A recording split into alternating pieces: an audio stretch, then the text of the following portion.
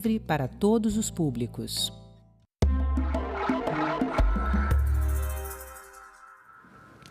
Ingressar no mercado de trabalho é um dos grandes desafios para as pessoas com deficiência. No Brasil, cerca de 9% da população, ou seja, mais de 18 milhões de pessoas, tem algum tipo de deficiência e enfrenta barreiras para ter trabalho digno e até acesso à educação. Direitos das pessoas com deficiência é assunto de cidadania e é sobre isso que eu converso agora com o Valnei Mário. Ele é o gerente substituto da ouvidoria da empresa Infra SA. Valnei, muito bem-vindo ao programa Cidadania. Obrigado pela sua presença no estúdio da TV Senado. Eu que agradeço e agradeço também por ter sido liberado para poder estar aqui hoje com vocês. Então, vamos falar um pouco sobre esse universo, né? O IBGE ele incluiu na Pesquisa Nacional de Amostra por Domicílios, um módulo específico para as pessoas com deficiência e traz esses números que eu comecei a apresentar no começo da nossa conversa. Vou chamar aqui um gráfico para a gente ter uma ideia, uma dimensão do número de pessoas com deficiência no Brasil, né? São 18,6 milhões de pessoas, esses dados são de 2022, a pesquisa foi de 2022, publicada em 2023, então são dados recentes, 8,9% da população. Você faz parte desse grupo, você está no mercado de trabalho, a gente conversou um pouco antes de começar essa entrevista, você tem uma longa trajetória no mercado de trabalho e também em formação acadêmica. Agora, eu queria que você falasse um pouco sobre o universo dessas pessoas, porque é senso comum, quando a gente fala em pessoas com deficiência, as pessoas associam a deficiência física, normalmente aquelas visíveis.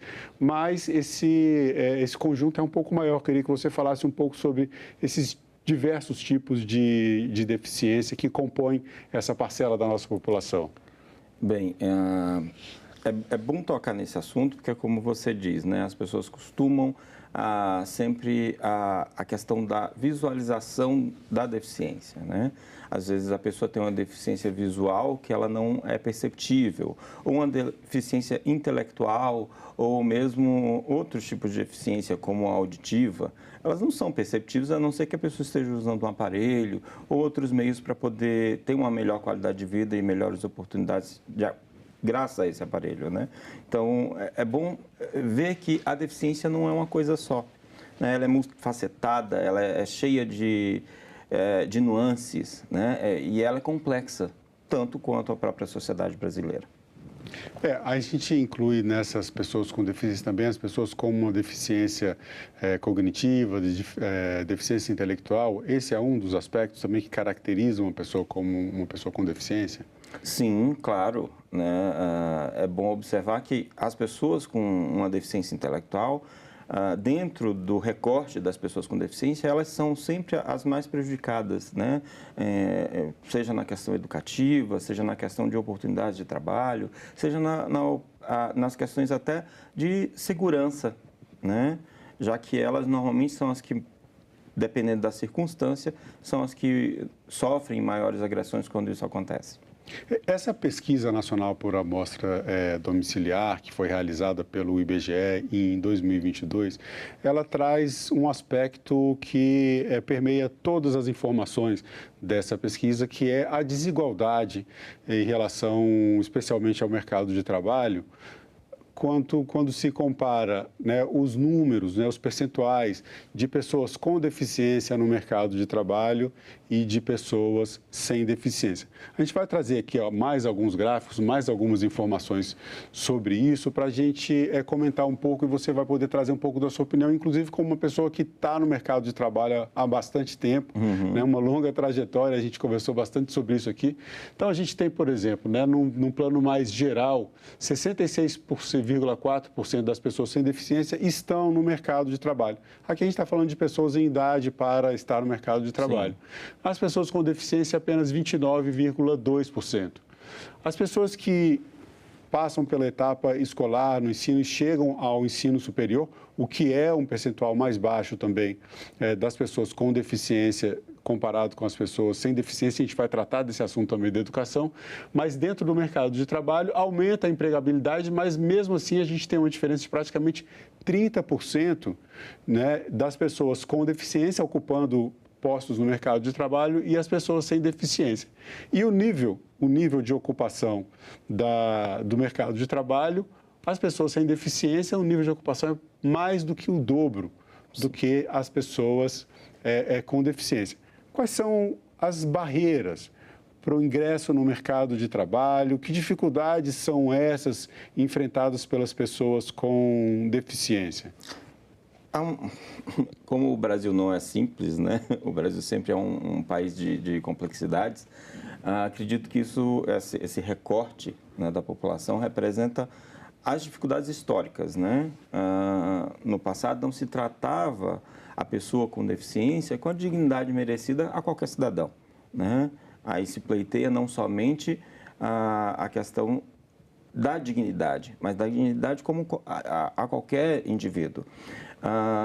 As questões de acessibilidade, que só há poucos anos, né, há poucas décadas, a gente começou a falar sobre isso, né, a trabalhar sobre isso. As leis foram aprimoradas graças às associações de classe, associações de pais, ONGs, né? Isso foi um diferencial para que hoje eu pudesse, por exemplo, estar aqui falando sobre o tema, né?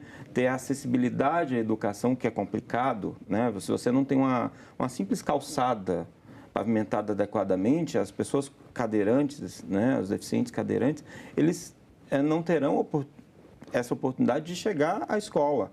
Se elas não chegam à escola, seja já o ensino fundamental ou superior, né, o ensino básico ou superior, elas não conseguirão chegar a melhores situações no mercado de trabalho.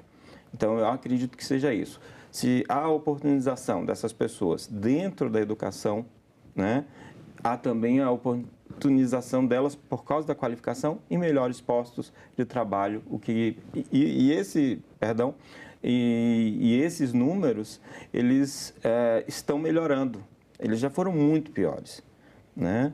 Então, se há acessibilidade, há oportunidade, consequentemente as pessoas com deficiência poderão ser inseridas nesse mercado. A gente tem alguns aspectos interessantes para falar sobre isso, que a gente tem mudanças legislativas que abrem novas oportunidades, que acabam mudando a realidade da sociedade, como a gente tem a Lei Brasileira de Inclusão da Pessoa com Deficiência, o Estatuto da Pessoa com Deficiência. Esse arcabouço jurídico é um dos fatores que contribui para a melhoria desse cenário, mas existe uma questão que você falou das barreiras físicas, né, como, por exemplo, às vezes uma calçada para um cadeirante, né? Isso realmente pode ser o que vai determinar numa entrevista de trabalho se ele vai chegar ao lugar da entrevista ou não. Isso pode definir se ele vai ter ou não aquele posto de trabalho. Mas existem barreiras que a gente chama de barreiras atitudinais, né? E aí entra a questão do preconceito, de como a gente vê e entender que as pessoas com deficiência são pessoas capazes. Eu queria que você falasse um pouco sobre essa questão específica. Essa questão específica é bem complexa, e ela é uma questão de educação. O indivíduo precisa se educar para entender que a pessoa com deficiência não é um empecilho, não é um problema, né? E mudar uma cultura, uma visão, eu acho muito mais difícil, né? Muito mais difícil, porque as leis elas são postas, mas a atitude de um indivíduo ela não acompanha a legislação. É preciso mudar a cultura das pessoas. E isso leva tempo. A gente tem que entender que a pessoa que não tem deficiência, que não é uma pessoa com deficiência, ela precisa enxergar o outro como e esse outro com deficiência como uma pessoa que precisa ter oportunidades e que é uma pessoa como outra qualquer, que tem seus momentos de angústia, de dificuldade, de alegria, mas que pode contribuir com a sociedade. Quando as pessoas nos veem humanizando, né, a pessoa com deficiência, eu acredito que faz a diferença, essa atitude faz a diferença. Porque quando a frase que a gente ouve muito, né, Andinho, infantiliza a voz para falar com uma pessoa com deficiência, ou trata com condescendência, né, não, mas bichinho, coisas assim, não é essa atitude que precisamos. Precisamos que por exemplo, já que falamos do mercado de trabalho, que o empresário ele possa dizer, não, eu tenho uma vaga que cabe para esse indivíduo, eu vou dar essa oportunidade, né? E se ele performar, se ele conseguir fazer os trabalhos como qualquer outro empregado, por que não dar melhores oportunidades? Eu acho que é o que falta, né? Mudar a postura, a cultura e oportunizar oportunidades. É o tratamento igual. Sim. Né? A gente tirar essas barreiras que são, muitas vezes, preconceitos. Agora, você tem uma trajetória profissional bem interessante, você vem do Rio Grande do Norte, já trabalhou em vários estados do país, conversou um pouco sobre isso comigo aqui antes da gente começar a entrevista, e você investiu na sua formação. Sim. Né? A gente vai falar um pouco mais adiante sobre essas dificuldades de acesso à educação que você já trouxe para a gente também, e o percentual de pessoas com deficiência que consegue completar o nível superior é bem inferior ao número de pessoas sem deficiência que chega a essa etapa da formação educacional. E aqui nesse gráfico que a gente apresentou, na parte que fala ali das pessoas com um nível superior completo, como eu comentei, né, a empregabilidade aumenta, mas a desigualdade permanece ali na casa dos 30%. Eu queria que você trouxesse um pouco dessa sua experiência, o quanto o investimento em educação ajudou você a crescer no mercado de trabalho e ter a riqueza de experiências profissionais que você teve. Eu acredito que começa por minha mãe ter me tratado como uma pessoa, né? Ela, claro, como boa mãe, ela é super protetora e tal, mas ela não me tratava diferente da minha outra irmã, né? E eu comecei a trabalhar como uma criança que vem de outra situação muito cedo, né? Comecei numa época que não tinha legislação que impedisse isso e havia uma desigualdade muito maior no país. Então, há mais de 40 anos comecei a trabalhar. E minha trajetória teve os seus percalços. Por exemplo, eu passei na universidade pública, mas não tinha passagem para ir até lá, né? Na época não existia nenhum meio que eu pudesse. Ou eu tinha que trabalhar, né? Ou eu tinha que estudar. E o estudo de universidade pública era, no meu caso, o curso que eu escolhi era durante o dia, né? Não era um noturno, era um diurno. Isso impossibilitou de eu poder acessar, mas eu nunca desisti. Não que tenha sido fácil, não que seja uma coisa que deva ser romantizada. Ele conseguiu, né? O merecimento e tal. Não, foi uma luta constante para melhorar as questões que eu precisava. Eu disse, não, eu tenho um objetivo. Eu tenho um objetivo de ter um melhor emprego, eu tenho um objetivo de estar melhor educado, de contribuir com a sociedade. Eu tinha esse objetivo. Ou era isso, ou as situações seriam diferentes, né? E, infelizmente. Acredito que, por exemplo, pessoas que me ajudaram a fazer cursos que eu não tinha condição na época e que eu fiz e que, por causa disso, eu consegui melhores posições no mercado de trabalho e que fui investindo a partir de então. Peguei empréstimos para fazer cursos, os paguei e transformei em outras coisas. E assim, me profissionalizando, me aperfeiçoando, eu consegui isso. Isso a gente está falando numa trajetória de 20, 30 anos. Não foi rápido. O ensino superior, esse investimento seu no estudo, essa sua persistência, mudou a sua realidade. Claro, claro. Apesar de que isso tem mudado, o ensino superior no país ainda é uma porta que se abre, né? Você é inserido na educação superior e você sai, mesmo que você não execute a sua função estudada, você sai com uma outra cabeça, com outra percepção de mundo, e aí você, por causa disso, também tem novas oportunidades. Sem dúvida. Falando em educação, a gente vai trazer aqui agora uns gráficos que mostram um pouco dessas desigualdades, ainda também sobre essa pesquisa do IBGE, no que diz respeito à educação, né? O ensino também é uma das barreiras. Na verdade, essa barreira do acesso ao ensino começa ainda no começo, ali no ensino básico, né? Ainda na infância das pessoas com deficiência, os números ali já começam a mostrar as diferenças entre pessoas com deficiência e pessoas sem deficiência. Alguns dados que eu trouxe aqui. Primeiro, a taxa de analfabetismo, né? A taxa de analfabetismo de pessoas com deficiência chega perto de 20%, 19,5%. E de pessoas sem deficiência, 4,1%. É um índice elevado ainda, a gente gostaria que não tivesse taxa zero, né, no país para todos, mas a diferença é muito grande. E ensino médio incompleto, quer dizer, aí eu coloco essa dificuldade que as pessoas têm desde a infância, né, no acesso ao ensino. 57,3% das pessoas com deficiência não completaram o ensino médio, enquanto que esses números para as pessoas sem deficiência está em 25,6%, quer dizer, menos da metade.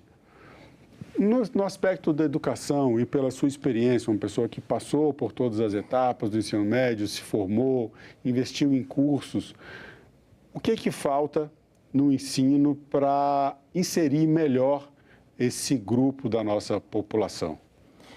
Uau, a gente entra em uma série de situações, né? Quando a gente fala de deficiência, pessoas com deficiência, a gente tem um Brasil profundo. A gente tem cidades que não estão preparadas para receber nem os alunos regulares, né? Quanto mais os alunos com deficiência.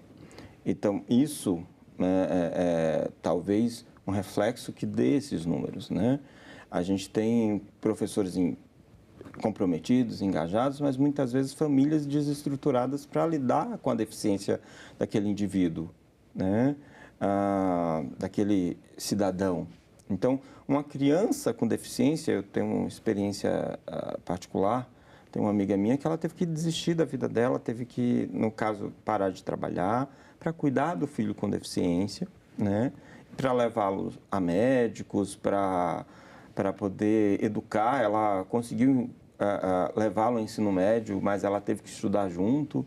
Então, assim, alguém tem que abrir mão da sua vida para que isso seja oportunizado muitas vezes. Felizmente, não é em todas as situações. Mas é complicado falar sobre isso quando o universo dos deficientes é gigantesco e nem todos os lugares, nem todas as capitais, as grandes capitais, normalmente você vai ter acesso, você vai ter alguma coisa. Mesmo com as dificuldades que se apresentam, existe alguma coisa, né?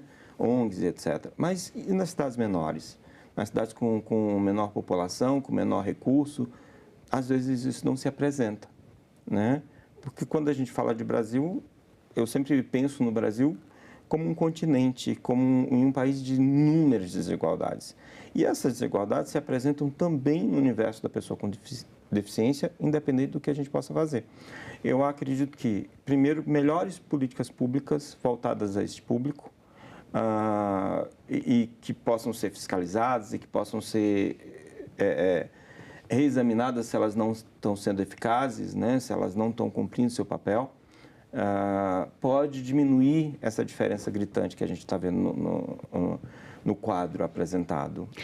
Sobre esse assunto, chegando assim na questão do ensino superior, eu recebi pelas redes sociais de uma professora da Faculdade de Saúde da Universidade de Brasília, a professora Maria Paula Zaituni, um comentário interessante. Ela falou assim, olha, aqui na Universidade de Brasília, nós temos um programa para acolhimento, para receber as pessoas com deficiência, mas daí ela citou duas questões, né? Ainda existe preconceito dentro da universidade e, embora a universidade esteja preparada para receber essas pessoas, muitas vezes o corpo docente, quer dizer, os professores e mesmo as demais pessoas que trabalham na comunidade acadêmica, não estão preparadas para lidar com essa parcela da população. Como é que foi a sua experiência dentro do ensino superior? Você vê melhorias nesse sentido? O que você sentiu em relação ao preparo dos professores para trabalhar com as pessoas com deficiência? Bem, eu acredito que tem melhorado, que tem melhorias. Não dizer que não tem é injusto com as pessoas que estão tentando mudar isso, né? A sua própria fala diz, a Universidade de Brasília tem tentado inserir pessoas com deficiência e isso realmente existe uma série de programas para que isso aconteça. A questão do preconceito é uma questão dificílima de lidar porque você está lidando com um humano, Né? Não adianta dizer, eu não tenho preconceitos. Os preconceitos nos permeiam, é a forma que a gente vê o mundo. Né? Esses preconceitos existirão, né? Lamentavelmente, porque quem tem deficiência, por exemplo, sofre com eles muito mais. Né? Todas as pessoas sofrem com preconceito, mas as pessoas com deficiência, nos seus recortes da etnia, raça, idade e etc., sofrem muito mais com isso. Acredito que os programas das universidades, sejam públicas ou privadas, têm melhorado com relação à inserção, mas com relação à preparação, tanto do aluno, que muitas vezes sai do ensino médio sem entender o universo acadêmico, quanto do docente, né, que vai lidar com essa diferença, com essa pessoa com deficiência que ele não está preparado, né? Ele não foi preparado no seu mestrado, na sua graduação, na sua pós-doutoração, sobre a pessoa com deficiência. Aí cabe a cada circunstância uma adaptação para que essas pessoas possam não só entrar na universidade, quanto sair dela, né, qualificadamente. Para a gente completar aqui nossos gráficos, eu vou trazer mais uma informação agora sobre os rendimentos, né? A Pesquisa Nacional de Amostra por Domicílios revela uma diferença, aí também a gente vai ficar na casa dos 30%, entre o rendimento médio das pessoas com deficiência e o rendimento médio das pessoas sem deficiência. Entre 30% e um pouco mais. Qual é a questão dentro do mercado de trabalho, né? Um outro dado que não está nesse gráfico também é que há muito mais informalidade quando se examina os dois grupos no mercado de trabalho. Sim. Por que essa diferença? Isso faz parte dessas barreiras atitudinais ou a questão da escolaridade, de alguma forma, está prejudicando isso? Ou como você enxerga essa situação? Enxergo como você já falou, né? Você fez a pergunta e você respondeu de alguma forma. São a questão das atitudes, né, individuais, e também são a questão dessas pessoas não estarem qualificadas muitas vezes. Se você tem barreiras para poder chegar no ensino fundamental, você não vai chegar no ensino médio ou no superior. Primeiro ponto. Se você tem dificuldade para pegar o ônibus, calçada, família que muitas vezes não consegue levar você, né? E eu estou falando da locomoção, mas tem outras barreiras que devem ser levadas em consideração, é óbvio que isso vai se refletir, né? E por que informalidade? Porque muitas vezes é o caminho que se tem para a sobrevivência, né? Quando a gente e também essa diferença salarial se dá porque muitas vezes as pessoas enxergam o deficiente como, não, a gente tem que dar cumprir uma cota de 2% a 5% de acordo com a legislação, então a gente vai dar um subemprego. A gente não vai dar oportunidades, que é o que eu bato sempre na tecla. Nós necessitamos de oportunidades. Se o seu empregado com deficiência performa tanto quanto o outro e ele é melhor qualificado, por que não fazer com que ele tenha uma carreira? Por que não fazer com que ele possa estar inserido em sua empresa de maneira plena, o máximo que for possível, né? Então, são questões um tanto quanto complexas, não são simples. Falando aqui parecem simples, não são simples. Nem para o empregador, nem para o empregado, nem para o aluno, nem para o professor, mas a gente precisa fazer com que a mudança seja feita para que haja a cidadania, para que a pessoa com deficiência também seja colocada como cidadã neste mundo, chamado Brasil, né? Olhar para a pessoa e não para as características da pessoa, né? Olhar com esse olhar da igualdade. Agora, você citou a importância de essa mudança de comportamento, desse olhar mais igual, né? Um olhar mais acolhedor para essas pessoas, como um instrumento também de cidadania, né? E daí eu trago uma pergunta aqui, um pinga-fogo para você. O que é cidadania? Uau! Cidadania é exercermos, enquanto indivíduos e sociedade, nossos deveres perante a democracia. Nós entendemos que nós temos papéis e esses papéis são fundamentais para que nós cresçamos como país, como um país mais igual, mais cidadão, né? Mais equânime. Bom, Valnei, eu quero agradecer mais uma vez a sua presença no nosso programa. Obrigado pela sua entrevista. Eu que agradeço a presença, por estar aqui. Agradeço àqueles que puderam me ofertar isso. E eu agradeço também a você que acompanha a programação da TV Senado. Assine o canal da TV Senado no YouTube, ative as notificações e acompanhe toda a produção do Poder Legislativo diretamente da fonte. Na TV Senado, democracia é todo dia.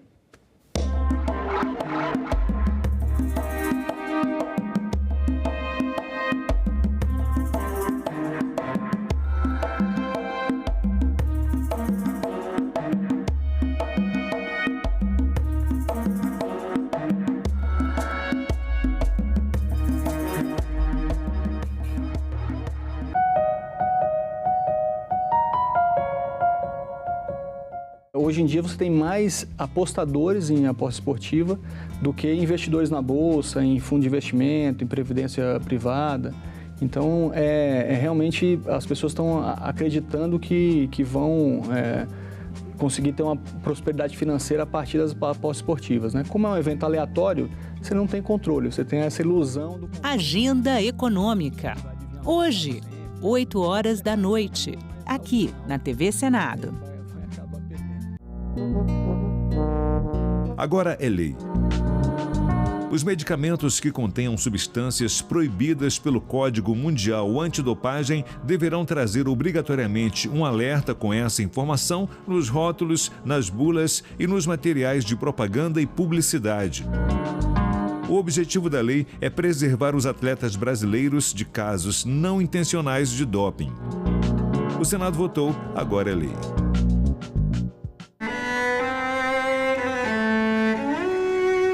Gostaria de mais adiante encontrar com nenhum aluno, nenhuma pessoa que desistisse de buscar os seus sonhos, porque um dia lá atrás eu desisti dele.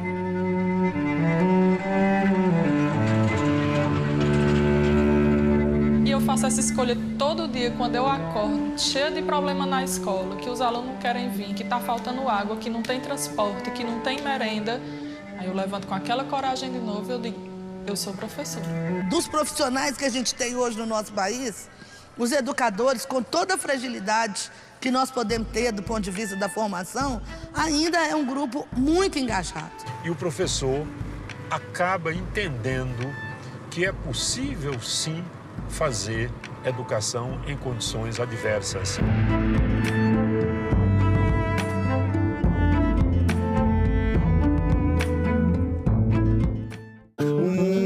Quem gira, somos nós quem ficamos tontos. Amanhã já vem. Durante o período eleitoral, nossa programação terá uma mudança, em virtude do horário eleitoral gratuito. O marinheiro, Estúdio A, sábado às 19h30. Foi o tombo do navio? Ou foi o balanço do mar?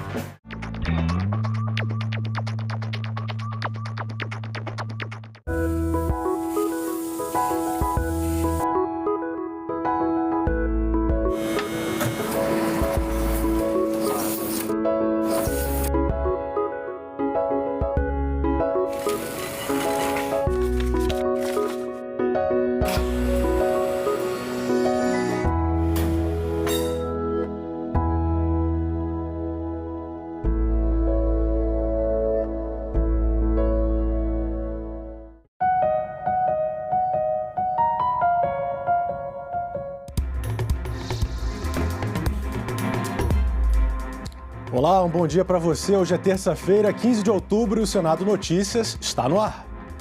Os senadores devem votar esta semana em plenário o projeto que cria o Inventário Nacional de Substâncias Químicas. O objetivo é controlar os riscos e diminuir os impactos de substâncias nocivas à saúde da população e ao meio ambiente. Outros itens estão na pauta do plenário, como a permissão para a agricultura, as margens das rodovias e também a regulamentação da profissão de geólogo. O plenário do Senado deve votar nesta terça-feira a criação do Inventário Nacional de Substâncias Químicas. O objetivo é controlar e avaliar riscos desses materiais em circulação no país e que possam ser nocivos à saúde da população e ao meio ambiente. A proposta cria comitês técnicos para avaliar e deliberar sobre questões ligadas aos materiais químicos. Serão formados por especialistas em meio ambiente, saúde e comércio, que vão conduzir os testes. O projeto define ainda a criação de uma base de dados de acesso público sobre as substâncias importadas ou produzidas no Brasil.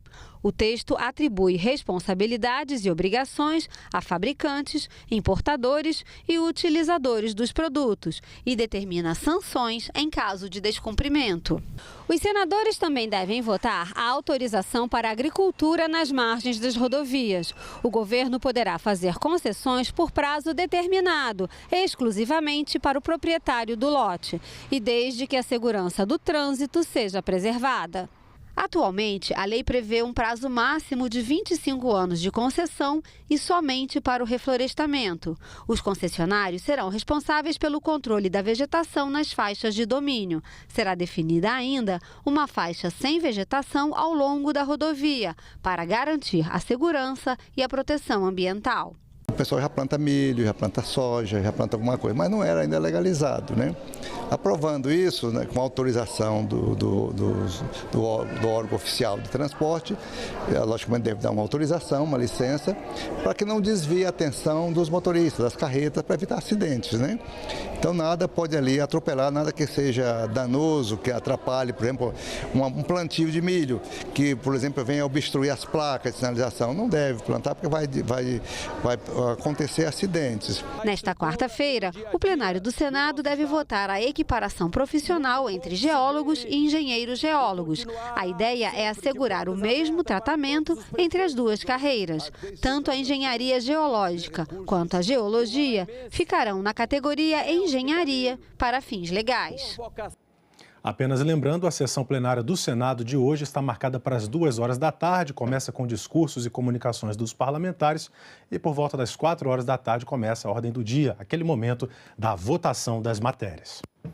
Agora a gente confere as atividades programadas para esta terça-feira nas comissões do Senado. Vamos ver. Às 9 horas, na Comissão de Infraestrutura, audiência pública sobre a descarbonização do transporte marítimo no mundo. Às 10 horas, Comissão de Assuntos Econômicos. Entre os itens da pauta está o projeto que prorroga até o fim do ano o prazo para transposição e transferência dos saldos financeiros remanescentes das contas dos fundos de saúde.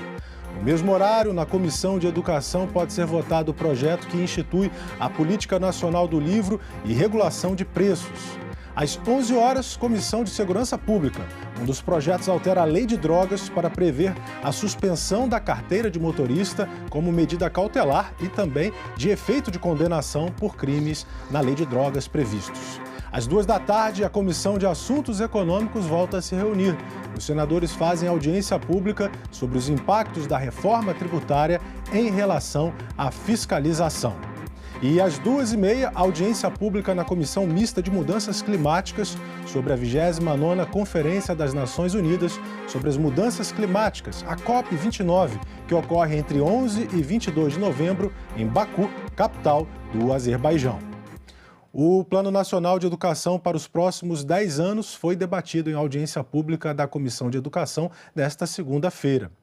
Representantes das escolas particulares discutiram questões como a inclusão do custo aluno-qualidade, o monitoramento das metas e a garantia de internet de alta velocidade nas escolas públicas básicas. O Plano Nacional de Educação traz 18 objetivos, 58 metas e mais de 250 estratégias para orientar o setor pelos próximos 10 anos. Para a representante da Associação Nacional de Educação Católica do Brasil, o excesso de metas é um desafio que vai exigir monitoramento específico.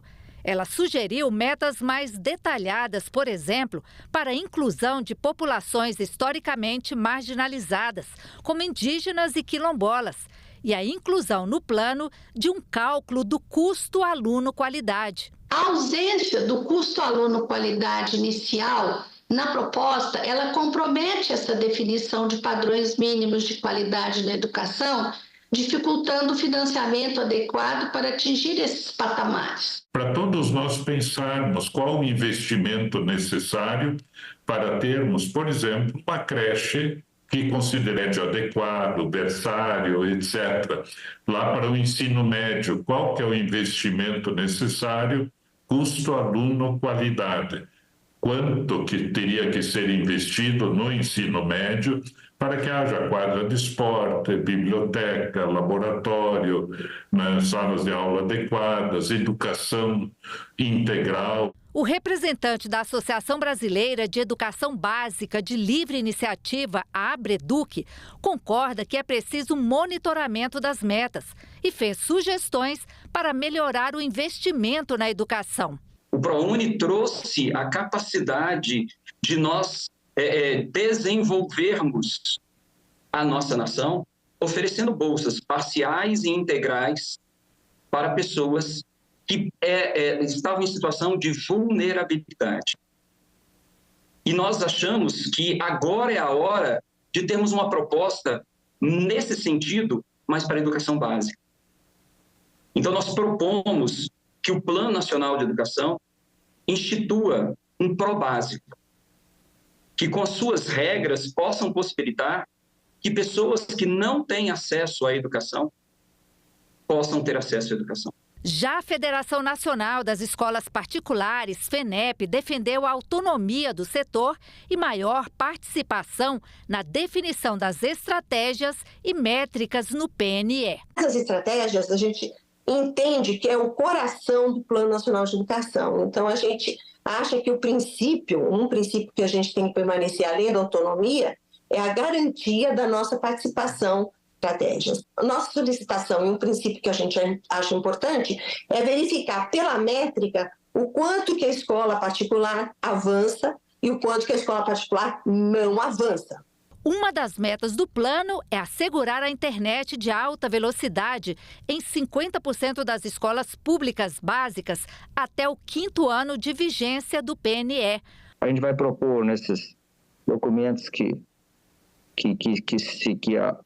vai ser enviado, né, pelo menos 90% no prazo de 5 anos e depois os 100% depois de 10 anos. Acho que não tem nada que justifique esses índices aí tão tímidos, né? O que eu estou propondo é que a sociedade apresente a sugestão de redação, porque já significará um debate, uma discussão, uma reflexão dos setores da sociedade. Os desastres climáticos são cada vez mais frequentes, com impactos negativos sobre a agropecuária. Daí a necessidade do seguro rural, tema de um projeto em análise aqui no Senado e que foi discutido nesta segunda-feira em um seminário em Mato Grosso. O encontro aconteceu na Federação da Agricultura e Pecuária de Mato Grosso. Os senadores se reuniram com especialistas, produtores rurais e autoridades locais e do setor para debater o projeto da senadora Tereza Cristina, que torna o seguro rural mais acessível e eficaz. O seguro hoje a gente patina nele. Quando ministra da Agricultura, um dos problemas que eu tinha era ver renegociação de dívida. Toda vez que você tem um problema em alguma região do Brasil de insucesso na produção, por problema climático, enfim, seja lá o que for, e você precisa renegociar a dívida, você diminui o valor da subvenção ao crédito rural. Nós temos que ter um único seguro, um seguro que atenda o pequeno, médio, grande, é claro, vendo as características de cada categoria, de cada faixa de agricultores do nosso país. O relator da matéria, senador Jaime Campos, ressaltou que o produtor rural tem sofrido muito com os efeitos das mudanças climáticas, como as enchentes e as secas, além das pragas e também com a oscilação de mercado, e que o objetivo é ampliar o acesso ao crédito e garantir segurança e proteção aos produtores rurais. Segundo ele, o projeto de lei vai fazer funcionar o chamado Fundo Catástrofe, que foi criado em 2010. E o texto também autoriza a União a aportar 4 bilhões do fundo para atender as demandas do setor rural. Muito caro, que fica além da capacidade de pagamento do homem do campo. Na medida que nós estamos tendo uma oscilação hoje gigantesca em relação aos preços, né, das nossas commodities, as mudanças climáticas que afetou o mundo. É bom que nós possamos ressaltar aqui que essa questão climática não é privilégio do Brasil, é o mundo. É o mundo. Aqui, como disseram aqui, enchente do Rio Grande do Sul, aqui no nosso Pantanal, no nosso Cerrado, na nossa região amazônica do Brasil. E eu tenho certeza que o Congresso Nacional, no momento específico, o Senado Federal, vai mais uma vez votar a favor do Brasil e do Centro-Oeste. Precisamos preservar essa importante, ou eu diria mais importante, atividade econômica do Brasil, a atividade econômica que sustenta a nossa balança comercial e, principalmente, leva alimentos a todos os brasileiros e a muitas pessoas do nosso planeta. Da maneira que está, o custo é muito alto e ele dificilmente se beneficia.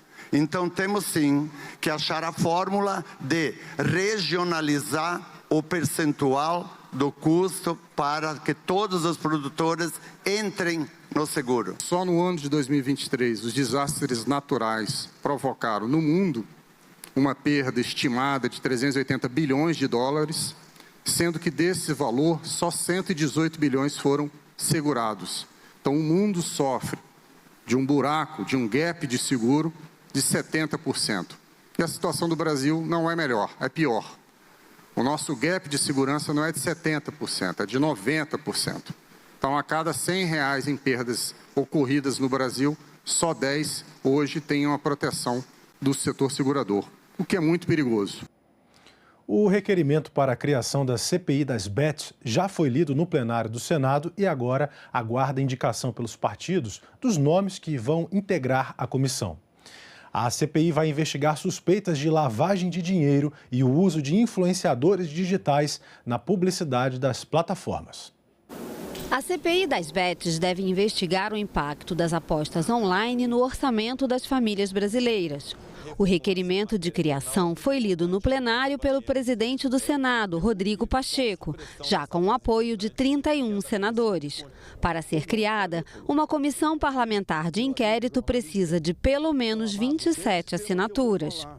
Composta de 11 membros titulares e 7 membros suplentes, para, no prazo de 130 dias, com limite de despesas de R$110 mil, investigar a crescente influência dos jogos virtuais de apostas online no orçamento das famílias brasileiras, além da possível associação com organizações criminosas envolvidas em práticas de lavagem de dinheiro, bem como o uso de influenciadores digitais na promoção e divulgação dessas atividades. Os próximos passos são a instalação da CPI, ainda sem data definida, e a escolha de presidente e relator. Além das suspeitas apontadas no requerimento de criação do colegiado, a senadora Soraya Tronic, que pediu a formação da CPI, está preocupada com a programação viciada dos aplicativos. Por quê? Muitos deles já são feitos para que a pessoa comece com êxito, ela ganha dinheiro, ela vai se empolgando, vai viciando, aí dali a pouco ele já está programado para ela entrar numa onda de perda. Então, a sociedade precisa ter essas informações. Levantamento feito pelo Banco Central, a pedido do senador Omar Aziz, revelou que os brasileiros gastaram cerca de 20 bilhões de reais este ano em bets e jogos de azar. Só em agosto, 5 milhões de beneficiários do Bolsa Família gastaram 3 bilhões de reais com jogos e apostas online. Tenho certeza que o Senado terá a responsabilidade de investigar, de mostrar e abrir essas contas. O endividamento das famílias é contestado pelo Ministério do Desenvolvimento, Indústria, Comércio e Serviços. Uma nota técnica do Ministério alega que ainda há dificuldades no cadastro da atividade das bets e que os valores divulgados não representam o gasto líquido dos beneficiários do Bolsa Família, porque não consideram os prêmios prêmios pagos aos apostadores. O documento foi elaborado a pedido da Advocacia Geral da União, por causa de uma ação movida pela Confederação Nacional do Comércio no Supremo Tribunal Federal. A CNC argumenta que os gastos dos brasileiros com as apostas causam endividamento, prejuízo ao varejo e ao desenvolvimento social. Segundo senadores da oposição e da base do governo, a instalação da CPI é urgente para dar mais clareza sobre o impacto das bets na população e na economia. Esta CPI é uma boa reação a uma maldade moral que está se espraiando. São bilhões que estão indo para aqueles que fazem falcatrua, enganam as pessoas. Vicia, né? Tem pessoas já com muita dívida, pessoas com depressão, né? Causa briga familiar. Fazer uma investigação pode ajudar também na definição de caminhos para essa regulamentação. Para tentar frear o efeito das apostas na população mais vulnerável, o senador Alessandro Vieira apresentou o projeto para limitar ou proibir jogos feitos por idosos, inscritos em cadastros de proteção de crédito e no CadÚnico. Outra proposta do senador Eduardo Girão proíbe a participação de celebridades na publicidade de apostas em eventos esportivos. Já o projeto do senador Randolfo Rodrigues, líder do governo no Congresso, restringe a publicidade das empresas de apostas. Eu creio que é importante o quanto antes esse tema ser tratado nas comissões e ser trazido para cá, além de outros enfrentamentos necessários por conta, eu repito, das consequências sociais, econômicas e de saúde pública que o problema, o caso das bets, já trouxeram para todos os brasileiros. As apostas online foram permitidas pela chamada Lei das Bets, aprovada pelo Congresso e sancionada em dezembro do ano passado. O texto prevê a tributação de empresas e de apostadores, 15% de imposto de renda sobre os prêmios e 12% do valor arrecadado pelas empresas. Também define normas para a exploração do serviço, como ter sede e administração no Brasil. A maior parte das regras já está em vigor, mas outras dependem de regulamentação do governo, como a autorização e operação das apostas. No início do mês, o presidente Lula se reuniu com ministros para debater o tema. O Ministério da Fazenda divulgou a lista das empresas que podem atuar no país. As que estão fora serão proibidas de operar.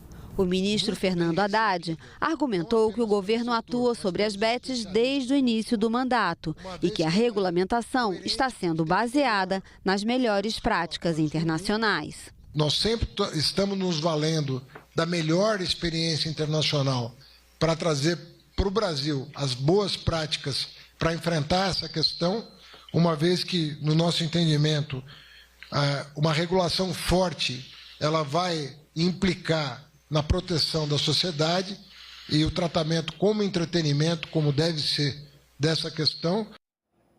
A Instituição Fiscal Independente, a IFE, aponta dificuldades do governo federal na sustentabilidade dos gastos públicos, mesmo com a melhora na previsão do crescimento do país. O relatório da IFE também mostra que a dívida pública poderá chegar a 80% do PIB em 2024. 8,8 trilhões. Esse era o valor da dívida pública em julho deste ano, de acordo com o Banco Central. E segundo estimativa da Instituição Fiscal Independente, IFE, o montante tende a crescer ainda mais e pode chegar a 80% do Produto Interno Bruto em 2024. De acordo com as nossas novas projeções, a projeção da dívida bruta do governo geral aumentou cerca de 1 ponto percentual nesse triênio, né, de 2024 a 2026, entre a última revisão que nós fizemos em junho e a revisão de agora.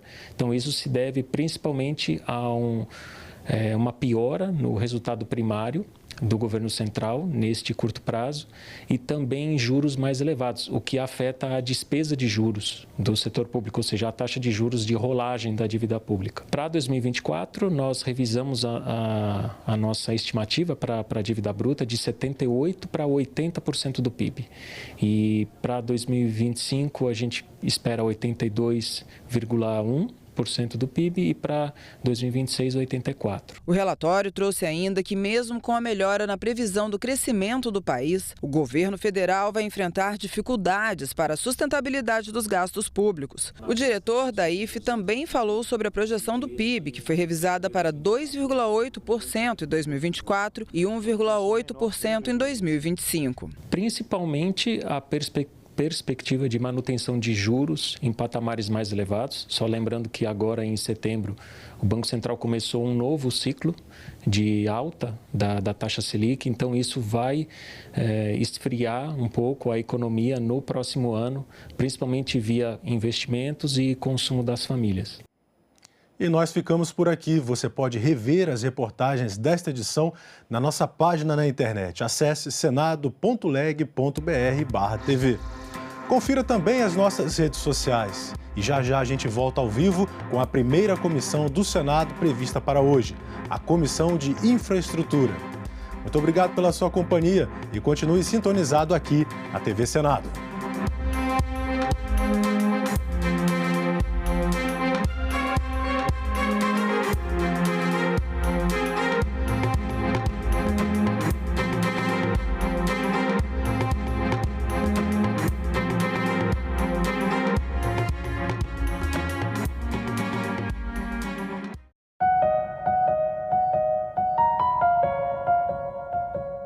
Hoje em dia você tem mais apostadores em aposta esportiva do que investidores na bolsa, em fundo de investimento, em previdência privada.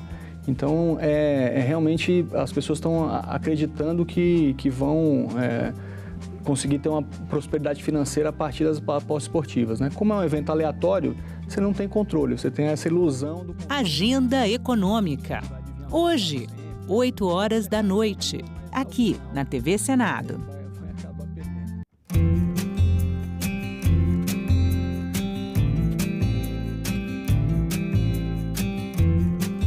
Estar aqui nesse momento, poder estar presidindo esse projeto tão lindo, tão gratificante.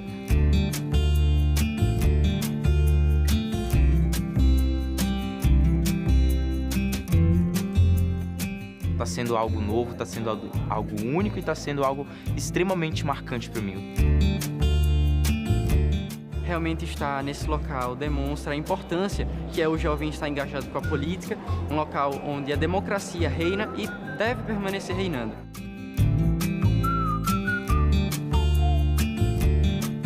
Cada passeio aqui, cada momento é uma janela que abre na nossa mente. Tivemos acesso às constituições, além de o mais interessante, a versão original da Lei Áurea.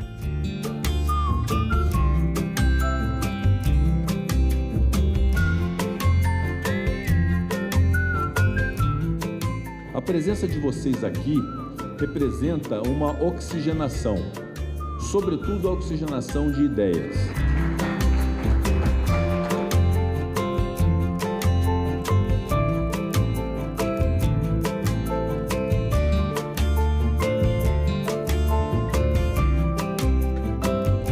As comissões mostraram a importância do diálogo. Todas as ideias foram aprimoradas ali e todo mundo discutindo, concordou até que a gente montou o nosso projeto de lei. Que o Senado, em seus próximos 200 anos, continue a ser um símbolo de democracia e progresso. Então, uma salva de palmas à democracia e à educação.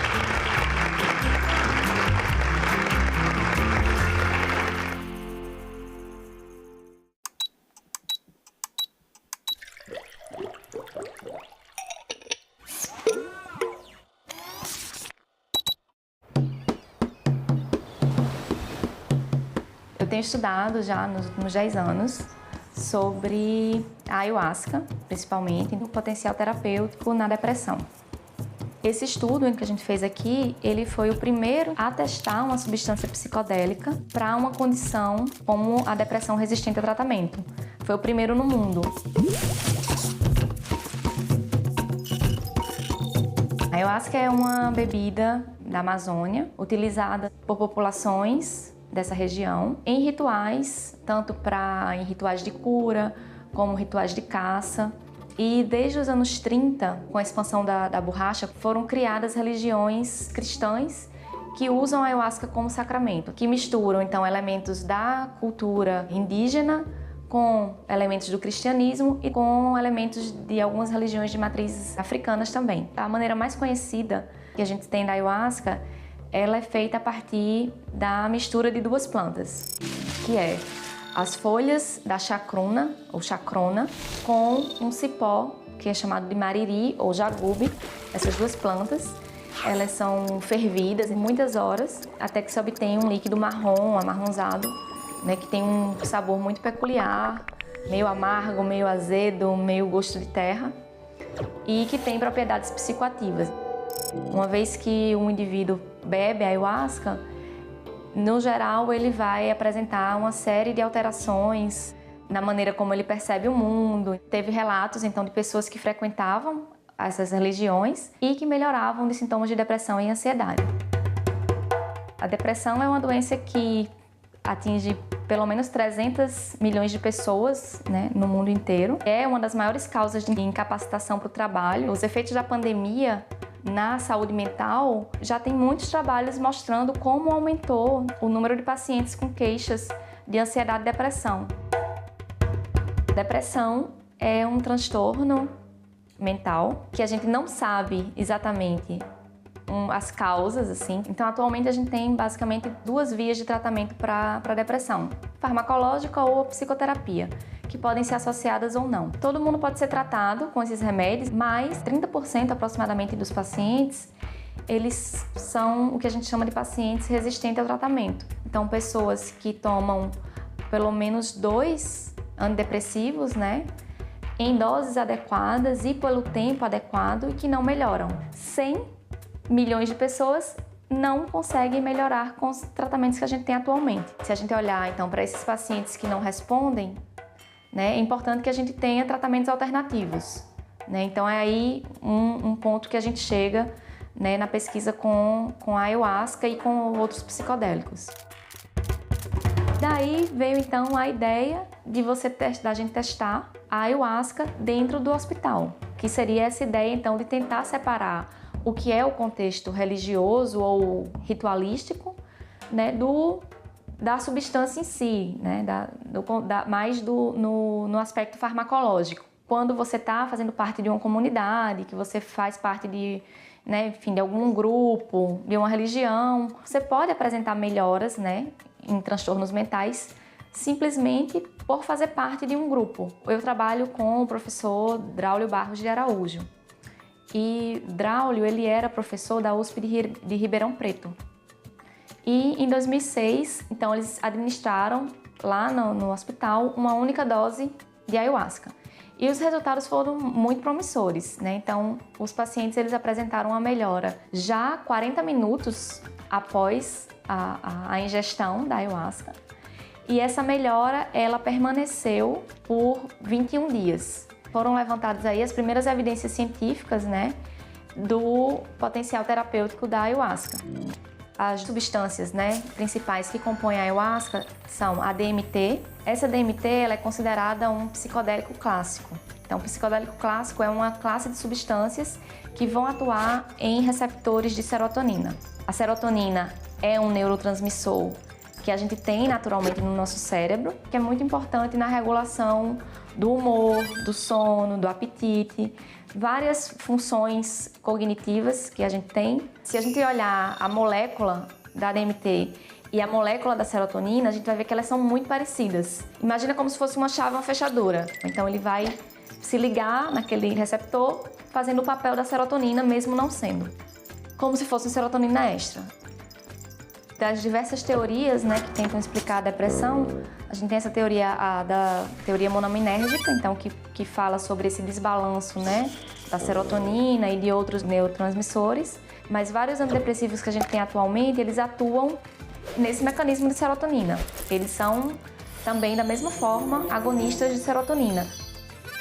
Para você ter uma substância aprovada como uma medicação, ela vai passar por várias fases. Então tem fase 1, fase 2, fase 3, fase 4. Então a gente pode considerar que esses estudos que foram feitos lá em Ribeirão Preto eram fase 1, em que você quer mais garantir a segurança, testar a dose, e uma vez que você sabe então que os pacientes vão suportar aquele tratamento, você passa para essa segunda fase, que é a fase em que você vai pegar um grupo de pacientes, vai dividir de maneira aleatória, isso quer dizer randomizado. Então você vai separar, né?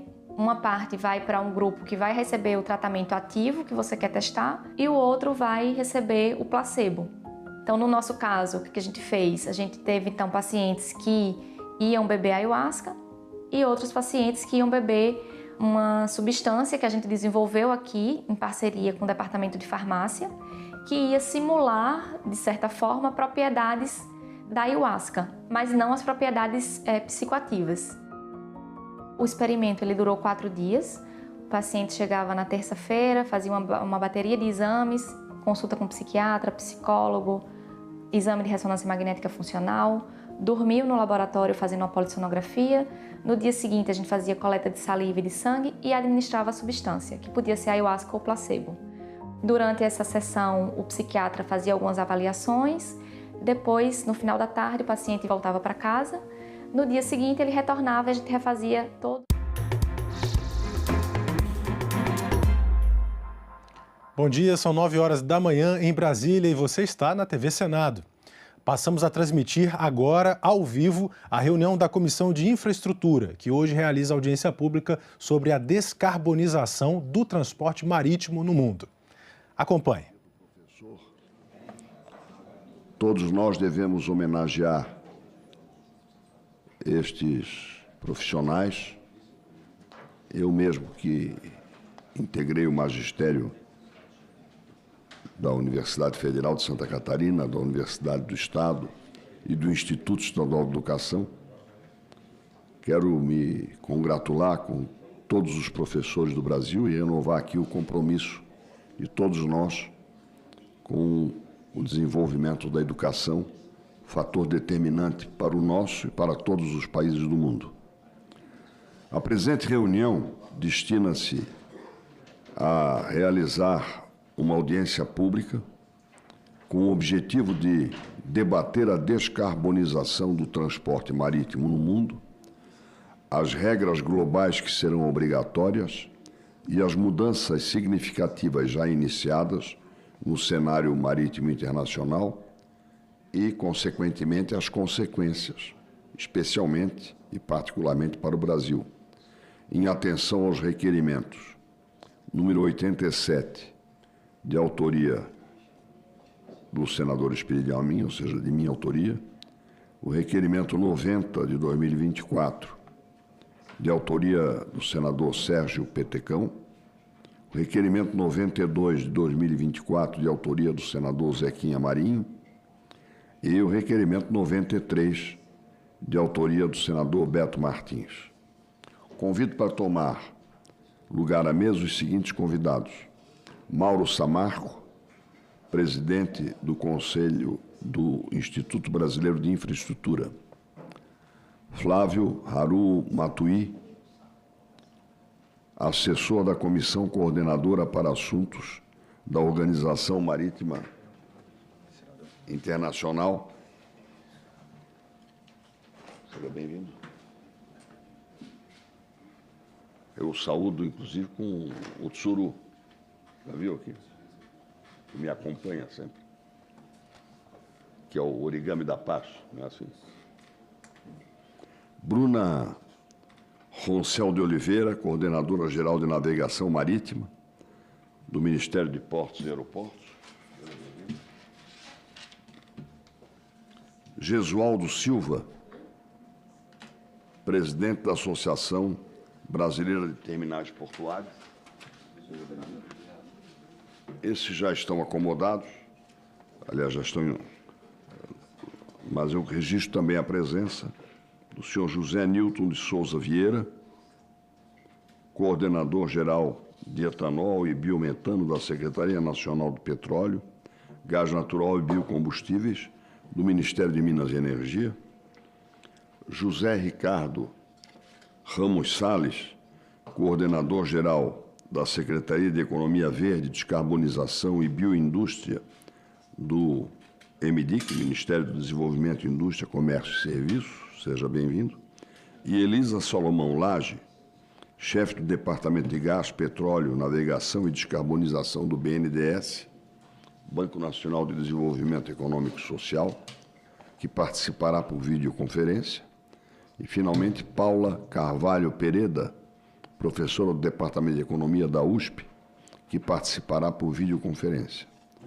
Antes de passar a palavra aos nossos convidados, comunico que esta reunião será interativa, transmitida ao vivo e aberta à participação dos interessados por meio do portal E-Cidadania, na internet, no endereço senado.leg.br/e-cidadania ou pelo telefone 0800 061 2211.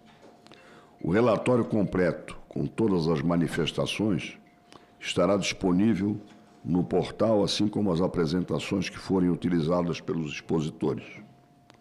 Na exposição inicial, cada convidado poderá fazer uso da palavra por até 10 minutos, prorrogáveis, evidentemente. A presidência procurará ser sensata, conduzir isso com sensatez para não prejudicar a exposição. Ao fim das exposições, a palavra será concedida aos parlamentares inscritos para fazerem suas perguntas ou comentários. Pela ordem de resposta ao convite, com a palavra o senhor Mauro Samarco, presidente do Conselho do Instituto Brasileiro de Infraestrutura. O senhor tem 10 minutos, repito, prorrogáveis na medida da necessidade. Bom dia, senador Espiridião Amin. Obrigado pelo convite e parabenizo Vossa Excelência pela proposição dessa audiência, assunto de extrema importância e de grande preocupação para o mundo e, com certeza, também para o Brasil. Somos dependentes de 95% do comércio exterior através do transporte marítimo e devemos, então, ter esse importante trabalho para atender as exigências colocadas aí pela IMO. O Instituto Brasileiro de Infraestrutura, que dá apoio técnico, consultivo aos trabalhos da Frente Mista Parlamentar de Portos e Aeroportos, presidida pelo deputado Paulo Alexandre Barbosa, com seus mantenedores, conta com armadores, associações de armadores, associações de terminais e os operadores portuários, ferrovias, aeroportos. Então, se faz presente a convite do senador Sérgio Petecão, prestando aqui o trabalho para oferecer todo o suporte para poder auxiliar os trabalhos para que o Brasil possa atender, então, às exigências que se impõem. Os impactos climáticos, com a nossa longa costa, de extrema importância que a gente possa estar, não só os investimentos que são importantes para aumentar a infraestrutura, para poder atender a demanda cada vez maior da exportação de grãos, da movimentação de cargas do Brasil, mas também para atender todas as dificuldades e os desafios que se impõem com as mudanças climáticas. O Brasil, que por causa da seu grande volume de produção, sua importância no comércio internacional, deve estar alinhado com a legislação internacional. Temos, inclusive, até tramitações importantes no Congresso com relação à adoção de convenções internacionais. Cito aqui a CLC 92, de extrema relevância que nós precisamos, então, o Brasil precisa estar em linha com as exigências mundiais. O que a gente precisa entender o desafio que se impõe pela IMO da descarbonização, ele é uma dificuldade para os países também que são líderes na navegação mundial. Quais são os novos combustíveis, quais são as novas matrizes de energia que serão utilizadas. Então, como se dará a produção desses novos combustíveis, como se dará o fornecimento, a distribuição, como que se dará o treinamento da tripulação dos navios que operam, então, com essas novas energias para a segurança da tripulação, para a segurança do meio ambiente, da vida humana, como que se dará também o treinamento aos fornecedores.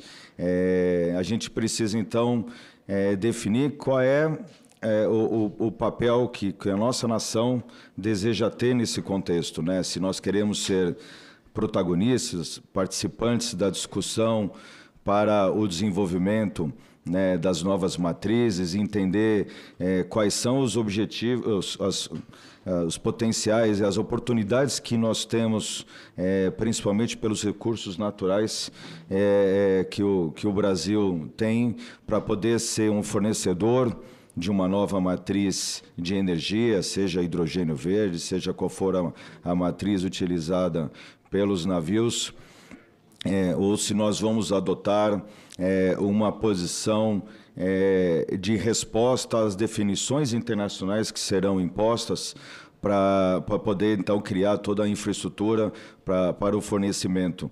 A questão é que nós não podemos correr o risco de sofrer sanções.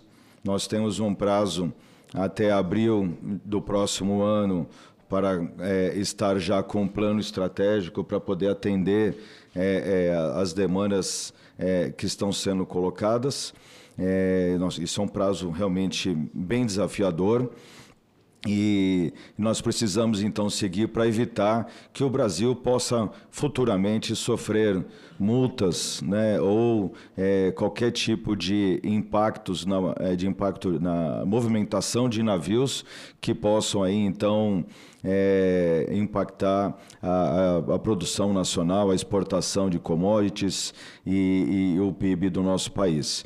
Então, como instituto, nós temos instituições como a Associação dos Armadores de Longo Curso, Centronave, a ABAC, a Associação Brasileira dos Armadores de Cabotagem, que dentro da ABAC nós temos as empresas de apoio marítimo, temos toda a cadeia de operadores portuários. Então, através dessas instituições, nós temos relacionamento com instituições internacionais que têm assento consultivo também na IMO. Estamos abertos e colocando toda a estrutura do IBI para participar das discussões, para poder oferecer contribuições para que a gente possa não só atender as exigências, mas também aproveitar as oportunidades. Eu acho que os projetos que nós temos hoje para novas matrizes de energia, como no Porto do Pecém, para a produção de hidrogênio verde, se mostram como uma grande oportunidade para o Brasil estar participando, então, como um dos promotores, né, dessa nova matriz, atendendo aí uma demanda internacional e trazendo riquezas para o nosso país. Então, eu acho que para dar abertura a esses trabalhos, senador, essa é a proposição que temos aqui como IBI, se colocando, então, como um apoio técnico, consultivo, para suporte nos trabalhos, para que a gente possa ter, então, um grupo técnico trabalhando para atender já essa primeira demanda que nós temos para abril de 2025. Eu aproveito a oportunidade para agradecer a sua presença e estender esse agradecimento ao nosso presidente da Frente Parlamentar, que eu integro também, o nosso deputado Paulo Alexandre. E só queria que, nesse momento, ele pedisse o seguinte: o senhor falou que até abril de 2025 nós temos que ter... Esse é o prazo que foi colocado para que se apresente já um planejamento estratégico, né? Então, o planejamento estratégico de incorporação das regras que serão aprovadas. Regras que estão sendo discutidas, estão sendo ainda definidas. E devem ser aprovadas em março. A gente imagina que, possivelmente, esse desafio está imposto a todas as nações que esse prazo talvez vai precisar ser até estendido, mas no momento eu acho que essa é a obrigação que nós temos. Né? Tá ok. Muito obrigado. Concedo a palavra, então, ao seguinte inscrito, o nosso comandante Flávio Aru Matui. Pronunciei certo? Com a palavra, então. Obrigado, senador. Inicialmente gostaria de agradecer.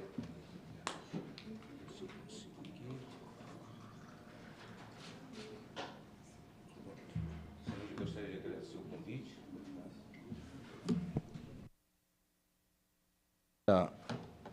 Atender essa importante audiência pública, né, tratando de um tema de grande relevância aí para o Brasil. Então, eu agradeço o convite do senhor, senador Cipriano Amin, a quem eu estendo aos demais senadores esse agradecimento e bom dia a todos. Bom, então, o que nós vamos tratar hoje diferente, porque a transição energética já vem sendo discutida em vários fóruns, né? Acho que, inclusive, nessa comissão aqui, eu já vi diversas audiências públicas falando de alguma área que envolva aí a transição energética. Bom, nós vamos trazer aqui as particularidades da transição energética do transporte marítimo. E aí nós veremos a importância e a urgência de tomarmos ações, né? Caso o Brasil queira minimizar, né, ou atender os desafios impostos e aproveitar as oportunidades. Então, para isso, eu vou falar rapidamente aqui sobre a Organização Marítima Internacional, né? É uma agência especializada da ONU, conta com 176 Estados-membros, né, 3 Estados associados e diversas organizações não governamentais e intergovernamentais. O principal propósito, o principal papel dessa organização é estabelecer uma moldura regulamentatória, né, para promover a segurança e a proteção do transporte marítimo internacional, prevenir a poluição marinha causada por navios, né. Agora, um aspecto muito importante que faz toda a diferença, justamente é o caráter regulatório, né. As resoluções e normas estabelecidas pela Organização Marítima Internacional, ela tem quase que um caráter mandatório em nível global, né? Por que eu digo isso? Que mesmo que o Brasil seja contrário a alguma medida que esteja em votação, que esteja em discussão da Organização Marítima Internacional, a partir do momento que essa medida é aprovada, se nós quisermos exportar nossas cargas, nós teremos que cumprir essas medidas, porque a navegação internacional, então o navio que sai do Brasil, ele vai para a China, vai para a Europa, vai para os Estados Unidos. Então, para que nossas cargas entrem nesses países, é importante que todas as normas da IMO sejam cumpridas, mesmo que a gente não concorde, não tenha pactuado com essas decisões. Tá. Ali nós vemos naquela foto embaixo a última sessão do MEPC 82, que aconteceu agora, início de outubro. E nessa sessão estão desenhadas exatamente as medidas, né, como o Dr. Mauro comentou, né, em abril serão possivelmente tomadas as decisões, porque isso é que está no planejamento da IMO, que as decisões sejam tomadas até abril do ano que vem, o desenho das medidas, né? E que medidas serão essas, né? Serão medidas, né, técnicas e econômicas com o intuito de mudar, de forçar ou incentivar ou desincentivar, né, incentivar a transição energética e desincentivar o uso de combustíveis fósseis. Então, rapidamente aqui, eu vou apresentar, né, e aí uma pergunta, não sei se foi o que o Dr. Mauro colocou, se o Brasil quer ser protagonista, né? Então, o Brasil tem sido protagonista nas discussões da Organização Marítima Internacional, né? Ele tem conseguido liderar um grupo grande de países que têm características semelhantes ou anseios semelhantes com o Brasil, em contrapartida a outros países, normalmente os países desenvolvidos e alguns outros setores que buscam medidas bastante draconianas, né, que causarão um impacto muito grande, principalmente a países em desenvolvimento. Então, nós temos aí uma comissão coordenadora, uma estrutura muito sólida criada aqui no Brasil para defender os interesses nacionais dentro da organização, né, composta por 14 órgãos do governo e coordenado pela Marinha do Brasil. E para apoiar ela, nós temos uma secretaria executiva que tem estreita relação com a comunidade marítima, indústria, academia, para formar um embasamento técnico. Esses assuntos vêm aqui para o Estado-Maior da Armada, lá na subchefia dos assuntos marítimos, e que nós coordenamos, né, com os outros órgãos para que saia uma posição efetiva do Brasil. Não é uma posição da Marinha, do MME, do MRE ou do MMA. É uma posição do Brasil, uma posição de Estado, para ser defendida, então, pela nossa estrutura RPBIM, né, Representação Permanente do Brasil na Organização Marítima Internacional, lá em Londres, e é coordenada e trabalha em coordenação com o MRE e com a Rebraslon. Bom, desculpe, esse gráfico ele ficou desconfigurado por causa da mudança do computador.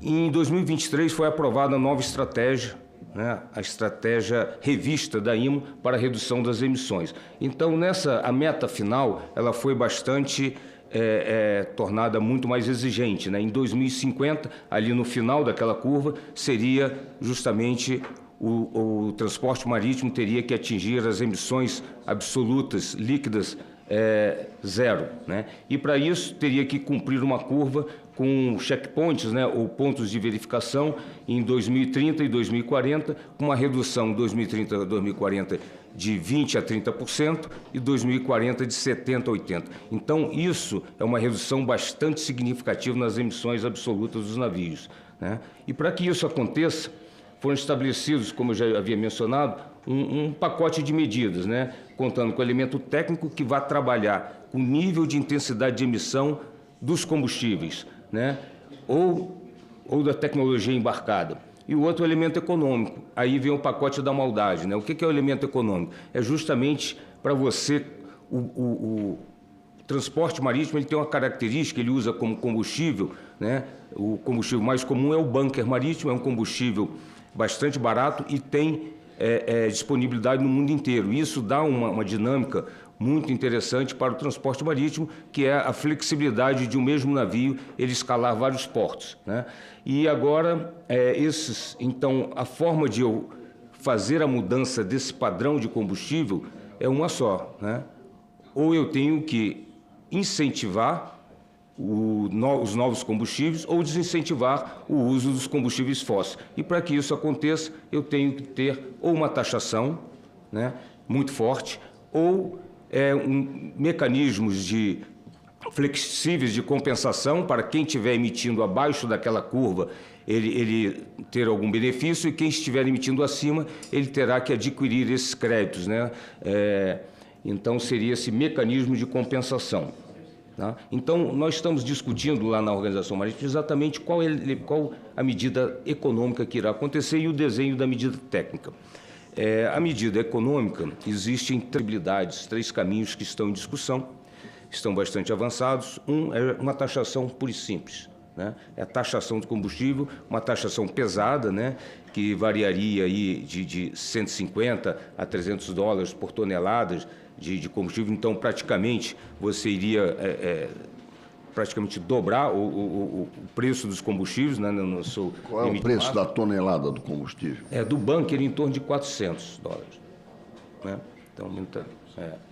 E tem um mecanismo que o Brasil vem defendendo, que é justamente o mecanismo flexível, um mecanismo de compensação, de forma com que permitisse com que os armadores, melhorando sua eficiência energética ou utilizando esse sistema de compensação né, que você compraria como se fosse um crédito para poder os navios ficarem em compliance, né? Ou seja, a partir daí os navios poderiam operar e seriam aceitos nos outros países. Abaixo disso, ou ele teria que pagar né, fazer essa contribuição para ele ganhar esse termo de compliance. O fato importante ali é que essa aprovação está prevista agora para 2025 e entraria em vigor 2027 ou janeiro de 2028, essa é a discussão. Né? Então, as discussões estão ainda acontecendo, né, as negociações e as medidas né, ainda não foram bem definidas, mas irá acontecer, né? Ou agora em março, mas no próximo ano, certamente aí a IMO chegará a alguma conclusão qual medida irá adotar. Né? Então, dentro desse aspecto, quais os desafios da nossa transição? Né? Principalmente para o Brasil, será um dos países mais impactados. Ali do lado esquerdo, do lado direito, desculpa, nós vemos um mapa ali tirado do estudo da professora Paula Pereira, né, Andréa Lucchesi e do professor Jean Davi, realizado agora em 2024, justamente para a gente apresentar nessa reunião. E ali os países que estão mais escuros, esses são os países que serão mais impactados, né? E os em azul serão os que, de certa forma, serão beneficiados, terão um impacto positivo aí no seu PIB, e a gente verifica ali que a Europa será beneficiada, porque seu mercado consumidor é próximo, o valor agregado da sua carga é alta, então isso minimiza muito o impacto.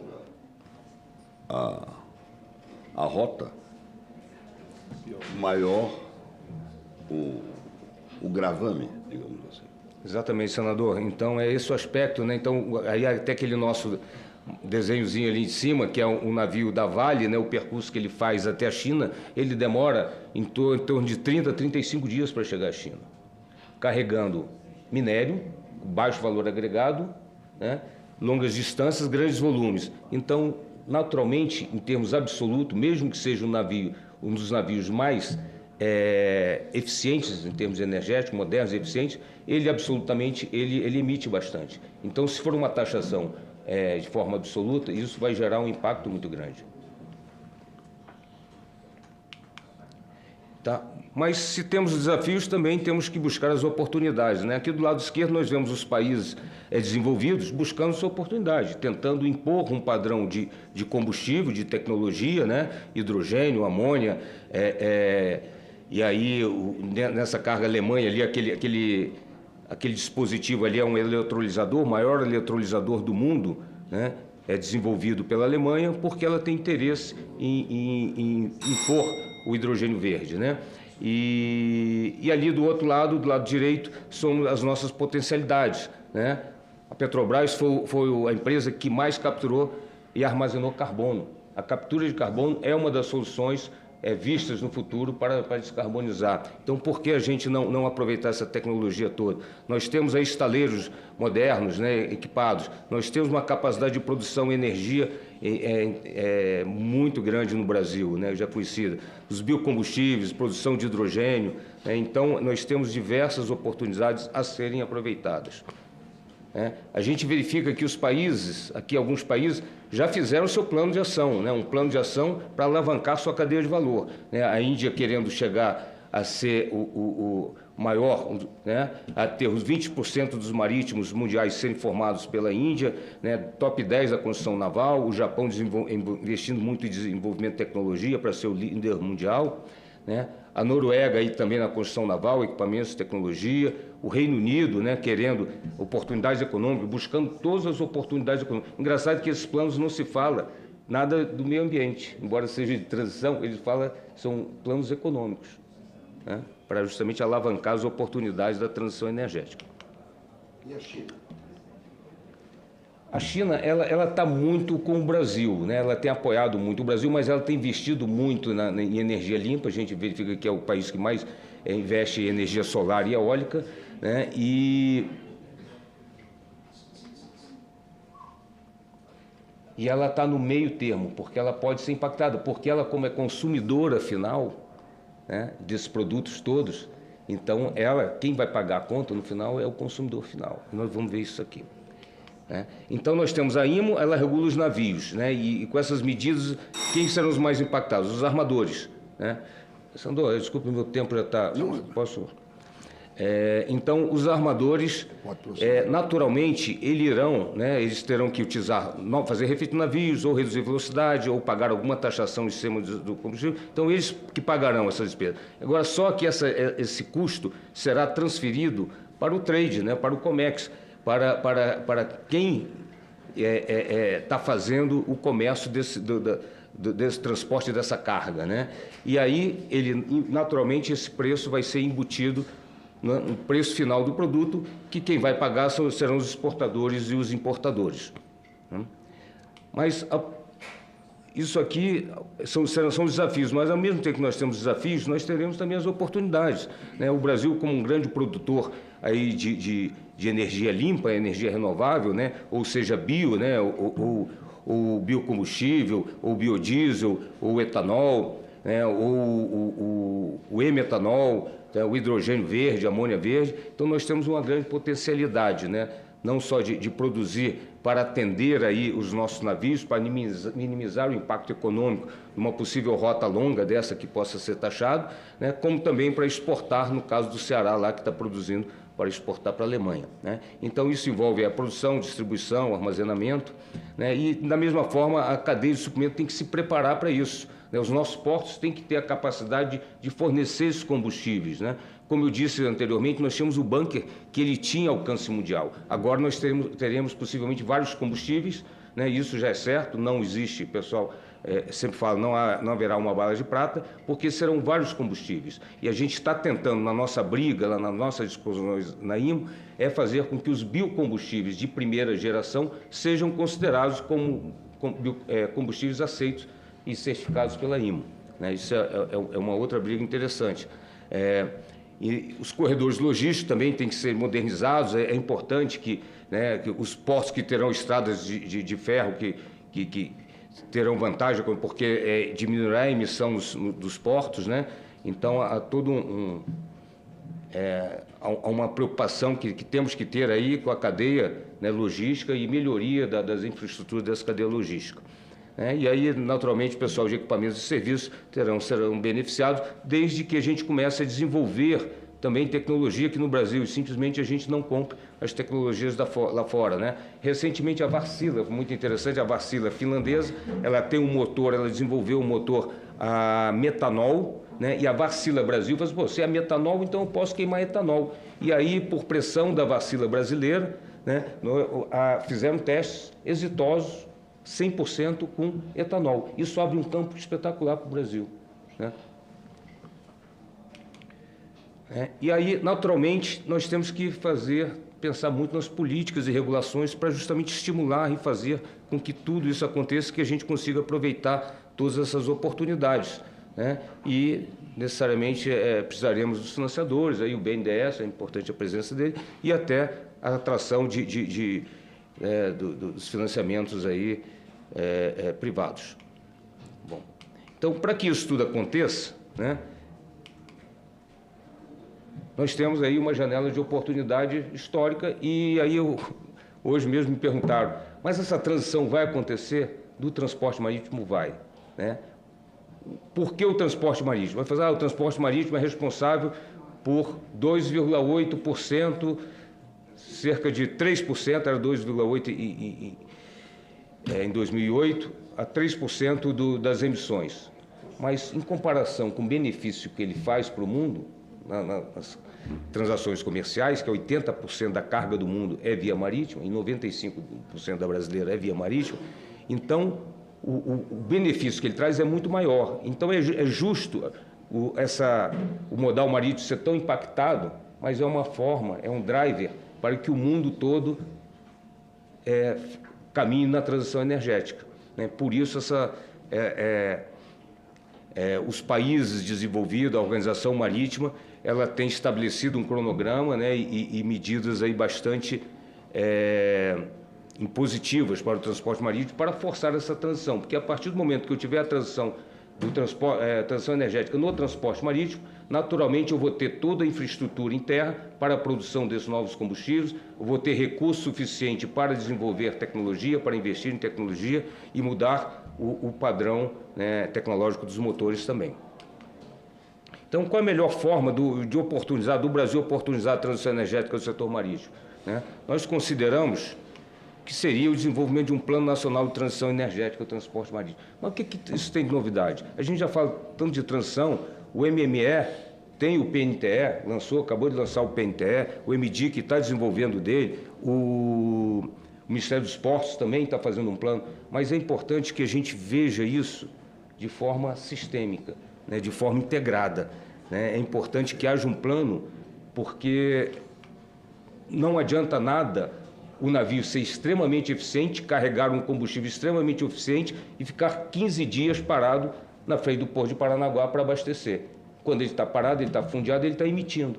Então, perdeu-se toda a eficiência dele, perdeu-se todo o investimento que ele teve, né?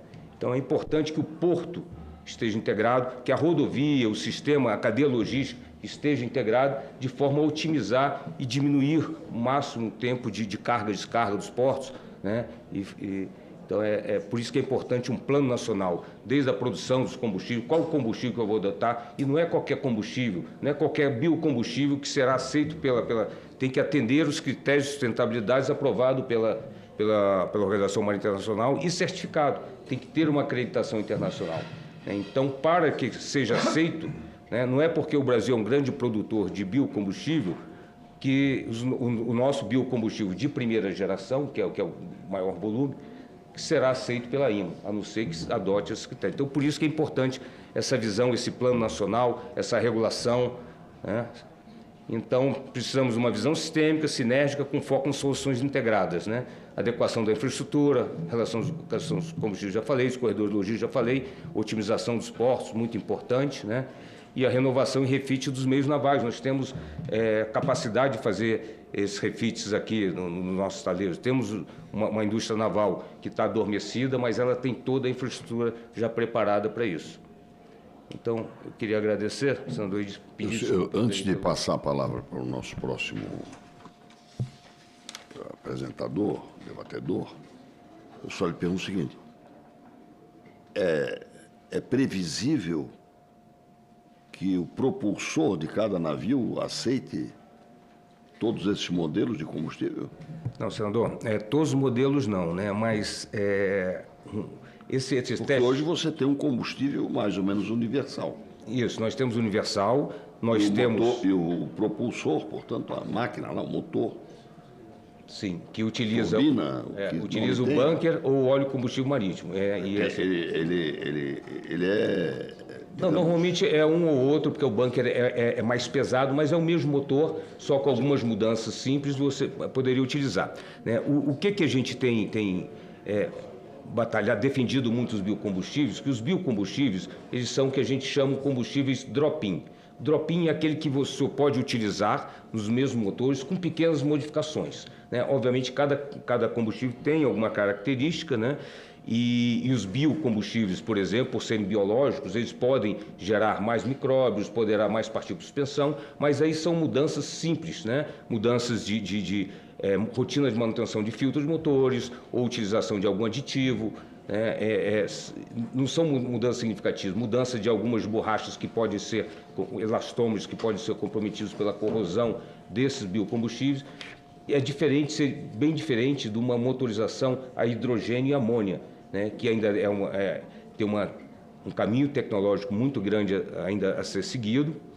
Tem um problema sério de segurança a bordo dos navios, então, como foi mencionado aqui, a segurança e o manuseio desses combustíveis tem que ser muito pensado antes da aplicação, mas já temos algumas iniciativas no mundo de navios pequenos, né, utilizando protótipos, utilizando esses combustíveis como para testar, né? E aí o senhor perguntou, mas teria um motor que utilizasse todos os combustíveis, e aí isso a Wärtsilä está buscando, e é muito interessante, e a gente buscando com esse teste do etanol positivo, então ele está pensando no motor flex, que poderá usar o óleo combustível normal, tradicional, pode utilizar o biodiesel, poderá usar o metanol, o metanol e o etanol.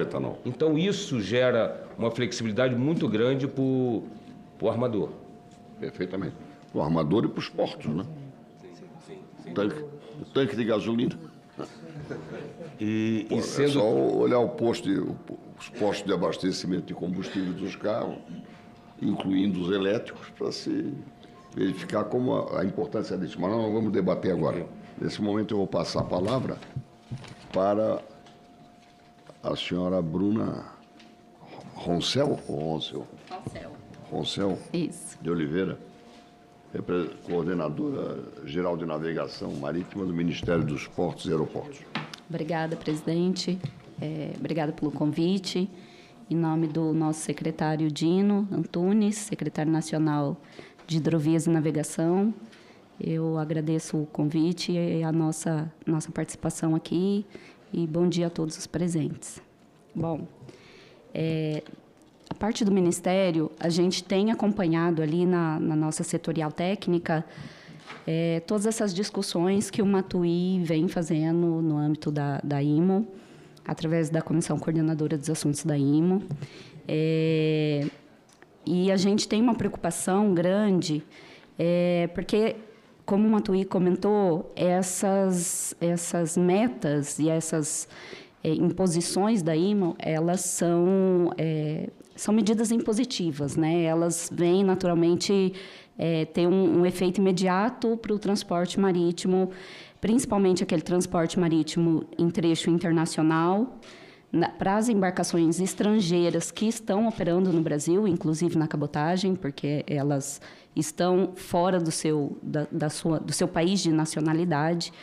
Também para as embarcações de bandeira brasileira que operam no trecho internacional, a exemplo das embarcações que operam no Mercosul, e pelos compromissos do Brasil e pelo protagonismo do Brasil perante a IMO e os compromissos que está assumindo perante esse fórum internacional, também para as embarcações de cabotagem nacionais que operam na cabotagem. Então, assim, a preocupação nossa, enquanto política de transporte, enquanto política de navegação, é grande porque imposições vêm aí no curto prazo, né? Então, a gente tem participado de diversos fóruns aqui no Brasil nessa agenda de mitigação das emissões de carbono, agenda dos ODS da ONU, agenda de compromissos ambientais, mas a gente tem observado que são diversas iniciativas esparsas e ainda a gente não tem reunida, integrada, uma única proposta de política, como o Matuí comentou, uma política nacional de transição energética ou de descarbonização para o transporte marítimo, que a gente entende que seria uma política de transporte, uma política de transporte zero emissões, uma política de transporte para a transição energética para o setor marítimo. Então, a gente tem participado de diversas iniciativas, e aí aqui eu vou citar algumas delas, e tem trabalhado firmemente para inserir o transporte marítimo nessas agendas, que são agendas nacionais, de planos nacionais de redução de emissões de carbono. A exemplo do Plano Clima, no MMA, tem um GT de mitigação, onde está sendo feita todo o inventário de carbono dos setores econômicos, e, inclusive, a gente trabalhou para que o transporte marítimo fosse incluído também nessa agenda de inventário, para que fosse feita o mapeamento, né, do inventário de emissões de carbono do transporte marítimo. Também tem a agenda da taxonomia sustentável, que é coordenada pelo Ministério da Fazenda, onde são estabelecidos ali instrumentos financeiros para aquele setor que é considerado sustentável e que pode ajudar na agenda de reduções de emissões de carbono. O setor de transporte marítimo também estava a parte dessas discussões e a gente conseguiu incluir o transporte marítimo nessa agenda da taxonomia para ter acesso a esses instrumentos financeiros.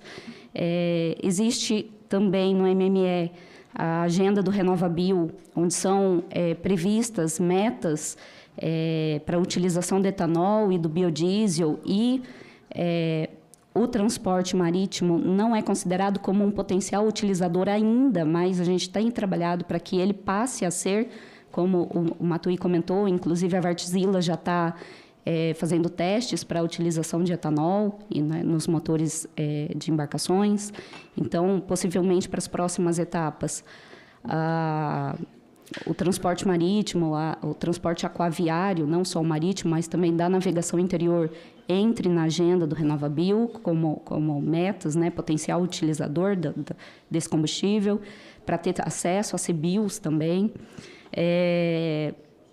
Na reforma tributária, a gente tem trabalhado, fizemos diversos estudos e a identificação ali das necessidades do setor, tanto do transporte marítimo como da navegação interior, para ter acesso a benefícios, incentivos tributários para combustíveis, biocombustíveis e também para a continuidade dos benefícios tributários que já existem do REB, né, do Registro Especial Brasileiro, que confere ao setor benefícios tributários para a construção naval, para fazer reforma, modernização das embarcações, que é importantíssimo que o setor se mantenha recebendo esses benefícios tributários, ainda mais agora, nessa agenda de necessidade de adaptação das suas embarcações, para atender a agenda de sustentabilidade, de redução das emissões.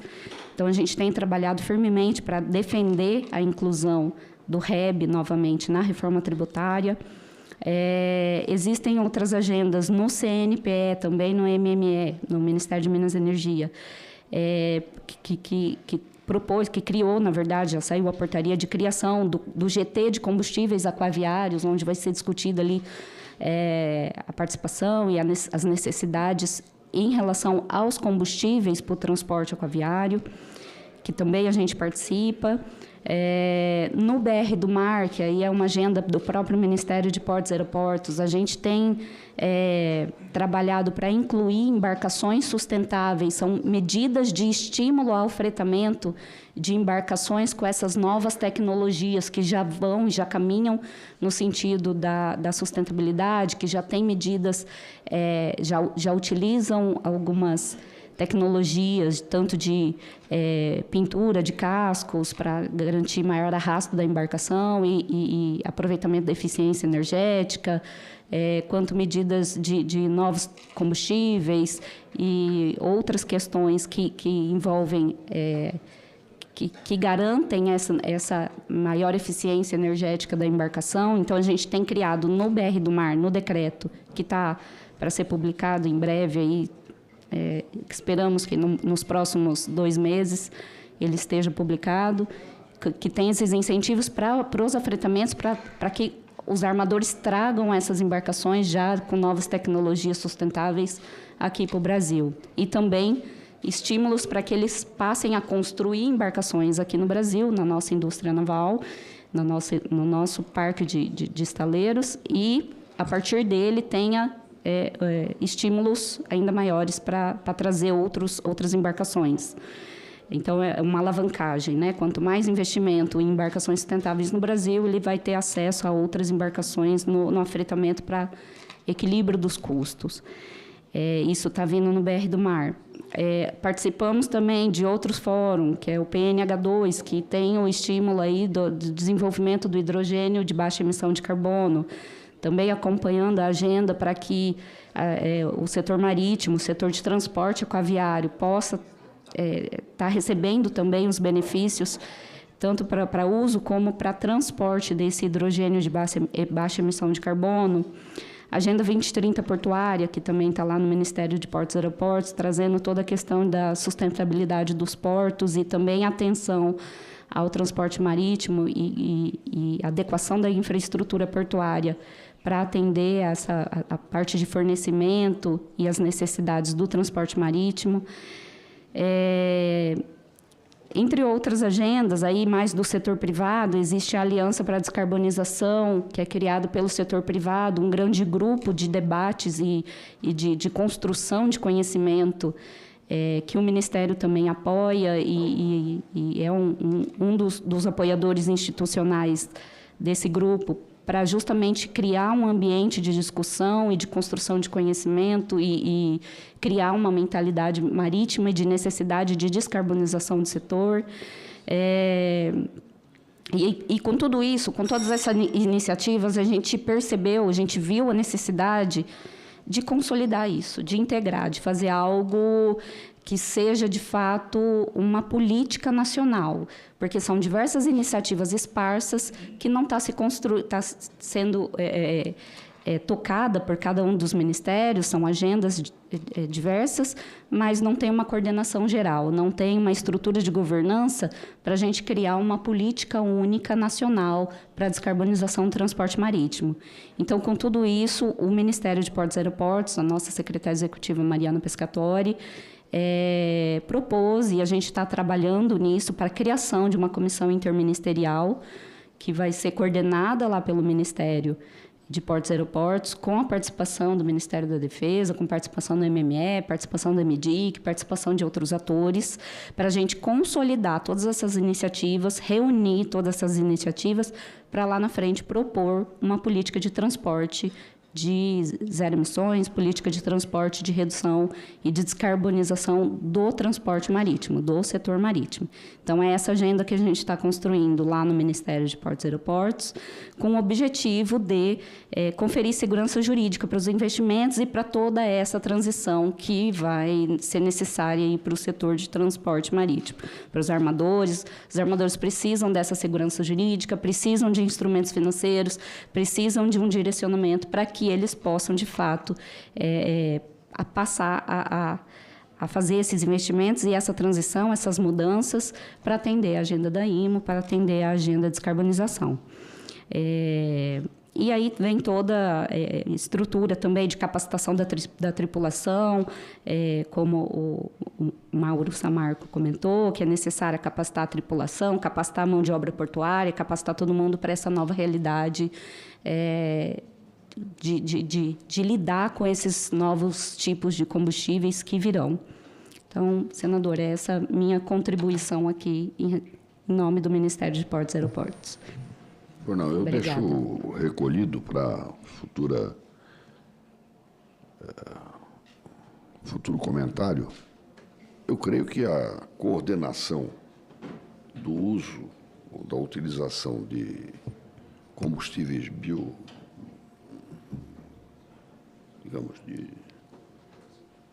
da categoria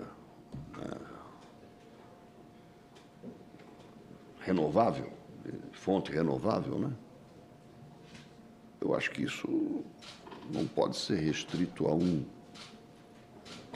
modal, a um tipo de transporte, né? E o próprio projeto de lei, estou aqui pensando, sim, se nós devemos estabelecer isso no projeto de lei que está tramitando. Vou verificar. Não sei se Perfeito. Eu vou pedir para a secretaria me socorrer depois para o relatório final. Concedo a palavra, então, agradecendo a senhora Bruna, concedo a palavra ao senhor Gesualdo Silva, diretor-presidente da Associação Brasileira de Terminais Portuários. Pronto, para lá, né? Bem, senador Esperidião, agradeço aqui a oportunidade de estar presente, ter sido convidado para participar dessa comissão, né, dessa audiência. Parabenizo Vossa Excelência por essa iniciativa de extrema relevância. O mundo hoje já não é mais o mesmo e nós já percebemos isso, né, aqui no próprio Brasil, essas mudanças climáticas que estão ocorrendo. E é uma questão mundial de ficar atenta a essas questões. E o setor portuário e da navegação marítima, né, tem muito a contribuir com isso, né, dada a sua relevância. Rapidamente, senador, eu falo aqui em nome, sou o diretor-presidente da Associação Brasileira dos Terminais Portuários. Hoje nós temos uma organização sem fins lucrativos, né, e empresarial, possui 98 empresas associadas e com 250 terminais espalhados aí em 22 estados do Brasil, vários deles lá, inclusive, em Santa Catarina, né? Então, a gente tem aí uma grande relevância. Oi? Pois é, os 98 são excelentes. E o setor portuário aí, a contribuição dele, né, para a nossa economia. Em 2023 foi algo em torno, a movimentação portuária foi algo em torno de 1 bilhão e 300 milhões, né, de toneladas movimentadas em todo o Brasil. Isso aí impactando aí algo em torno de 482 bilhões, né, de dólares, 22% do PIB. A associação, os associados da BTP para essa movimentação contribuiu com 74% de toda essa movimentação e nós representamos aí algo em torno de 17% do PIB. Essa questão aí, todas essas iniciativas, né, com relação sobretudo as questões climáticas, dentro de um ambiente maior de ESG, todas as nações estão tomando e o Brasil não está fora e é signatário de vários acordos com relação a isso, né?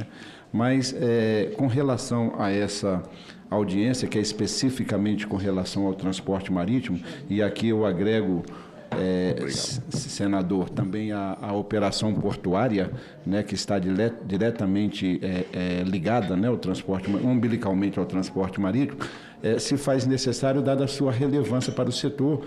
E eu já chamo a atenção aqui para um seguinte aspecto, né?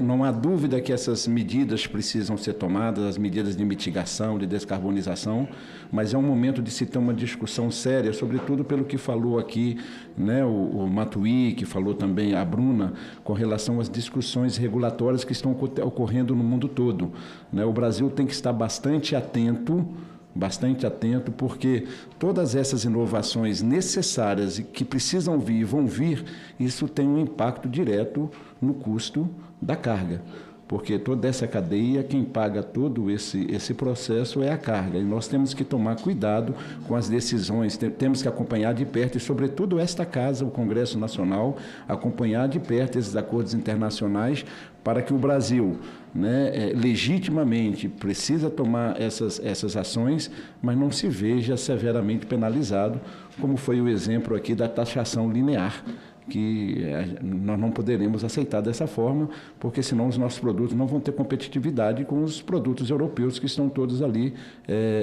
à porta do mercado mais consumidor do Brasil.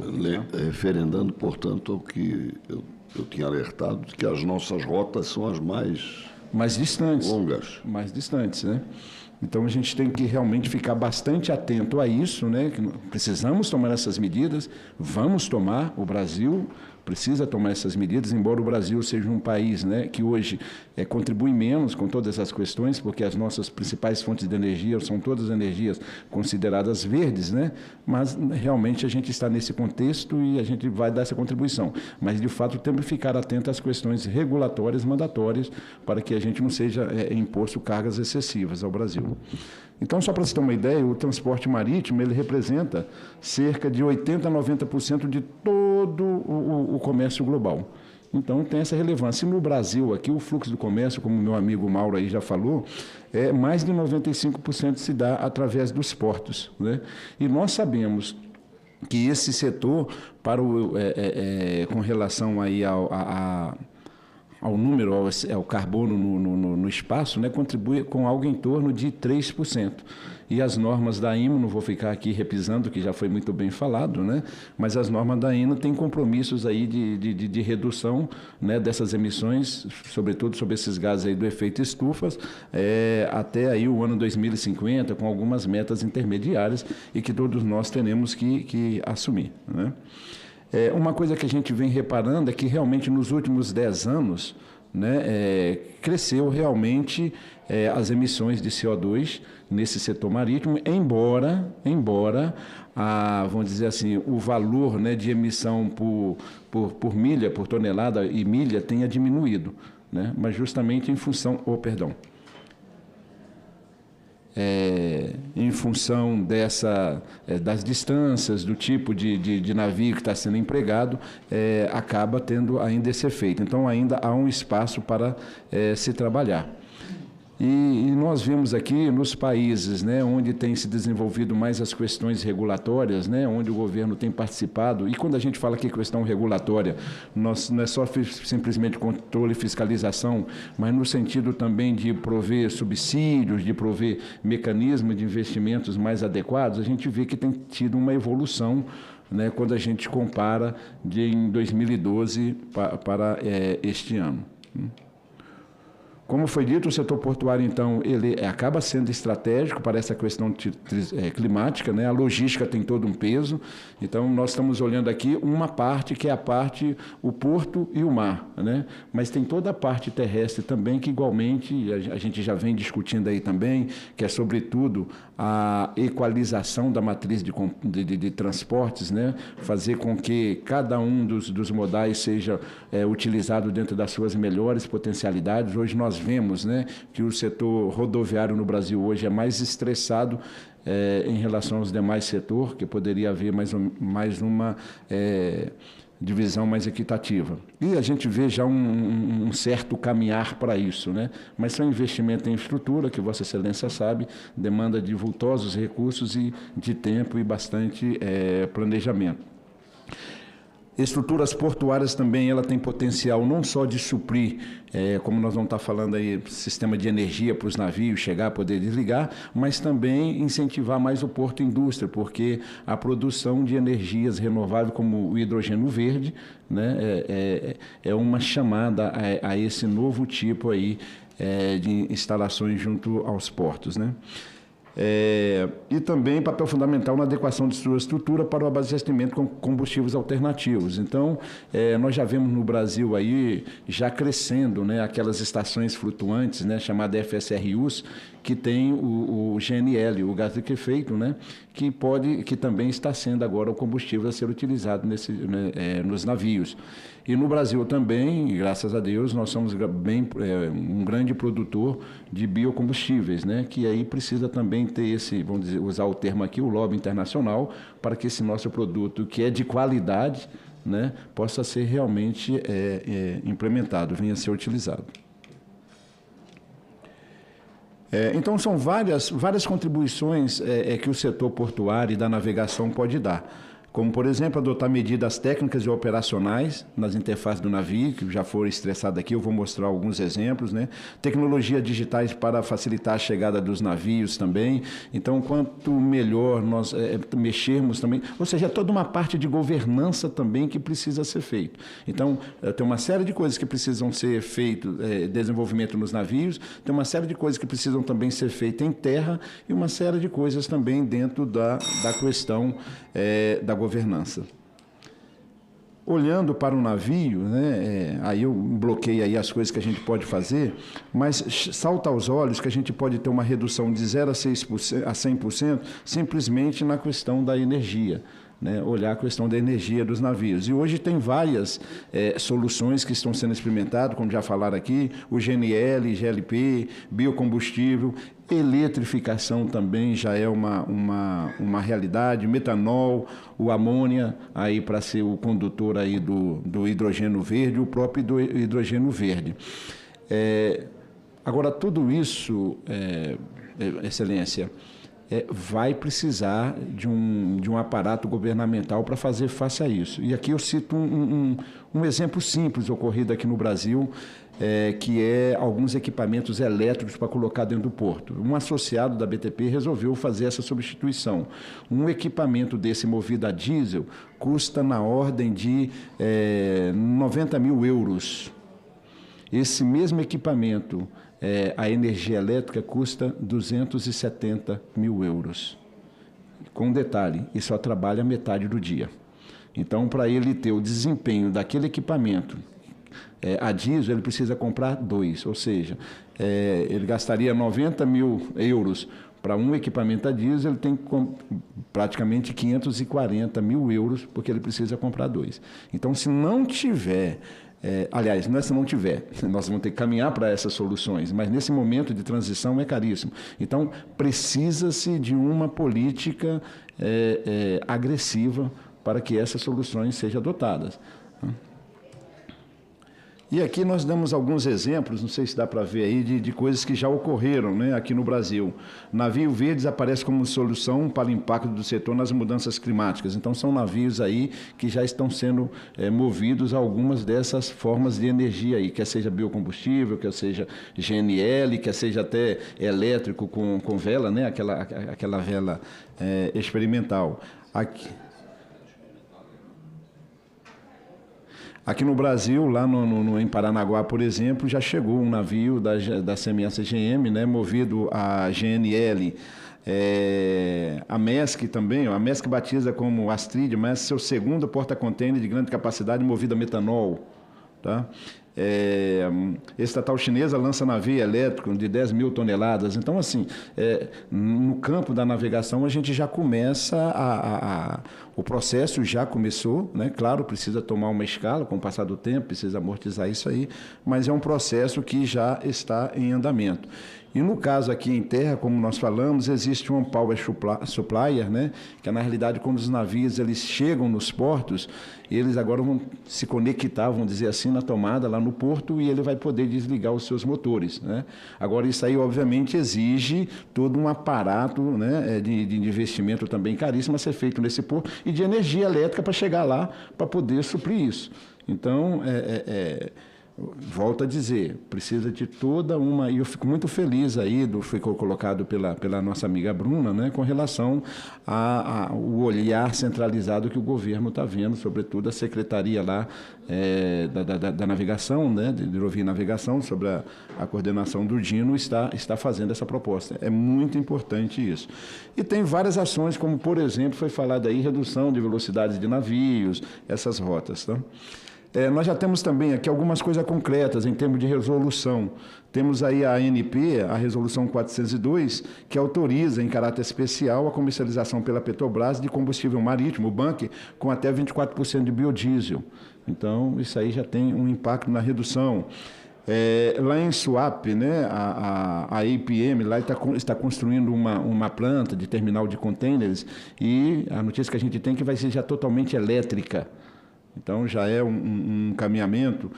Foi falado aí também pela Bruna com relação a essa aliança para descarbonização. A BTP faz parte dessa aliança. A nossa diretora executiva foi escalada, a Cláudia Borges, né, para representar a BTP dentro dessas discussões. E aí os outros portos têm assinado aí acordo de cooperação no sentido daquilo. Estamos procurando, estamos dialogando, né, para que, de fato, isso venha a fazer efeito. Agora, certamente, senador, essa casa terá um papel preponderante, né, nessa situação.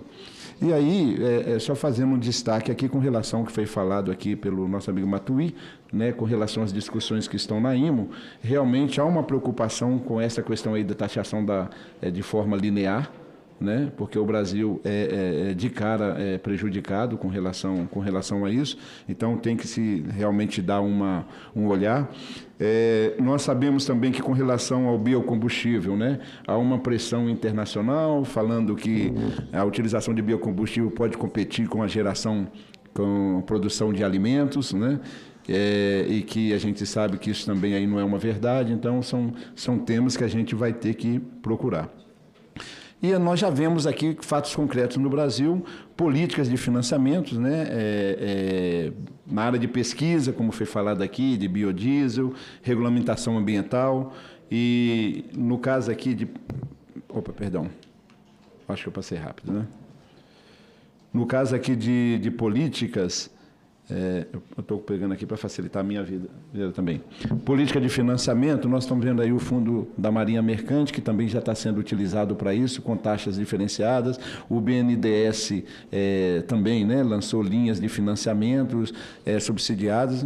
O que nós entendemos é que precisam ser um pouco mais agressivas nesse momento, né? Talvez até financiamento sem juros, coisa nesse sentido, porque nós vimos aqui que a diferença de preços para muitos equipamentos ainda é bastante astronômica. Bem, senador, entendemos aí a necessidade de ter uma série de ações já em andamento, sabemos o que realmente precisamos fazer, né?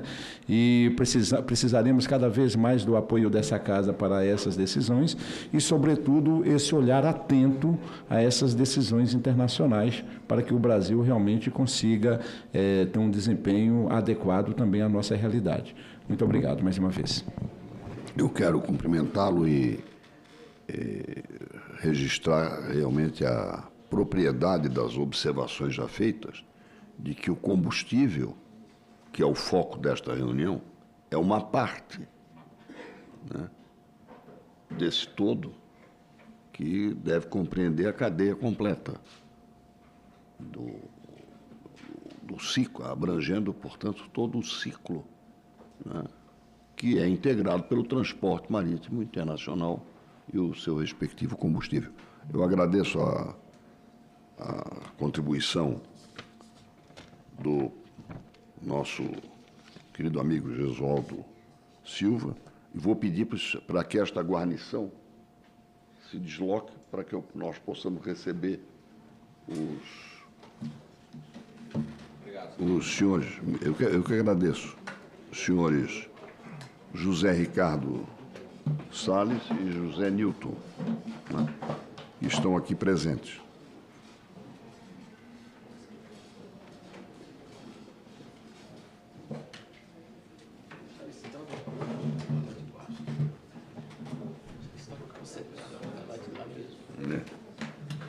E palavra, por consequência, ao senhor José Newton de Souza Vieira, coordenador-geral de etanol, biometano e biometano da Secretaria Nacional de Petróleo, Gás Natural e Biocombustíveis do Ministério de Minas e Energia.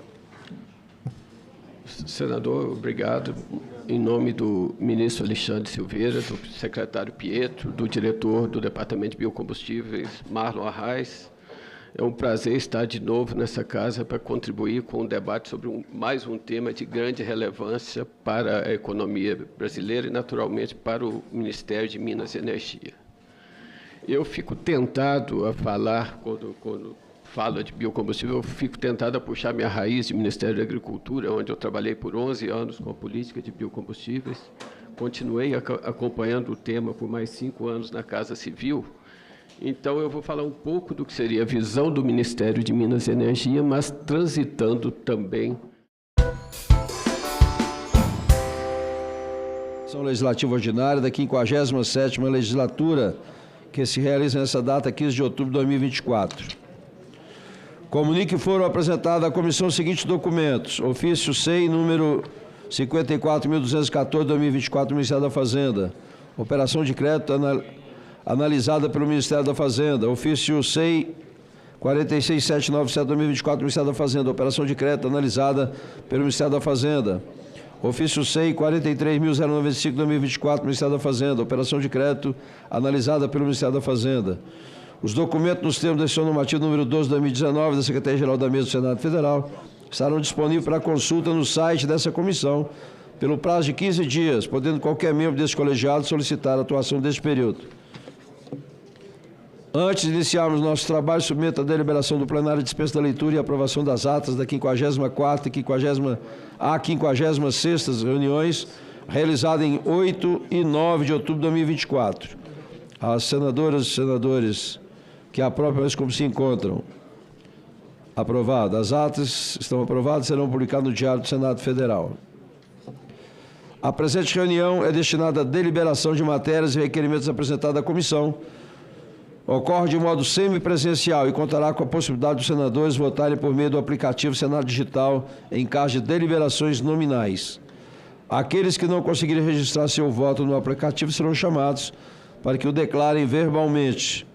As inscrições para o uso da palavra podem ser solicitadas por meio do recurso levantar a mão ou no chat da ferramenta para os senadores que participam remotamente. Aqui já teve relatório lido, a gente pode... Item 2, projeto de lei 173/2020, não terminativo. Autoriza transferência de capital a título de contribuição, mediante celebração de convênio entre a União e a Associação de Proteção e Assistência aos Condenados, APACS, em atenção ao disposto no parágrafo 6º do artigo 12 da Lei 4.320, 17 de março de 1964. Autoria Câmara dos Deputados, relatoria senador Magno Malta. O projeto é favorável, o relatório é favorável ao projeto. A matéria foi apreciada pela CCJ com parecer favorável e 10 de nove de 2024 foi concedido vista coletiva da matéria. Bora, não? O relatório já foi lido, né? O relatório já foi lido. A matéria está em discussão. Não havendo quem queira discutir, encerra a discussão. A votação será simbólica. Em votação, o relatório apresentado. Os senadores que concordam com o relatório, permaneçam como se encontram. Aprovado. Aprovado o relatório, que passa a constituir o parecer da comissão favorável ao projeto. A matéria vai ao plenário. Para o item do senhor, tem que passar a presidência para o senador Moura. Item número 6. Como eu sou o relator, vou passar a presidência para o meu querido senador Sérgio Moro. Bem. Informação? Projeto? Bem. Aqui, ó. Tem. Bom dia a todos. Item 6 da pauta, projeto de lei 1910/2022, altera a lei 5.537, de 21 de novembro de 68, que cria o Instituto Nacional de Desenvolvimento de Educação e Pesquisa, INDEP, e dá outras providências para condicionar a assistência financeira aos estados, ao Distrito Federal e aos municípios a critérios objetivos universais, que priorizem no que couber o desempenho em relação a metas estabelecidas, o atendimento no exercício anterior e a vulnerabilidade econômica. O projeto de autoria do senador Esperidião Amin, a relatoria do senador Isalci Lucas. Então eu passo a palavra ao senador, observando que a matéria será apreciada depois pela CE em decisão terminativa. Bem, vem ao exame dessa Comissão de Assuntos Econômicos o projeto de lei 1910/2022, de autoria do senador Esperidião Amin, que altera a lei 5537, de 21 de novembro de 68, que cria o Instituto Nacional de Desenvolvimento da Educação e Pesquisa, INDEP, e dá outras providências para condicionar a assistência financeira aos estados, ao Distrito Federal e aos municípios a critérios objetivos e universais que priorizem no que couber o desempenho em relação às metas estabelecidas, o atendimento no exercício anterior e a vulnerabilidade socioeconômica. O projeto de lei busca criar critérios objetivos e universais para a concessão de assistência financeira aos estados e Distrito Federal e aos municípios para o desenvolvimento das suas redes de ensino e educação básica. Tal assistência financeira é concedida pelo Fundo Nacional de Desenvolvimento da Educação, FNDE, principal responsável pela execução das políticas educacionais estabelecidas pelo Ministério da Educação. O PL conta com apenas 2 artigos. O artigo 1º, que altera o artigo 3º, parágrafo 4º da Lei 5537 de 1968, para estabelecer que a assistência financeira aos estados, ao DF e aos municípios, para o desenvolvimento das redes de ensino de educação básica, nas modalidades de transferência e nos programas específicos, respeite 3 critérios, quais sejam: primeiro, o desempenho em relação às respectivas metas estabelecidas, mensurado a partir do Índice de Desenvolvimento da Educação Básica, o IDEB, considerando os resultados do ensino fundamental para os municípios e o DF, e do ensino médio para os estados e o DF. 2. O volume e a extensão do atendimento aos entes federados em ano anterior, considerando prioridade os que não forem contemplados no referido exercício. E o 3º, a vulnerabilidade socioeconômica, observado o Índice de Desenvolvimento Humano, IDH, e o Índice de Desenvolvimento Econômico, IDE, dos entes federados. A prestação de assistência financeira continua sendo condicionada à comprovação do emprego de recursos destinados à educação, oriundos da receita orçamentária própria, acompanhada dos respectivos planos de relatórios físicos e contábeis da aplicação. O artigo traz a cláusula de vigência e determina que a nova lei, se aprovada, entra em vigor na data da sua publicação. Na justificação, o nobre senador lembra que a atuação do FNDE pode conter traços de discricionalidade quanto atua na transferência dos recursos financeiros aos estados, aos municípios e ao Distrito Federal. Essa característica pode ocorrer por alguma preferência política da autoridade de plantão ou por atuação de lobistas, muitas vezes bem posicionados junto às autoridades federais. Para combater tal possibilidade, o autor sugere, via alteração legal, que a assistência financeira para os entes subnacionais seja balizada por critérios bem estabelecidos. Após a apreciação da matéria na CAI, a proposta será analisada pela Comissão de Educação e Cultura em caráter terminativo. Não foram apresentadas emendas no prazo regimental. A análise, nos termos do artigo 99, inciso 1 do Regimento Interno do Senado Federal, compete à CAI opinar sobre os aspectos econômico-financeiros de qualquer matéria que lhe seja submetido por despacho do presidente, por deliberação do plenário ou por consulta de comissão. Aspectos formais e legais, bem como análise mais aprofundada do mérito, serão analisados na Comissão de Educação e Cultura em deliberação terminativa. Quanto ao mérito O PL traz a discussão do ponto importante para o principal mecanismo de financiamento da execução de políticas públicas da educação brasileira, o FNDE. A intenção do projeto aqui discutido é trazer mais equidade no tratamento de entes subnacionais com diferentes realidades. Estipular critérios objetivos e universais estimula que estados, DF e municípios se empenhem ainda mais em alcançar as metas estabelecidas para o ensino fundamental e médio, mensuradas a partir do IDEB. Por ser critério de cálculo para a concessão dos recursos, fará total diferença se o ente obteve ou não resultados positivos concretizados no IDEB.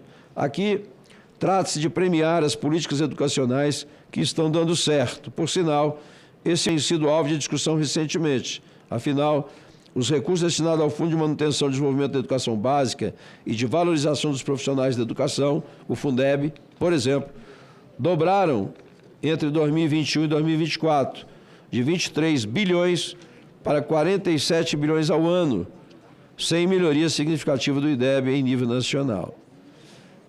Ao mesmo tempo, o projeto dá atenção aos entes que apresentam vulnerabilidade social e econômica. Esses são os entes que, no longo prazo, mas irão se beneficiar da melhor qualidade da educação, com maiores níveis de formação das suas crianças e jovens. A utilização do IDH e do IDE traz clareza sobre como será determinado quais entes serão mais vulneráveis que outros. Vale lembrar que uma das dimensões medidas pelo IDH é o nível educacional. Por fim, a alteração proposta tende a não permitir que um ente seja negligenciado reiteradamente, já que entes que não foram contemplados no ano anterior terão prioridade no recebimento dos recursos financeiros. Cabe ressaltar que o PL aqui discutido não implica renúncia de receita ou aumento de despesa, pois trata-se de alteração dos critérios para a concessão de assistência financeira. Por esse motivo, não se faz necessário o cumprimento de determinadas exigências das normas de direito financeiro, como as expressadas no ato das disposições constitucionais transitórias, da Lei de Diretrizes Orçamentárias, LDO, e da Lei Complementar 101, de 4 de maio de 2000, a Lei de Estabilidade Fiscal, LRF. Por último, aproveito para apresentar a emenda de redação, pois a alteração pretendida por esse PL, na realidade, busca atingir o parágrafo 3º do artigo 3º da Lei 5537 de 1968, e não o parágrafo 4º, como escrito na proposição, já que o início da nova redação reproduz o texto daquele parágrafo, acompanhando logo após os novos critérios de distribuição. O voto, então, presidente, em face do exposto, voto pela aprovação do projeto de lei 1910 de 2022, com a emenda de redação a seguir. A emenda de redação. Substitui-se no projeto de lei número 1910 de 2022 o termo parágrafo 4º por parágrafo 3º, para adequação quanto à alteração pretendida no artigo 3º da Lei 5537, de 21 de novembro de 68. Esse é o voto. Parabenizo aí tanto o autor do projeto como o relatório, o senador Isalci Lucas, e desde logo coloco a matéria em discussão para os colegas senadores. Tem alguém pedindo a palavra no virtual? Não. Não havendo, então, quem queira discutir, eu encerro a discussão. A votação vai ser simbólica e coloco então em votação o relatório apresentado. Senadores que concordam com o relatório, permaneçam como se encontram.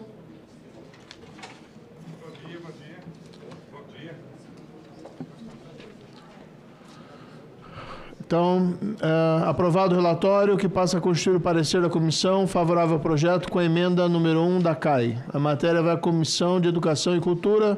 Registro novamente as minhas congratulações aqui ao senador Isalci Lucas pelo relatório e pelo projeto.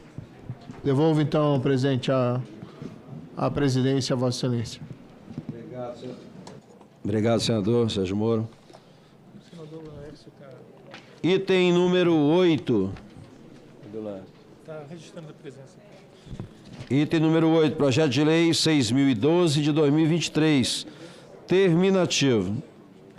Altera a lei 13.999 de 18 de maio de 2020, que institui o Programa Nacional de Apoio às Microempresas e Empresas de Pequeno Porte, o PRONAMP, para o desenvolvimento e o fortalecimento dos pequenos negócios e da outras providências. E a Lei 14.161, de 2 de junho de 2021, que institui e regulamenta o Programa Nacional de Apoio às Microempresas e Empresas de Pequeno Porte, o PRONAMP, para assegurar que os recursos do PRONAMP sejam permanentes. A autoria desse projeto é do senador Espírito Amin, do senador Jorge Seife e da senadora Ivete da Silveira. E a relatoria é do senador Laércio Oliveira.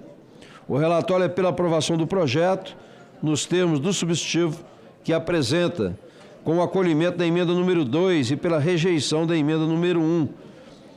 Observações: em 4 de junho de 2024, foi concedido vista coletiva da matéria. Em 11 de 6 de 2024, foi apresentada a emenda 1 de autoria do senador Exalcir, de minha autoria. E no dia 25 de 6, foi apresentada a emenda número 2, de autoria da senadora Janaína Farias.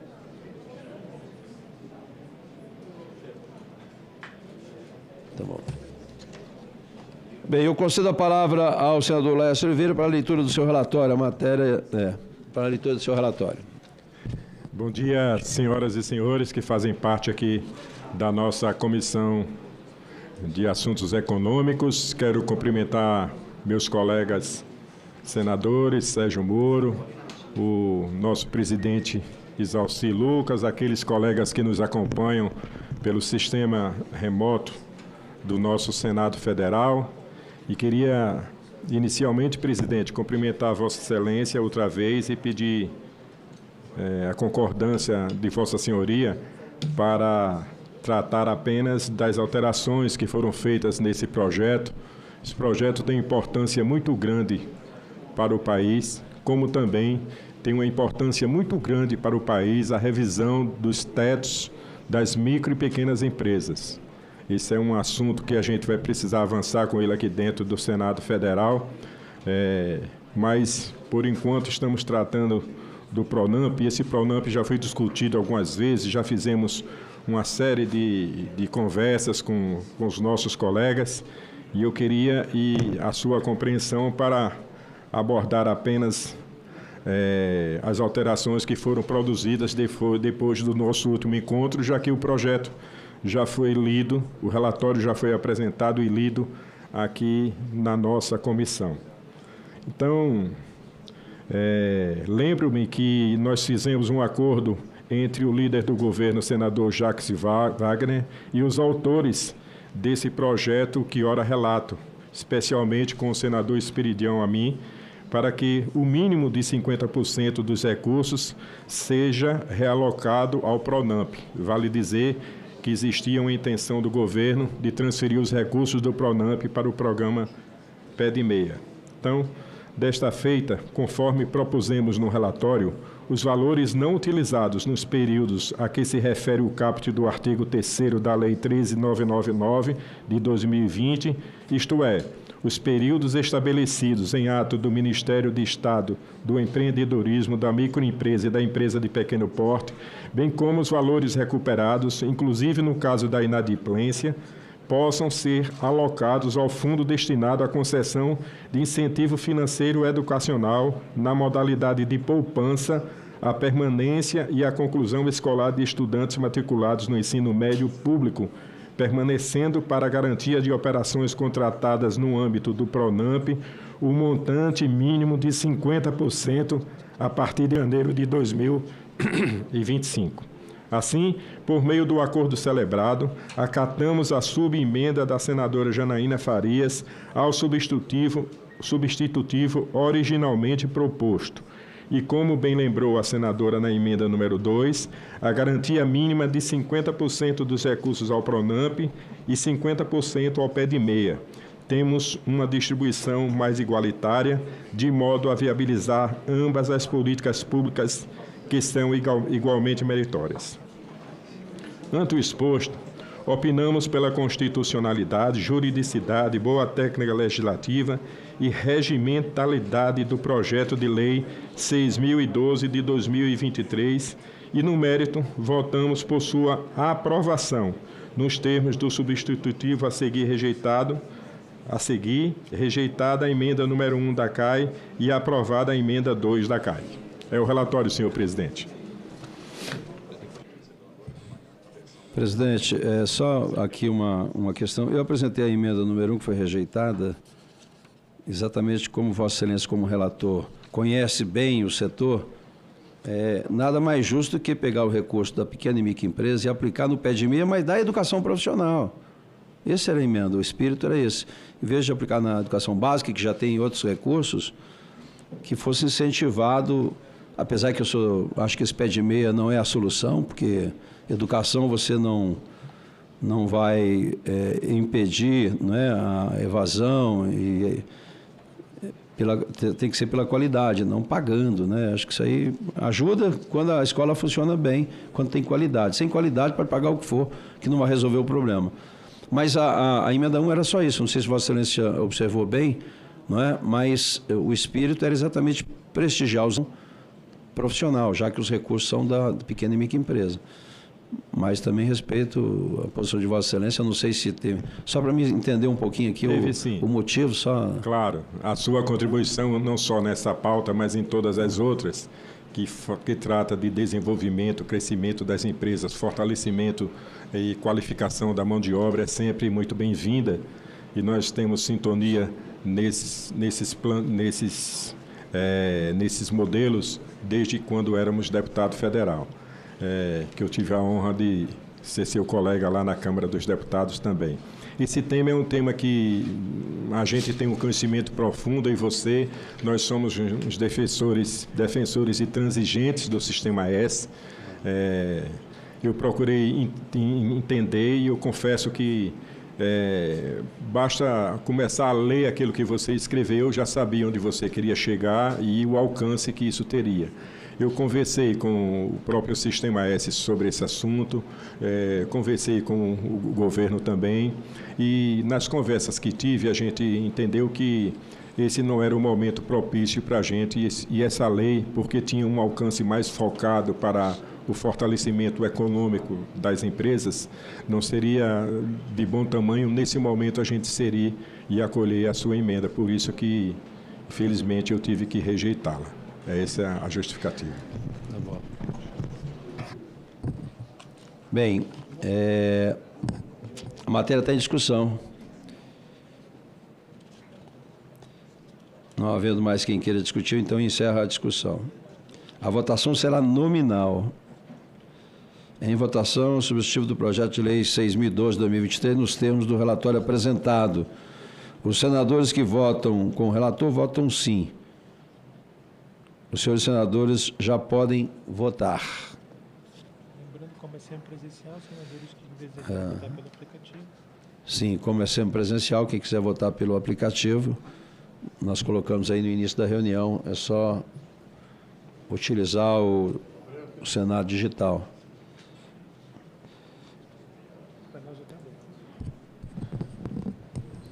O painel está aberto. Cadê o...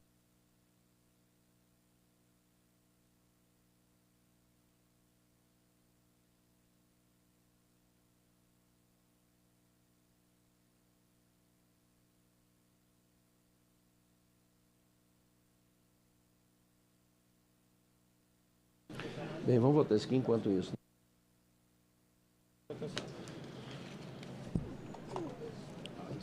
Enquanto a gente aguarda a votação, eu vou colocar o item 9, que é um requerimento da Comissão de Assuntos Econômicos número 74 de 2024.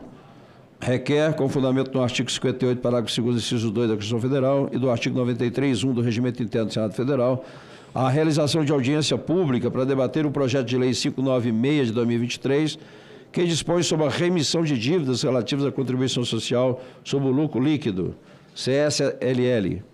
A autoria da senadora Zenaide Maia, senador Alessandro Vieira, senador Lucas Barreto e senadora Damares Alves. Senadora Damares. Senadora Zenaide está no... Não está por aqui. A autora do requerimento. Hein? Precisa de alguém defender isso? Não. Não? Bem, esse requerimento de audiência pública, a votação será simbólica. Em votação o requerimento. Os senadores que concordam com o requerimento, mas como se encontram. Aprovado o requerimento. Presente. Pois não, senador.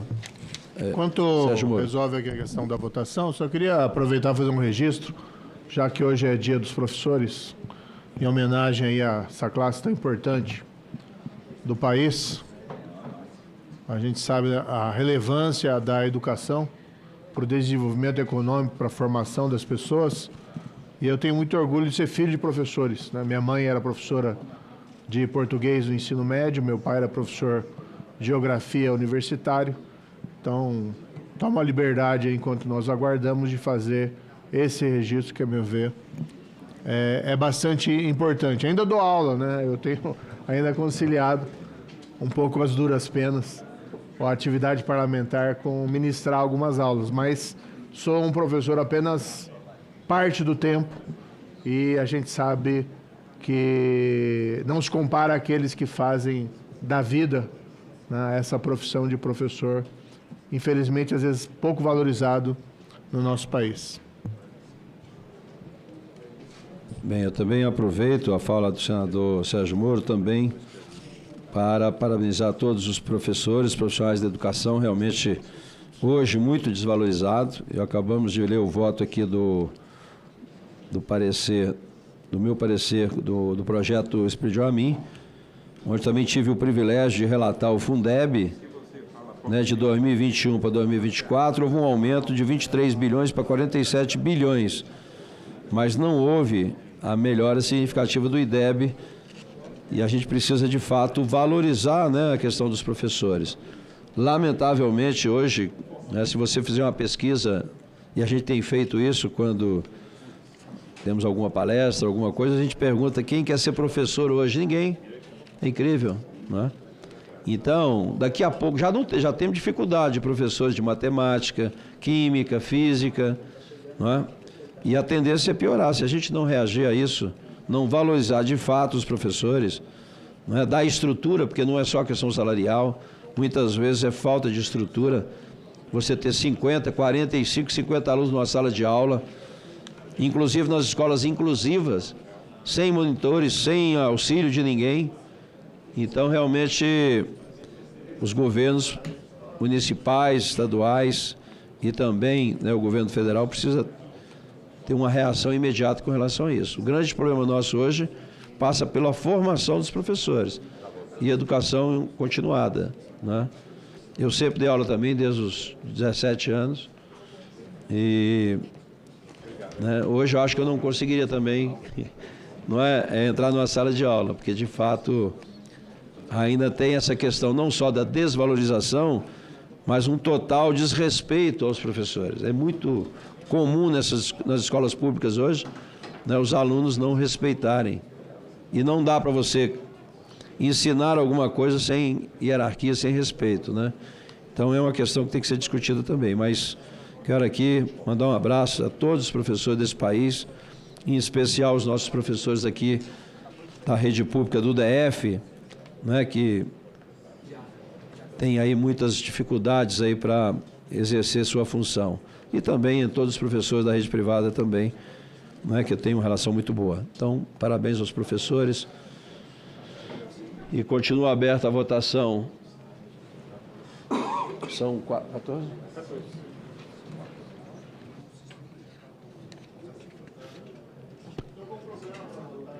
Só falta um voto.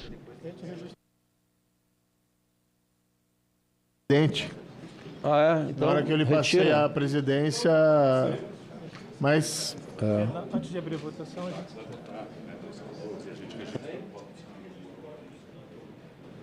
Quando der o resultado. Ele pode declarar pode fechar. O voto dele, porque é ostensiva a votação. Se for o caso, se não... Pode fazer a declaração do voto, né? Então eu registro aqui o apoio e o voto favorável ao projeto, tão bem relatado pelo senador Laércio. Né? Ok. Voto favorável. Na apuração do resultado, a gente registra isso. Então. Não, mas... Posso ir lá votar também, né?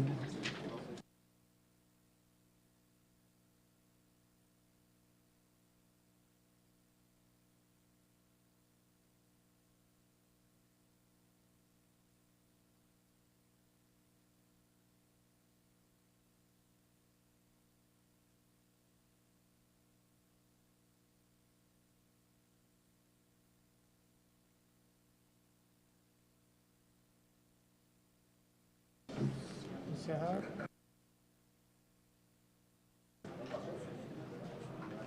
Bem, eu consulto se todos os senadores já votaram. Deixa eu ver aqui na...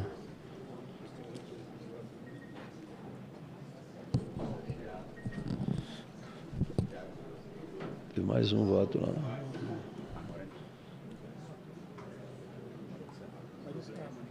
Bem, está encerrada a votação.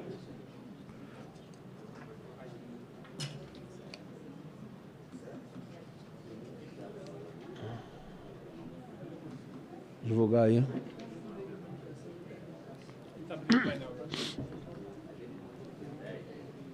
Mostrar o painel. Resultado. Bem, voto sim. Quem é aquilo lá? 15.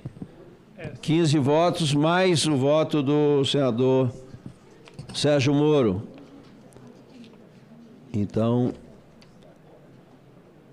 não 0 e abstenção 0. Então, o resultado aprovado, a emenda número 3 da CAI, substitutivo, projeto de lei 6.012 de 2023, ficou prejudicado o projeto e as emendas a ele apresentadas. O substitutivo aprovado será apreciado em tudo suplementar, nos termos do disposto do artigo 282 do Regimento Interno do Senado Federal.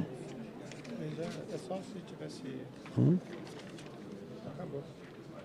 Tem mais alguma coisa? Tem, não. É só para não. Bem, só mais uma informação aqui aos membros da CAI, não é? Eu apresentei um requerimento ao plenário solicitando que o projeto PLP 68 da reforma tributária passasse pela CAI. Todos sabem que a CAI é que cuida dos assuntos econômicos. Não tem sentido nenhum a gente aprovar um projeto de tamanha importância, de tamanha complexidade, sem passar pela Comissão de Assuntos Econômicos. Alguém vai dizer, mas tem várias audiências que foram feitas aqui. Sim, informalmente. Podemos até aproveitar as audiências, mas eu realmente faço aqui um apelo aos membros da CAI para que nos ajude a aprovar no plenário o requerimento para que essa matéria venha realmente ser discutida aqui na CAI. Então, vamos apresentar em plenário. A reforma tributária, entendeu? São vamos chegar a 1.400 emendas. Não tem sentido uma matéria de tamanha importância não tramitar oficialmente aqui. Então, é o apelo que a gente faz. É bom lembrar que semana que vem vai ter a apresentação do relatório. Sim. Hoje à tarde, às 14 horas, e amanhã também às 14 horas, a gente conclui, né, o trabalho que foi feito pelo grupo de trabalho. Hoje nós vamos falar sobre transição e fiscalização, amanhã também. E na semana que vem, nós já recebemos aqui as sugestões de vários senadores das emendas para a gente contemplar isso no relatório. Então, semana que vem a gente vai ler o relatório. São pouquíssimas páginas, acho que umas 500 só. E a gente então vai discutir aqui com o grupo de trabalho para a gente concluir o relatório e encaminhar lá para a CCJ se a gente não conseguir aprovar o requerimento. Se conseguir aprovar o requerimento, nós vamos discutir aqui as emendas do relatório aqui na CAI, no projeto. Então, dia 22 é a previsão da entrega do relatório do grupo de trabalho, que eu tive o privilégio aí de relatar. Foram 20, já foram 19 audiências, tem mais 2 então, hoje e amanhã. Então, após essas 2 audiências, nós vamos discutir então o relatório para a conclusão dos trabalhos. Senador. Pois não, senador Jacques Wagner. Bom, primeiro que eu, a partir da semana que vem, estou afastado, que eu vou fazer uma cirurgia do tornozelo. Aí vamos ver quem vai ficar interinamente na liderança do governo. Eu vou estar no ar, mas não estarei fisicamente aqui. Vou estar no ar, que eu digo, na telinha, mas se for presencial, eu não posso estar. Mas nada de grave, é só um defeito de muito tempo que eu estou carregando, então tenho que consertar antes que ele vire defeito definitivo. Mas aí eu não posso botar o pé no chão, então não virei para cá. Deixa eu dar uma sugestão. Do ponto de vista do governo, com a reforma tributária, que a gente participou ontem do debate, até de elogiar a sua apresentação lá, eu não sei se Vossa Excelência vai fazer o relatório das audiências, tentando, que eu acho que seria um serviço positivo para o trabalho que o Senado como um todo tem que fazer, seja aqui, seja lá, no plenário, no final, se pudesse, eu sei que não é tarefa, mas se pudesse cotejar o que saiu das audiências com aquilo que Vossa Excelência, não sei se já conseguiu ter acesso ou se conseguiu olhar todas as emendas, que poderia também fazer um comparativo de emenda que tem de demanda de setor com aquilo que saiu das audiências. Eu estou falando só para engrossar o caldo dos argumentos, é nesse sentido que eu estou falando. É óbvio que a decisão vai ser de plenário, vai ser do presidente. Claro que a gente gostaria, ou quer que ela esteja votada até o final do ano. Então tem que ver como é que faz, porque se for o sistema tradicional, acaba numa para vir para outra, aí acaba que vai empurrar lá para frente. Eu pessoalmente acho que se a gente puder fechar esse ano, pelo menos o 68, já que o 108 ainda está lá, né? Mas pelo visto tem mais problema do que o 68. Porque aí constitui aquela comissão tal, que tem todo uma... que ontem brotou lá naquela discussão. Então, é só uma sugestão, como Vossa Excelência vai preparar o relatório. Porque, por exemplo, hoje eu recebi um grupo. Aí eles falaram, tem 9 ou 18 emendas. Eu falei, são 18 emendas diferentes? Não, são 2 emendas, distribuídas para 9 senadores diferentes. É que as pessoas acham que numa tentativa, porque acaba consolidando tudo numa emenda só, mas no afã de tentar ver sua emenda... Eu estou falando que se puder fazer essa síntese, talvez ajude a própria tramitação. O relatório, na realidade, ele está por audiência. Então, audiência por audiência, tem todas as falas e apresentações aqui de todos, né, que está disponível, inclusive. A gente foi feito um resumo, então, de cada audiência e as sugestões. Eu aqui sempre pedi para que os segmentos, né, colocassem o texto da Câmara, a proposta de mudança e uma justificativa muito óbvia, uma justificativa assim, bem didática, que qualquer senador entenda e diga, olha, precisa mudar mesmo. Então, as emendas que nós recebemos estão muito nessa linha. Então, tem muitos ajustes para ser feito, o relatório está bem detalhado, né? Fizemos já reunião com os consultores, né? Já recebi aqui várias demandas dos senadores como prioridades. Nós estamos, inclusive, nessas sugestões de prioridades, definindo, né, mostrando o que é viável e o que não é, porque tem questões constitucionais também, não é? Porque nós aprovamos a emenda constitucional e não pode ser no texto da regulamentação a mudança da emenda constitucional. Então, o trabalho está muito detalhado. O que eu gostaria de ter feito e, infelizmente, não consegui, é que durante esse período, cada audiência elaborada e cada emenda apresentada, que a gente sentasse com o governo e dissesse, olha, isso aqui pode, isso aqui é importante, não é, para a gente buscar um consenso disso. Lamentavelmente, eu disse isso a Vossa Excelência, né, o governo representado pela Secretaria disse que só ia discutir isso na CCJ. Então, eu não tive essa oportunidade de discutir com o governo. Se me permite, eu fui até cobrar quem Vossa Excelência me disse, porque não teria feito... Bom, não vou entrar porque eu não estava presente ao diálogo. A pessoa até reconhece, eu sei que o senador deve estar chateado comigo, que não negou o que falou. Mas ele falou o seguinte, é que se pudesse ser uma coisa concomitante, eu acho que era mais produtivo. É nesse sentido que talvez ele se expressou mal. O que ele falou, discuto hoje, amanhã eu vou discutir com o relator que está indicado. Então, não é que ele não queria conversar, preferia fazer uma conversa já junta, né? Porque também se o senador Eduardo apresenta coisa totalmente discrepante da que Vossa Excelência vai apresentar. Mas eu fui lá cobrar. Entendi. E ele me falou. Mas o objetivo foi esse, né? A ideia era resolver isso a partir das audiências. Mas está tudo certo, não tem nenhum problema de botar o Eduardo, também é membro aqui da CAI, não tem problema nenhum ser o relator aqui. O que eu vejo, assim, não tem sentido uma matéria de tamanha relevância, né, não discutir o mérito, ir direto para a CCJ. A emenda constitucional é razoável, porque a emenda constitucional é CCJ. Agora, a regulamentação, um projeto de lei normal, não passar pela CAI oficialmente, é que eu vejo. E não há nenhum objetivo aqui de postergar, de dificultar a aprovação, não. Eu acho que todos nós aqui defendemos a aprovação da reforma. Agora, com os ajustes que são quase que óbvios aqui. Todas as sugestões que nós estamos fazendo é uma coisa tão óbvia que realmente quem entende, quem conhece, sabe que precisa mudar muita coisa. Então, era nesse sentido. Então, como já foi feito 19 audiências e vai completar 21 depois de amanhã, vamos aproveitar tudo isso na discussão, mas nós já vamos entrar na CAI na discussão, e não nas audiências, porque já fizemos. Então, aqui não vai ser muito rápido. O problema é que nem todo mundo participa da CCJ. E aqueles senadores que não participam da CCJ, vão votar uma matéria dessa relevância, sem discussão, sem participar de nada?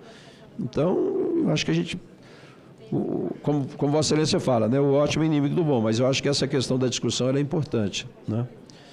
Então, peço aí a compreensão e o apoio para que a gente possa debater isso aqui, para chegar lá na CCJ bem ajustado também, né? Muito bem. Bem, nada mais então havendo a tratar, né, eu agradeço a presença de todos e declaro encerrada a presente reunião e convido todos para às 14 horas a audiência de hoje sobre fiscalização e transição. Temos alguns problemas.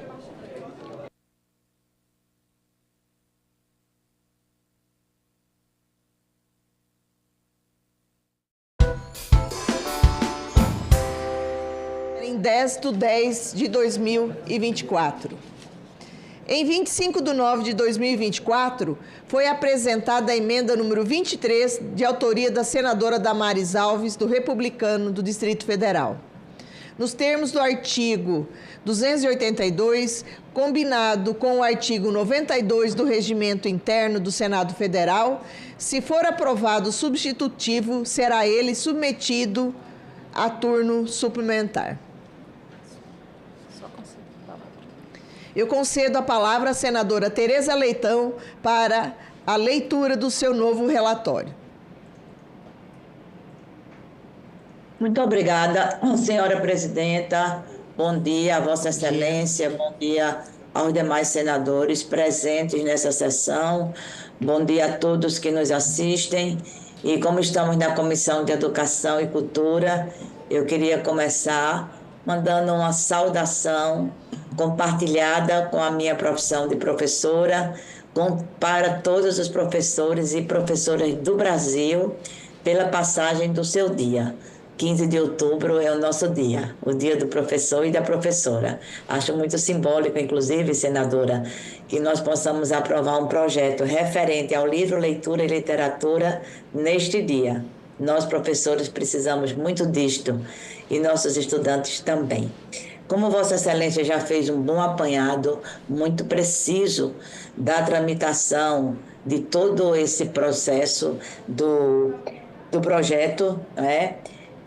Eu vou simplesmente me dedicar ao que foi feito após o regimental e correto pedido de vistas, né? Foram apresentadas após esse pedido de vistas 2 emendas, como bem disse Vossa Excelência, uma do senador Mourão, outra da senadora Damares.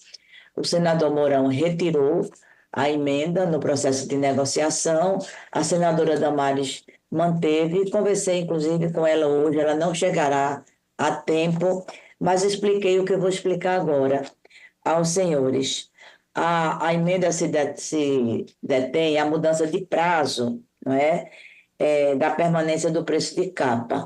O projeto pontua o prazo de 12 meses e a emenda passaria para 6 meses, analisando com todo cuidado, com muita atenção e conversando também com pessoas do setor, nós estamos rejeitando a emenda porque é um prazo bastante inexequível, né? Nós entendemos ser razoável o prazo de 12 meses para a permanência do preço de capa para livros recém-lançados. 6 meses ficaria para livros reeditados, para que haja todo o processo de organização, todo o processo operativo, né? Para que os livros cheguem às livrarias cheguem ao leitor e à leitora desta maneira. Eu quero concluir, senadora, dizendo, portanto, que o relatório se mantém o mesmo que apresentei no dia do pedido de vistas, no dia 17/9, com várias reuniões posteriores, e apenas com a rejeição da emenda da Comissão de Educação, número 23. E quero concluir saudando o PL, que é de autoria bem remota, né, da senadora Fátima Bezerra, por 5 pontos. E eu tenho certeza que ele vai nos ajudar na política do livro. Primeiro, promover acesso aos livros e a bibliodiversidade em condições de coexistência saudável e sustentável. Segundo, promover apoio ao setor livreiro como importante equipamento cultural que merece ser fortalecido e que está frágil no nosso país. Terceiro, garantir a sobrevivência e a competitividade das livrarias brasileiras, algumas fechando, inclusive. Espaços fundamentais de encontro, troca de ideias e disseminação do conhecimento. 4, aumentar a diversidade e disponibilidade de publicações. 5, trazer para o país a experiência bem-sucedida no tocante a este item de outros países. Já analisei na reunião passada todo o processo da juridicidade, da constitucionalidade, realçando esse mérito e mantenho, portanto, o voto pela aprovação do projeto nos termos do relatório que foi lido em 17/9. Esse é o voto, senhora presidenta. Muito obrigada. Vai votar. Pode votar. Ela terminou, será? Pode falar. A matéria está em discussão.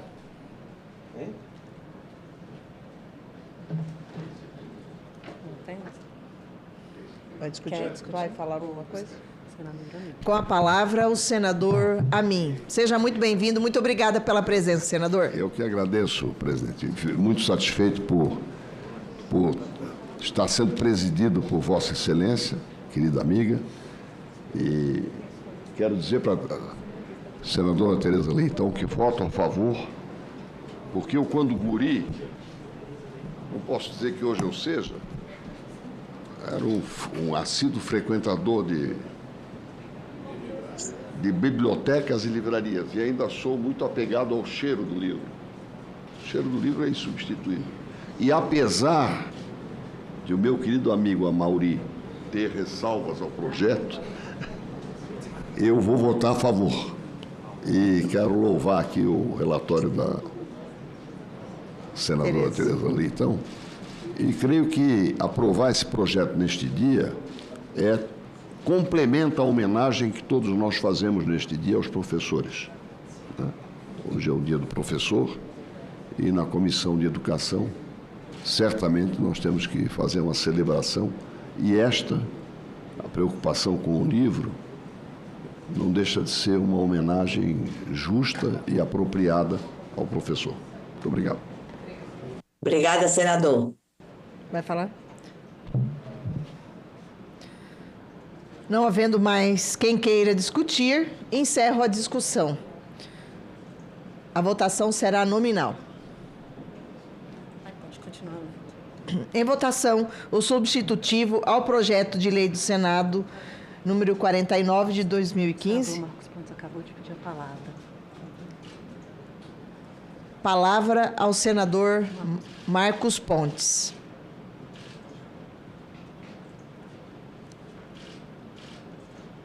Eu gostaria de expressar, dentro desse projeto de lei, a minha contrariedade com esse projeto, por duas razões simples. A primeira é com relação à livre concorrência, que é sempre importante num país, inclusive está previsto na Constituição. E segundo, é que o Brasil já é um país que lê muito pouco. A gente precisa incentivar e não atrapalhar a leitura, ou seja, se a gente está fazendo uma colocação de preço, né, considerando, é quase como um controle de preço ao contrário, colocando um preço mínimo, significa que o consumidor vai pagar mais. E deveria ser justamente o contrário, o consumidor pagar menos para ter acesso a livros, poder ler mais, aprender mais, e é assim que a gente consegue ter aí as pessoas tendo sucesso na vida, através do conhecimento, através da leitura. Então, devido a esses dois pontos, primeiro, isso vai contra a livre concorrência. Segundo, aumenta o preço para o consumidor. Tudo que aumenta o preço para o consumidor, para mim, eu sou contra. Então, essa é a razão que eu expresso já aqui diretamente, que eu sou contra, né, um projeto de lei dessa natureza. Obrigado. A votação será nominal. Pode colocar votação. Em votação substitutivo ao projeto de lei do Senado número 49 de 2015, nos termos do relatório apresentado. Os senadores que votam com o relator votam sim. Os senadores já podem votar.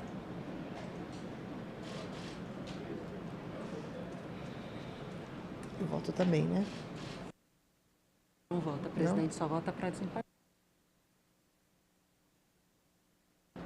Não abriu? Abriu? Está com problema. Só aguardando que está com um probleminha técnico aqui, já abriremos o painel. Pronto, painel aberto para votação.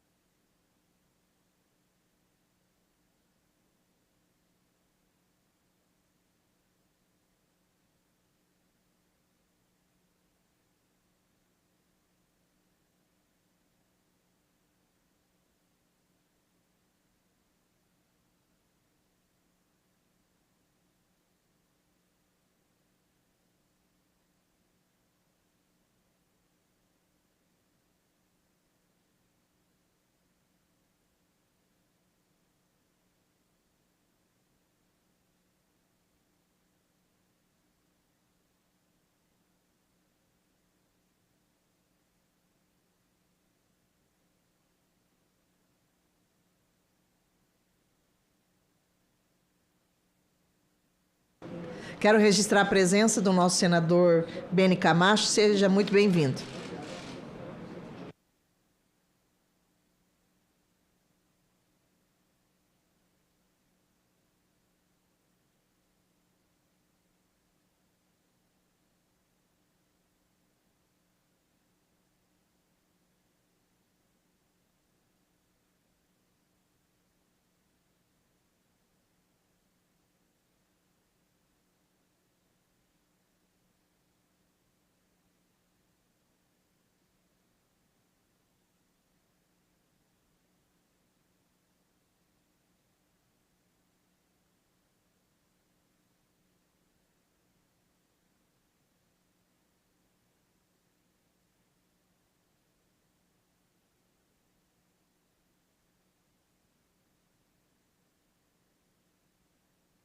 Pode encerrar.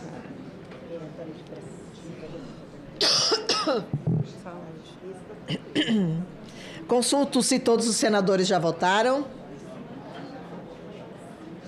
Está encerrada a votação.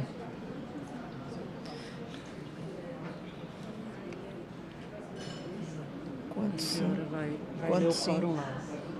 11 sim, 2 não. Foi verificado o seguinte resultado. 11 sim, 2 não, abstenção 0.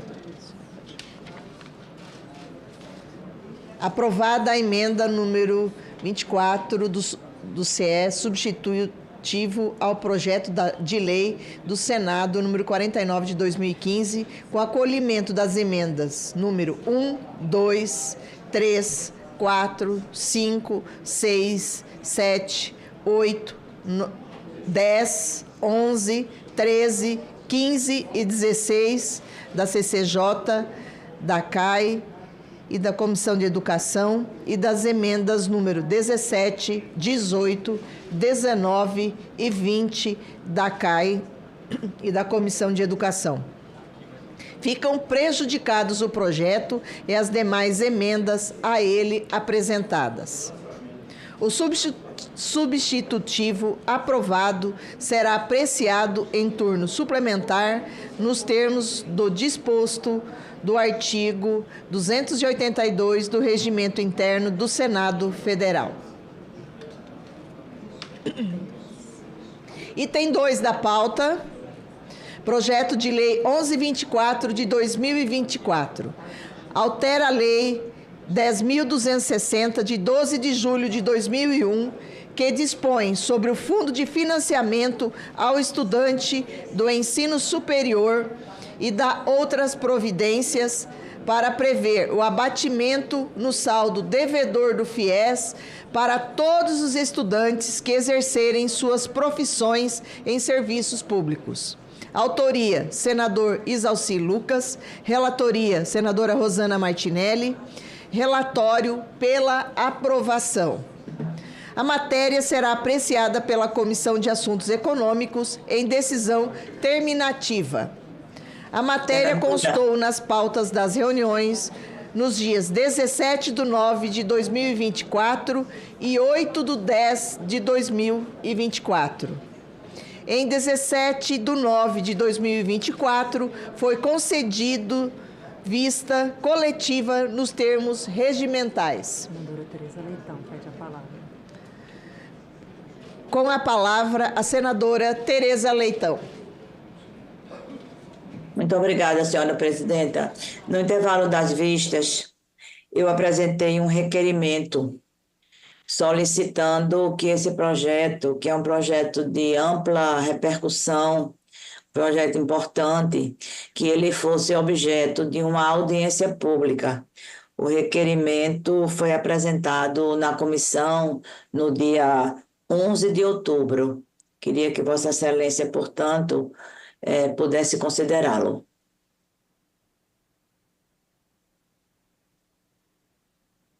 Sobre a inclusão extrapauta do requerimento número 92 de 2024, da Comissão de Educação, de autoria da senadora Tereza Leitão. Já foi, então. Já foi, né? Quer falar? Concedo a palavra ao senador Isalci Lucas. Bem, eu não tenho nenhuma dificuldade, né, em acatar o requerimento e votar favoravelmente o requerimento, né, e espero que a gente possa fazer o mais rápido possível. É uma matéria muito relevante e eu tenho certeza que o governo irá contribuir, concordar com a importância desse projeto. Então, vamos votar o requerimento e pedir à comissão que marque imediatamente essa audiência pública, até porque Vossa Excelência é a relatora. Sim. E a gente gostaria muito que Vossa Excelência concluísse esse projeto como relatora até o final, né? Então, concordo com a audiência e solicito a urgência disso.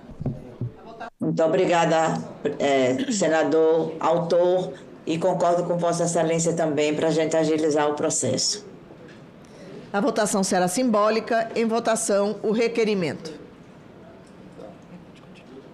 Os senadores que concordam com o requerimento permaneçam como estão. Aprovado o requerimento. Tendo sido aprovado o requerimento número 92 de 2024, que requer audiência pública para instruir o PL 1124 de 2024, fica adiada a deliberação da matéria nos termos dos artigos número 279 e 315 do Regimento Interno do Senado Federal. Eu já posso marcar já? Audiência? Depois a gente conversa, pode. Tá. Vamos para o item 4 da pauta. Projeto de lei número 6284, 6.284 de 2019.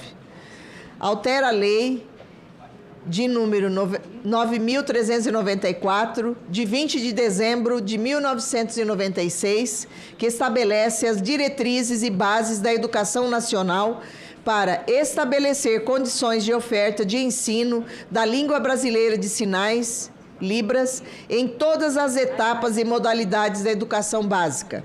Autoria, senador Romário.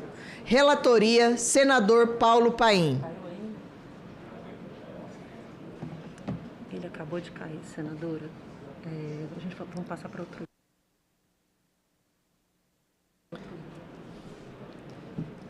Esse item foi retirado. Não. Caiu a conexão do senador Paim.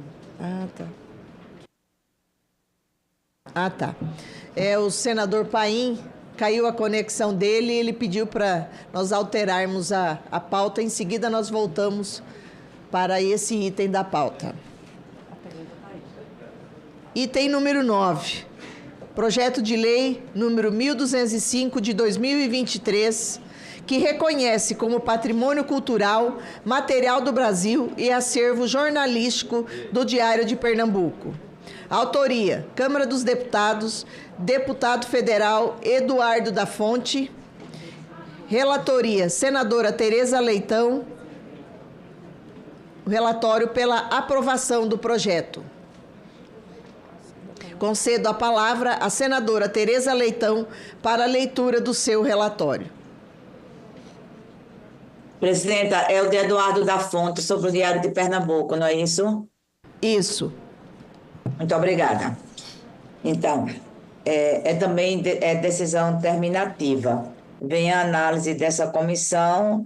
Em decisão terminativa, o projeto de lei 1205 de 2023, de autoria do deputado Eduardo da Fonte, que reconhece como patrimônio cultural material do Brasil o acervo jornalístico do Diário de Pernambuco. Na justificação da proposição, o autor elenca as razões que justificam, em seu entender, o reconhecimento do conjunto documental como integrante do patrimônio cultural brasileiro. Na Casa de Origem, a proposição foi aprovada em caráter conclusivo nas comissões de Cultura e de Constituição e Justiça e de Cidadania. Passo, portanto, à análise. Nos termos do dispositivo, no inciso 1 do artigo 102 do Regimento Interno do Senado Federal, compete a este colegiado opinar sobre proposições que versem, entre outros temas, acerca de nomes gerais sobre cultura, exemplo da proposição em debate.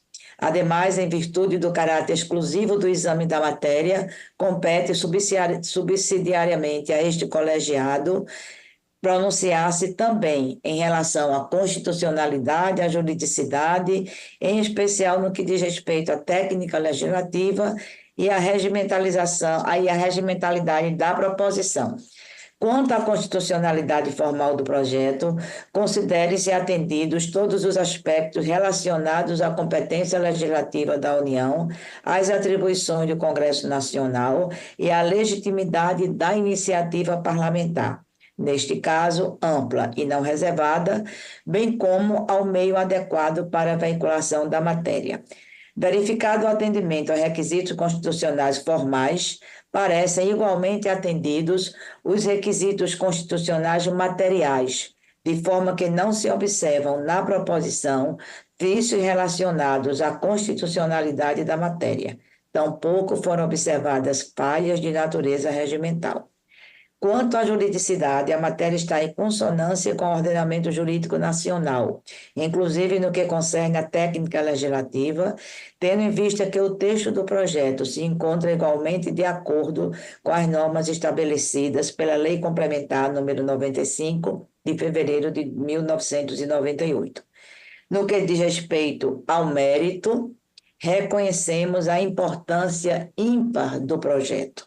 O Diário de Pernambuco é o jornal mais antigo em circulação no Hemisfério Sul e o mais antigo do mundo em língua portuguesa. Para nós, pernambucanos e pernambucanas, é um orgulho da nossa história.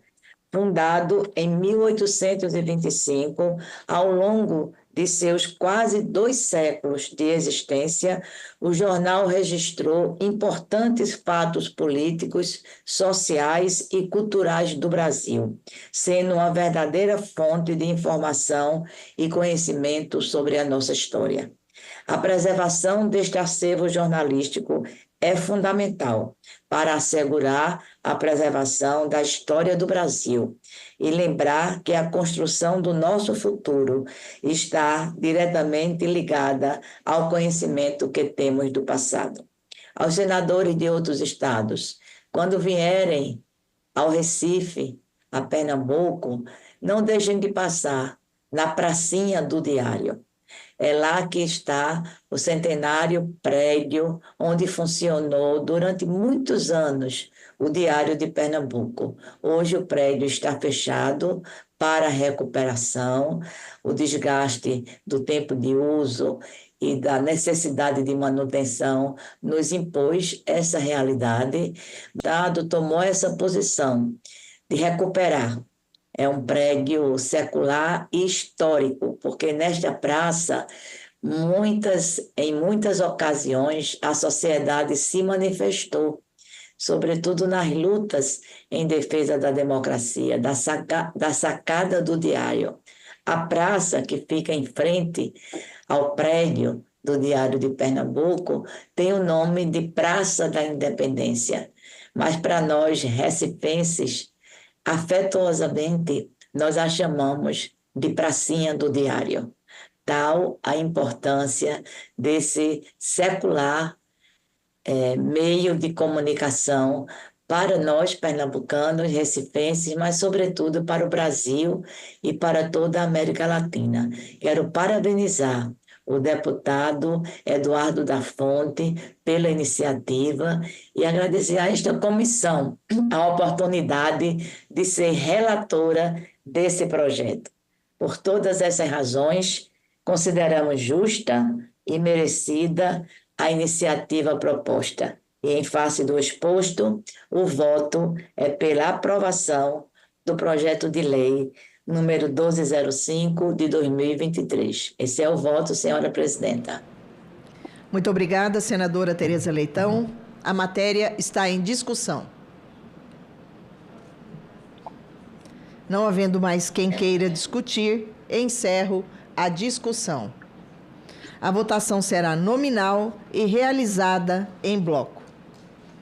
Vamos voltar ao item 4, que o senador Paim conseguiu a conexão, e é referente ao projeto de lei número 6.284 de 2019, que altera a lei número 9.394 de 20 de dezembro de 1996, que estabelece as diretrizes e bases da educação nacional para estabelecer condições de oferta de ensino da língua brasileira de sinais Libras em todas as etapas e modalidades da educação básica. Autoria: senador Romário. Relatoria: senador Paulo Paim.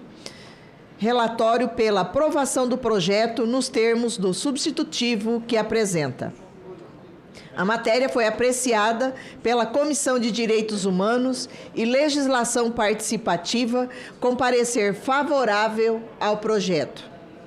Nos termos do artigo 282, combinado com o artigo 92 do Regimento Interno do Senado Federal, se for aprovado o substitutivo, será ele submetido a turno suplementar. Concedo a palavra ao senador Paulo Paim para a leitura do seu relatório. Presidenta,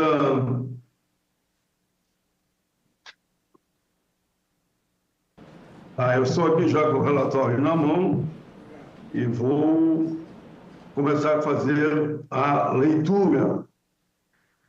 Relatório. Vem a exame na Comissão de Educação e Cultura, projeto de lei número 6284 de 2019, de autoria do senador Romário, que visa a incluir na lei 9394 de 20 de dezembro de 96, além de diretrizes de base da educação nacional, LDB, condições de oferta da língua brasileira de sinais Libras em todas as etapas e modalidades da educação básica.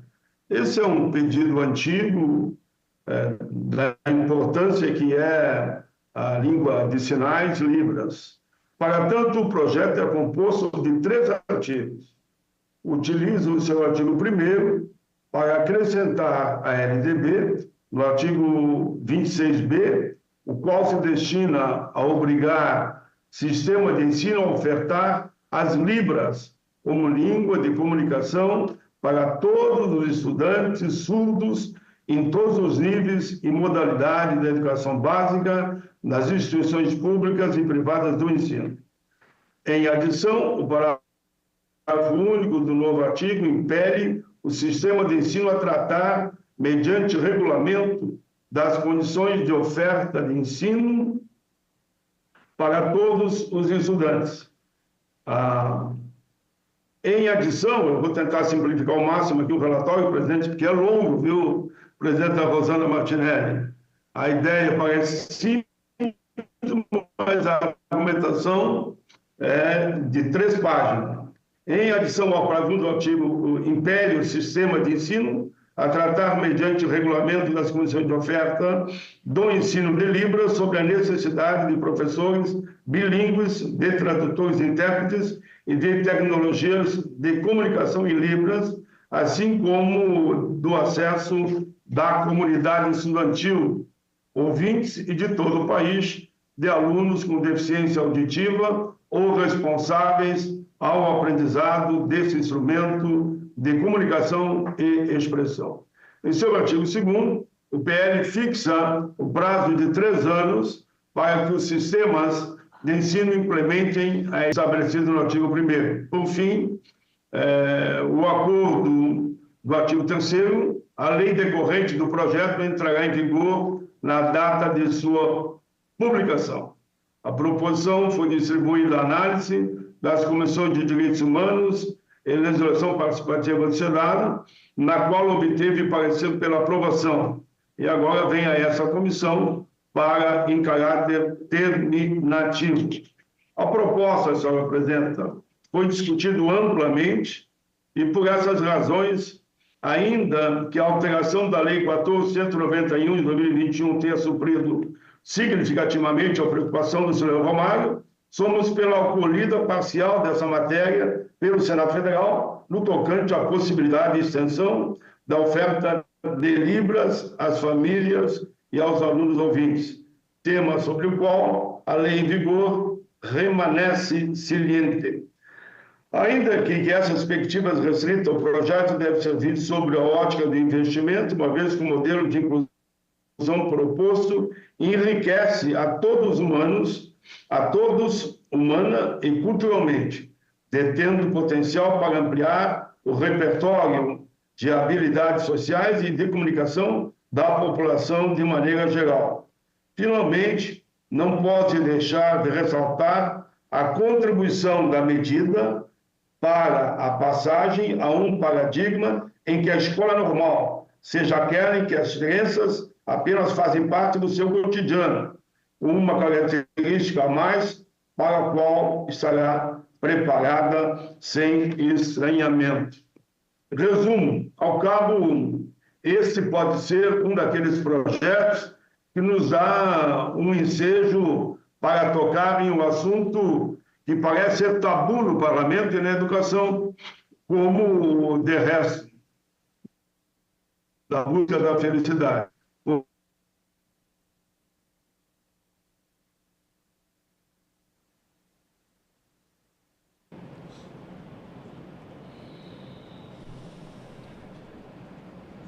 Vamos aguardar um pouquinho. Vamos aguardar um pouquinho. Se volta a conexão com o senador Paulo Paim para concluir o seu relatório. Está travado.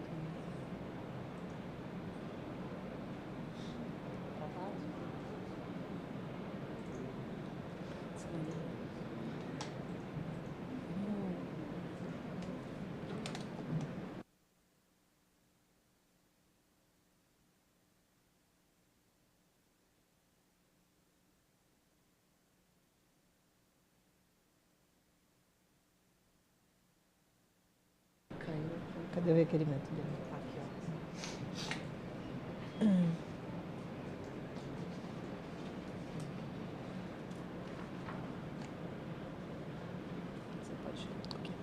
Nesse intervalo, vamos, aguardando a conexão voltar com o senador Paulo Paim, vamos para o item 12, que é o requerimento da Comissão de Educação e Cultura número 90 de 2024, que requer, nos termos do artigo 58, inciso 2º, número 2 da Constituição Federal e do artigo 93, segundo do Regimento Interno do Senado Federal, a realização de audiência pública com o objetivo de debater a instituição do Dia Nacional do Cidadão Solidário.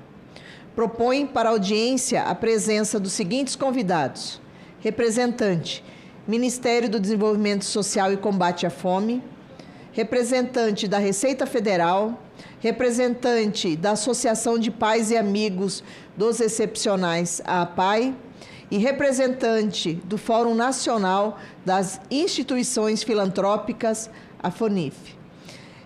A autoria é o senador Beni Camacho. Eu concedo a palavra ao senador, que é autor do requerimento. Bom dia, senadora Rosana Martinelli, presidente da Comissão de Educação e Cultura. Cumprimentando a senhora, quero cumprimentar a todas as senadoras desta comissão e da Casa. E cumprimentando os senadores Alci, quero cumprimentar a todos os senadores da comissão. O motivo da solicitação do Dia Nacional do Cidadão Solidário é para que a gente possa concretizar um objetivo muito óbvio e de grande alcance que foi previsto na Lei de Incentivo Fiscal, que permite que cada um de nós contribuintes possa destinar pelo menos 6% do seu imposto de renda a ações filantrópicas. E quando nós vamos observar o quantitativo dessas possíveis doações que seriam efetuadas dentro de cada um dos municípios brasileiros e o quanto disso realmente se consegue chegar, nós ficamos impressionados. Segundo os dados do Ministério da Fazenda, no ano de 2024, se cada um de nós tivéssemos doado até 6% do nosso imposto de renda retido na fonte ou do imposto de renda a receber, o potencial disso, senador Rosana, era de 14 bilhões 810 milhões para serem destinados a cada um dos municípios para atender ações filantrópicas. Desse total potencial, menos de 3% foram efetivados. Nós temos aqui o dado de 387 milhões 490 mil reais. 3% daquilo que eu, a senhora e cada um dos aqui presentes poderiam ter destinados para ações de um alcance e de impacto social imediato dentro de cada um dos nossos municípios. E 3% disso é que realmente se concretizou. E nós achamos que não é possível que isso permaneça. E o maior motivo disso, às vezes, é o desconhecimento de qual é o processo para essa doação. Nós temos aqui o senador Exalci, que é da área da contabilidade, é 01 também, que eu fiquei sabendo, não é? E nós vemos quanto poderia ser destinado, 14 bilhões, quase 15 bilhões só do imposto da pessoa física. E o desconhecimento, eu não vou perguntar, mas retoricamente, cada um de nós deveríamos pensar, quantos de nós aqui, do nosso imposto de renda, que nós pagamos, e não é do imposto a pagar, é do imposto devido. E podemos doar também do imposto a devolver. E podemos doar antes da declaração, durante a declaração e até após a declaração, através daquela declaração retificadora. Hoje, nos municípios, nós podemos doar apenas ao Fundo da Criança e dos Adolescentes e ao Fundo dos Idosos. Mas, consultando a Receita Federal, esses recursos também podem ser colocados no Fundo Municipal de Saúde, dentro de cada um dos nossos municípios. Quase 15 bilhões que poderiam ser injetados em ações que nós, como cidadãos, iríamos dar o atestado, porque ninguém vai doar para uma ação que ele não julga, uma entidade que não julga ser eficiente, ser efetiva na destinação. Então, é em virtude de tentarmos fazer o esclarecimento, de tentarmos fazer a conscientização, de fazermos com que tanto o Ministério da Fazenda, que tem ali diversas ferramentas já estabelecidas, mas não chega ao conhecimento do público-alvo, que também o Ministério da Ação Social possa ser proativo, que as associações que têm direito a receber possam ser capacitadas para informar dentro da sua cidade os possíveis alvos de doação para que sejam alcançados. Então, em virtude disso, nós instituímos, estamos fazendo, para que seja criado o Dia Nacional do Cidadão Solidário. Não fui eu que criei esse nome. Cidadão Solidário, programa da Receita Federal que permite tanto a pessoa física quanto a jurídica fazer essa doação. É a única parte dos nossos impostos que a Receita permite que cada um de nós destine para onde achar melhor seja aplicado aquele recurso. Então, em decorrência disso, que nós queremos criar no primeiro dia da declaração do imposto de renda, o Dia Nacional do Cidadão Solidário, para que possa dar publicidade, para que esse recurso alcance o destino de quem necessita e também traga satisfação ao coração de cada um dos doadores. Com a palavra, senador Exalci. Presidente, Quero dar total apoio, né, a este requerimento. Acho que é muito importante, sim, a gente criar essa cultura, né, da solidária. E aí essa audiência pode contribuir bastante com essa cultura aí, que a gente precisa tanto ajudar essas entidades aí, que fazem muito. Eu fico imaginando o governo hoje, se não fossem as instituições hoje. Verdade. Que é quem fazem realmente o social neste país, né? Então, parabenizo a iniciativa do senador Bené e vamos aprovar. Mas eu queria, presidente, aproveitar, eu já disse isso na Comissão de Assuntos Econômicos, e como nós estamos na Comissão de Educação, eu não poderia deixar aqui de realmente parabenizar todos os professores, né, deste país. Nós estamos passando um momento muito difícil, né, com relação à profissão, falta de valorização, falta de estrutura, falta de reconhecimento. Nós já estamos com um déficit muito grande, né, de professores de matemática, química, física. E se a gente, de fato, não criar uma política consistente que realmente atraia os melhores alunos para o magistério, né, nós vamos ter sérios problemas do país, porque, de fato, todas as profissões passam pelo professor, né? Eu que comecei a lecionar com 17 anos, precisamos, sim, né, não só de valorizar economicamente, financeiramente, mas também dando condições de trabalho, inclusive educação continuada, né, permitir que eles possam aperfeiçoar cada vez mais. Temos que fazer uma campanha de respeito aos professores, porque também nós estamos vivendo um momento difícil, onde os alunos não respeitam mais o professor, né?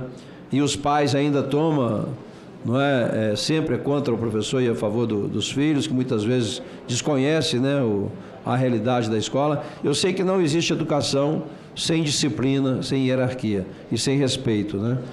Então, aqui, meus parabéns aí a todos os professores, em especial os nossos professores aqui do Distrito Federal. Obrigado, presidente. Muito obrigada.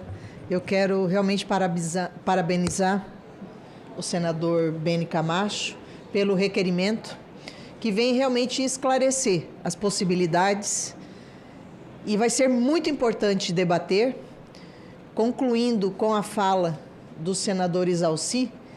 As entidades, elas têm um papel fundamental na nossa sociedade. O poder público, tanto as prefeituras, não conseguem atender, por mais boa vontade, mas os recursos são poucos.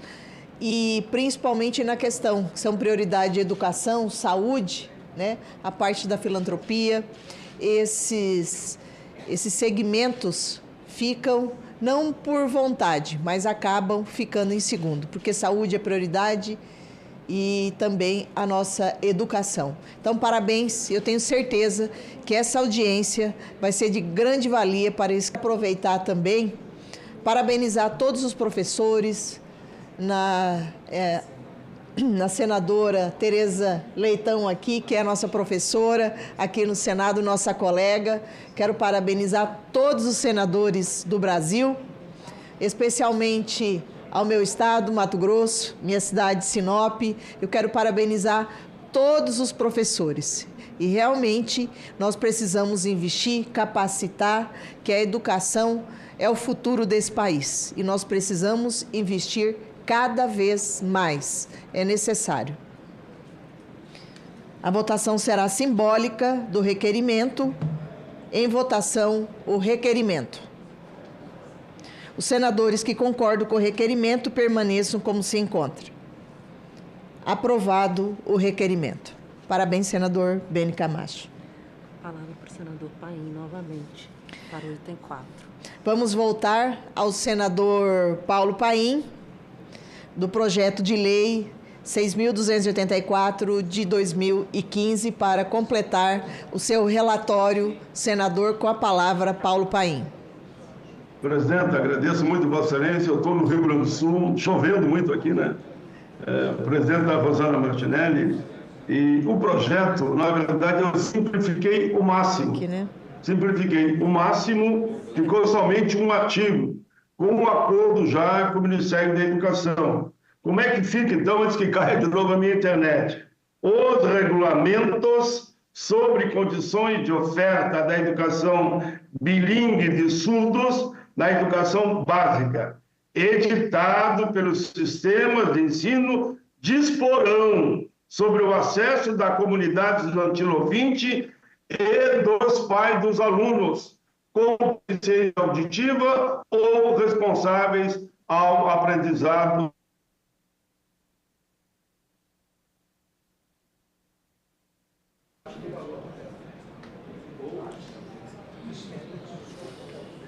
Esse aqui, né? Tá? É que nós temos um parecer favorável.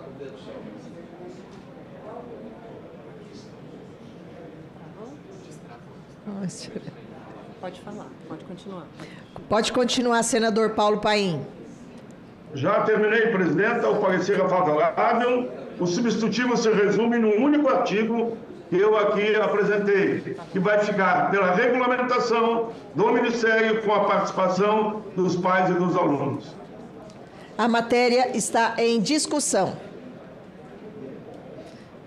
Não havendo mais quem queira discutir, encerro a discussão. A votação será nominal e realizada em bloco. Parabéns, senador Paulo Paim. Obrigado, presidenta Rosana Martinelli. Vamos para o item 10º, projeto de lei 5.894 de 2019. Inscreve o nome de Darcy Ribeiro no livro dos heróis e heroínas da pátria. Autoria, Câmara dos Deputados, o deputado federal Chico D'Angelo, e relatoria também com o nosso senador Paulo Paim. Rosana, como eu fui distante e buscando aqui esperança que a internet me ajude, eu vou resumir o relatório. Todos nós somos apaixonados por Darcy Ribeiro e, naturalmente, é com muito orgulho que eu faço o relatório para que ele esteja colocado entre os heróis e heroínas da pátria. Darcy Ribeiro foi tão importante para o Brasil e para o mundo, que mesmo quando ele falece, ele dá a oportunidade para que o suplente dele, que foi um líder de todos os tempos do movimento negro, assumisse por um período, então, esse espaço. Foi um acordo que ele fez na época. Então, vamos lá, bem simplesmente, eu vou simplificar. Vou direto à análise, presidente. Nos termos do inciso 2º do artigo 102 do Regimento Interno do Senado Federal, compete a essa comissão opinar sobre proposições que versem em todos os temas sobre homenagens cívicas, a exemplo da proposição em debate. Ainda segundo essa mesma norma, estabelecida nos artigos 49, inciso 1º, 91, parágrafo 1º e inciso 4º, foi confiada a essa comissão a competência para decidir sobre o projeto, razão pela qual cumpre apreciar seu mérito. Ademais, em virtude do caráter exclusivo do exame da matéria, compete subsidiariamente a esse colegiado em substituição à Comissão de Constituição e Justiça e Cidadania.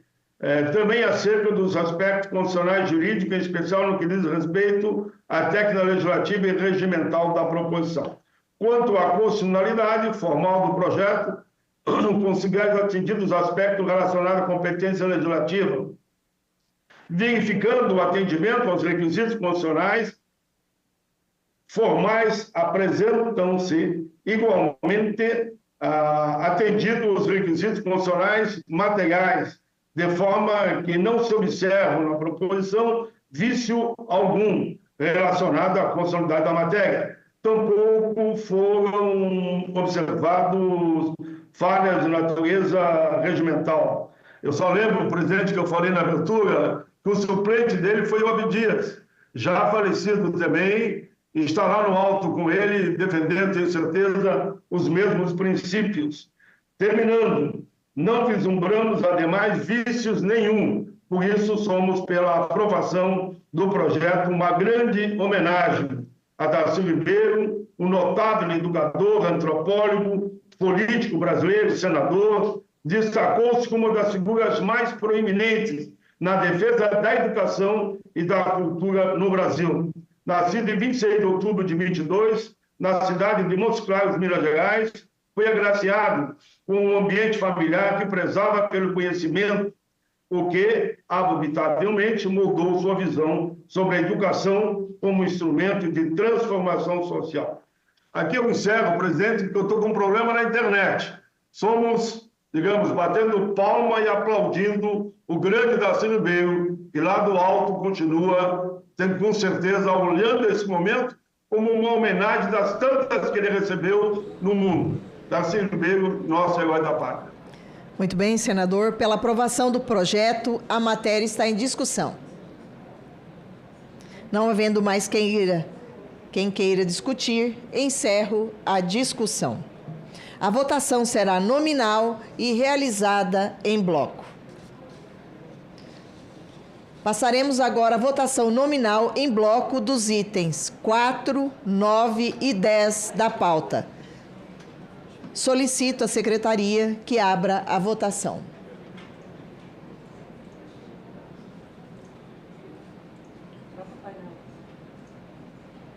Em votação, as matérias nos termos dos relatórios apresentados. O PL 6.284 de 2019, o PL 1.205 de 2023 e o PL 5.894 de 2019. Os senadores que votam com os relatores votam sim. Painel aberto para votação.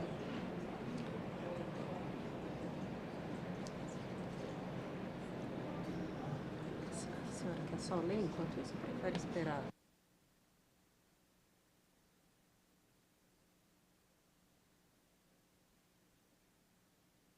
Aí lê no...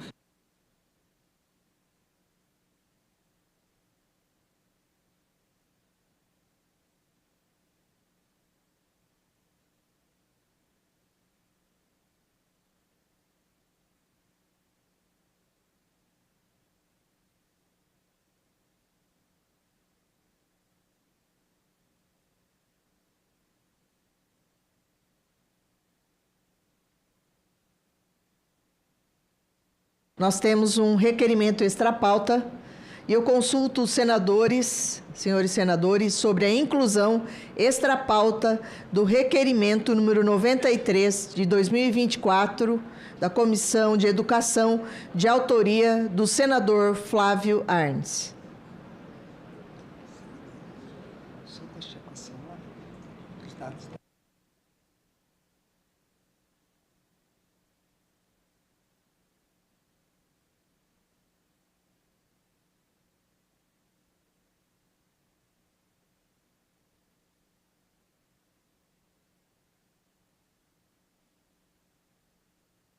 Bom, posso continuar lendo? Pode ler. É o requerimento da Comissão de Educação e Cultura, número 93 de 2024. Requer, nos termos do artigo 58, inciso 2º, da Constituição Federal e do artigo 93, segundo do Regimento Interno do Senado Federal, a realização de audiência pública com o objetivo de debater a reestruturação do plano das carreiras dos cargos da cultura.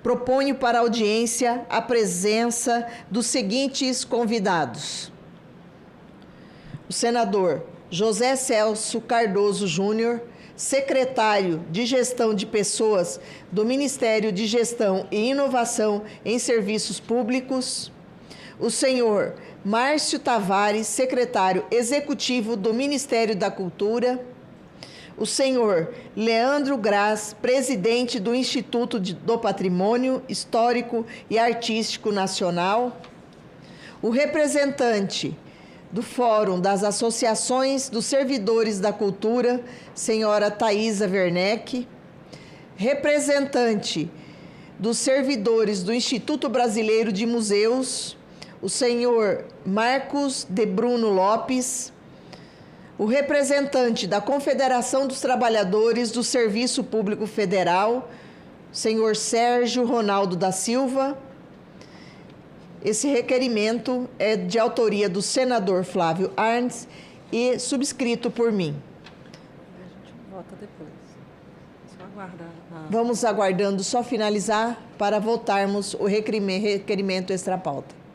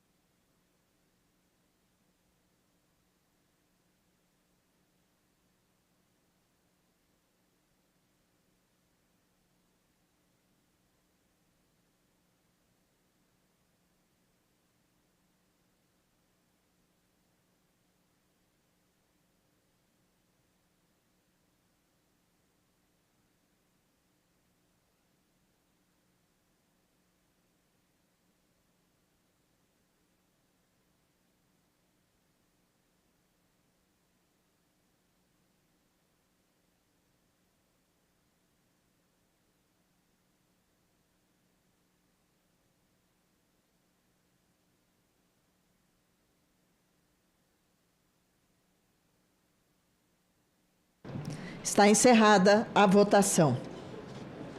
Vamos ver lá no painel, né? 13 votos sim. 13 votos sim.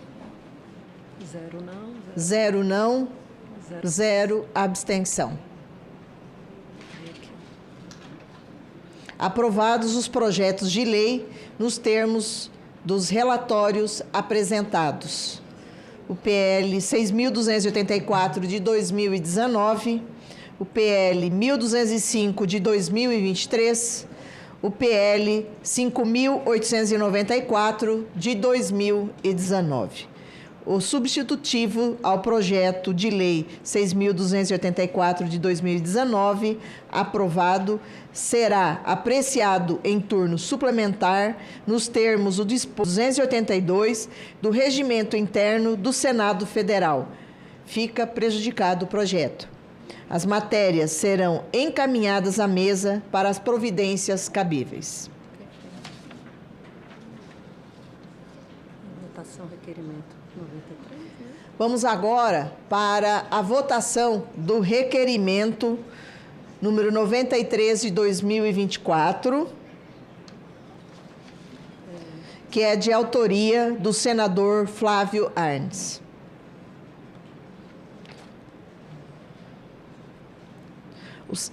Os senadores que concordam com o requerimento permaneçam como se encontram.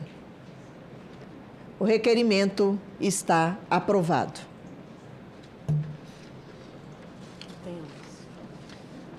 Vamos para o seguinte item, de número 11, que é outro requerimento da Comissão de Educação e Cultura, número 89, de 2024. Requer em aditamento ao requerimento 64 de 2024 da Comissão de Educação a inclusão como convidada da doutora Lúcia Maria Teixeira, presidente do Sindicato das Entidades Mantenedoras do Estabelecimento de Ensino Superior no Estado de São Paulo. A autoria é o senador Hamilton Mourão. E eu concedo a palavra ao senador Beni Camacho, que é autor, que está representando o autor do requerimento. Obrigado, presidente. Quero apoiar e subscrever o requerimento do senador Hamilton Mourão.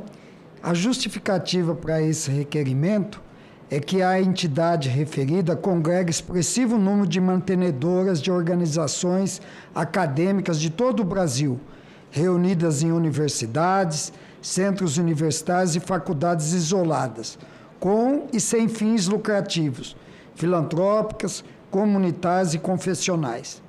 De start, o sindicato tem contribuição relevante a ser trazida para o enriquecimento do debate, nessa fase de construção de consenso para a futura apreciação parlamentar do Plano Nacional de Educação de 2024 a 2034, encaminhada a esta Casa pelo Governo Federal.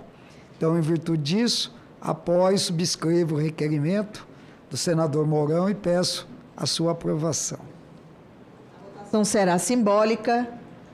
Em votação, o requerimento. Os senadores que concordam com o requerimento permaneçam como se encontram. O requerimento está aprovado.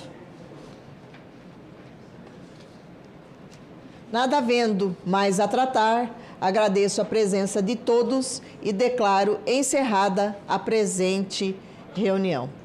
Tenham todos um bom dia e que Deus continue nos abençoando. Que tenhamos um final de dia maravilhoso. Muito obrigada pela presença de todos, ao senador Beni Camacho, aos senadores Alci, Lucas e todos os que estão online, que participaram da presente reunião. Muito obrigada a todos.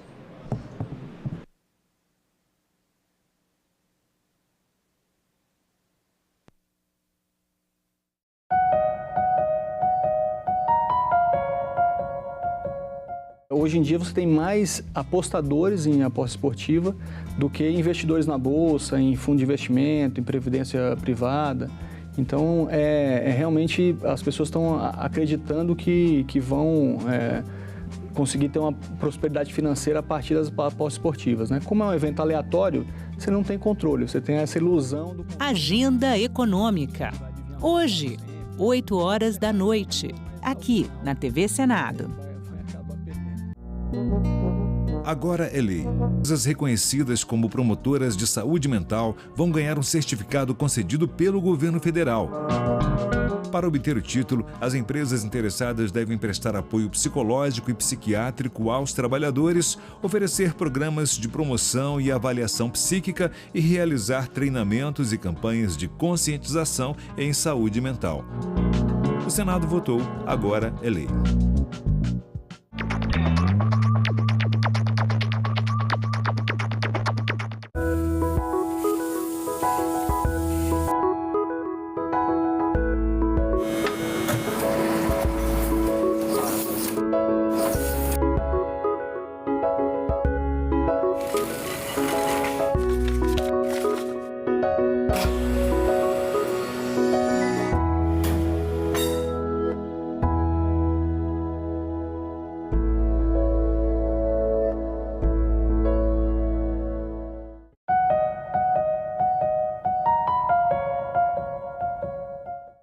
O programa a seguir é livre para todos os públicos.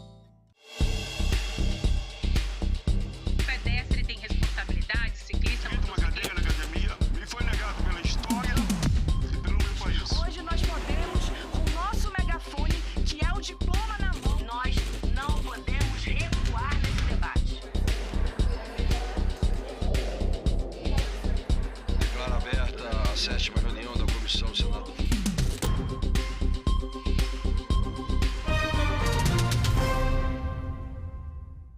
Olá! Mais de 15 mil mortes nos últimos 3 anos, média de 13 mortes por dia, somente no ano passado. Vítimas de todo tipo de violência, homicídio, feminicídio, mortes decorrentes da ação da polícia. Uma realidade brutal que atinge os jovens do país, principalmente os negros. É o que aponta estudo recente do Fórum Brasileiro de Segurança Pública, em parceria com a Unicef, o Fundo das Nações Unidas para a Infância.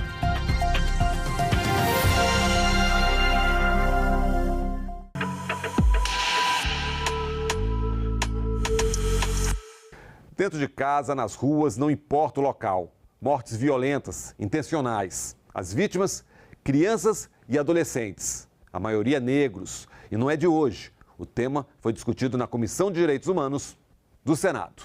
Por um tempo havia um entendimento de que havendo o investimento ou a capacidade do país, o país demonstrando capacidade de crescer economicamente, de combater as causas da desigualdade, da miséria, nós teríamos condições de automaticamente também reduzir esse cenário de violência, de mortalidade violenta.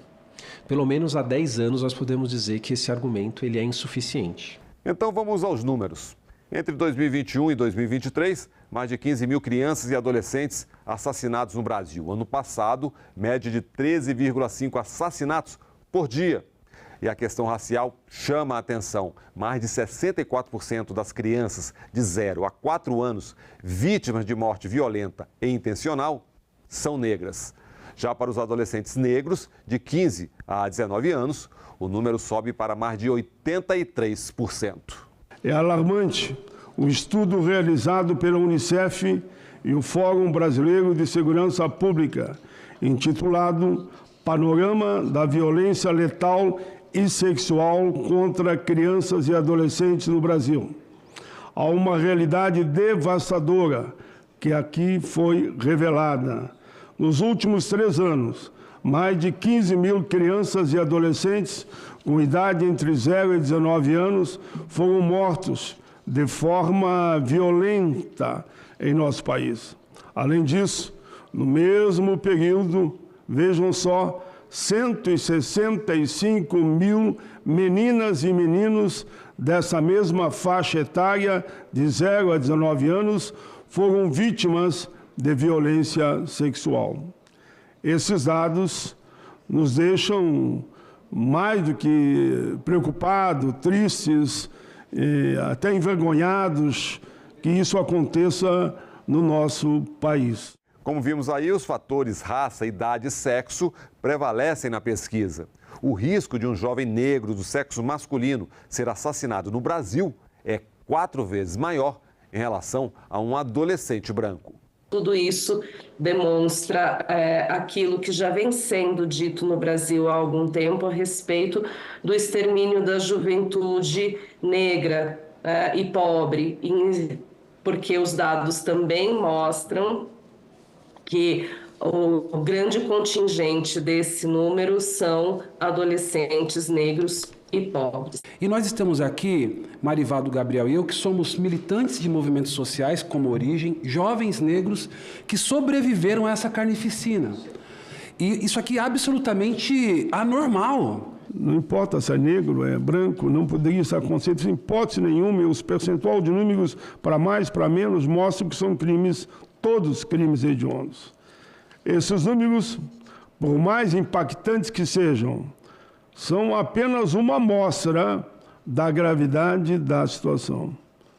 A situação não pode continuar como está. Alguém tem que gritar. A arma de fogo é o principal instrumento utilizado, seja por civis ou agentes estatais. Entre adolescentes, o índice de mortes provocado pelas polícias é 110% superior ao de adultos. O estudo aponta, entre outros fatores, um aumento preocupante na porcentagem de mortes causadas pela violência.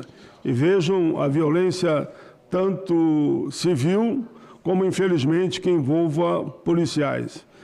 Um dado, em 2023, quase 1 em cada 5 crianças e adolescentes mortos no Brasil foi vítima de balas da segurança pública. Chama a atenção que as mortes provocadas pelo Estado também têm essa mesma resiliência. Também sempre acima de 70%. E quando nós falamos das mortes provocadas pelo Estado, nós temos então que reconhecer aqui que o Estado, então, nesse caso, é indefensável que ele não tenha a capacidade de produzir políticas públicas eficazes para evitar essas mortes. E como criar controles e qualificar a ação policial para evitar as mortes violentas? E em relação às mortes do Estado, a gente também tem uma agenda importante a tratar e uma agenda em relação à qual esse Senado já avançou no debate, inclusive por meio de comissão parlamentar de inquérito e também da construção de propostas legislativas com forte participação da sociedade civil. Eu destaco aqui um PL, que é o PL que põe fim aos autos de resistência. Infelizmente não conseguimos votar e a gente não queria nada demais, a gente só queria que quando houvesse morte em operação policial, a gente tivesse o local do crime isolado, fosse realizada a perícia e o Estado investigasse para saber o que aconteceu. A gente não queria nada demais, a gente só queria isso. Só queria isso. Mas mesmo assim encontramos uma resistência muito grande. A gente fala dos autos de resistência e eu me lembro há quantos anos de fato a gente vem falando a respeito desse projeto de lei. Eu acompanhei também boa parte, pude fazer parte do coro da sociedade civil pelo fim dos autos de resistência e de fato foi um assunto que sumiu depois de um tempo, mas a gente precisa resgatar, porque essas investigações, elas também vão nos levar a uma maior elucidação dos casos, a uma resposta de justiça para essas famílias. Câmeras corporais, uma forma de prevenção, de redução das mortes. Mas sua utilização tem sofrido resistências, apontam os debatedores. Acompanhem. Essa é uma política pública que demonstrou resultados muito impactantes e que, infelizmente, não é consenso, senador. A gente vê gente batalhando para desmontar essa política. É uma política que levou a uma redução drástica, se não me engano, de um ano para outro, reduziu de 106 para 34 mortes em operações policiais em São Paulo. É um resultado espetacular. É um resultado espetacular. E, por incrível que pareça, uma política bem-sucedida como essa, que deveria ser consenso, é fonte de constantes ataques. Sim, em outra pesquisa feita em São Paulo, demonstra uma redução alarmante do número de homicídios em confronto com a polícia, especialmente de adolescentes. Então, ela é uma medida importante, ela era fundamental. O Ministério da Segurança Pública, de Justiça e Segurança Pública, fez uma recomendação nesse sentido. Se você é autorizado a utilizar a violência em nome do Estado, em nome da sociedade, você tem mais ainda o dever de transparência. A sociedade tem o direito de saber para o que você está usando a violência em nome dela. Então, isso é muito importante. Eu acho que as câmeras corporais é um ponto muito importante para que a gente mude esse cenário. Abordagem policial, controle de armas, clubes de tiro. Outras questões também discutidas durante a audiência pública. O projeto de lei 5231 de 2020, que trata da abordagem policial, apresentado por mim aqui no Senado, foi aprovado e está na Câmara dos Deputados há alguns anos. O país não pode mais aceitar abordagens truculentas, racistas, discriminatórias, preconceituosas, que são um veemente ataque aos direitos humanos e à dignidade. Nesse momento em que os dados apontaram que a maioria preponderante das mortes provocadas contra crianças e adolescentes ocorrem por arma de fogo, nós sabemos do esforço de Vossa Excelência e de forças comprometidas com a vida das crianças e adolescentes no Brasil para evitar a votação de um projeto de decreto legislativo que retrocede na política de controle de armas. Temos que melhorar os programas de gestão do uso da força e redução da letalidade policial, onde entram aí as câmeras, mas não só. A gente precisa de um modelo integrado de controle de armas, né? Uma vez que se aumenta a circulação de armas no país, aumentam as mortes de crianças e adolescentes fatalmente. Eu passo diariamente, porque eu deixo todo dia e busco o meu filho na escola. E eu passo na frente de um clube de tiro na rua da frente, senador. Ah, mas há um direito adquirido a ter um clube de tiro na frente de uma escola? Eu tenho que explicar todo dia para o meu filho que é normal ter um clube de tiro? Ah, ele é um espaço discreto. Senador, tem uma imagem toda mostrando que aquilo é um clube. As pessoas que frequentam, não estou as criminalizando, podem ser pessoas que cumprem a lei, que tomam todos os seus cuidados, mas eu quero falar da mensagem, eu quero falar dos riscos, eu quero falar do projeto de sociedade e dizer que é fundamental o compromisso de todas as pessoas que se importam com a vida dessas crianças e adolescentes em passar a mensagem que a prioridade para a defesa das suas vidas é investir em educação, em esporte, cultura e na proteção da sua vida. Gabriel, meus cumprimentos. Fiz um encerramento dando exemplo da tua caminhada, do teu filho, em direção à escola e um clube de tiro bem na frente. E tu tem que explicar para o menino por que isso. Né? E querem votar essa questão aqui no Senado. Tem algumas votações aqui que, de fato, me deixam muito, muito triste. Eu sou um defensor permanente, né, da liberdade de expressão, da democracia, mas tem alguns temas que não são favoráveis à vida, né? Os temas que atacam a vida das pessoas. E a educação? Segundo números apresentados na audiência, crianças e adolescentes negros do sexo masculino, maiores vítimas da violência, têm acesso tardio e maior evasão escolar. 19% dos meninos pardos e negros acessam a escola com 8 anos ou mais. No ensino fundamental, cerca de 36% deles foram reprovados pelo menos uma vez e 17% já abandonaram a escola também pelo menos uma vez nessa trajetória. O quadro apresentado pelos dados educacionais do ensino fundamental expressam o fato inexorável que a escola de educação básica brasileira é avessa aos meninos negros, que perfazem suas respectivas trajetórias educacionais, via de regra, de forma irregular. Na cidade, meninos negros, por serem meninos negros, estão mais afetados à ausência escolar. Isso precisa ser alvo da política, ou seja, tem que ter fomento específico, para além do território, no sujeito, no perfil. A escola não apenas como um local de formação, mas também de proteção. O desafio é tirar o jovem da violência das ruas, garantir a permanência na escola e promover a inserção social desses estudantes. Se eu tivesse que escolher, Paulo Paim, querido senador, uma ação reparatória radical no nosso país, do ponto de vista da reparação histórica, seria o investimento pesado, bilionário, em manter com bolsa, com recurso, com dinheiro, nossos jovens negros nas escolas. Isso mudaria o país radicalmente, drasticamente, num curto espaço de tempo. Nós não temos política para fazer permanecer jovens negros nas escolas. Então, se tem algo que precisa ser feito para estancar outros processos de violação e de deteriorização social, é o investimento pesado na manutenção de jovens negros nas escolas, especialmente dos meninos negros. Agora vamos à geografia da violência contra crianças e adolescentes. Em 2023, os estados com maiores taxas de mortes foram o Amapá, Bahia, Espírito Santo, Pernambuco e Ceará. A proposta é investir nas regiões mais violentas. É evidente que é importante ter as políticas gerais, mas se o Estado identificar e tiver a capacidade de identificar as políticas públicas para os territórios mais violentos e mais específicos, ele vai ser mais eficaz. E aí, nesse caso, incide um dado importante. O pesquisador Daniel Cerqueira correlaciona, por exemplo, o investimento em educação. Tem um investimento geral em educação para promover a educação dos nossos jovens, mas tem um investimento naquela região onde as mortes violentas são mais agudas. Significa que naquele espaço público precisa ter a melhor escola.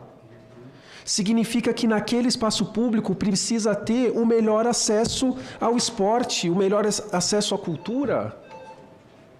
Porque nós estamos falando da necessidade de enfrentar um fenômeno e de trazer alternativas sociais que sejam eficazes para aquele contexto de território. Estamos falando de um país que tem mais de 5.500 municípios, e se nós falarmos de 200 dos municípios que têm maior incidência dessa violência, nós vamos enfrentar a parte mais preponderante do dado. Então, é política pública focalizada. Educação, esportes, lazer, atividades comunitárias, políticas integradas de prevenção, mas treinar também quem cuida desses jovens. Escola, trabalho e renda, ambiente comunitário, né? São pontos em que o Estado poderia ser muito mais efetivo e há, sem dúvida nenhuma, possibilidades de bons resultados. De acordo com todos os levantamentos, pesquisas, dados que nós temos, esses são elementos fundamentais para manter jovens na escola, para garantir uma trajetória regular, para o acolhimento familiar, para que a juventude trabalhada nos espaços comunitários e educacionais possam estar menos sensíveis ao apelo do crime organizado, por exemplo. Quem tem poder de chegar com política pública ou com ação efetiva nos rincões desse país é o Estado brasileiro. Tem uma escola, tem um posto de saúde, são aparelhos do Estado, deveriam estar dedicados a, por exemplo, estimular práticas comunitárias, vivência comunitária, ambiente comunitário, que no âmago da sua providência, da sua prática, combate o racismo, porque diz respeito, senador, a relações pessoais, a construção de vínculo e de relação não violenta, uma educação não violenta desde pequeno. Então, isso tudo contribui como um todo, porque não é uma ação só que vai dar resultado, né? A gente tem algumas políticas muito importantes que vale destacar aqui, como, por exemplo, o Convive, que é a construção de equipamentos em áreas com altos índices de violência que gerem oportunidade de esporte, lazer e educação para a juventude. Então, são equipamentos que têm piscina olímpica, quadra coberta, auditório, salas de aula, e o objetivo é você criar um espaço ali onde essa juventude possa ter oportunidades, possa ter outras perspectivas e disputar essa juventude com esse cenário, com esse destino trágico que a gente verificou aqui na pesquisa apontada pelo Fórum. A gente tem também o Pronasce Juventude, que é uma política tocada pela companheira Tamires, que é a coordenadora do Pronasce, junto com a companheira Marta, que é a secretária nacional de políticas sobre drogas, que tem como objetivo a criação de políticas públicas para alcançar o jovem antes dessa conclusão do ensino médio, aquele jovem ali entre os 13 e os 15 anos, para que a gente tenha o fortalecimento de vínculos desses jovens. Enfim, tem uma série de políticas sendo testadas, sendo implementadas, mas que a gente ainda tem o desafio de criar mecanismos para conseguir fazer essas políticas em escala. A gente também tem duas grandes iniciativas, que são a Escola Escola Nacional dos Direitos de Criança e Adolescente, que ela é voltada para a formação de profissionais que atuam com esse público, e as escolas de conselhos, que são também uma iniciativa junto com as universidades federais nos estados, que fazem o atendimento de crianças e adolescentes que precisam ter os seus direitos resguardados e que em algum momento tiveram esses direitos violados. Então a gente tem apostado muito na Secretaria Nacional dos Direitos da Criança e do Adolescente que o conhecimento para o público que trabalha com as pessoas de 0 a 18 anos de idade, elas tendo esse conhecimento, elas conseguem entregar melhor a proteção integral que a nossa Constituição Federal determinou a esse público. Como foi dito, o Estado precisa investir mais em educação, atuar nas áreas com históricos maiores de violência, qualificar agentes de segurança. Mas e os recursos no orçamento? Eu acho que tem 3 eixos que a gente deve focar: prevenção, controle e transparência e acolhimento. Esses 3 eixos precisam ser enfrentados. Mas para que a gente consiga fazer frente a isso, nós vamos entrar agora num momento muito crucial aqui no Congresso, que é a discussão da lei orçamentária. Para que a gente consiga colocar de pé essas políticas, senador, é necessário que elas estejam presentes no orçamento. E a gente sabe que a disputa do orçamento ela é muito difícil. É uma disputa muito difícil, a gente sabe que as corporações se mobilizam e a gente sabe que esse lado que a gente quer alcançar, geralmente é o lado mais fraco na disputa desse orçamento. Nós temos o programa de proteção de crianças e adolescentes ameaçados de morte. E é um programa que tem salvado muitas vidas. E aí, senadora, a gente entra de novo no assunto orçamento, né? E aí eu vou repetir também algo que já tem sido dito em outros espaços há algum tempo, que lugar de criança é no orçamento público. Então, a gente precisa, de fato, fazer com que crianças e adolescentes sejam a prioridade absoluta também na destinação dos nossos recursos, né? Ser políticas sem recursos para implementação, elas não passam de boas cartas de intenções. Uma violência que se repete. Como explicar isso? Qual o futuro possível para esses jovens brasileiros? O jovem negro, a menina negra quando nasce, ela não é em si um fator de vulnerabilidade, mas a sociedade impõe condições ou é conivente com condições que tornam essas pessoas vulneráveis.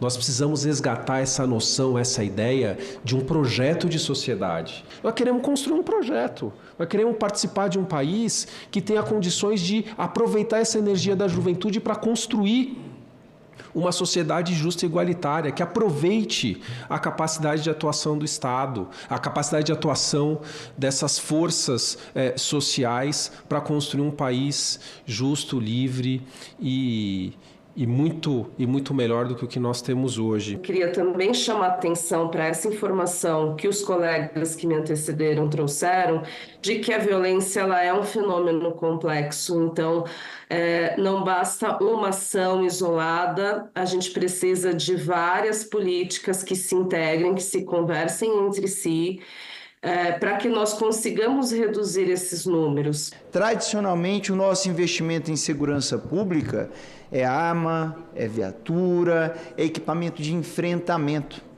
Quando a gente precisa fazer o enfrentamento é porque a gente já perdeu. Quando a gente chega nesse ponto é porque a gente já perdeu, a sociedade já perdeu. E isso é muito grave. E no Brasil a gente tem um histórico de seguir nessa linha de investimento que, infelizmente, nos mantém nessa trajetória da população negra e pobre periférica pagando o preço da violência, pagando o preço da falta de segurança pública, seja da perspectiva da violência institucional, seja da perspectiva da violência privada. No resultado final será sempre um corpo negro tombado em alguma esquina e ninguém vai responder por isso, infelizmente. Então, mais um apelo assim para que a gente tenha de fato essa união de família, de sociedade, de Estado, e aí compreendendo dentro dessa sociedade não só os indivíduos, como também as empresas, as organizações sociais, porque é uma responsabilidade de todos, né? Garantir um futuro, garantir uma vida plena para crianças e adolescentes com pleno desenvolvimento também, como Douglas nos coloca, né? Não só o direito à vida, mas o direito ao desenvolvimento pleno, isso é um dever de todos. A Comissão de Direitos Humanos vai fazer a sua parte aqui no Congresso Nacional, mais especificamente no Senado, e estamos dispostos a deslocar para qualquer região do país para aprofundar o debate e que se tome medidas cabíveis para que esses crimes hediondos não continuem acontecendo. O Brasil precisa agir com urgência e firmeza no combate à violência contra nossas crianças e adolescentes. Todos nós sabemos que a omissão é uma forma de cumplicidade. Senador, imagina que essas 15 mil jovens e adolescentes poderiam ser Rebecas Andrade, que a gente está tanto celebrando, né? Poderiam ser alvo de uma política pública que oferece vida, possibilidades.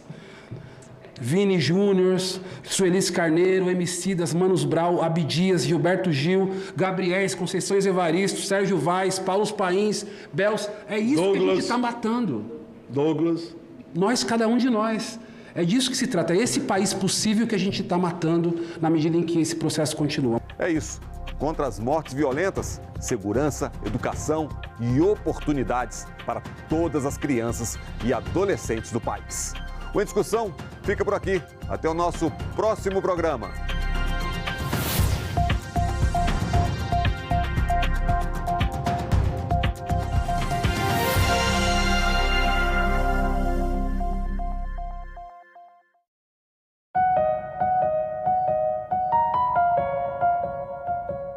Hoje em dia você tem mais apostadores em aposta esportiva do que investidores na bolsa, em fundo de investimento, em previdência privada. Então, realmente as pessoas estão acreditando que vão conseguir ter uma prosperidade financeira a partir das apostas esportivas, né? Como é um evento aleatório, você não tem controle, você tem essa ilusão do... Agenda Econômica. Hoje, 20h, aqui na TV Senado. Agora é lei. Foi criada a Política Nacional de Trabalho Digno e Cidadania para a população em situação de rua. A lei define que os governos dos 3 níveis de poder que aderirem ao trabalho digno e cidadania deverão priorizar o registro dessa parcela da população no Cadastro Único para Programas Sociais do Governo Federal. O Senado votou. Agora é lei. As mulheres levaram muito tempo para conquistar o direito ao voto. Enquanto os homens já votavam desde o período do Império, elas só puderam ir às urnas no Brasil há pouco mais de 90 anos. Agora, elas lutam também por maior representatividade. A Lei 12.034, de 2009, determina que os partidos tenham pelo menos 30% de candidaturas femininas. Além disso, pelo menos 30% do fundo partidário deve ser destinado às campanhas de mulheres. A cota mínima de 30% também se aplica ao tempo de propaganda eleitoral no rádio e na TV. Aos poucos, o Brasil está mudando a cara da política, com mais mulheres ocupando cadeiras no Congresso, nas assembleias legislativas e nas câmaras de vereadores. Fiscalize, acompanhe e cobre seus direitos.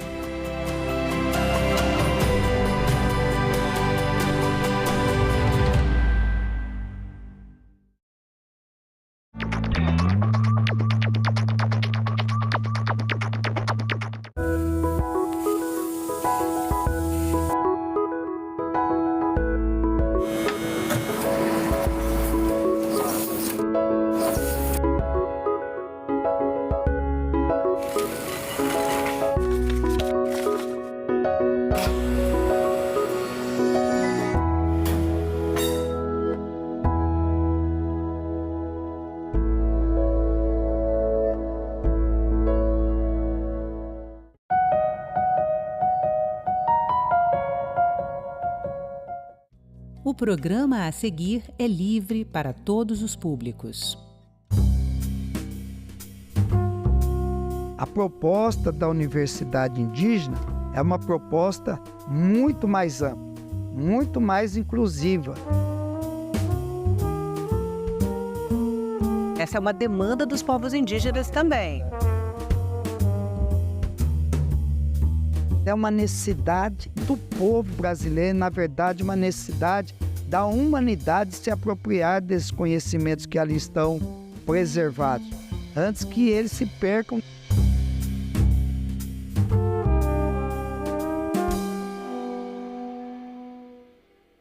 Seja bem-vindo, senador Beni Camacho, obrigada pela presença. Senador, o governo federal criou um grupo de trabalho para estudar a criação da primeira universidade indígena do Brasil. E o senhor foi responsável por uma audiência pública sobre o tema aqui no Senado. Inicialmente, eu queria saber qual que é a relação que o senhor tem com o tema. Quero cumprimentá-la, Renata, pela oportunidade de a gente debater um tema tão importante para a nossa sociedade e às vezes mal compreendido. Quero também cumprimentar a todas as brasileiras e brasileiros que nos escutam e nos assistem através da TV Senado. A minha relação com esse tema é vivencial, em virtude de eu estar presente em uma região, que é a região de Imperatriz, do Maranhão, que é conhecida como Portal da Amazônia. É a região que faz a transição entre o Nordeste e a nossa região amazônica, e onde há uma concentração bastante grande da população indígena, e Imperatriz fica bem próximo, cerca de 70 quilômetros de Amarante, que é a terra natal da nossa ministra Sônia Guajajara, pela qual eu tenho muito respeito, e pelo fato de, pela primeira vez, dentro da composição do Estado brasileiro, estar presente um ministério voltado para a atenção à população indígena, que é a nossa população ancestral. Senador, já existem experiências internacionais de universidades indígenas em alguns países, né? O México tem, o Equador tem, o Canadá tem a Universidade das Primeiras Nações do Canadá. O que pode ser aproveitado das experiências internacionais na estruturação de uma universidade indígena do Brasil?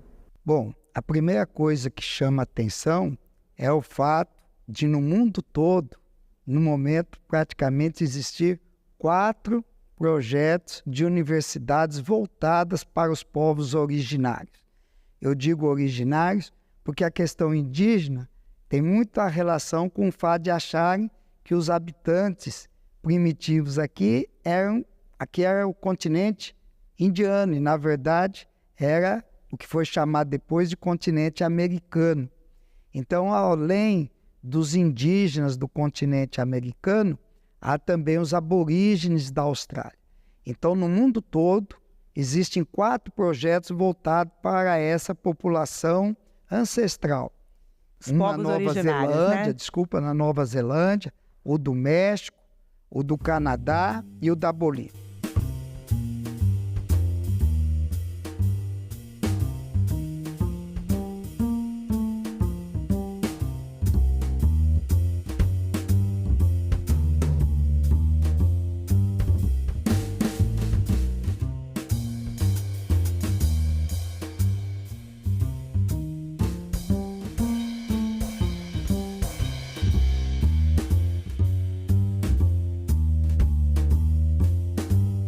No Brasil, nós temos essa ação ainda muito incipiente. Há um projeto de uma faculdade indígena na Universidade Estadual do Mato Grosso, em Barra do Bugre, onde ali funciona uma faculdade voltada para a população indígena.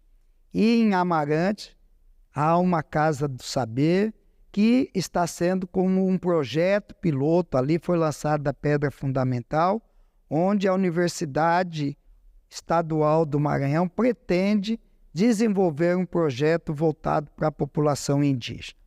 A Universidade do Amazonas Estadual em São Gabriel da Cachoeira também tem um centro, né, voltado para a população indígena. Várias universidades brasileiras têm departamentos voltados, né, para a população indígena. Procurando abordar e chamar a atenção para esse tipo de projeto.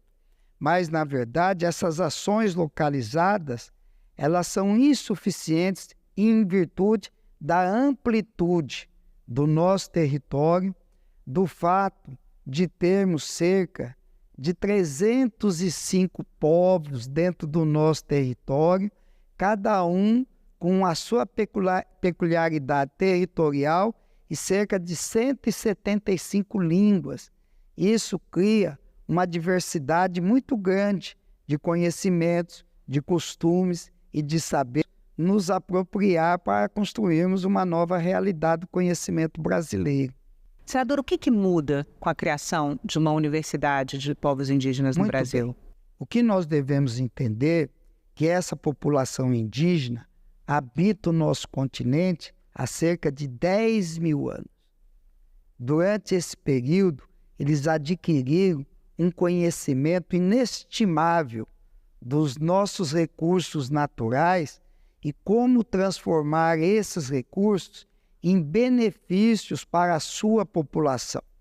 Se nós vemos que essa população viveu, sobreviveu, se tratou com os conhecimentos advindos são desses recursos naturais, e quando os europeus chegaram aqui há cerca de 500 anos, encontraram um ambiente natural praticamente intocável, onde uma população estava ali presente, saudável, em grande número, dominando e vivendo em um território do qual eles tinham pleno conhecimento de como atuar nesse meio ambiente.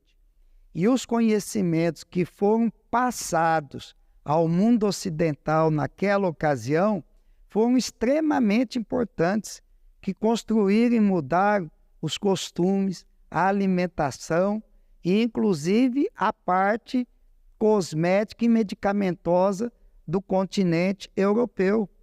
Nós poderíamos falar de costumes como tomar banho, andar descalço, dormir de rede. A fonte de informação da base alimentar que o continente americano ofereceu ao continente europeu, através do conhecimento da batata, do milho, do feijão, da mandioca, tá certo? Que foram alimentos que permitiram que o continente europeu e as demais partes da civilização que passavam por crises de fome muito frequentes fossem abastecidos com uma nova fonte de proteína, de carboidratos, tá certo? E se nós pensarmos que qualquer um de nós hoje, que porventura tenhamos feito uso de um antibiótico, de um analgésico, de uma medicação psicoativa, que usamos algum produto cosmético, a possibilidade disso ter vindo em decorrente do domínio de um conhecimento ancestral do povo americano. E é esse conhecimento imenso que ainda tem muita coisa a ser descoberto, que é transmitida por uma via oral, de conhecimento passado de geração a geração. E há um risco muito grande de se perder esse manancial de informações. Nós não podemos imaginar a quantidade de princípios ativos que são conhecidos dessa população e que ainda não foram passados aos demais membros da comunidade humana. Nós não podemos imaginar a questão de princípios elementares de conduta, inclusive humana, de conhecimento, etc., que estão ali presentes, e nós precisamos, além de fixar este conhecimento que pode ser perdido de uma geração para a outra, fazer com que esse conhecimento, agora unido a um conhecimento formal, possa construir um novo conhecer, um novo saber brasileiro muito mais inclusivo e rico. Então seria muito além da formação acadêmica da população indígena. Seria também um centro de pesquisa e construção de conhecimentos que fariam os conhecimentos, os saberes da sociedade ocidental e os saberes indígenas convergirem. Para o conhecimento formal, já existem programas do Ministério da Educação, hoje há cerca de 100 mil membros da população indígena que estudam nas universidades, tanto públicas como privadas, que são amparados por uma série de programas de incentivo, e isso não deve ser interrompido. Isso deve ser continuado. A proposta da Universidade Indígena é uma proposta muito mais ampla, muito mais inclusiva, quer que dentro das comunidades dos povos indígenas e a maneira como vai ser construído isso, não deve ser um único campus, provavelmente vão ser campos diferentes, com um controle central, onde em cada região, conhecimentos diferentes que a fauna, a flora, a natureza regional, as línguas, que são cerca de 175 línguas dos povos originários, tá certo? Toda essa riqueza vai ter que ser construído um modelo em decorrência disso, e essa determinação não foi uma determinação aleatória. Foi uma decisão que partiu do presidente Luiz Inácio Lula da Silva, que em abril de 2024, neste ano, determinou ao Ministério da Educação, ao ministro Camilo Santana e à ministra dos Povos Indígenas, Sônia Guajajara, que organizasse um grupo de trabalho para que elaborasse os conceitos dessa universidade indígena. Mas essa é uma demanda dos povos indígenas também. É uma demanda antiga dos povos indígenas. É uma demanda dos povos indígenas, mas é uma necessidade do povo brasileiro, na verdade, uma necessidade da humanidade se apropriar desses conhecimentos que ali estão preservados, antes que eles se percam dessa transmissão oral. E para que esse modelo novo, diferente de conceito de universidade, onde o que vai continuar é a questão do ensino, da pesquisa, mas principalmente também do desenvolvimento, e que esse ensino e essa pesquisa possa, ao gerar princípios ativos de utilidade para toda a humanidade, possam reverter em termos de benefícios monetários, de proteção de patente, etc., ao povo que detém esse conhecimento.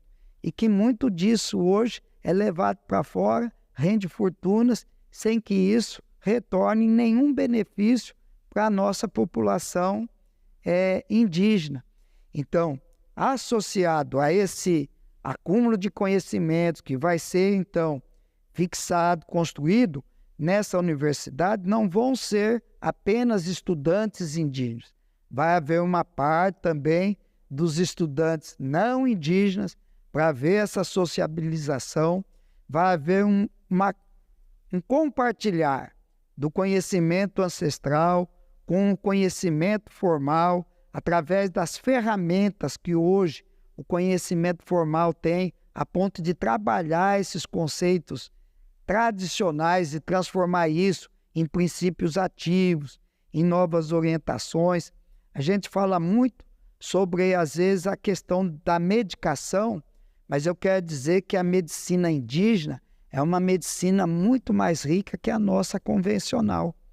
Às vezes a gente pensa que a medicina indígena se baseia apenas em orações, em incenso, tá certo? Rituais, mas na verdade a medicina indígena envolve orientações de mudança de comportamento, de mudança de alimentação, de mudança de atividade, da utilização de princípios ativos contidos nas plantas, nos frutos, tá certo? E além disso, uma abordagem espiritual. Então é muito mais do que a nossa medicina, que está se tornando uma medicina cada vez menos pessoal. Hoje a gente está sendo conduzido por uma medicina direcionada por uma inteligência artificial, que às vezes pode parecer muito prática, etc., mas o ser humano ele é muito carente do toque de outro ser humano na condução, em perceber a conversa, a detecção dos seus problemas e esse caminhar junto. Então é um novo construir, é uma percepção que para todos nós é nova, E só vai ter um jeito disso progredir, é darmos o primeiro passo. E eu não vejo esse grupo de trabalho iniciou uma série de reuniões plenárias em todo o Brasil, para ouvir em cada região, em cada comunidade, os anseios. E essa comunidade envolvia tanto a liderança quanto os jovens, em como deveria ser construído esse procedimento, essa nova universidade, esse novo conceito, quais seriam as disciplinas, quem seriam os professores, tá certo?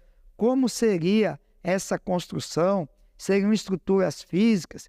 Seriam a exemplo da Universidade do Vaticano, da Universidade da ONU, que tem sedes físicas pequenas e a maior parte dos campos são de forma digital, etc. Há todo um universo de construção que nós vamos ter que aprender juntos, vamos ter que caminhar.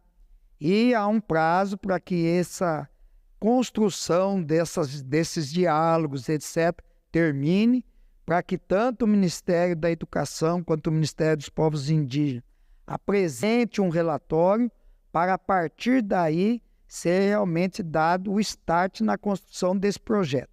O primeiro passo, então, é a finalização desse relatório do grupo de trabalho do Ministério da Educação. De ouvir a quem interessa, que é o povo indígena, a melhor maneira de construir uma universidade, uma casa onde esses conhecimentos que eles detêm possam ser passados de uma maneira bem eficiente, bem eficaz, tá certo?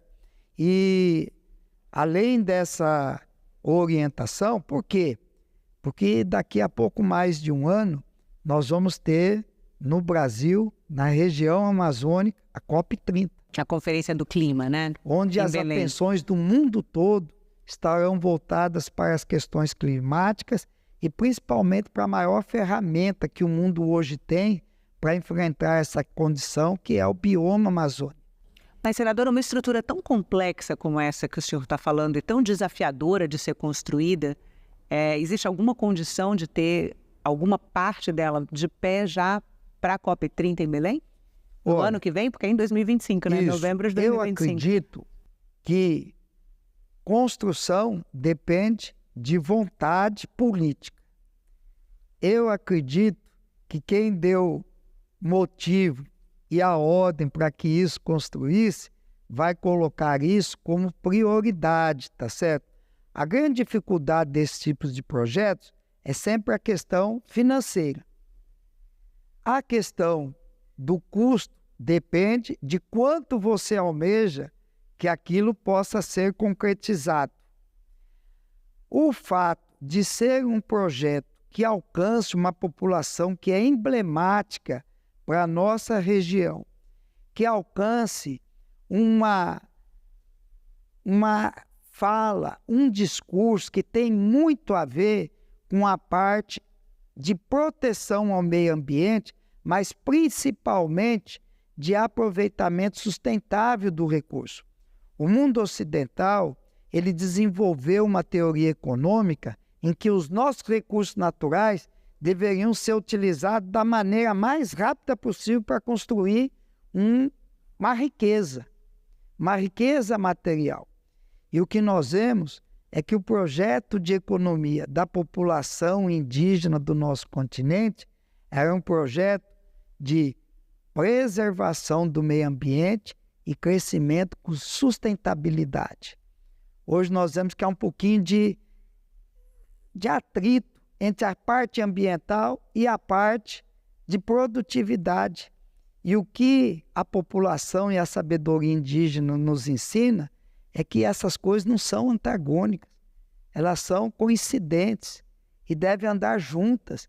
E esse modelo de bioeconomia que eu vejo presente dentro do conhecimento indígena, juntamente com essa questão outra de domínio de princípios ativos, medicamentosos, etc., é que constrói uma visão de horizonte muito promissora. E com isso, eu acredito que não vai faltar recursos do nosso governo, tanto do ponto de vista do Ministério da Educação, na nossa audiência, eu sugeri que o Ministério do Meio Ambiente, através do Fundo Amazônia, tivesse participação nesse custeio, no custeio dessas ações, que tem muito a ver com a filosofia do Fundo Amazônia. E eu acredito também que o mundo todo vai se sensibilizar com um projeto que visa trazer um novo horizonte do saber como um todo, não é? Conhecimento ancestral junto com conhecimento formal, construindo um novo paradigma do saber. Senador, um dos grandes desafios que vários alunos indígenas relatam das suas experiências universitárias é o preconceito e a solidão, que podem ser opressores até para o desenvolvimento acadêmico, além de toda a questão emocional, né? De um garoto, uma garota que morou em aldeia durante toda a vida e sai da sua aldeia para a experiência universitária. A universidade indígena pode assegurar uma situação mais confortável para essas pessoas? Bom, eu acredito assim. Ninguém chegou a um ambiente... Porque o senhor mesmo falou da quantidade de indígenas que hoje estão em universidades e passando por vários desafios, né? Ninguém chegou a um ambiente universitário preparado para aquele ambiente. Eu não estou dizendo só dos indígenas, não. Eu digo você, eu. Quando você entra numa faculdade, em uma universidade, é um novo ambiente para você. Um ambiente em que você vai ter que vencer uma série de desafios e construir um projeto de conhecimento que você acreditava ser adequado para você. Agora imagine você que está habituado com um ambiente urbano, que está habituado e domina plenamente o português.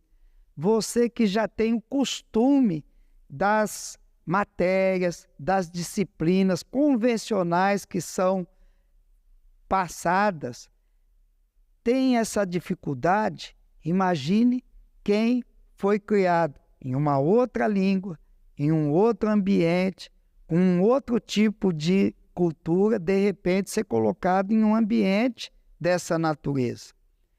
Eu fiz o meu curso de medicina na Universidade Federal do Pará, que é um dos estados que talvez detenha uma das maiores concentrações de povos indígenas. E durante os 6 anos que eu passei na minha faculdade, eu não convivi com nenhum colega indígena. Eu fui fazer residência em um local que concentrava médicos do Brasil todo, que era a Beneficência Portuguesa em São Paulo. E ali não era só na cardiologia, havia diversas especialidades. E nunca convivi com nenhum indígena dentro do meu círculo de residência. Então, nós temos que entender que essa visão de ir de encontro às necessidades daqueles que são os nossos povos originários. Às vezes a gente não entende o que quer dizer originário. Originário diz respeito a direito. É um direito que precede o direito constitucional. Se o direito constitucional é um direito básico, o direito originário de quem estava aqui antes que o Estado fosse organizado tem que se sobrepor. E essas pessoas não foram vistas com essa importância e com esse olhar de inclusão. Então, é muito importante para nós, como sociedade, mudarmos essa visão. Nós estamos aqui, em boa parte, porque fomos amparados, conduzidos, guiados, alimentados por um conhecimento que nós não dominávamos. Aqui tem muitos de nós que têm doutorado, PhD. Se você estivesse num avião e caísse em plena selva amazônica, eu queria ver o que você faria com todo esse seu conhecimento para conseguir se manter vivo. Então, devemos abraçar, mudar e fazer um conhecimento de mais inclusão, levar para dentro dessas comunidades indígenas o conhecimento formal, para se associar a esse conhecimento tradicional dentro do ambiente que seja o dele, para que ali ele continue dentro da sua comunidade. Se quiser sair, vai sair por opção, para que esse enriquecimento, quando ele sai de lá e vai para uma universidade fora do seu ambiente, a possibilidade dele retornar para a sua comunidade vai se tornar muito pequena. E às vezes o conhecimento que ele construiu não chega a traduzir um benefício concreto na sua comunidade de origem. Então, é um desafio? É um desafio. É um desafio que merece ser encarado, não tenho dúvida. Tem pessoas de visão muito maior do que a minha, voltados para essa situação? Tem. E o que eu quero fazer é aplaudir, incentivar, e no que depender do meu esforço, quero dar as mãos a quem se aventurar junto comigo nesse desafio que eu acho que é importante para a nossa sociedade. Senador, muito obrigada pela entrevista. Eu que agradeço. Nós possamos, numa época tão difícil, ser mais inclusivos, sermos mais humanos, não é? E termos uma convivência que possa possibilitar que a raça humana nesse planeta persista ainda por muitos anos. É o que a gente quer por décadas, milênios, para os nossos filhos, para os nossos netos, que essa não é uma realidade, não é uma semente que nós vamos plantar para colher frutos que vão ser temporários. É uma semente que vai perdurar por muitos séculos e milênios, se Deus permitir. Muito obrigada.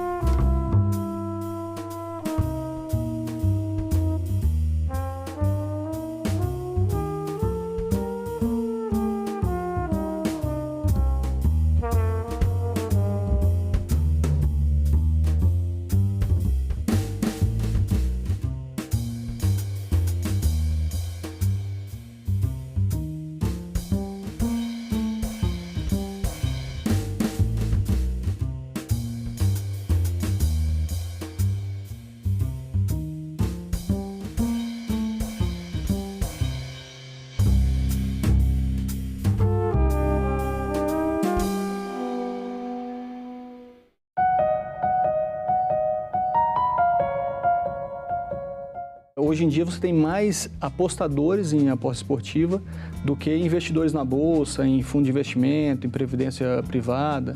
Então, realmente as pessoas estão acreditando que vão conseguir ter uma prosperidade financeira a partir das apostas esportivas, né? Como é um evento aleatório, você não tem controle, você tem essa ilusão. Agenda Econômica. Hoje, 20h, aqui na TV Senado. Os vereadores e vereadoras são os representantes da população em cada município. Quanto maior o município, mais vereadores ele terá. Uma cidade pode ter até 55 vereadores, enquanto municípios menores têm no mínimo 9. Na Câmara de Vereadores são votadas as leis municipais. Vereadores e vereadoras podem criar novos tributos, novos bairros e desenvolver planos de urbanização. Também podem decidir sobre o tombamento de prédios, o plano diretor da cidade e o plano de educação. Além de tudo isso, ainda fiscalizam as ações da prefeitura e podem abrir processos de impeachment contra o prefeito em caso de crime de responsabilidade. Fiscalize, acompanhe e cobre dos seus vereadores.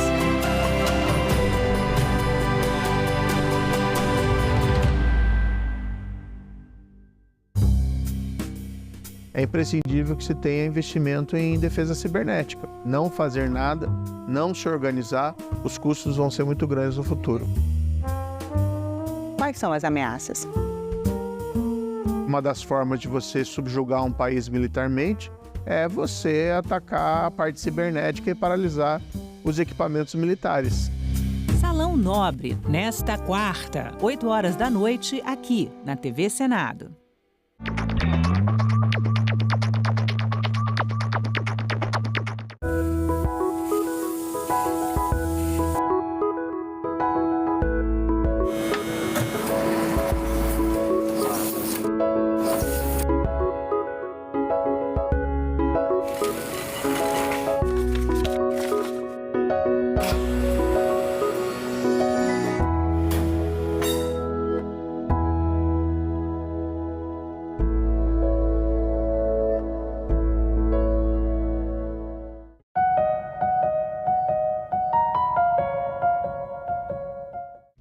O programa a seguir é livre para todos os públicos.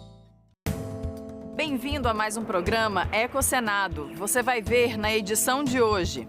Outubro já chegou e muitos locais do país ainda sofrem com a falta de chuvas e muitos focos de incêndios. A gente está vivendo a maior seca de todos os tempos. Nós entramos esse ano com uma crise já instalada. O que a estiagem faz é manter o combustível, as plantas mais secas, o vento mais forte, o calor mais intenso, então o fogo se propaga mais. Eleições municipais. Que desafios ambientais terão os próximos prefeitos e vereadores? Investir, por exemplo, em parques alargáveis, investir em áreas verdes nos centros urbanos, calçadas com bordas verdes. Então é pensar e ir atrás dessas adaptações frente a essas mudanças climáticas. Em 1 ano e meio, o desmatamento no Cerrado emitiu mais CO2 que o setor industrial brasileiro. E no quadro Ideias Verdes, um biocarvão magnético feito de farelo de coco verde para ajudar no tratamento de água e esgoto.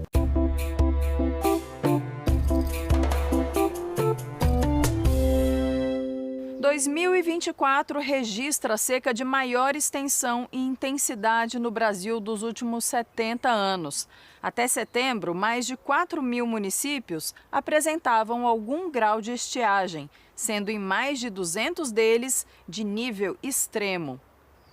A condição prolongada de falta de chuvas agrava o cenário de incêndios florestais em grande parte do país. A gente está vivendo a maior seca de todos os tempos. Nós estamos vivendo um episódio climático extremo. O ano passado nós tivemos o fenômeno El Niño extremamente amplificado. Esse fenômeno fez com que uma boa parte dos rios amazônicos, o Rio Paraguai, não tivessem a reposição do seu volume de águas. Então nós entramos esse ano com uma crise já instalada. Um estudo do Instituto Nacional de Pesquisas Espaciais mostra que o número de dias com ondas de calor no país aumentou mais de 7 vezes nos últimos 30 anos. E nas últimas 6 décadas, a média de dias seguidos sem chuvas foi de 80 para 100. A bióloga e professora da Universidade de Brasília, Isabel Schmidt, explica de que forma essas taxas contribuem para o aumento dos incêndios em vegetações que estamos vendo hoje. Normalmente, numa queima natural, que acontece só por causa de raios, o fogo começa por causa de raios, se alastra na vegetação que está seca ainda, porque isso geralmente acontece no início da estação chuvosa. A vegetação ainda está muito seca, então ela serve de combustível, o fogo se alastra. E o fogo natural, antes da existência de pessoas aqui, ele se apagava só pela chuva. O que a estiagem faz é manter o combustível, as plantas mais secas, o vento mais forte, o calor mais intenso, então o fogo se propaga mais. Ele não começa por causa da estiagem, mas ele anda muito mais rápido por causa dela.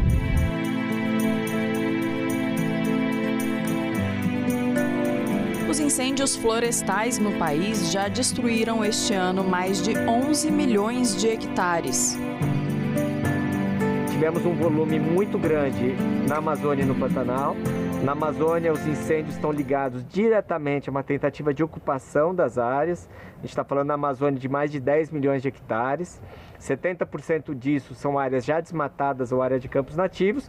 32% é floresta nativa. As pessoas estão, em vez de desmatar, estão colocando fogo para depois poder utilizar essas áreas. O Cerrado também teve um estoque grande. A maior parte das áreas queimadas no Cerrado são áreas que já foram desmatadas e que estão sendo queimadas, principalmente para a limpeza de pastagens. O Cerrado foi o bioma com a maior extensão de área queimada em agosto, de acordo com o MAP Biomas, 2,4 milhões de hectares, 43% de toda a vegetação destruída pelo fogo no país. Aqui no Parque Nacional de Brasília, os incêndios que se intensificaram em setembro queimaram quase 2.000 hectares de áreas preservadas.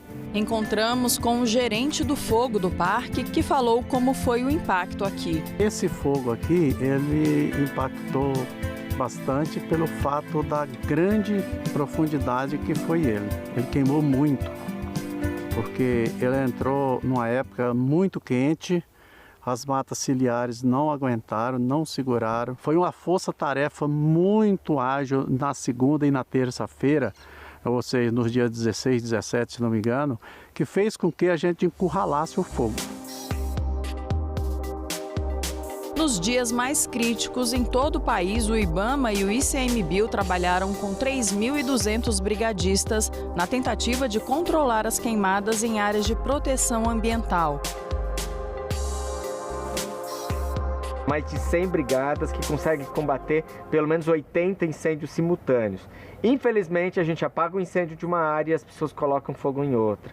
Então, diariamente, incêndios estão sendo resolvidos, estão sendo extintos, mas muitos outros incêndios acabam tendo início por conta de ações, principalmente ações criminosas. Hoje, a gente tem ignições que não são naturais, então a maior parte das nossas ignições em todo o país, no ano todo, chega perto de 99% são humanas, e nessa época de estiagem elas são 100% humanas, porque não tem raio nenhum acontecendo. A gente tem detectado em alguns lugares o incêndio de descuido, aquela pessoa que faz uma pequena fogueira para limpar o quintal e perde o controle, mas na maior parte dos casos é um incêndio criminoso, intencional, de destruir a floresta. E aí entra o trabalho de fiscalização. Cerca de 700 fiscais fiscalizando, mais uma equipe especializada em geoprocessamento, pegando os alertas do INPE, fazendo os embargos e as autuações. Outra frente importante é a prevenção, como o uso controlado do fogo. Hoje ele é feito de maneira sistematizada e planejada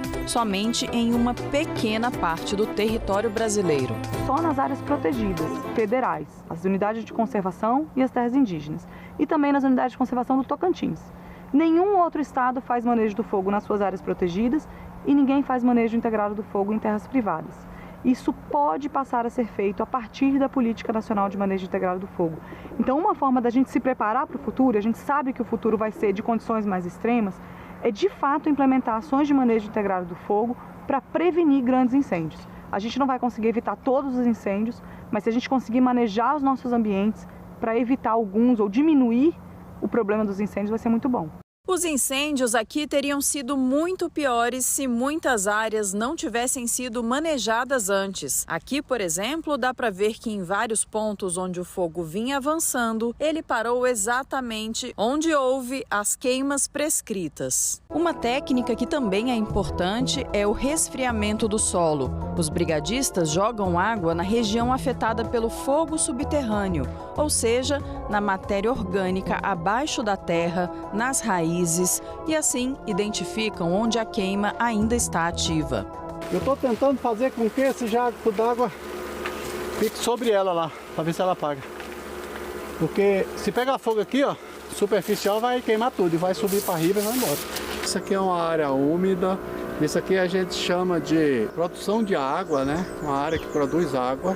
E agora isso aqui não se recupera igual o cerrado lá em 2, 3 anos, não. Nós acompanhamos o resgate de um tamanduá-bandeira que se feriu em uma dessas áreas com fogo subterrâneo. Vocês encontraram agora esse animal aqui no Parque Nacional? Foi às 5h30 mais ou menos, né? Isso mesmo, né? Isso. Nós estávamos no local de incêndio, passamos para outra área, chegamos numa área queimada e identificamos com ele.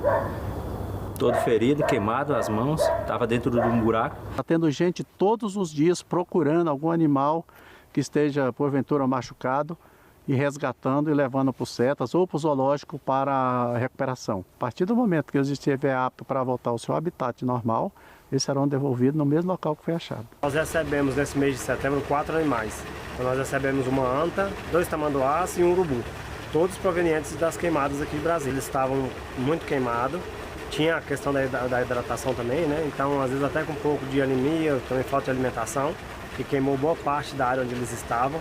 Já estão em fase de adaptação. A gente está fazendo um tratamento cuidadoso deles, tem uma equipe multidisciplinar na veterinária, então está sendo acompanhado por veterinário, biólogos lá também.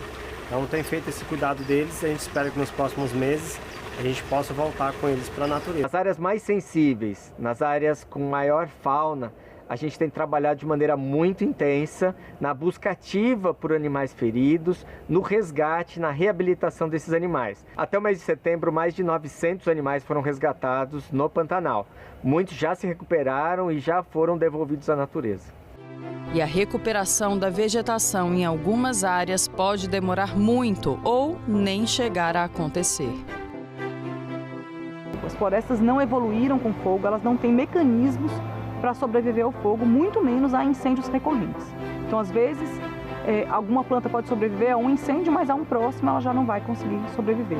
E o ambiente inteiro pode ser alterado. Então, quando você tem um incêndio numa floresta, muitas vezes você tem uma mortalidade de árvores tão grande que aquele lugar deixa de ser uma floresta. Talvez, se não tiver mais nenhum distúrbio, em muitos anos ele pode voltar a ser uma floresta, mas isso pode demorar centenas de anos, dependendo do ambiente que a gente tiver. E muito provavelmente o que acontece é, por exemplo, uma área de floresta no Cerrado, ou na Amazônia, ou no Pantanal, atingida por um incêndio, ela vai ser atingida por outros distúrbios, por exemplo, as espécies exóticas invasoras. Então é muito comum uma mata de galeria no Cerrado ser queimada e ser incendiada, muitas árvores morrem e em vez de a gente ter regeneração de árvores e de plantas que são daquele ambiente, a gente tem invasão de capins invasores, por exemplo, que aí crescem muito, produzem muita biomassa, muita palhada seca que vai servir de combustível para um novo incêndio. Então isso gera um ciclo de degradação que é basicamente irreversível. Precisa de muita ação de restauração para a gente retornar ao ambiente como ele era antes.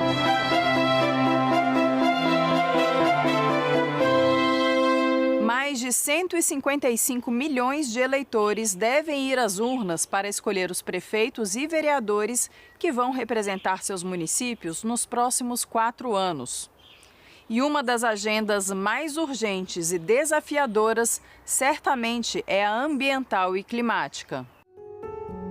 Secas, enchentes, alagamentos, erosão, poluição. O brasileiro tem convivido com esses eventos ambientais e climáticos mais de perto nos últimos meses, reflexo da ação do homem, como mostra a ciência. O IPCC, que é o painel intergovernamental de mudanças climáticas, já tem estudos científicos que comprovam isso, que as mudanças climáticas, na verdade, não é um fenômeno natural, é efeito totalmente da ação antrópica, e do modelo de desenvolvimento também que as nossas sociedades têm adotado. E grande parte desses efeitos, eles têm sido sentidos justamente nas cidades, A gente vai começar a perceber esses eventos de forma mais intensa e mais frequente. Tem um outro ponto que foi o aumento muito expressivo das taxas de desmatamento na Amazônia. Começou mais ou menos em 2012, intensificou muito no período entre 2019 e 2021, mais ou menos, Então isso também tem um impacto muito grande no equilíbrio climático do país. A área ambiental será uma das mais desafiadoras nos próximos anos, especialmente para os novos gestores municipais. No Brasil, temos o denominado Federalismo Cooperativo Ambiental. A Constituição prevê que os entes federativos atuarão de forma sinérgica, por exemplo, na proteção às paisagens e aos sítios arqueológicos, no combate à poluição, na preservação das florestas, da fauna e da flora e na melhoria do saneamento básico. Para cada nível de ente federativo, nós vamos ter tanto a política específica daquele ente federativo, quanto também a coordenação para a execução das demais políticas, de modo que elas estejam integradas, uma atuação cooperada. Quando nós falamos de meio ambiente, principalmente, é muito difícil individualizar uma ação. Ela é sempre coordenada no nível do ente federativo mais local para o mais abrangente, que seria a União. Não existe uma divisão principalmente temática. A expectativa é que todos os entes federativos atuem em todos os temas, resguardadas, é claro, o nível de sua competência e quais são as ações relacionadas, do ponto de vista da competência administrativa. O licenciamento ambiental para o empreendimento que possa afetar uma bacia hidrográfica, por exemplo. A bacia hidrográfica ela não se restringe necessariamente, por exemplo, a um município, a um estado ou mesmo a um país, porque ela não é uma divisão política. Ela tem outros critérios para a definição da sua circunscrição, dos seus limites.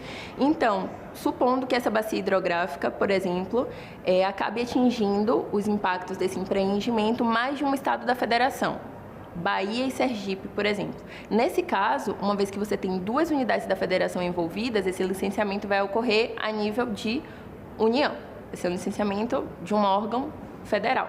Supomos agora que a gente está trabalhando com um empreendimento que tem um impacto apenas local, e esse local tanto é referente à sua magnitude, quanto também à circunscrição territorial disso, que é definido de acordo com o Conselho. E aí você tem, esse empreendimento está localizado numa unidade de conservação municipal, com exceção das áreas de proteção ambiental. Esse licenciamento desse empreendimento, que é numa unidade de conservação municipal com impacto local, vai ser feito pelo órgão ambiental municipal. Pensando na preservação do meio ambiente, os próximos prefeitos e vereadores vão precisar se empenhar na criação de políticas públicas. E cada município tem uma peculiaridade, dependendo, por exemplo, de qual região do país ele é ou até mesmo em qual bioma ele está inserido. Depende também do nível de urbanização desse município. Por exemplo, o caso do Pantanal, do bioma Pantanal. Então, tem dados do MAP Biomas Águas que mostram, que já mostram que o Pantanal tem sido um dos biomas mais afetados pela seca. Os próximos prefeitos, vereadores, eles têm que olhar para essa questão. Então, eles podem investir, por exemplo, em políticas de contenção de queimadas, reforçar a fiscalização ambiental também para inibir incêndios criminosos, investir em educação ambiental nessa área. No Pantanal também, uma peculiaridade interessante é que apenas 4% do bioma se localiza em unidade de conservação, né? É um dos biomas que menos tem unidade de conservação. Então, uma ação interessante na área ambiental também seria investir em unidade de conservação. E ao contrário da Amazônia, que está na maior parte em terras públicas, no Pantanal predominam as propriedades privadas, o que demanda um investimento em reservas particulares de patrimônio natural. E aí os prefeitos têm uma série de artifícios que eles poderiam utilizar para estimular a criação de RPPNs. Uma ideia seria transferir parte dos recursos do ICMS ecológico para remunerar, os proprietários que criarem RPPNs ou mesmo ajudar na manutenção das RPPNs. Já para as regiões Sul e Sudeste, a prioridade é o enfrentamento às enchentes. É muito importante dar uma atenção para aumentar a capacidade da cidade de drenagem, de absorção da água. E aí algumas cidades no mundo têm adotado esse conceito, essa ideia de cidade esponja, que é justamente investir, por exemplo, em parques alargáveis, investir em áreas verdes nos centros urbanos, calçadas com bordas verdes. Então é pensar e ir atrás dessas adaptações frente a essas mudanças climáticas. Os municípios nem sempre precisam pensar em soluções individuais, sobretudo porque o meio ambiente não se distribui apenas numa circunscrição política. Às vezes, um determinado bioma, uma determinada unidade de conservação tem uma distribuição que abrange ou um determinado problema, como, por exemplo, a questão da gestão de resíduos sólidos, que atinge mais de um município. Então, você pode trabalhar através de consórcios intermunicipais, é possível que existam convênios. Um dos pontos-chave para que as problemáticas relacionadas à preservação ambiental não se agravem é o planejamento do crescimento urbano, por meio dos planos diretores municipais. Pode ser um instrumento muito importante para estimular o desenvolvimento sustentável. Então, esse tipo de planejamento vai justamente pensar quais são as áreas prioritárias para certos tipos de atividades, como atividade industrial, atividade residencial, atividade comercial e também áreas destinadas para a preservação urbana. Também é muito importante para evitar crises hídricas, que é algo muito comum nas nossas cidades. 2 inovações legislativas aprovadas recentemente pelo Congresso orientam as prefeituras quanto à atuação na área ambiental. A primeira delas é a Lei 14.904 de 2024, que traz as diretrizes para a elaboração de planos de adaptação às mudanças climáticas.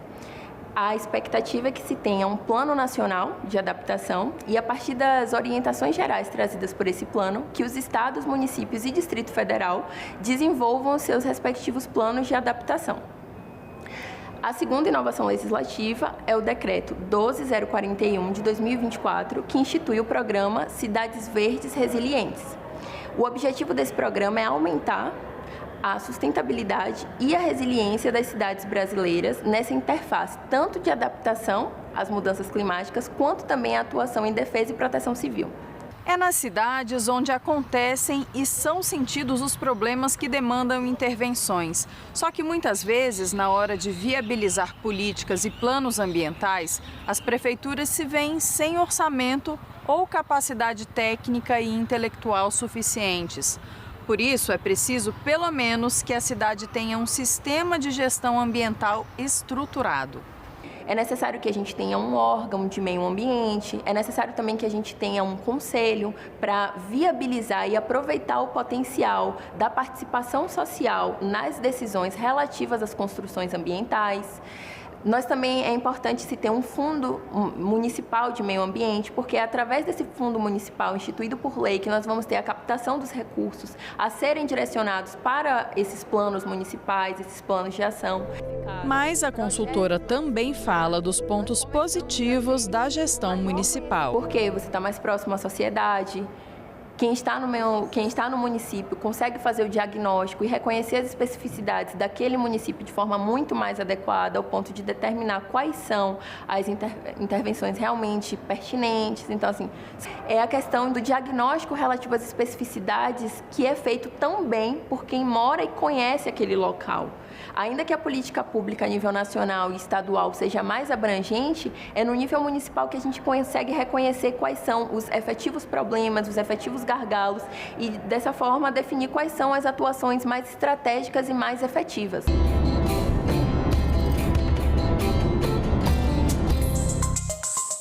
O desmatamento do Cerrado emitiu 135 milhões de toneladas de gás carbônico entre janeiro de 2023 e julho de 2024.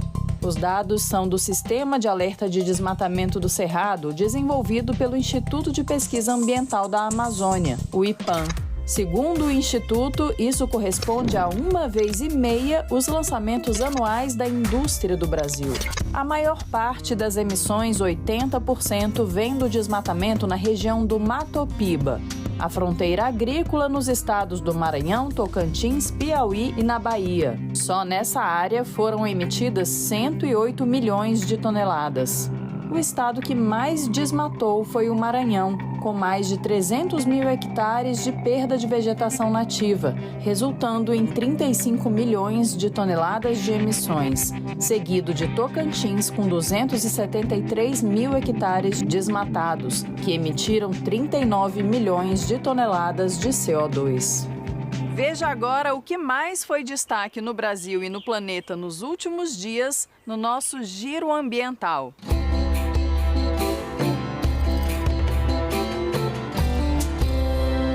As mudanças climáticas foram um dos destaques do discurso do presidente Lula na 79ª Assembleia Geral da ONU.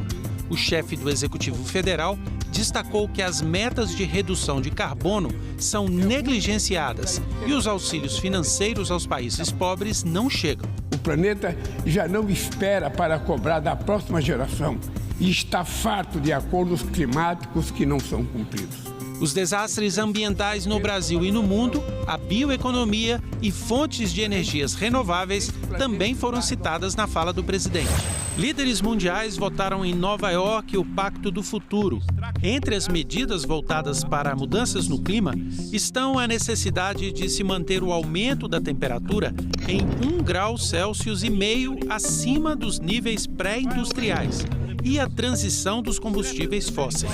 Os incêndios na Amazônia entre junho e agosto de 2024 emitiram 31,5 milhões de toneladas de gás carbônico na atmosfera, um aumento de 60% comparado ao mesmo período de 2023.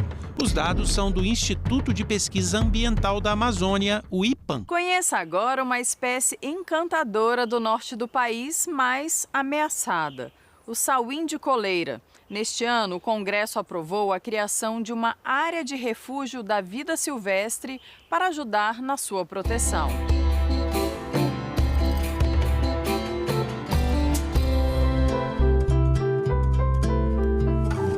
O sauim de coleira é uma das joias da Amazônia. Este pequeno primata, também conhecido como sauim de Manaus, vive em uma área restrita de apenas 7.500 km², entre os municípios de Manaus, Rio Preto da Eva e Itacoatiara. Com uma pelagem bicolor marcante, metade branca e metade castanha, e cabeça pelada e preta, o sauim de coleira é um mamífero territorialista e se organiza em grupos de 2 a 3 indivíduos. Ele se alimenta de frutos, néctar, insetos e até ovos de pássaros. Mas essa espécie encantadora enfrenta sérios desafios. A expansão urbana de Manaus e a destruição do seu habitat resultaram em uma perda alarmante de 80% da população desde 1997. Classificado como criticamente em perigo pelo ICMBio, o sauim de coleira ainda luta por sobrevivência, com apenas 36 mil indivíduos estimados na natureza. Para proteger essa espécie ameaçada, em junho deste ano, o governo federal criou o Refúgio da Vida Silvestre Sauim de Coleira, localizado na zona rural de Itacoatiara. Com área aproximada de 15.300 hectares, o objetivo da unidade de conservação é proteger áreas florestais relevantes para a conservação do animal, símbolo da luta ambiental no Amazonas. Soluções para problemas ambientais resolvidos de uma só vez no estado do Rio de Janeiro. O reaproveitamento de cascas de uma fruta que demora mais de 10 anos para se decompor e uma maneira sustentável de tratar água e esgoto. Assista agora no quadro Ideias Verdes.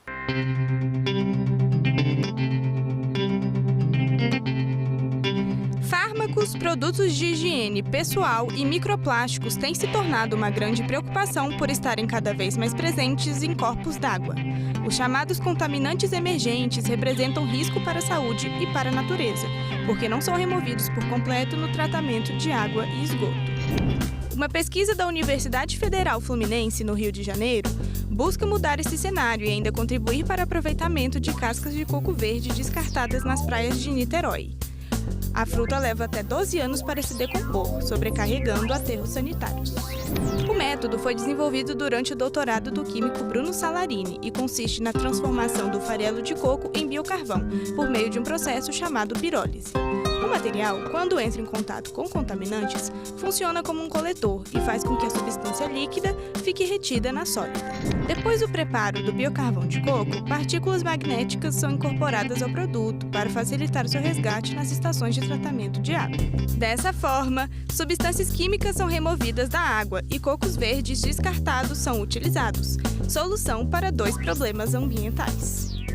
E nós ficamos por aqui. Obrigada pela sua audiência. Para rever ou compartilhar este e outros programas, acesse senado.leg.br/TV ou o nosso canal no YouTube. Até o próximo Ecosenado.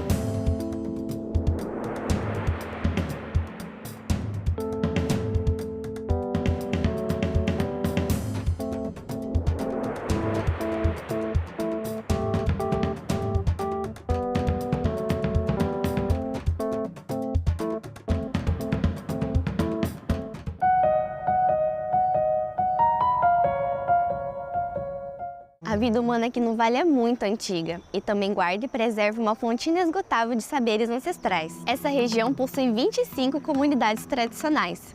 Aqui somos quilombolas, indígenas, caiçaras, ribeirinhos, originários, tradicionais, nipo-brasileiros, europeus, gente de muitos lugares que trouxeram para esse território seus sonhos e sabedorias. Senadoc, neste sábado, 10 horas da noite, aqui na TV Senado. O papel do eleitor numa democracia não se encerra com o voto.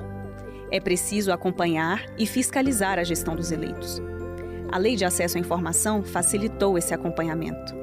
Acesse a página da Câmara de Vereadores ou da Prefeitura na internet e veja o que está sendo votado e como o orçamento está sendo gasto. No site, você também pode participar das sessões da Câmara ou enviar e-mails diretamente para os vereadores. Se não encontrar as informações, solicite aos órgãos públicos. E, em caso de irregularidades, denuncie ao Tribunal de Contas do município ou do estado. Fiscalize, acompanhe e cobre seus direitos.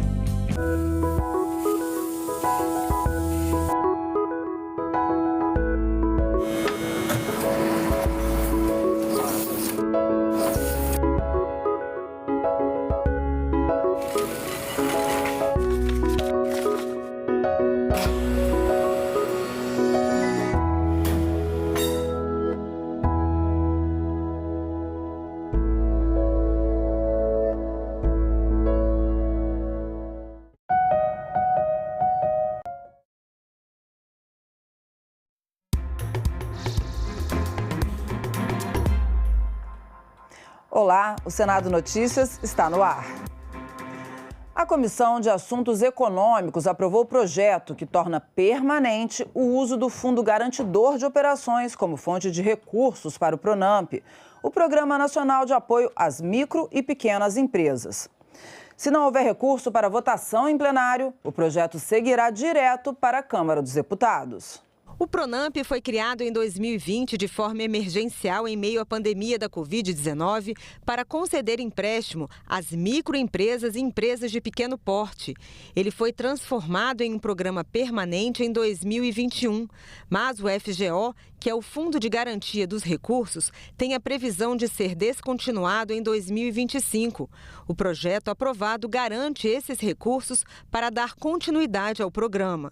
Vale dizer que existia uma intenção do governo de transferir os recursos do PRONAMP para o programa PED Meia. Por meio do acordo celebrado, acatamos a subemenda da senadora Janaína Farias ao substitutivo originalmente proposto.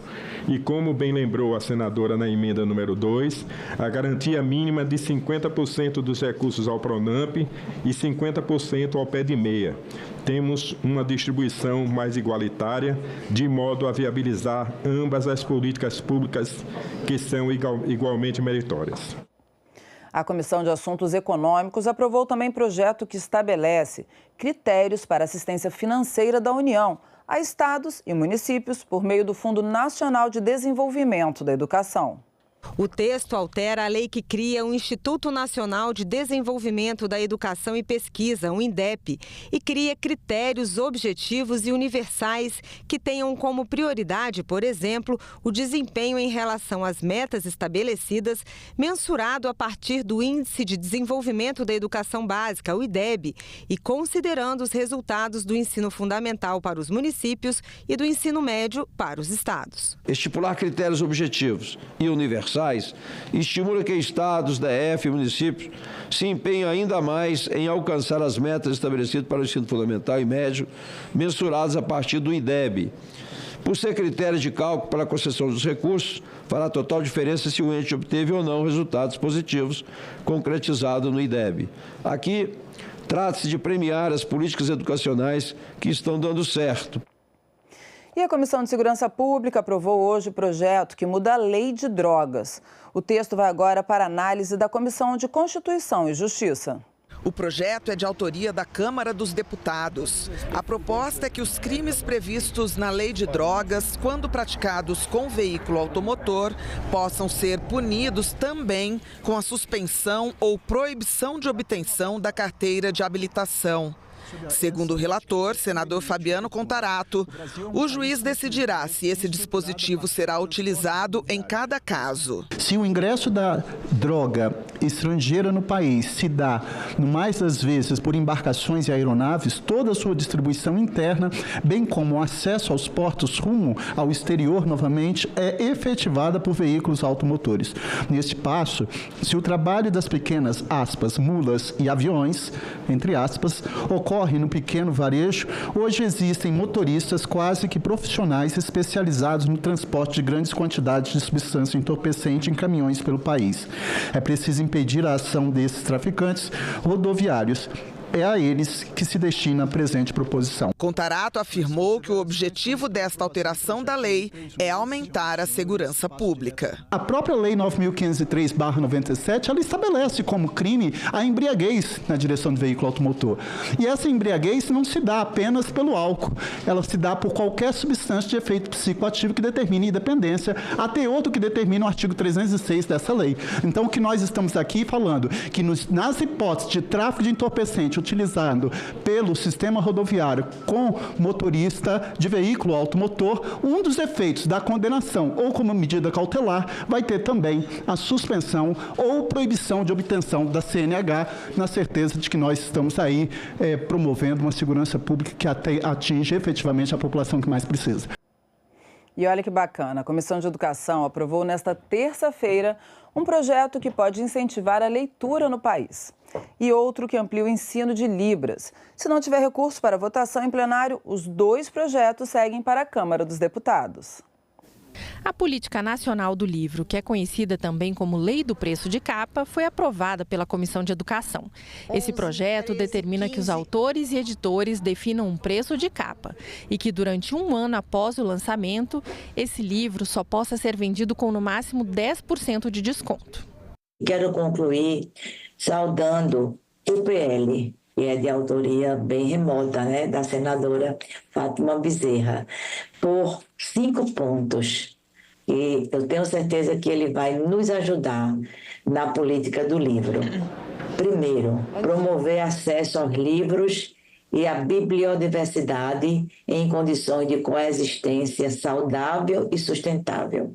Segundo, promover apoio ao setor livreiro como importante equipamento cultural que merece ser fortalecido e que está frágil no nosso país.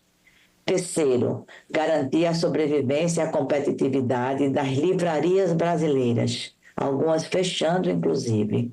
Espaços fundamentais de encontro, troca de ideias e disseminação do conhecimento. 4, aumentar a diversidade e disponibilidade de publicações.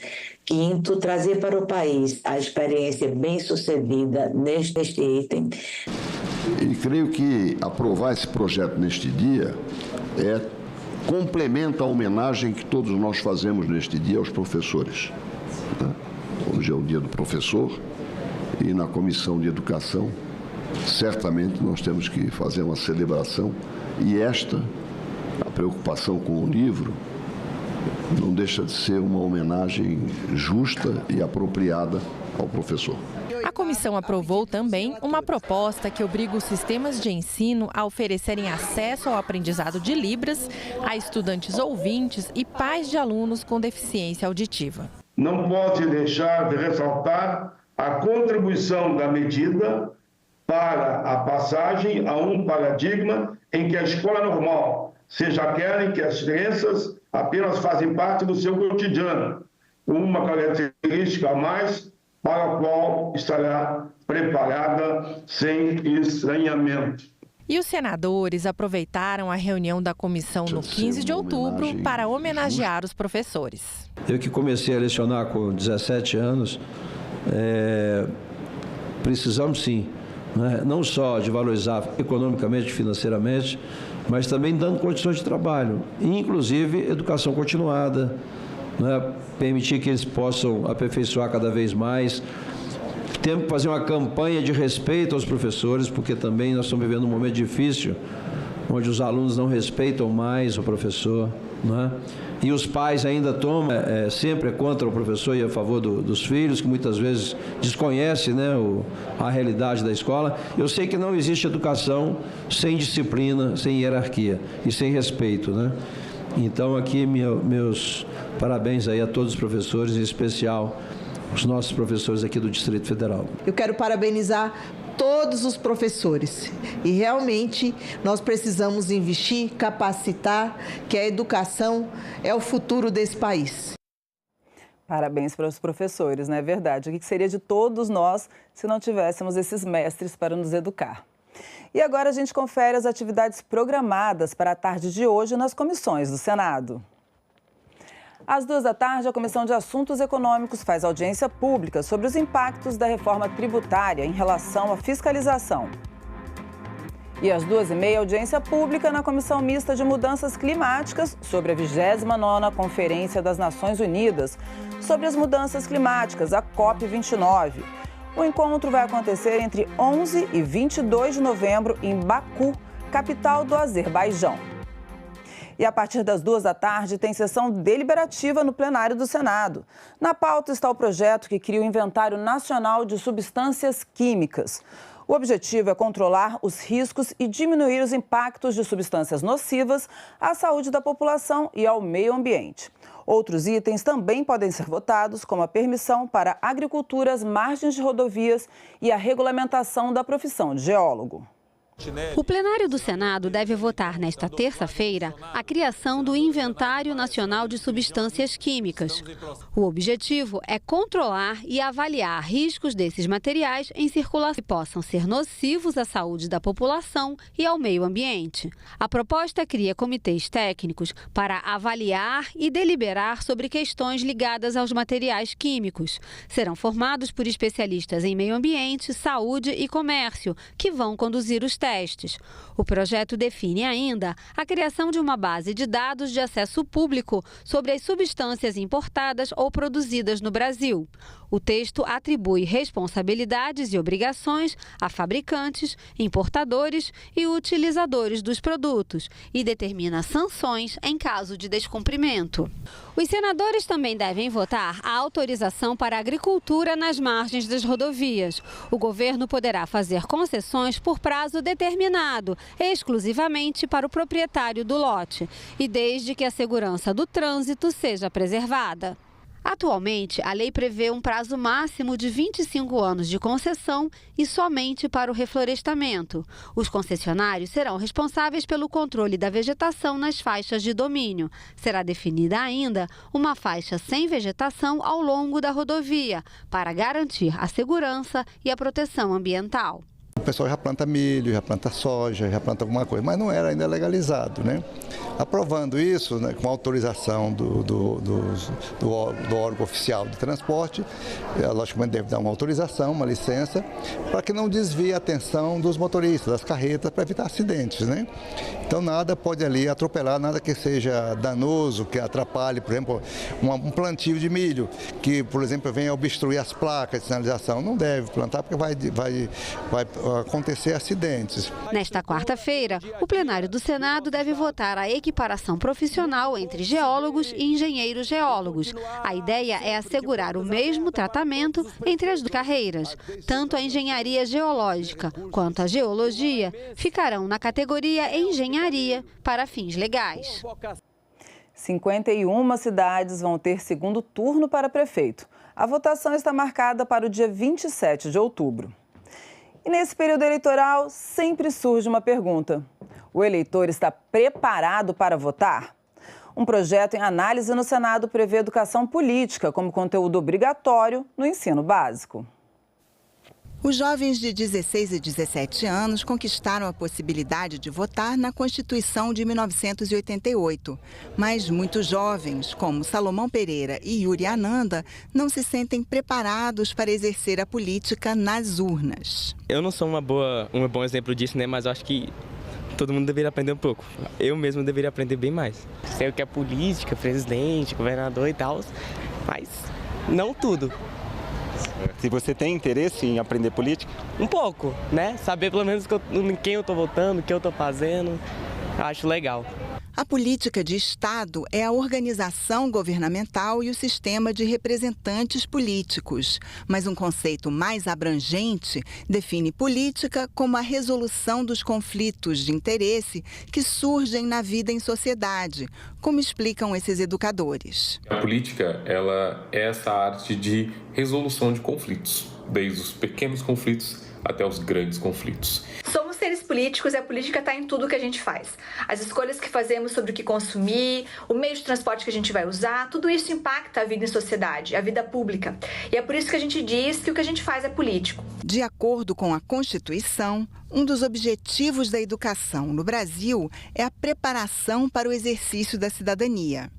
A Lei de Diretrizes e Bases da Educação, a LDB, determina que os currículos escolares devem abranger o estudo da realidade social e política e estabelece que os conteúdos relativos a direitos humanos serão incluídos nos currículos como temas transversais. Está na pauta do plenário um projeto que veio da Câmara dos Deputados e aqui no Senado já foi aprovado na Comissão de Defesa da Democracia e na Comissão de Educação, que reforça a legislação existente, incluindo educação política e direitos da cidadania na grade curricular obrigatória da educação básica.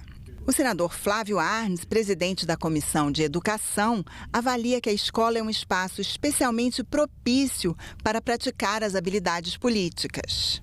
Um bom caminho é termos o Grêmio escolar ou o Grêmio estudantil, onde as pessoas vão debater com os alunos o que é importante para aquela escola e para aquela comunidade. Então, é um caminho de conscientização e de reflexão, não como uma disciplina específica, mas termos esse aspecto de educação política em todas as disciplinas da escola. Os especialistas concordam que a escola é um bom local para a formação política e acreditam que é possível educar sem ideologizar. É possível ensinar política sem aumentar a polarização.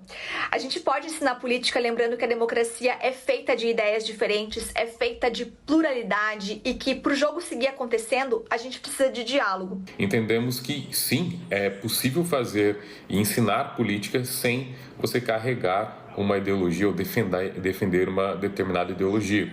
Porque quando eu falo aqui que o fazer política diz respeito à resolução de conflitos, resolução de problemas, e que necessita, né, de habilidades e competências, eu estou falando, então, que essa arte, né, de fazer política, ela exige algumas boas práticas, exige algumas ferramentas que a gente precisa saber usar.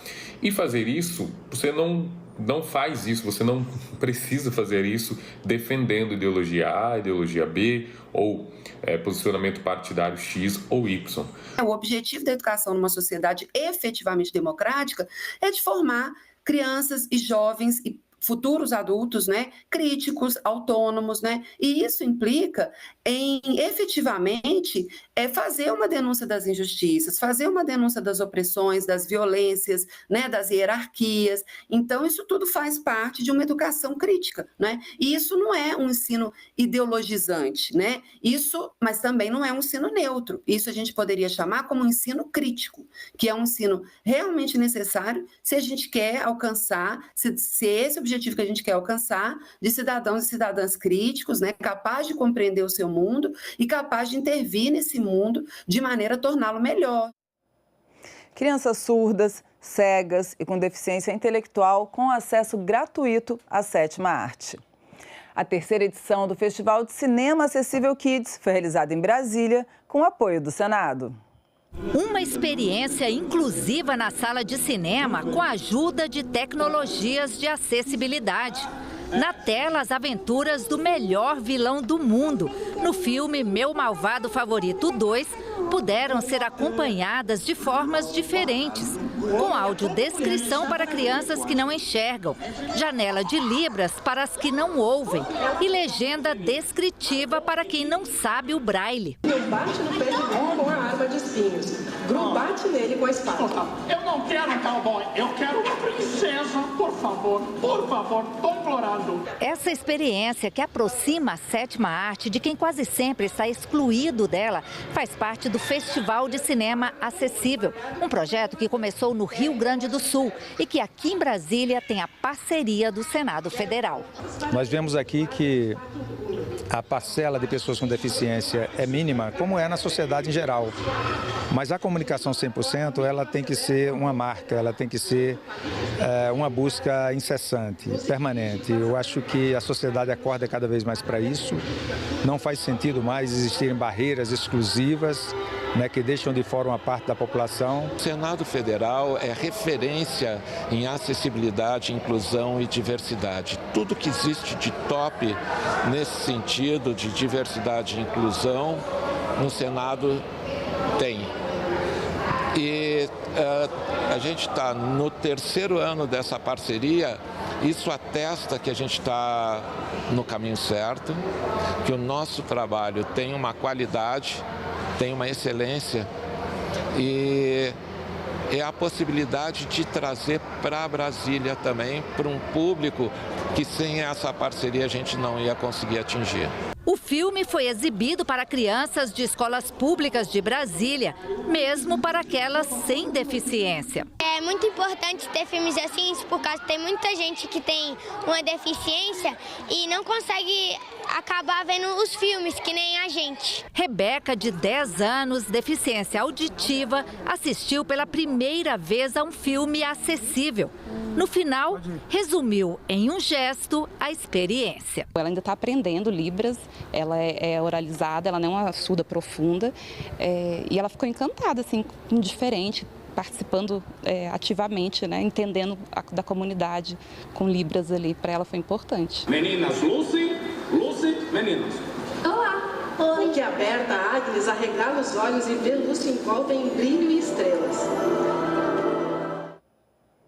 E vem CPI por aí. O requerimento para a criação da CPI das bets já foi lido no plenário do Senado e aguarda agora a indicação pelos partidos dos nomes que irão integrar a comissão. A CPI vai investigar suspeitas de lavagem de dinheiro e o uso de influenciadores digitais nas publicidades das plataformas. A CPI das bets deve investigar o impacto das apostas online no orçamento das famílias brasileiras. O requerimento de criação foi lido no plenário pelo presidente do Senado, Rodrigo Pacheco, já com o apoio de 31 senadores. Para ser criada, uma comissão parlamentar de inquérito precisa de pelo menos 27 assinaturas. Composta de 11 membros titulares e 7 membros suplentes, para, no prazo de 130 dias, com limite de despesas de R$110 mil, investigar a crescente influência dos jogos virtuais de apostas online no orçamento das famílias brasileiras, além da possível associação com organizações criminosas envolvidas em práticas de lavagem de dinheiro, bem como o uso de influenciadores digitais na promoção e divulgação dessas atividades. Os próximos passos são a instalação da CPI, ainda sem data definida, e a escolha de presidente e relator. Além das suspeitas apontadas no requerimento de criação do colegiado, a senadora Soraya Tronic, que pediu a formação da CPI, está preocupada com a programação viciada dos aplicativos. Por quê? Muitos deles já são feitos para que a pessoa comece com êxito, ela ganha dinheiro, ela vai se empolgando, vai viciando, aí dali a pouco ele já está programado para ela entrar numa onda de perda. Então, a sociedade precisa ter essas informações. Levantamento feito pelo Banco Central a pedido do senador Omar Aziz revelou que os brasileiros gastaram cerca de 20 bilhões de reais este ano em bets e jogos de azar. Só em agosto, 5 milhões de beneficiários do Bolsa Família gastaram 3 bilhões de reais com jogos e apostas online. Tenho certeza que o Senado terá a responsabilidade de investigar, de mostrar e abrir essas contas. O endividamento das famílias é contestado pelo Ministério do Desenvolvimento, Indústria, Comércio e Serviços. Uma nota técnica do Ministério alega que ainda há dificuldades no cadastro da atividade das bets e que os valores divulgados não representam o gasto líquido dos beneficiários do Bolsa Família, porque não consideram os prêmios pagos aos apostadores. O documento foi elaborado a pedido da Advocacia Geral da União, por causa de uma ação movida pela Confederação Nacional do Comércio no Supremo Tribunal Federal. A CNC argumenta que os gastos dos brasileiros com as apostas causam endividamento, prejuízo ao varejo e ao desenvolvimento social. Segundo senadores da oposição e da base do governo, a instalação da CPI é urgente para dar mais clareza sobre o impacto das bets na população e na economia. Esta CPI é uma boa reação a uma maldade moral que está se espraiando. São bilhões que estão indo para aqueles que fazem falcatrua, enganam as pessoas. Vicia, né? Tem pessoas já com muita dívida, pessoas com depressão, né? Causa briga familiar. Fazer uma investigação pode ajudar também na definição de caminhos para essa regulamentação. Para tentar frear o efeito das apostas na população mais vulnerável, o senador Alessandro Vieira apresentou o projeto para limitar ou proibir jogos feitos por idosos inscritos em cadastros de proteção de crédito e no CadÚnico. Outra proposta do senador Eduardo Girão proíbe a participação de celebridades na publicidade de apostas em eventos esportivos. Já o projeto do senador Randolph Rodrigues, líder do governo no Congresso, restringe a publicidade das empresas de apostas.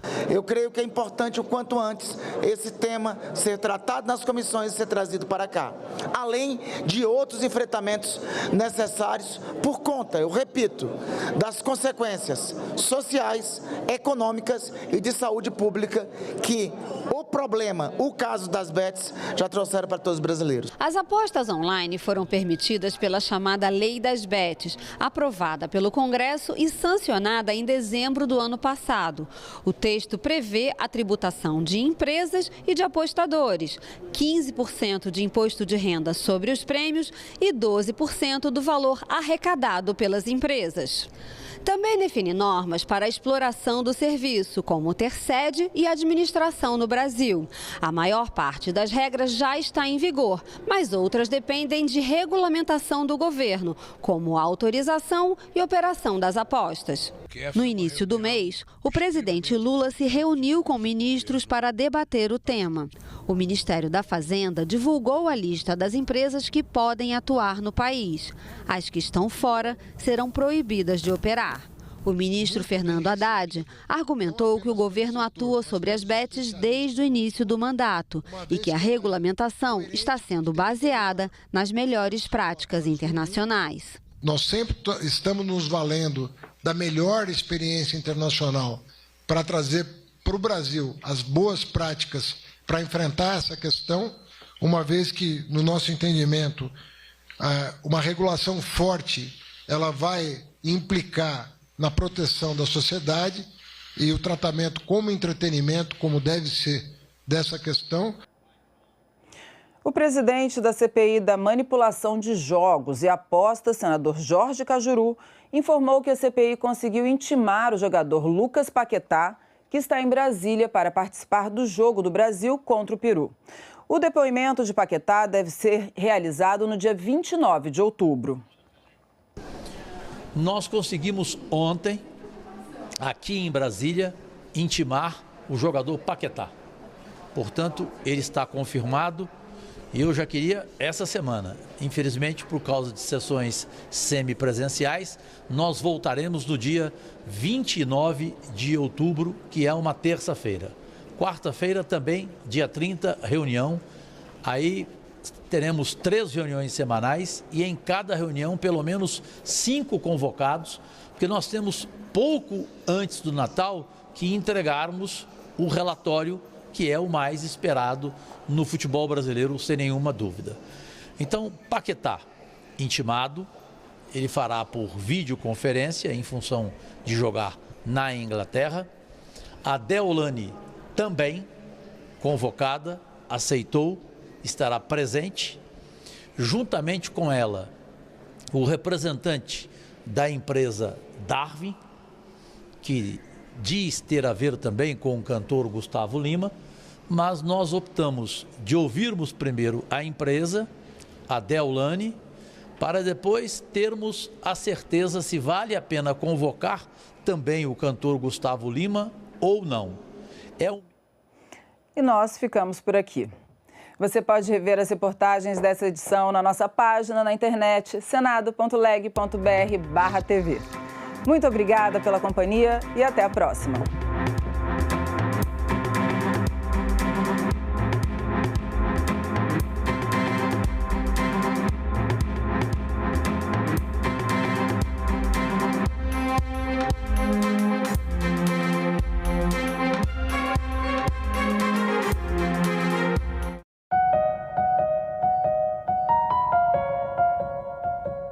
Hoje em dia você tem mais apostadores em aposta esportiva do que investidores na bolsa, em fundo de investimento, em previdência privada. Então, realmente as pessoas estão acreditando que vão conseguir ter uma prosperidade financeira a partir das apostas esportivas, né? Como é um evento aleatório, você não tem controle, você tem essa ilusão do... Agenda Econômica. Hoje, 8h, aqui na TV Senado.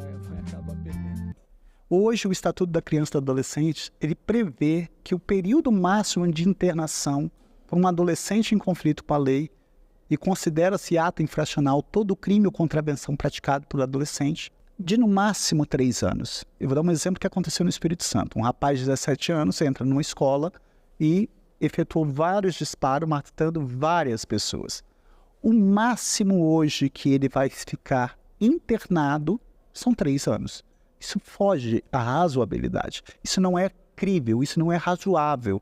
Então eu proponho que jamais redução da maioridade penal, porque isso não pode. Essa é uma cláusula pétrea prevista na própria Constituição Federal.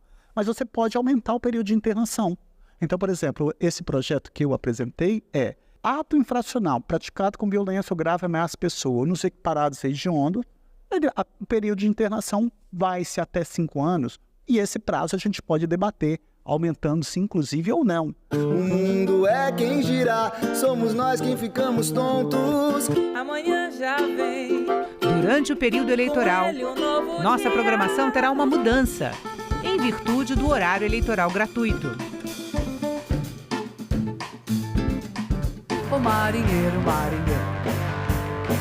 Estúdio A, sábado às 7h30 da noite. Foi o tombo do navio? Ou foi o balanço do mar? Agora é lei. Já está em vigor a legislação que incentiva o direito de brincar e a parentalidade positiva fundamentada no respeito, acolhimento e não violência, com o objetivo de proteger crianças e pré-adolescentes de maus tratos. A lei determina ao Estado, à família e à sociedade que promovam o apoio emocional, a supervisão e a educação não violenta às crianças de até 12 anos de idade. O Senado votou, agora é lei.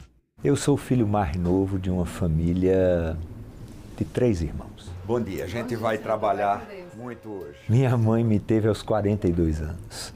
Meu pai foi deputado estadual, era um comerciante, mas depois foi sequelado por um problema de saúde, um AVC.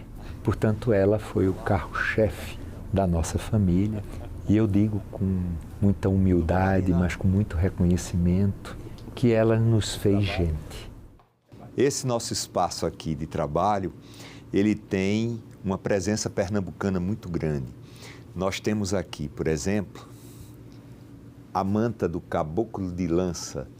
Isso me foi presenteado pelo prefeito de Nazaré da Mata. Pernambuco é cultura, transpira cultura. Ele fazia da política um espaço de fala, um espaço... Eu estava convivendo desde o início no bastidor da política, até que o José Jorge ele é chamado mais adiante para voltar a ser secretário de Educação. Trabalhei 2 anos com ele. O tempo passou. O governador eleito, com quem eu não tinha muita aproximação, me convidou para eu ser o secretário dele da área de infraestrutura, até que meu ex-governador, que me convidou a passar 8 anos seguidos numa área imensa do governo dele, me chamou e me convidou para ser o seu primeiro suplente. Prometo guardar a Constituição Federal e sustentar a união, a integridade e a independência do Brasil. Ele me convida, ele diz, olha, quando eu lhe chamei tinha uma razão de ser. Eu vou me aposentar e quero que você assuma, você está preparado para assumir o mandato de senador da República. É com esse espírito que chego a esta casa, firme nas convicções. Eu fui colocado aqui em áreas que eu conheço. Comissão de Assuntos Econômicos, Comissão de Relações Exteriores e Defesa Nacional, Comissão de Assuntos Sociais, Comissão de Ciência e Tecnologia. E eu tenho muita gratidão aos meus colegas de Senado e de bancada do MDB. Essa é a minha história, que está pela metade, se Deus quiser, porque eu ainda vou viver muito. É imprescindível que se tenha investimento em defesa cibernética. Não fazer nada, não se organizar, os custos vão ser muito grandes no futuro. Quais são as ameaças? Uma das formas de você subjugar um país militarmente é você atacar a parte cibernética e paralisar os equipamentos militares. Salão Nobre, nesta quarta, 8 horas da noite, aqui na TV Senado. seguimos aqui diretamente do TSE. Estamos aqui ao vivo em Rondônia. Temos o segundo turno aqui em Curitiba. As eleições aqui no estado de Goiás. Foi um dia tranquilo aqui no Rio de Janeiro. Falo sim de Caxias do Sul, no interior do Rio Grande do Sul. Apuração aqui no estado do Amapá. Rede Legislativa nas eleições municipais. Aqui, na TV Senado. Transporte aéreo de animais domésticos, o drama da morte, em busca da regulamentação. Se não tiver regulamentação, tanto do Legislativo quanto da ANAC, vai ficar como está nos dias de hoje. Cachorros que sumiram, que conseguiram abrir a caixa de transporte, que ficaram correndo no aeroporto, que desapareceram. Quem maltrata uma vida animal, maltrata uma vida humana. Em discussão, nesta quinta, 20h, aqui na TV Senado. Há 200 anos, o Brasil dava seu primeiro passo na criação do Senado.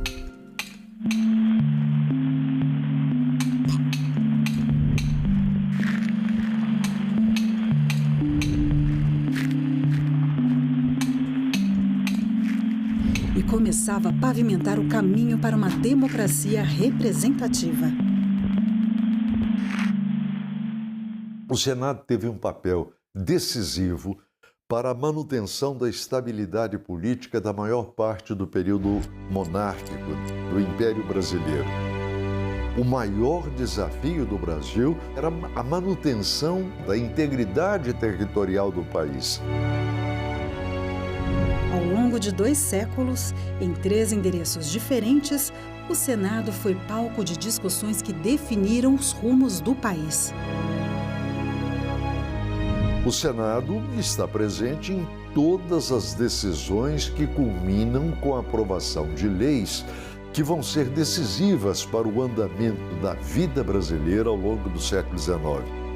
O Senado participou dos debates e da votação das chamadas leis abolicionistas. E o Senado teve muita importância na resolução de conflitos. Ao longo de toda a República, todas as grandes crises políticas que aconteceram no Brasil foram resolvidas no Parlamento. E quando o Parlamento não conseguiu resolvê-las, houve a ruptura.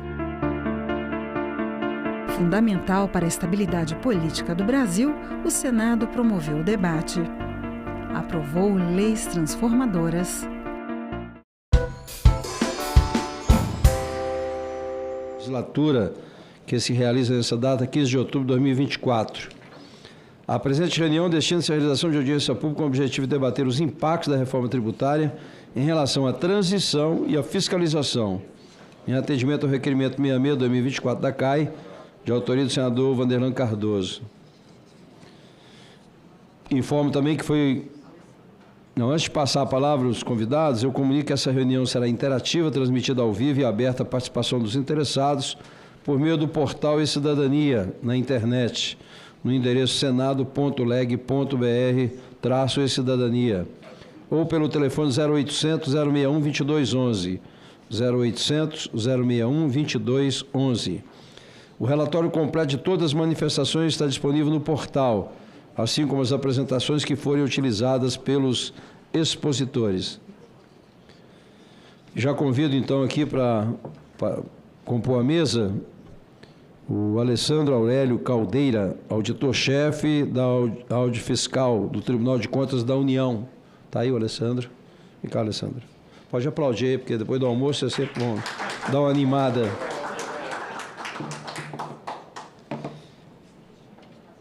Meu querido deputado e agora presidente, diretor executivo do Instituto Fiscal Independente, meu amigo Marcos Pestana. Tudo bem, Marcos? Tudo bem? Certinho? Convido também a Suzy Gomes Hoffmann, doutora em Direito Tributário pela PUC de São Paulo. Tudo bem.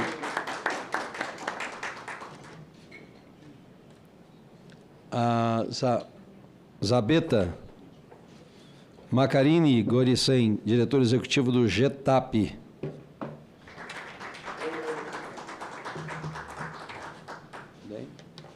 Bem, acho que o Thales, o Isaac não chegou ainda, né?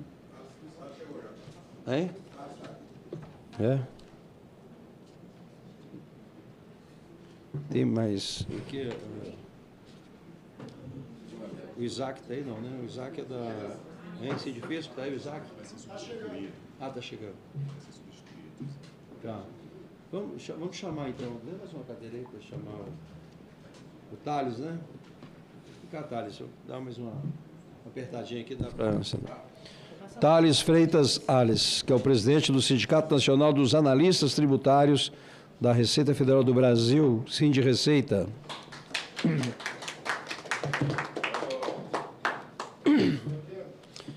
E está de forma virtual, vai participar também como videoconferência a Camila Tapias, que é diretora executiva do Projeto Mulheres do Tributário, e Manuel Nazarino Procópio, diretor do programa da CERT. Ótimo. Bem, mais uma vez aqui, só para registrar, essa é a penúltima reunião do grupo de trabalho. Amanhã a gente continua com esse tema de transição e fiscalização. E a ideia depois, amanhã, no final da audiência, a gente quer fazer uma reunião com os consultores e alguns senadores que queiram participar, para a gente também já começar a fechar o relatório que nós vamos apresentar no dia 22. Então, é importante a participação de todos. Eu estou com requerimento, vou discutir hoje ou amanhã lá no plenário, para ver se a gente consegue encaminhar essa matéria aqui para cá, e que é uma matéria... O mérito tem que ser aqui, nunca vi isso, né? Um projeto de tamanha envergadura, tamanha importância, e direto para a CCJ, não tem nada a ver uma coisa com a outra. Mas a gente fez aqui esse grupo de trabalho, de qualquer forma foi um avanço, mas a gente precisa sentar como comissão de mérito e debater os problemas, o que é possível aceitar ou não das emendas, e o que não der, vamos para o voto, né? Mas acho que é unanimidade, né, a necessidade da reforma tributária, mas que também tem muito ajuste para ser feito, não é? Não vou nem entrar aqui no 108, que também é outra barbaridade que vai ter que mexer assim, acho que total, não? Acho que talvez, não sei se salva algum artigo daquele 108, que é coisa absurda, né? Eu que já sou candidato a presidente do conselho, do comitê gestor, né? Porque vai mandar mais do que os governadores e os senadores. Mas vamos lá, né, gente? Vou passar direto aqui para o Alessandro, que é o nosso auditor-chefe do Audito Fiscal do Tribunal de Contas da União, que vai falar um pouquinho para a gente aí sobre essa questão da transição e fiscalização. E a sugestão, né, a gente sempre coloca aqui nas reuniões, que é bom a gente ir bem no ponto, né, no foco. Então, por exemplo, qual é o texto da Câmara que já foi aprovado, que já está aprovado na Câmara, qual é a proposta de mudança e uma justificativa bem didática, pedagógica aí da justificativa para poder convencer os senadores a mudar. Vocês sabem que é uma matéria bastante complexa, não é nem todo senador tem muito interesse também em aprofundar muito nisso. Então a gente tem que ter se quiser mudar alguma coisa, tem que ter assim em 64, né? Uma justificativa bem didática, que o senador vai olhar e vai dizer, caramba, tem que mudar mesmo. Senão vai ser difícil a gente mudar. Então, essa é a recomendação. Alessandro, contigo. Obrigado. Agradeço, cumprimento o senador Exalci, em nome do qual também os demais parlamentares. Cumprimento meus colegas de bancada aqui também. Bom, vou falar aqui nessa ocasião, senador, sobre... focando nas novas competências do TCU, né, principalmente nessa fase de transição entre os regimes de tributação. Bom, em resumo, as novas atribuições do Tribunal de Contas começa com o cálculo, né, das alíquotas de referência e do redutor, né, no caso das compras, das operações contratadas pela administração pública, dos dois impostos, CBS e IBS. E o Senado vai fixar essas alíquotas com base no cálculo que o Tribunal de Contas fizer e encaminhar para cá. Uma possibilidade também de participação nas avaliações quinquenais, que está prevista no PLP, né? não é uma obrigatoriedade, mas é uma possibilidade, e a regulamentação do cálculo dos coeficientes individuais, que não é o tema aqui dessa audiência, mas foi também uma atribuição, uma competência que o tribunal ganhou com essa reforma. Sobre as alíquotas de referência, elas vão ser fixadas por resolução do Senado Federal, serão calculadas de forma a manter a carga tributária, né? E aí no PLP traz um pouco, desenha um pouco da metodologia de como vai ser, faz as balizas, né, gerais de como vai ser qual o parâmetro, né, dessa carga tributária que deverá ser mantida. A redução das receitas dos tributos substituídos até 2033, ela vai se dar de forma gradual até lá, né? Então, esse é o período de transição, de 27 a 33. E esse cálculo também, que o TCU vai realizar, ele precisa preservar a autonomia federativa, no sentido de que os entes da federação vão poder fixar as próprias alíquotas, né? Mas a alíquota de referência será aplicada se o ente não fixar a sua própria alíquota. Sobre o cálculo do TCU, as metodologias do cálculo, tanto do CBS, IBS, do redutor, elas terão que ser encaminhadas pelo comitê gestor e pela União, para o tribunal. Até 180 dias de 2 anos antes, né, da vigência da alíquota. Essa metodologia então até junho, final de junho, o Poder Executivo e o Comitê Gestor encaminham a metodologia. O Tribunal de Contas vai se debruçar sobre essa metodologia a fim de fazer a homologação. O Tribunal também tem 180 dias para fazer essa homologação. Feito isso, o Poder Executivo e o Comitê Gestor, no caso, começa com o Poder Executivo, né, porque começa com o cálculo da CBS. O Poder Executivo da União vai elaborar uma proposta de alíquotas, né, e vai encaminhar para o TCU, com base na metodologia homologada, né. E o TCU vai pegar essa proposta, vai calcular a alíquota de referência e enviar para o Senado Federal, e esse prazo o TCU tem até o dia 15 de setembro do ano para encaminhar para o Senado Federal, e o Senado fixa as alíquotas de referência até 31 de outubro de cada ano, né? Até 2032. As etapas desse período de transição, digamos assim, né, até 2032, elas vão ocorrer com esse cronograma assim, né? O envio da metodologia até o final de junho do segundo ano anterior à vigência. O TCU homologa isso, né, com 180 dias. Depois o Comitê Gestor, o Poder Executivo, envia uma proposta, né, até 31 de julho do ano anterior, da vigência das alíquotas. O TCU, com base nessas propostas, realiza o cálculo dessas alíquotas, encaminha até 15 de setembro para o Senado, e o Senado Federal, até 31 de outubro, fixa essas alíquotas, né? Aí tem lá um dispositivo, né, previsto no PLP, se em caso de não aprovação,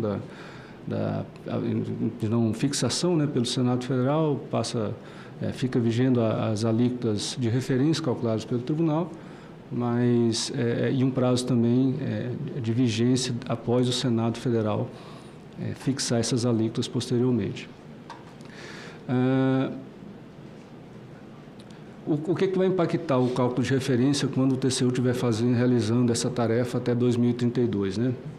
Então, assim, os regimes específicos diferenciados, né, vai depender, o cálculo dessa alíquota de referência vai sofrer impacto de quanto que vai ser, de quem que vai entrar, né, de quem vai entrar efetivamente nesses regimes, né,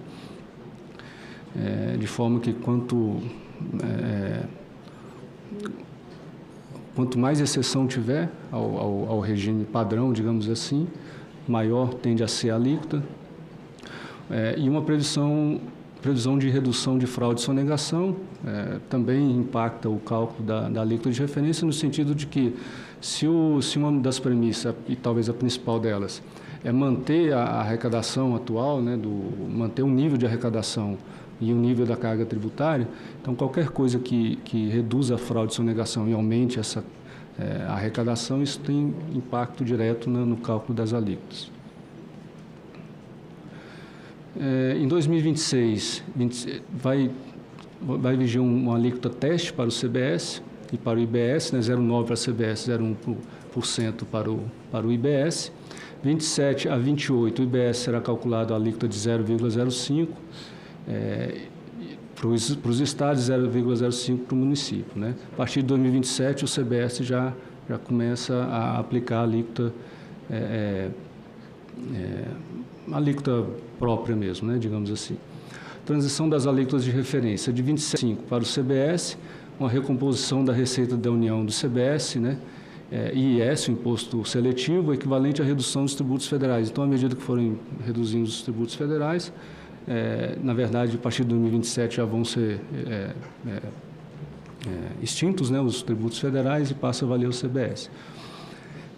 E para o IBS, 29 a 35, uma transição do ICMS e do ISS para o IBS via reduções progressivas até 2033.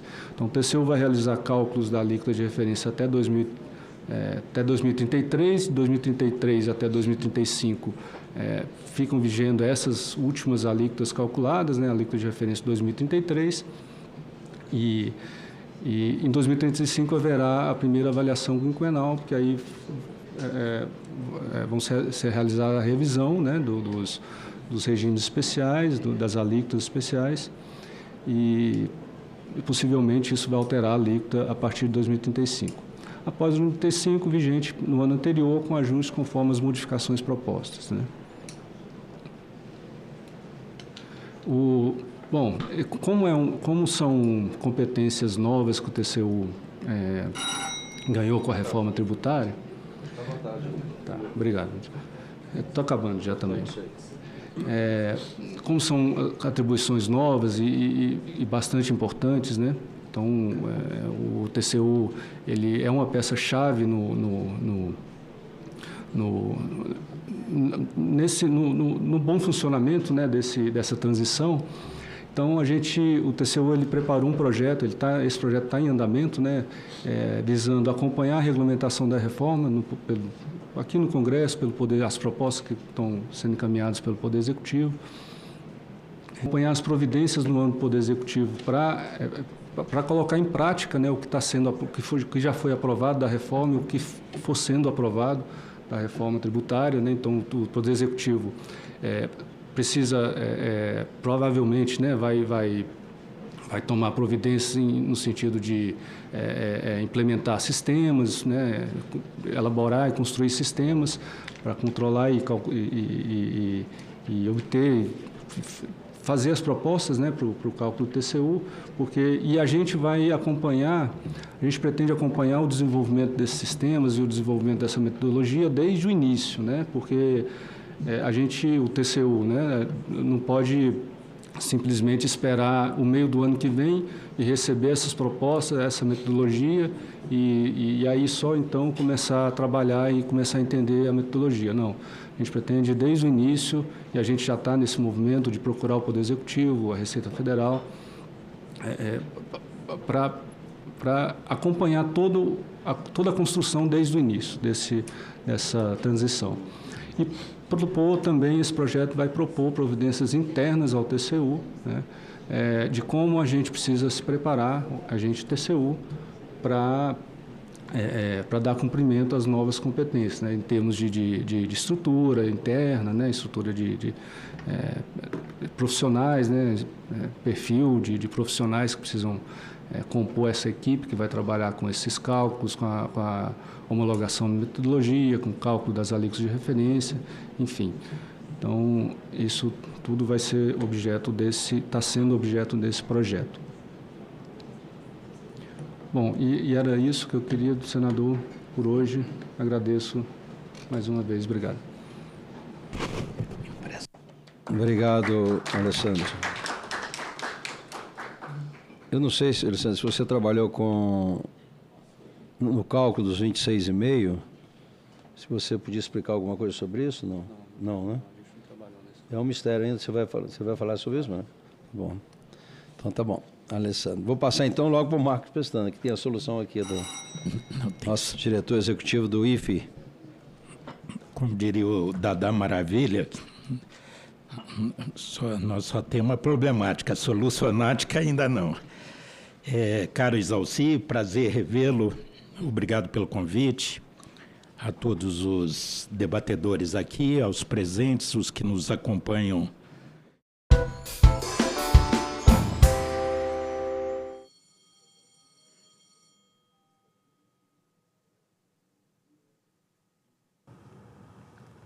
A número regimental, declaro aberta a sessão. Sob a proteção de Deus, iniciamos nossos trabalhos. As senadoras e os senadores poderão se inscrever para o uso da palavra por meio do aplicativo Senado Digital, por lista de inscrição que se encontra sobre a mesa ou por intermédio dos totens disponibilizados na casa. Os senadores presentes remotamente e inscritos para o uso da palavra poderão fazê-lo através do sistema de videoconferência. A presente sessão deliberativa ordinária semipresencial é destinada à apreciação das seguintes matérias, já disponibilizadas em avulsos eletrônicos e na ordem do dia eletrônica de hoje. Projeto de Lei 6.120 de 2019, do deputado Flávio Nogueira. Projeto de Lei 1.533 de 2023, do deputado Misael Varela. E Projeto de Lei 397 de 2019, da deputada Luciana Santos.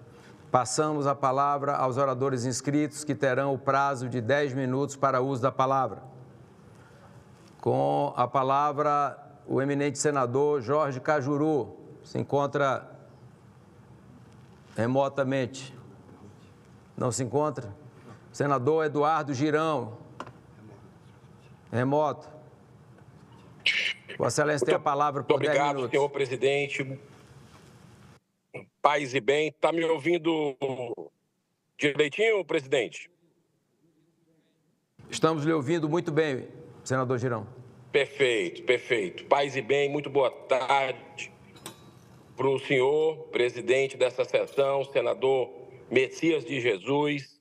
Congratular aqui todos os demais colegas, senadoras e senadores, funcionários dessa casa, assessores e brasileiros que estão nos acompanhando pelo trabalho justo, digno da equipe da TV Senado, Rádio Senado e Agência Senado. Olha, senhor presidente, eu trago um assunto muito grave, gravíssimo, aqui a essa sessão plenária. Baseado numa investigação jornalística, uma denúncia publicada pela revista Oeste, estou encaminhando à presidência dessa Casa Revisora da República um requerimento com uma série de questionamentos.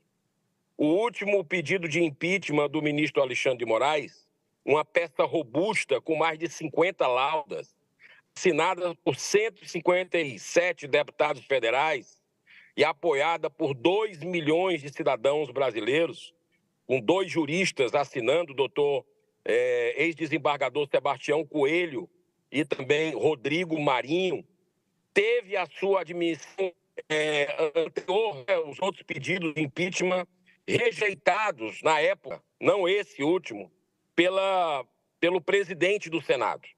Rodrigo Pacheco comunicou publicamente que a sua decisão de outros pedidos de impeachment, não esse ainda, estava sustentada pelo parecer da Advocacia Geral do Senado, assinado na época por Tomás Goma de Azevedo, que pediu seu arquivamento pela falta de uma justa causa. Atenção, ocorre que esse servidor público e efetivo do Senado é também sócio fundador do escritório de advocacia Lacerda, Azevedo, Vilela e Fernandes Advogados, com a denominação de LAVIF, prestando serviços jurídicos a empresas que possuem processos nos tribunais superiores, como STJ e principalmente o STF. Isso por si só já levanta várias dúvidas sobre a real independência e isenção da manifestação do ex-advogado-geral do Senado da República, afetando diretamente a transparência e a equidade esperada de qualquer instituição pública. O escritório LAVIF foi fundado em 2016 e acumula mais de 120 processos no STF. E parte dessas ações tem como relator, acredite se quiser, o próprio ministro Alexandre de Moraes. Segundo a matéria da revista Oeste, outros 3 advogados do Senado são também sócios do escritório, o que aumenta ainda mais a gravidade da denúncia. O artigo 37 da Constituição Federal diz: a administração pública direta e indireta de qualquer dos poderes da União, Estados, DF e dos municípios obedecerão aos princípios da legalidade, impessoabilidade, moralidade, publicidade e eficiência. Esse caso choca de frente com o princípio da impessoalidade, que obriga qualquer agente público a atuar com objetividade, sem qualquer tipo de parcialidade, evitando preferência ou aversão pessoal ou profissional em suas decisões.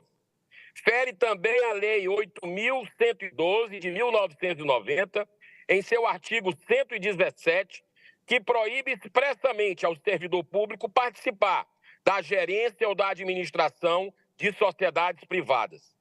Segue, senhor presidente, na mesma linha, o Estatuto da OAB, em seus artigos 27 e 28, que impõe aos advogados isenção em seu ofício, evitando conflitos de interesses que possam afetar sua imparcialidade e integridade ética.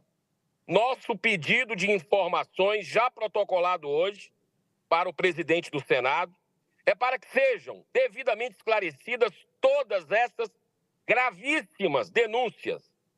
Com isso, o parecer da Advocacia Geral do Senado, que deu sustentação à decisão do presidente Rodrigo Pacheco, deve ser questionado, tanto do ponto de vista político quanto do ponto de vista legal. Foram muitos pedidos de impeachment engavetados com base no parecer da Advocacia Geral do Senado. Há um clamor, senhor presidente, e todos os dias eu vou falar sobre isso, diariamente. Há um clamor da sociedade brasileira cada vez maior para que o Senado da República cumpra seu dever constitucional, interrompendo os flagrantes abusos praticados por muitos ministros do Supremo Tribunal Federal, admitindo finalmente a abertura de um pedido de impeachment. O campeão de pedidos de impeachment até hoje é o ministro Alexandre de Moraes, seguido de Barroso, seguido de Gilmar Mendes. Já passou da hora. O clamor só aumenta em nossa nação. O Senado não pode ficar letárgico a isso. A sociedade clama, pede uma posição da Casa Revisora da República. Só o Senado tem o poder, pela Carta Magna brasileira, para investigar, afastar ministros do Supremo. Estamos nos 200 anos, no bicentenário dessa casa, e quis o destino que nós, 81 senadores da República, nós estivéssemos nesse momento da história para fazer o que tem que ser feito, o que nunca foi feito nesse período. Só assim, senhor presidente, com análise, sem pré-julgamento, apenas abrindo o processo, nós poderemos ter de volta o restabelecimento do Estado democrático de direito no Brasil. Água mole em pedra dura, tanto bate até que fura. Nós vamos buscar essa vitória do Senado Federal em prol da democracia de verdade, em prol da volta do Estado democrático de direito, porque hoje nós temos uma ditadura da toga instalada no Brasil com a conivência, com a omissão do Senado Federal. Muito obrigado, senhor presidente. Presidente, Deus abençoe a nossa nação. Presidente, senador Esperidião, fazer um breve à parte. Eu não sei qual é a providência que o senador Eduardo Girão vai tomar em face dessa denúncia, que é da maior gravidade, convenhamos. Não sei se ele está me ouvindo. Senador Girão, está ouvindo? Eu acho. Está ouvindo. Estou ouvindo, senador Eu não Esperidião, a mim. estou autenticando, eu não li a matéria, Mas os fatos que o senhor está relatando, o senhor deve apontá-los, como está fazendo agora oralmente, porque são da maior gravidade. E a mesa diretora, o presidente da casa, tem que investigar isso.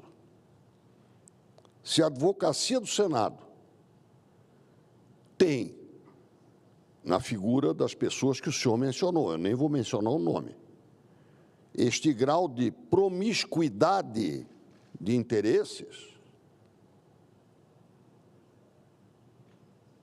isso tem que ser investigado, porque fere, obviamente, o interesse público. Repito, eu não posso autenticar o que eu não li e não posso aferir a qualidade do conteúdo, mas Vossa Excelência que falou deve formalizar e esse assunto merece ser investigado sem dúvida alguma. Muito obrigado. Senador Messias, rapidamente. Pois não, senador. Está me ouvindo, senador Girão? Estou lhe ouvindo, estou ouvindo. Só complementando rapidamente o que foi dito pelo senador Espiridião a mim, eu gostaria de acrescentar o seguinte. A gravidade desta denúncia não precisa reforçar. Mas tem um pouco mais. Eu ouso levar o assunto um pouco mais adiante. Diante dessa, usando as palavras do senador, a mim, diante dessa promiscuidade, a ausência de uma ação pode configurar, talvez, a cumplicidade com o absurdo cometido. De modo que eu quero deixar aqui o meu alerta ao presidente da Casa que este assunto realmente envolve promiscuidade e, quiçá, cumplicidade.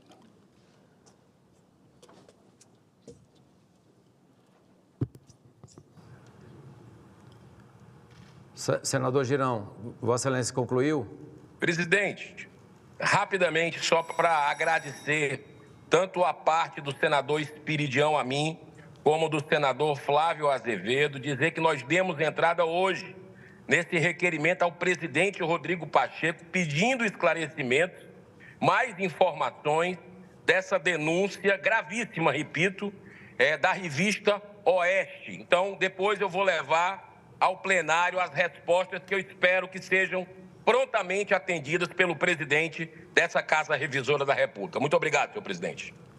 Agradeço, senador Eduardo Girão. Convidamos para fazer uso da palavra de forma remota o senador Paulo Paim, que dispõe de até 10 minutos. Senhor presidente do Senado em exercício, Messias de Jesus, senhoras, senhores, senadores e senadoras, quero falar hoje sobre o Dia do Professor, 15 de outubro. Nossos mestres, nossos orientadores, o que aponta o caminho do sucesso, todos nós sabemos, é a educação. E o mestre é o professor. Por isso digo, presidente Messias, um país que se preza, valoriza os seus professores. Ignorar essa realidade é não acreditar no futuro, no sucesso, no desenvolvimento e no potencial dos brasileiros e brasileiras.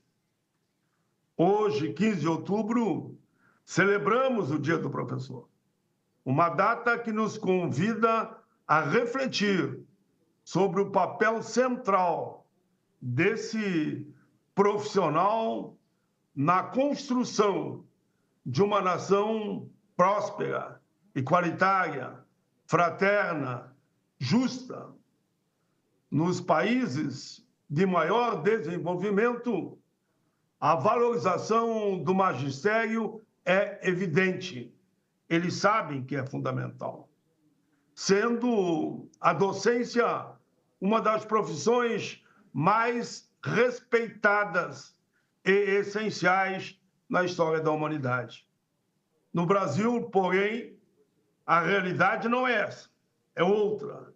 Ser professor, muitas vezes, é visto como uma das opções, entre tantas, de carreira, quando deveria estar em destaque.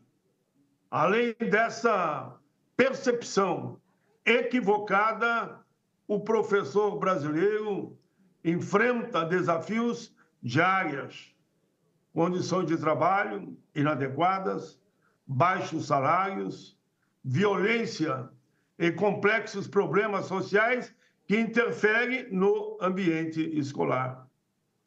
A verdade é que no Brasil o magistério ainda não recebe o reconhecimento que merece e que é preocupação de dar esse reconhecimento na maioria dos países desenvolvidos no mundo. Presidente, no entanto, mesmo diante das adversidades, os professores e professoras continuam a exercer sua missão com dedicação, com carinho e com coragem. São verdadeiros heróis que se desdobram para garantir que o ensino realmente aconteça. Ser professor é muito mais do que uma profissão, é uma vocação. É estar constantemente atualizado em sua área de conhecimento, preparar aulas, elaborar instrumentos de avaliação e dedicar horas e horas à correção de provas e atividades. Além disso, o professor, esse herói de todos nós, quem não lembra da sua professora, do seu professor? Repito, além disso, o professor desempenha um papel fundamental na formação ética e moral da nossa juventude, ajudando-os a desenvolver uma consciência cidadã. Aí vou além, presidente. Embora as famílias tenham a responsabilidade de ensinar as bases da convivência social, é o professor que completa a formação da personalidade dos futuros cidadãos, sejam eles empresários, trabalhadores, sejam parlamentares, enfim, a opção de cada um no longo da vida. Valorizar o professor é uma questão de prioridade nacional. Infelizmente, muitos ainda subestimam a importância do professor, acreditando que o acesso à informação por meio da internet, por exemplo, e das tecnologias modernas resolve tudo e que pode substituir a figura do educador. É um grande engano. Esse é um grande equívoco. O professor, o mestre, ele é insubstituível. Ele pode, claro, ser substituído de geração em geração, mas sempre teremos que ter como nosso orientador o mestre, o professor, a professora. O professor é o guia, é o farol que ilumina o caminho do conhecimento, do aprendizado, da cultura, de uma visão de mundo.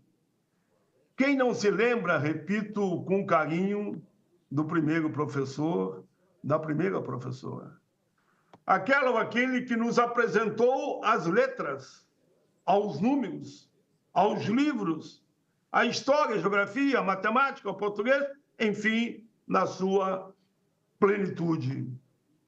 A influência do professor é duradoura, nos acompanha por toda a vida, mesmo com todas as inovações tecnológicas, é impossível conceber um sistema educacional sem a presença ativa, inspiradora dos professores e professoras.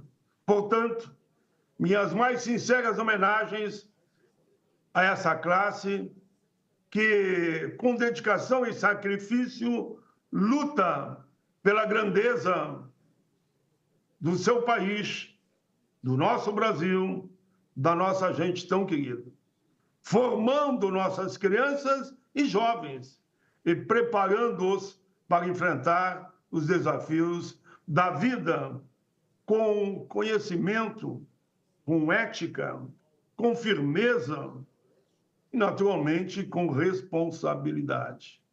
Fica aqui meu carinho, meu abraço a todos os professores e professoras do nosso país. Eles são, repito, heróis e heroínas que ajudam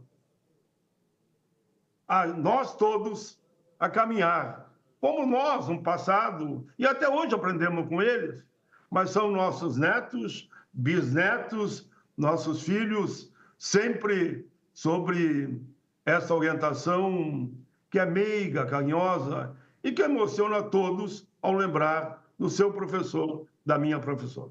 Um abraço, obrigado, presidente Messias.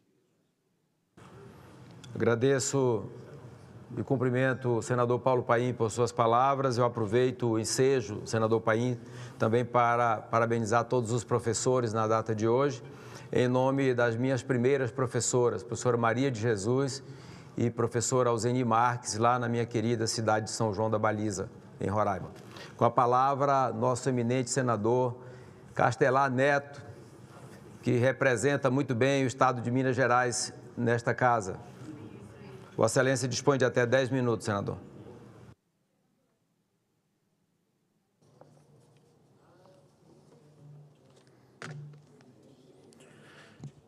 Obrigado, presidente e senador Messias Jesus. E digo antes da minha manifestação que é um grande privilégio participar dessa sessão plenária sob a presidência de Vossa Excelência.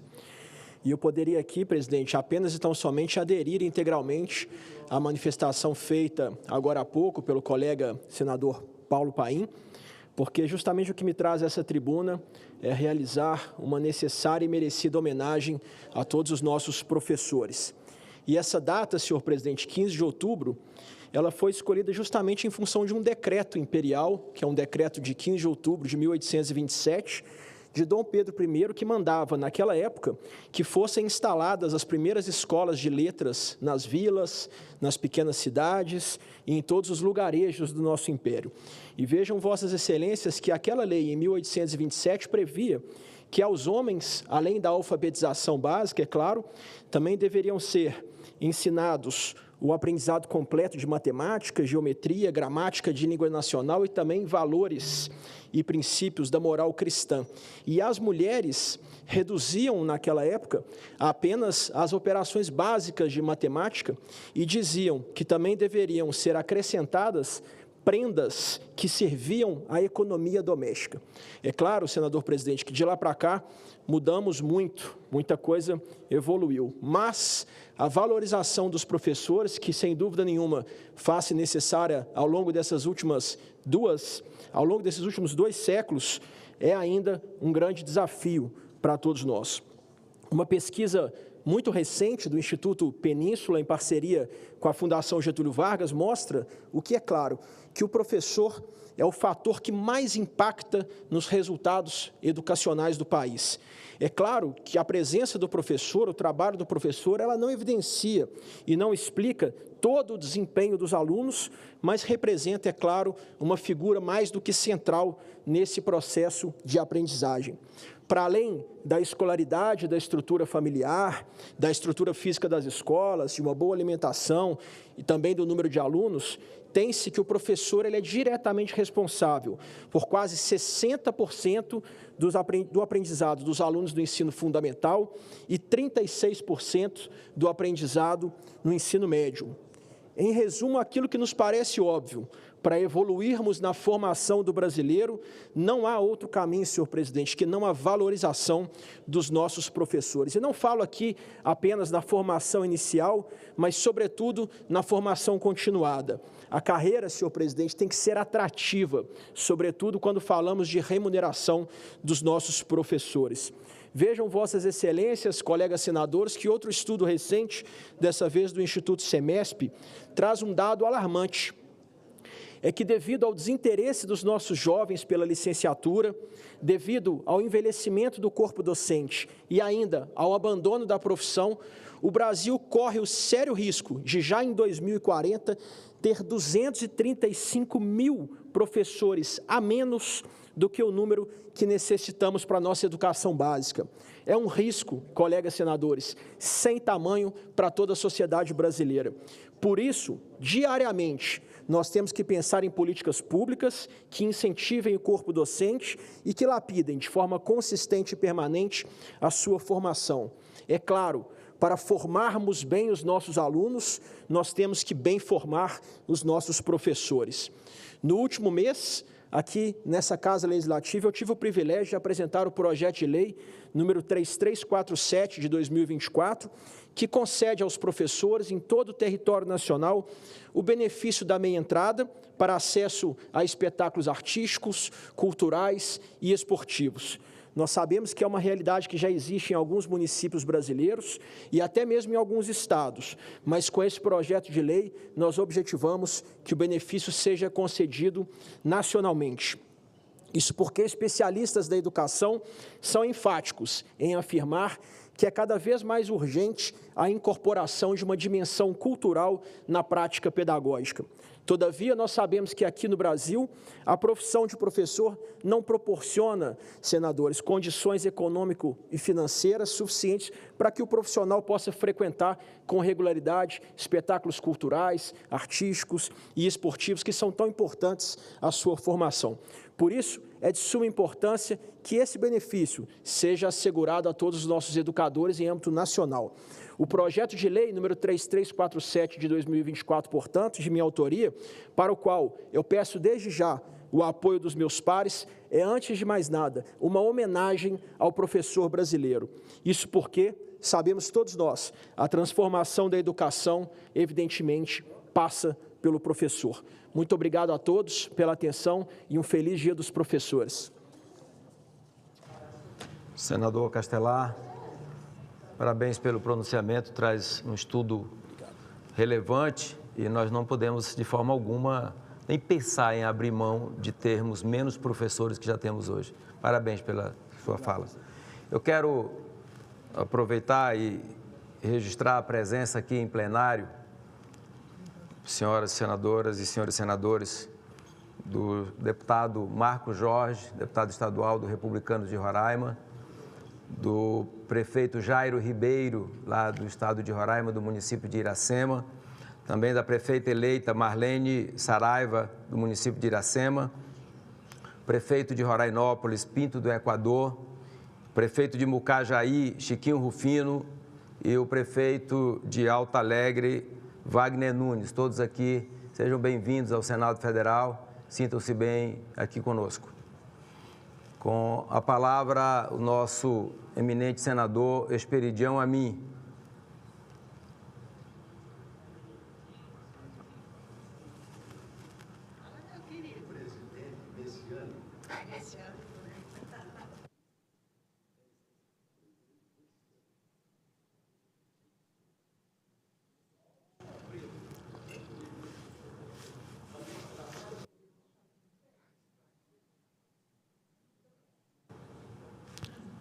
Com a palavra, o decano do Senado Federal, Esperidião Amin. Infelizmente, eu não sou o decano. O senador Otto Alencar, quando viu que eu ia assumir Ele não aceita o título. A presidência da CPMI, apresentou a verdadeira certidão de nascimento dele. Ele é 4 meses mais velho do que eu. Como o senador Otto não está aqui para se defender, eu faço a defesa e transfiro a Vossa Excelência esse título de decano. Enquanto vivo, né? Presidente, senhoras e senhores senadores, eu vou aproveitar esse momento de descontração para fazer uma homenagem mais do que merecida, mas que nos traz felicidade. Fazer minhas as palavras daqueles que aqui homenagearam o Dia do Professor. Eu que tive a honra de dar as minhas primeiras aulas no distante ano de 1968. E isso no Instituto Estadual de Educação, depois na Escola Superior de Administração e Gerência, da primeira turma, e sou egresso, depois na Faculdade de Educação e, finalmente, na Universidade Federal de Santa Catarina. Sou, portanto, um aprendiz de professor. Não parei de estudar e me orgulho muito de ter sido alfabetizado, senadora Zenaide, pela irmã da Antonieta de Barros, Leonor de Barros. A Antonieta, que foi a primeira deputada brasileira, senadora Rosane. E no estado de Santa Catarina é uma referência para esse dia da nossa homenagem. Quero também homenagear uma delegação de Blumenau e de Lindóia do Sul, a delegação do nosso querido Hospital Santo Antônio, integrada por Luiz Rebelato, Rafael Bertuol e a nossa querida Adriana Pereira, e o meu amigo Joércio Dalmora, do Hospital Dr. Isolde, de Lindóia do Sul. Todos sob a liderança da nossa secretária para Assuntos em Brasília, do Governo do Estado, secretária Vânia Franco. O que eu venho abordar hoje, presidente, talvez até instigado pela manifestação do senador Girão,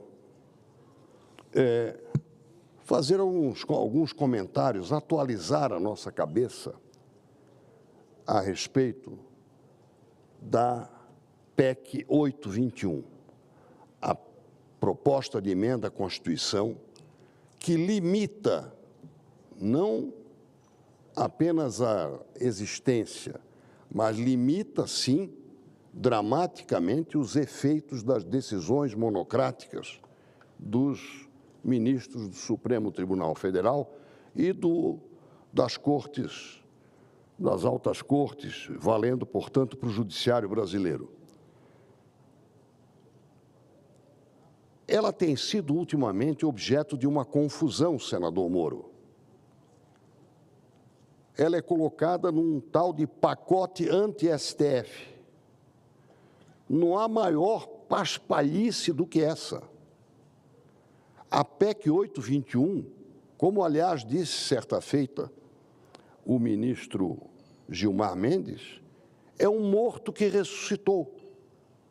Ela foi apresentada em 2019 e não foi aprovada por uma falha da mesa, que colocou em votação uma proposta de emenda constitucional que precisa ter 49 votos a favor, no mínimo, com 55 senadores votando. Isso não se faz. E já houve caso aqui em que se anulou votação porque o quórum era baixo. No caso de indicação de autoridade, em que seja necessária maioria absoluta apenas 41 votos. Há registros aqui que a mesa, senador Messias, já invalidou votações porque percebeu que aquele quórum não era próprio. Na verdade, não foi porque percebeu que o quórum não era próprio. É porque tinha suspeita de derrota. Ou seja, uma aliança de que não era seguro para aquela circunstância. E nós não vamos evocar aqui o caso, até porque já houve um outro evento em que realmente foi rejeitado porque o quórum era baixo. Então, a mesa já tem uma jurisprudência até de cautela. Matéria que precisa de 49 votos, eu não vou botar em votação, tendo 54, senador Flávio, ou senador Márcio Bittar. Então, ela não morreu, ela foi ocultada da sociedade em 2019 e voltou vigorosa pelos fatos. Em 2023, nós votamos aqui, neste plenário, e conseguimos 52 votos a favor contra 18, e a aprovamos, com o mesmo objetivo. Qual é? Impedir que uma decisão de um ministro anule uma lei. E foram aventadas várias explicações. Não é preciso, isso é um assunto interno. Isso já foi resolvido pelo Supremo através de uma resolução de número 58, em dezembro de 2022. Mentira! Vou repetir, é mentira. A resolução 58 não resolveu isso. E a prova é o que aconteceu com a lei das estatais. A lei das estatais, senador Flávio, trouxe benefícios para a sociedade brasileira, exigiu uma seleção mais apurada para se escolherem os ocupantes dos cargos de dirigente das estatais. Ela foi sustada por uma decisão monocrática do hoje ministro da Justiça e da Segurança Pública, então ministro do Supremo Tribunal Federal, Ricardo Lewandowski. No dia 16 de março de 2023, uma canetada considerou inconstitucionais os artigos que exigiam esta seleção mais acurada.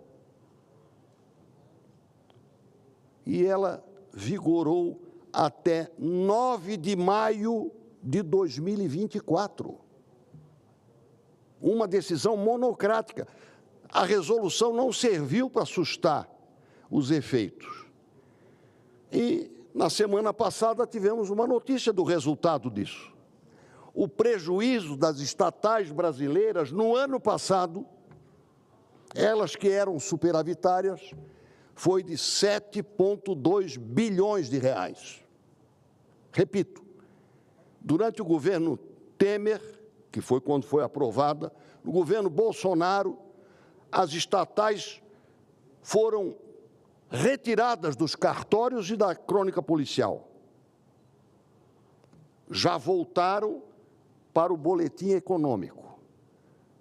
Se acumulavam lucros, se eram bem geridas, já ofereceram ao povo brasileiro uma conta que nós estamos pagando, os contribuintes todos, de 7,2 bilhões de reais para resultado do afrouxamento das regras. Então, não funcionou internamente ou externamente dispositivo produzido pelo STF para impedir a vigência abusiva das decisões monocráticas que contrariam o interesse do Brasil e afrontam o parlamento. Deputados e senadores eleitos pelo povo, presidente da República, seja quem for, eleito pelo povo, aprovam e sancionam uma lei e essa lei é desmanchada por uma decisão monocrática. E é disto que eu venho falar. Não há afronta nenhuma. E hoje começa a aflorar a convicção, senador Messias, de que a nossa PEC, longe de afrontar o Supremo, valoriza o colegiado Supremo Tribunal Federal, e não o indivíduo. Não é possível que uma estrela solitária, exceto a do Botafogo, queira valer mais do que uma constelação. O que vale pela Constituição é o Supremo Tribunal Federal, assim como o que vale não é o senador fulano ou beltrano, é o Senado Federal, é o Congresso Nacional, que representa a federação, o povo brasileiro. Então, não há afronta nenhuma. Essa tentativa de, através da picuinha, agredir a iniciativa do nosso querido senador Oriovisto, que eu tenho a honra de ser relator desta iniciativa, não adianta querer amesquinhá-la com objetivos circunstanciais. Esse é um propósito maduro do Senado Federal, amadurecido, e que teve votos expressivos de quem não pertence à oposição. Pessoas livres, cuja consciência os fez votar a favor, e foram todos alcunhados, senador Sérgio Moro, de pigmeus morais. Não vou dizer quem é que falou isso, mas saiu lá do Supremo essa expressão para apodar, para cognominar o grupo de senadores que teve a coragem de acordo com a sua consciência, fazer o bem à democracia. Pois não, senador Moro? Uma parte, muito rapidamente, eu sempre tive presente também, senadores pediam a mim, que essa PEC 8 é racionalizar o controle de constitucionalidade. Não dá para um ministro suspender um ato de 513 deputados, 81 senadores, que passa ainda pelo presidente da República, todos eleitos. Não quer dizer que o senador, que o deputado, que o presidente é melhor que o ministro Supremo ou vice-versa. Mas nós estamos submetidos a eleições periódicas. E os ministros supremos não estão. E, no fundo, ali, é fortalecer o sentido de colegiado do Supremo Tribunal Federal. Então, fortalecer o plenário em detrimento de uma decisão individual que pode estar correta, mas pode estar errada. Nesse caso, por exemplo, da suspensão da lei estatais, estava absolutamente errada. E foi revista pelo plenário, infelizmente não, os seus efeitos durante a vigência da liminar. Mas era uma liminar que desde o início se mostrava juridicamente falida. E agora nós vamos ficar submetidos, então, à tirania das decisões monocráticas. Então, assim, até se compreende o sentimento, né, de se tentar rotular para se evitar uma reforma, mas essa é uma reforma que fortalece a instituição do Supremo Tribunal Federal, que fortalece a instituição do controle judicial de constitucionalidade que foi criado e vem lá desde a Suprema Corte norte-americana, com Marbury versus Madison, de 1803, mas cabe a essa casa, ao Congresso, regular a utilização desse instrumento sem, evidentemente, esvaziá-lo. E esse projeto, essa PEC que eu votei a favor e votaria de novo a favor, está na Câmara e esperamos que a Câmara dê a celeridade necessária para que seja votada e aprovada, em nada representa uma guerra entre os poderes. Pelo contrário, inclusive, foi aqui votada e foi feito seu encaminhamento sobre a batuta, vamos dizer assim, do presidente senador Rodrigo Pacheco, que nada tem, né, que lhe possa ser atribuído a pecha de radical ou que querendo promover uma guerra contra o Supremo Tribunal Federal. Agora, nós ficamos realmente chateados quando, do outro lado, vozes que não compreendem o sentido dessa reforma da instituição buscam taxar os senadores de radicais ou de coisa pior. Aquela expressão ofensiva que Vossa Excelência utilizou não é a maneira apropriada de se referir a senadores da República. Permite uma parte, senador Amin. Pois não, senador Flávio. Senador, primeiro eu quero dizer que eu tenho uma honra muito grande de, pelo menos durante um pouco tempo, me dizer que sou seu colega aqui no Senado. O depoimento que o senhor está fazendo hoje, apontando números, datas e alguns autores, ele é perfeito. Ele sintetiza o que esse país vem sofrendo, aonde quem está desafiando, quem está tentando estabelecer confrontos, não é o Senado nem a Câmara, é um indivíduo que, em nome de um poder inexistente, na sua força solitária, desafia a população do país através da Câmara. A Câmara dos Deputados representa o povo brasileiro e desafia esta casa, que representa a federação.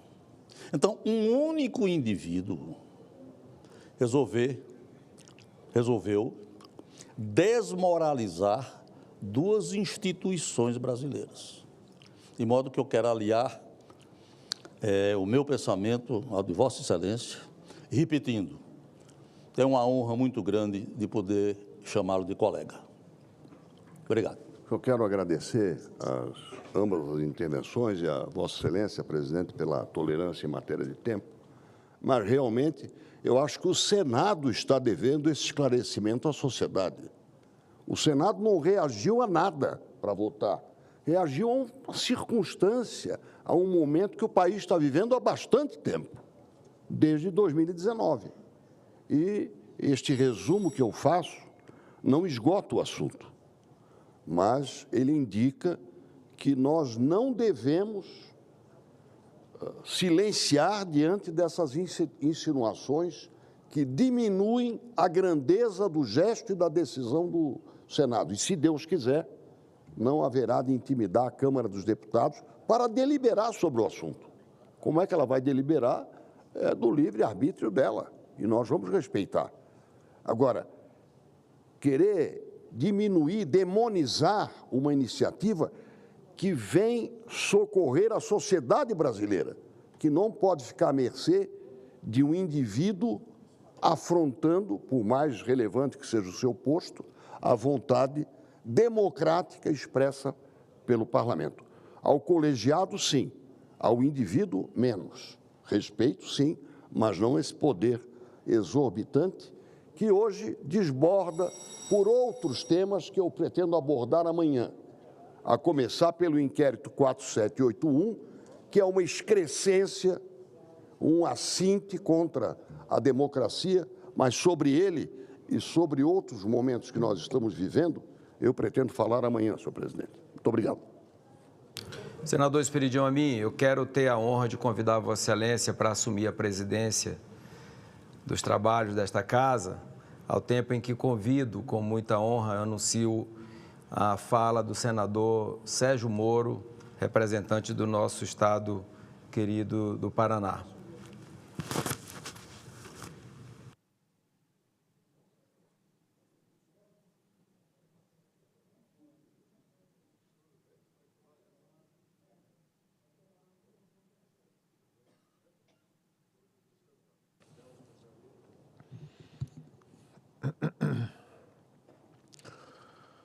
Boa tarde a todos, senadores, senadoras, ilustre presidente em exercício, senador Esperidião Amin.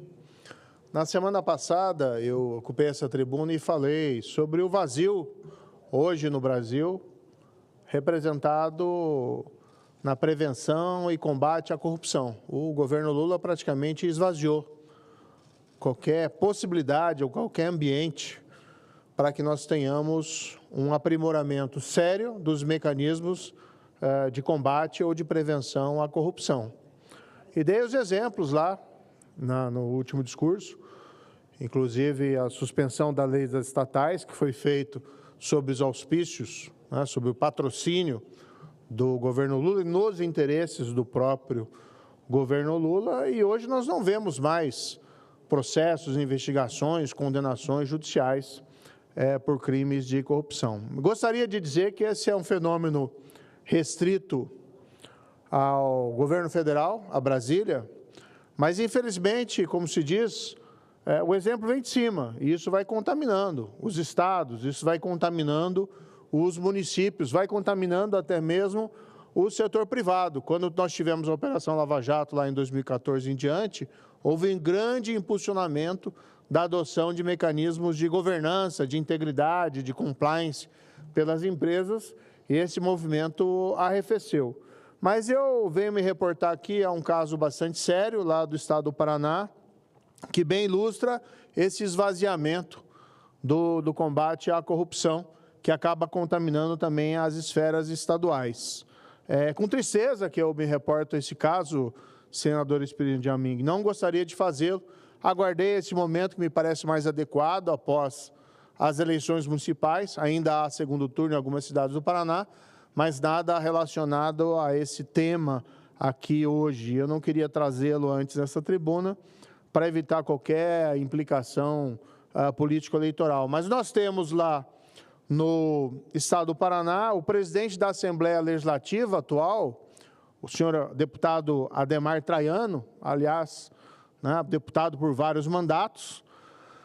Esse fato foi reportado por diversos veículos de comunicação, entre eles a RPC, a Gazeta do Povo, o G1, matérias aqui que cito de 10/12/23, 19/3/24, reportando que o deputado estadual, presidente da Assembleia Legislativa, ele foi pego em áudios pedindo suborno, pedindo propina ao empresário que tinha um contrato com a Assembleia Legislativa do Paraná, e esse contrato estava para vencer, e foi solicitado um pagamento de R$300 mil, né, sugerindo-se, segundo aí o próprio proprietário da TV, que a concessão não seria renovada se não houvesse esse pagamento feito de maneira subreptícia, por baixo dos panos, exatamente para esconder o caráter ilícito desse fato. Foi pedido 300 mil, segundo as matérias, mas no final foi pago apenas 200 mil reais. Apenas é uma maneira de dizer, porque seja um suborno, uma propina de R$1.000, 5 mil reais, 200 mil reais, 300 mil reais ou de milhões, esse fato é sabidamente grave. E o que é pior, o deputado estadual, presidente da Assembleia Legislativa, fez com o Ministério Público Estadual do Estado do Paraná um acordo de não persecução penal, como está previsto hoje na legislação. Ele admitiu, portanto, senador Espidião e mim, que recebeu esses valores, que se envolveu na prática desse crime, mas, por conta do acordo, não foi processado, não foi denunciado criminalmente, mas, pasmem, continua no exercício, não só do mandato de deputado estadual, mas do cargo de presidente da Assembleia Legislativa do Estado do Paraná. Causa espécie que alguém, senador Flávio, que confessa, admite que solicitou suborno, propina, segundo o próprio acordo de não persecução, por ele celebrado, e segundo essas matérias jornalísticas que divulgaram não só o acordo, mas o áudio, que alguém que tenha cometido esses atos continue no comando da Assembleia Legislativa do Paraná. Mandato, como presidente da Assembleia, se encerra no final do ano, já houve eleição de um substituto, mas eu diria o seguinte, a cada dia que passa, se afronta a dignidade desse cargo. Não podemos ter um deputado, não se pode ter um senador, um parlamentar, ninguém que admitiu recebimento de propina no exercício do mandato, e ainda mais de um cargo de presidente da Assembleia Legislativa. Por isso faria o deputado Adhemar Traiano um favor à população paranaense, faria um favor à dignidade da Assembleia Legislativa do Paraná, se renunciasse à sua posição. Errei, cometi um crime, resolvi o meu problema jurídico, fazendo um acordo de não persecução penal com o Ministério Público, mas reconheço que é incompatível com a dignidade do cargo de presidente da Assembleia ter praticado essa conduta, ter praticado esse fato. E eu atribuo essa situação específica a esse clima generalizado de vale tudo que tomou conta do país desde o retorno do Lula à presidência da República, desde que se abandonou a prevenção e o combate à corrupção. Não falo isso aqui com qualquer objetivo pessoal, mas faço como dever de senador, de apontar essa incongruência que afeta o nosso estado do Paraná e que, infelizmente, nesse momento, nos envergonha. Mas não faltarão paranaenses, como não faltou a imprensa, como não faltou alguns deputados específicos lá da Assembleia, e como não faltará esse senador de apontar a falta de dignidade da postura do atual presidente da Assembleia Legislativa, que deveria ter renunciado ao cargo, tão logo admitiu a prática desse crime nesse acordo de persecução. E se alguém duvidar, existem os áudios que foram divulgados, inclusive pela imprensa, e nesses áudios ouve-se com muita clareza a solicitação de um pagamento ilegal de R$300 mil para um prestador de serviço da Assembleia Legislativa. E aí se indaga, alguém que faz isso tem condições de participar da formação das leis do Estado do Paraná? Tem condições de ocupar o tão nobre cargo de legislador do Estado do Paraná? E o que é pior, presidente da Casa Legislativa? Então faça-nos o favor, deputado Adhemar Traiano, em benefício da dignidade do seu cargo de presidente, em benefício da dignidade dos seus eleitores, lá da região sudoeste do Paraná, que lhe confiaram o mandato, de pelo menos adotar essa postura digna de renunciar ao seu cargo. Duvido que o fará, mas é necessário dizê-lo e repeti-lo quantas vezes forem necessárias. Muito obrigado. Nobre senador Sérgio Moro, eu vou me permitir fazer da maneira mais serena possível um comentário a respeito do seu pronunciamento. Ele é revelador de a quantas andamos. Clima geral. E se seguir a regra nacional que está sendo adotada, vai valer a palavra do réu confesso dizer: eu fui constrangido, eu fui obrigado a confessar. E acaba ficando o dito, o escrito e o havido por não dito e por não ocorrido. Porque é isso que está acontecendo no Brasil. Com reiteração de, entre aspas, perdão a quem confessou, mas não se arrependeu. Eu diria, né, senador, num país os, infelizmente, criminosos estão sendo premiados, agentes da lei muitas vezes perseguidos porque fizeram o seu trabalho, em que o mal feito tem sido aí objeto de elogios e se varre para debaixo do tapete as verdades estabelecidas. Infelizmente chegou nesse grau de degradação moral e, como eu disse, eu gostaria que isso fosse limitado ao que a gente vê muitas vezes em Brasília, mas vai contaminando todas as entidades da federação, vai contaminando não só o setor público, mas vai contaminando o setor privado. O mal que está sendo feito a esse país é enorme e vai ser, não vamos desistir, mas vai ser um longo caminho de volta para alcançar de novo combate à corrupção e prevenção à corrupção e uma cultura de integridade e de honestidade. Muito obrigado. Permite uma parte, presidente. Senador, o que eu acabei de ouvir, se não fosse dito nesta casa e por uma pessoa com a vossa estatura, estatura de Vossa Excelência, eu gostaria de acreditar. E como é quase inacreditável, eu não tenho palavras para comentar e vou me permitir apenas ler palavras do patrono desta casa. De tanto ver triunfar nulidades, de tanto ver prosperar a desonra, de tanto ver crescer a injustiça, de tanto ver agigantarem-se os poderes nas mãos dos maus, o homem chega a desanimar-se da virtude, a rir-se da honra e a ter vergonha de ser honesto.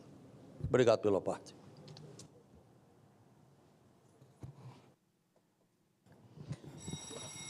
A estátua não ruboriza, mas se fosse possível, eu acredito que em alguns momentos ela estaria com rubor na face. Com certeza, senador, com certeza, senador. A gente fica muito triste, né? Tanto trabalho que predomina a impunidade e muitas vezes deixa o cidadão de bem constrangido de ser honesto.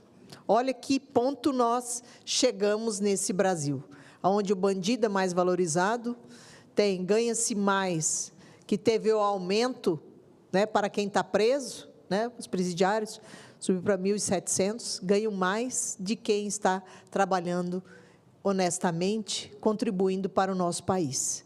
Então, é uma vergonha o que nós estamos vivendo e todos nós temos que ter esperança, acreditar, porque esse é o nosso papel aqui.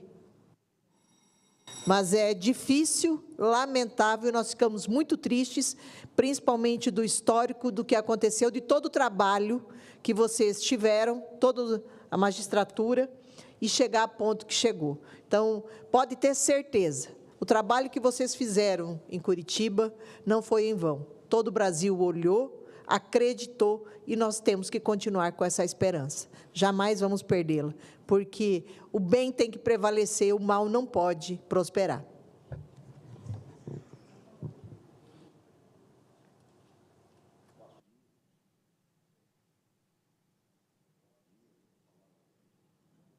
Senadora Rosana, e já fiz o meu comentário a respeito da fala do senador Sérgio Moro. Com a palavra, remotamente, a senadora Tereza Leitão.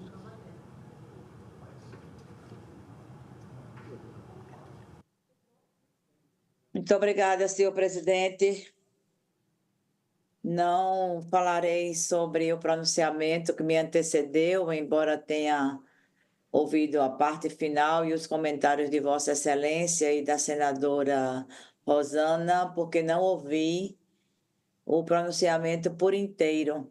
Mas acho que ele tem a ver com o que eu vou falar, porque muitos defendem que a gente não trabalhe como professor e como professora, né? Uma escola progressista, uma escola crítica, uma escola que, de fato, possa fazer com que o cidadão e a cidadã faça o seu juízo de valor, por exemplo, sobre o que é um cidadão de bem, sobre o que são as coisas que favorecem a sociedade como um todo, sobre o que é e o que são julgamentos justos e isentos. Então, só quero fazer essa introdução porque vou falar sobre os professores e as professoras.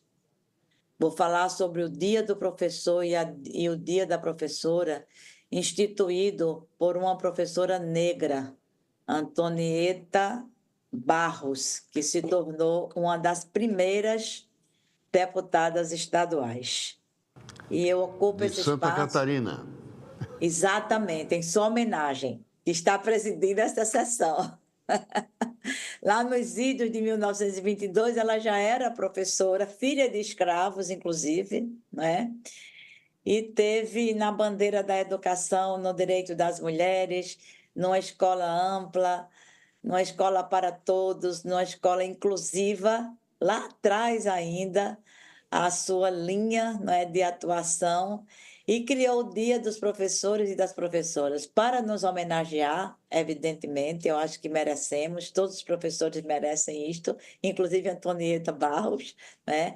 Mas também para que a gente possa refletir, né? Eu tenho a honra de ser professora. Comecei a minha carreira com meninos e meninas miudinhos, de jardim da infância. Hoje se chama Educação Infantil. 4, 5 e 6 anos na pré-escola. E a gente, no dia do professor, da professora, recebia cartinhas, beijos, abraços, chocolates, presentes, né? E essas lembranças até hoje eu tenho e as guardo com muita alegria. Vou fazer uma referência a esta data, porque acho que ela faz justiça a este agente fundamental e central para um país que almeja ser desenvolvido social e economicamente. Uma data em que celebramos aqueles e aquelas que semeiam e constroem arduamente a educação neste país, nossas educadoras e nossos educadores. Nesse 15 de outubro, em que a Igreja Católica também celebra Santa Teresa de Ávila, conhecida como uma das doutoras da religião católica, da Igreja Católica, nós celebramos o Dia dos Professores e das Professoras, assim como no dia 5 de outubro comemoramos o Dia Mundial dos professores. Dia do Professor é comemorado, como eu já disse no início, desde 1963, em uma recomendação depois celebrada em 1994 pela OIT e Unesco, que falou sobre o Estatuto dos Professores. Celebrar uma data é marcar, é lembrar, é renovar compromissos, é se comprometer. O Ministério da Educação hoje publica em suas páginas todas as ações que foram feitas pela valorização dos profissionais da educação. Nessas referências, portanto, e nesse dia muito especial, um importante marco de reflexão e construção, de rememorarmos afetos e boas experiências, mas, sobretudo, de projetarmos como queremos ser posicionados em uma sociedade que seja muito mais generosa e justa com os docentes e com a educação de modo geral. Tenho muitas lembranças boas do início, do meio e do fim da minha carreira. Uma delas, presidente, é que eu me aposentei na mesma escola onde me formei professora. Não mais normalista, eu fui da época seguinte às normalistas, mas o curso pedagógico. Me aposentei trabalhando com professorandas.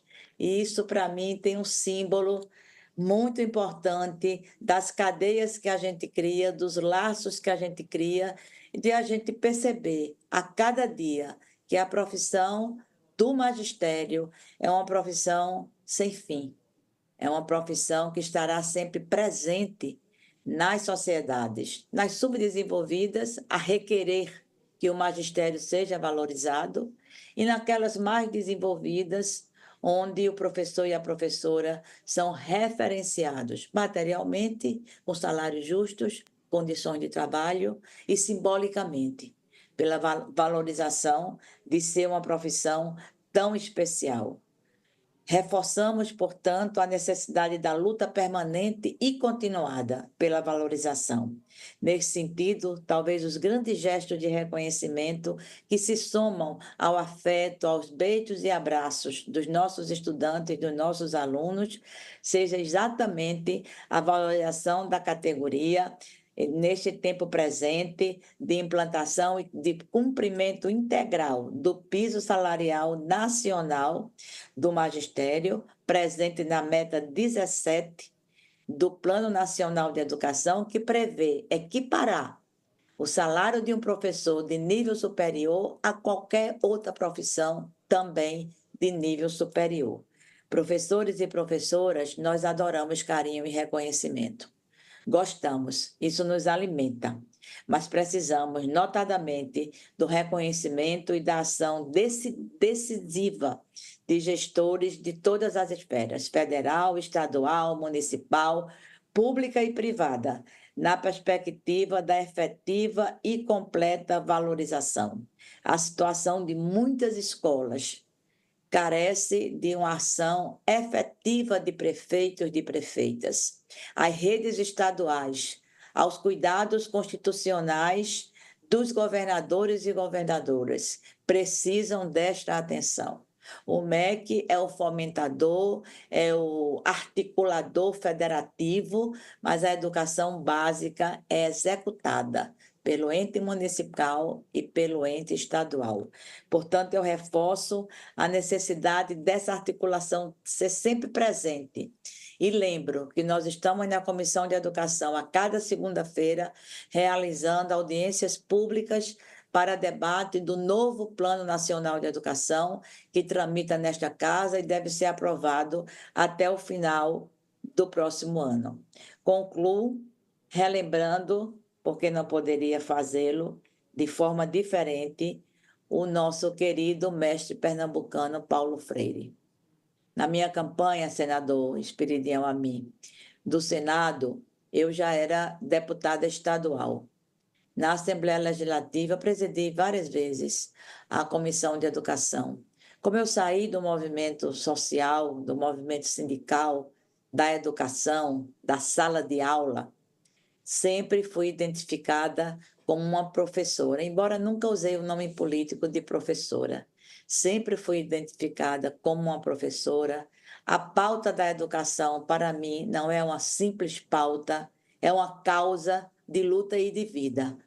E não poderia terminar essa intervenção abrindo aspas e rememorando, mais uma vez, o nosso patrono da educação brasileira, pernambucano, Paulo Freire, que ao lado de Darcy Ribeiro, outro grande educador, que hoje recebeu na comissão a aprovação de inscrever seu nome no livro dos heróis e heroínas da pátria, onde já está o de Paulo Freire, eu gostaria de concluir dizendo exatamente o que ele nos diz.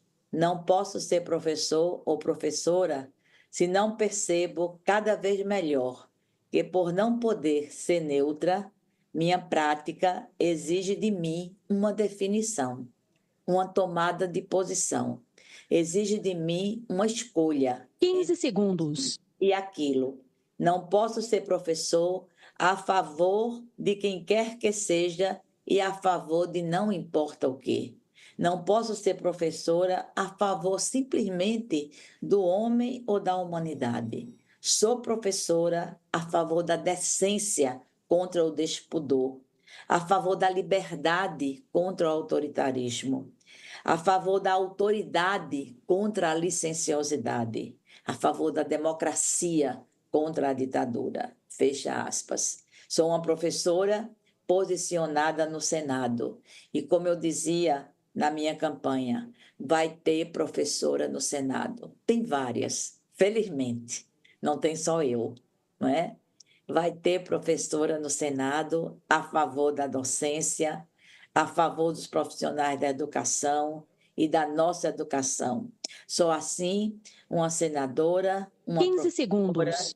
Lutando por nossos melhores sonhos e por muito melhores condições de trabalho e de reconhecimento. Com muito orgulho, presidente, posso dizer que a minha profissão, a causa da minha vida, me acompanha no Senado. E mais que isso, uma senadora e professora comprometida com a valorização desta categoria que educa o país. Neste dia, rendo minhas homenagens a todos vocês, redobrando e reafirmando o meu compromisso com a educação de qualidade e a valorização profissional, por quem, diga-se de passagem, esse Senado tem prezado e tem devotado muita atenção. Muito obrigada, senhor presidente. Prezada senadora Tereza Leitão, eu vou repetir o que disse no começo das minhas palavras hoje, quando também homenageei o Dia do Professor, que eu tive a honra de ser alfabetizado pela irmã Leonor, irmã de Antonieta de Barros. Isso marcou a minha vida, não vou ficar aqui repetindo, de maneira permanente.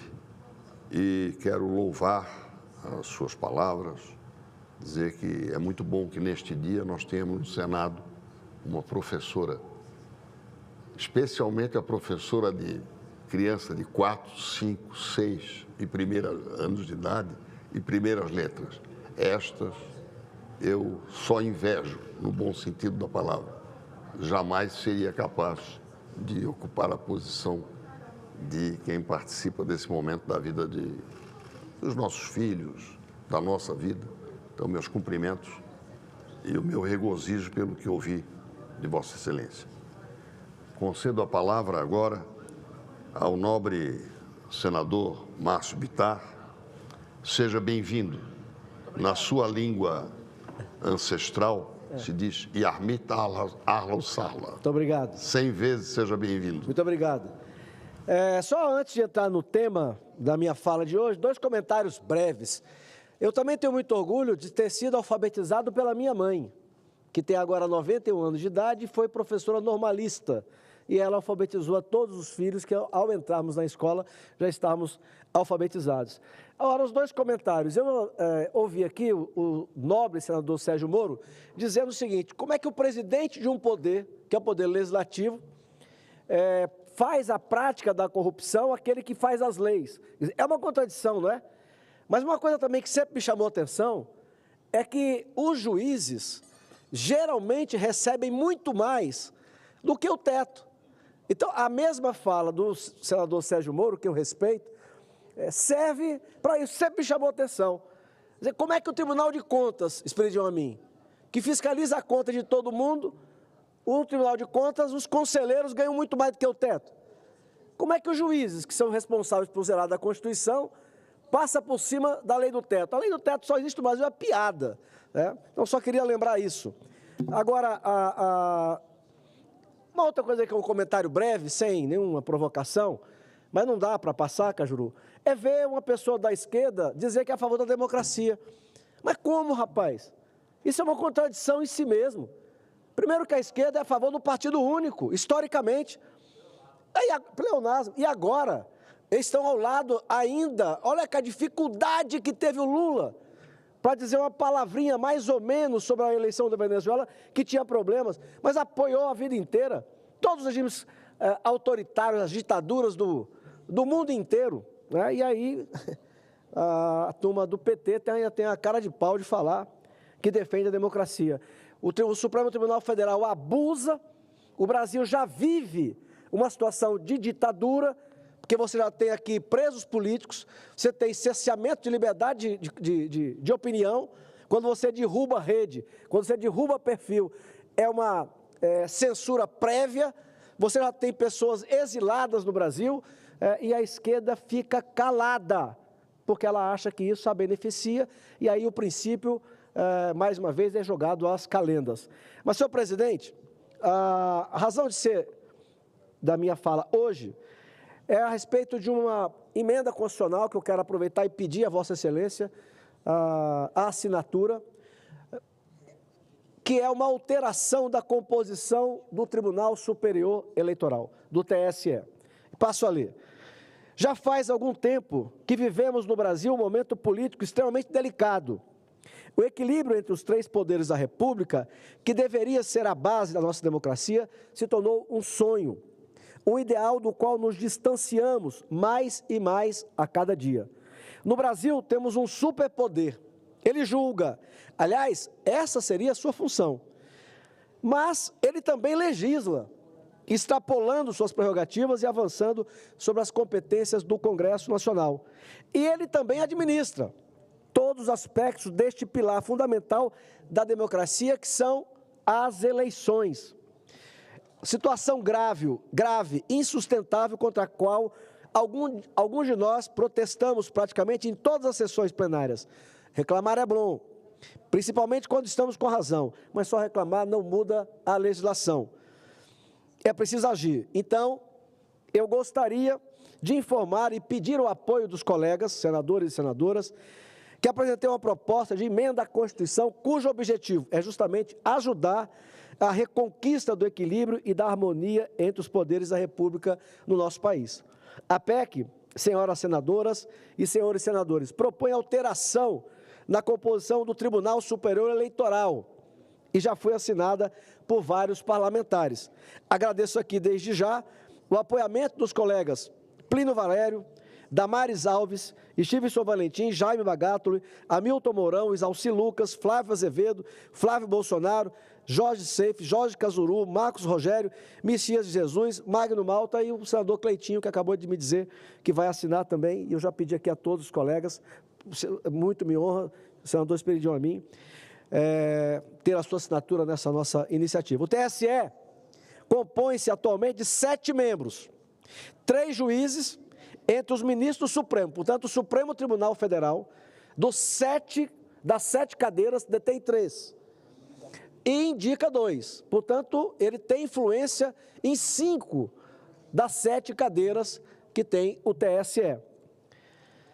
2 juízes dentre os ministros do Superior Tribunal de Justiça, o STJ. E 2 juízes, que já foi até mencionado, e 2 serão aqueles advogados de notável saber jurídico e idoneidade moral, indicados pelo Supremo Tribunal Federal e escolhidos pelo Presidente da República.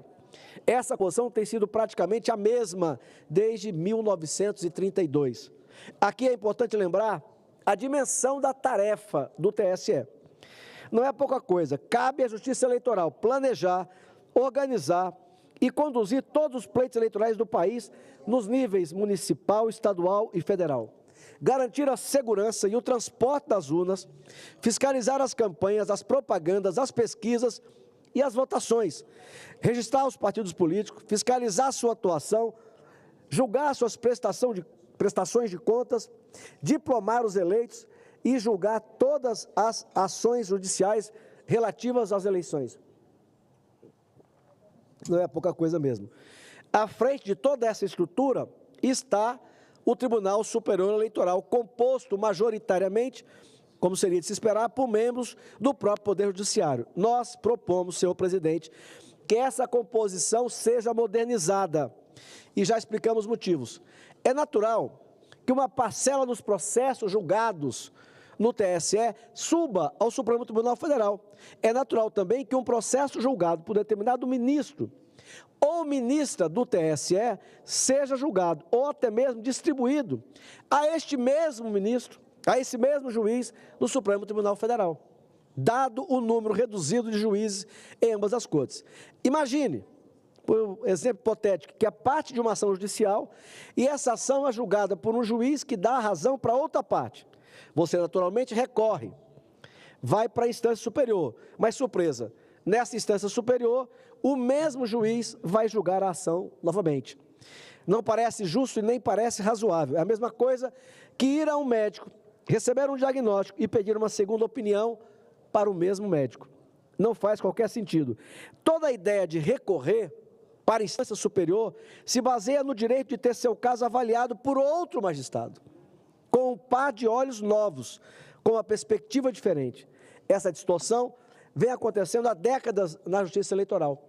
Processos julgados pelo mesmo ministro X no TSE, posteriormente julgados também pelo mesmo ministro X no Supremo Tribunal Federal. Seria natural que, quando isso acontecesse, o ministro se declarasse impedido, mas não é o que acontece. Uma súmula de 60 anos atrás já garantia aos ministros do TSE, do STF, o direito de julgarem no Supremo o mesmo processo que haviam julgado no TSE. Que está claríssimo que, se formos esperar o próprio Judiciário corrigir essa irracionalidade, podemos esperar sentados. Sendo assim, defendo que o Congresso Nacional assuma a responsabilidade de corrigir essa distorção, alterando a composição do TSE de forma que aquela corte não mais conte com o ministro do STF entre seus membros. Nossa proposta defende um Tribunal Superior Eleitoral que seja composto por 2 membros, mantém, os 2 membros do STJ, um advogado indicado pela OAB em lista tríplice e nomeada pelo Presidente da República, e 4 cidadãos de notável saber jurídico e idoneidade moral, 2 deles indicados pelo Senado e 2 deles indicados pela Câmara Federal. A PEC, portanto, já encaminhando para o final, senhor presidente, a PEC, portanto, lida com o problema da suspeição de forma simples e direta. Além disso, ela democratiza e diversifica a composição do TSE, incluindo a Câmara e o Senado, entre as instâncias que irão indicar os magistrados daquela corte. O Tribunal Superior Eleitoral passaria a ser formado pela cooperação efetiva de todos os 3 poderes da República, e não apenas por 2 deles. Espero que a PEC, ora apresentada, para subscrição coletiva dos colegas senadores e senadoras, possa ser discutida e aperfeiçoada, com a participação de todos, inclusive da Câmara dos Deputados. E tenho certeza que ela atingirá seu principal objetivo, que é aperfeiçoar a prestação jurisdicional em matéria eleitoral e promover um equilíbrio mais justo entre os poderes da República. Por final, senhor presidente, só me permite, com a tolerância que lhe é peculiar, com relação à PEC, eu só peço a todos os colegas que ainda não assinaram, que assinem para tramitar a matéria, embora que lá na frente alguma divergência possa ser colocada e aperfeiçoado o nosso projeto. Mas só mais uma observação de outro assunto, Cajuru. Uma matéria que saiu na imprensa nacional diz o seguinte: pavimentação de rodovia entre Porto Velho e Manaus põe a ministra Marina e o presidente Lula em rota de colisão outra vez. Eu não tenho como não mencionar isso, Esperidião Amin. Vossa Excelência, que é de um estado rico, um dos estados com o maior IDH do Brasil, mérito de vocês, mas na Amazônia, nós vivemos, senadora Rosana, do Mato Grosso, estado que eu já morei, quando subia com minha família, ainda menino, por rumo do Acre, mas moramos no Mato Grosso. Como é que se proíbe fazer estradas no Brasil, Cajuru? Eu já falei disso não sei quantas vezes. No Acre,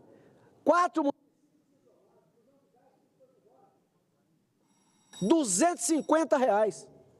Agora, por que está isolado? Porque o rio está seco e não pode fazer estrada.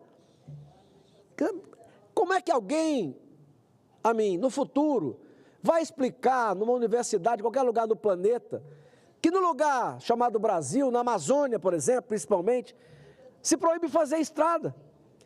É bom lembrar que a única ligação de Manaus com o Brasil é essa rodovia, é essa BR. E a ministra Marina, mancomunada com as ONGs que recebem dinheiro de fora do Brasil para defender o interesse deles e não os nossos. Isso é uma realidade. Vou repetir, a ministra Marina, que é mancomunada com tudo que a ONG que não presta serviço à Noruega, ao Canadá, aos Estados Unidos, ao Reino Unido, não ao Brasil. Trabalham contra. Agora, nas queimadas, alguém viu alguma ONG dessas que recebem bilhões atuando para ajudar a apagar fogo? Sumiram tudo. Inclusive, sumiram de presença física e verbal, desapareceram. O problema não é deles. E ela continua trabalhando para proibir que o Brasil tire petróleo e que a Amazônia possa ter as obras de infraestrutura, sem as quais, a mim, nós nunca sairemos do posto de região mais pobre do Brasil. Essa aqui é uma das loucuras que eu acho que isso acontece no Brasil e eu queria deixar isso aqui registrado. Muito obrigado, senhor presidente, pela tolerância. Presidente, uma parte? Claro, prazer.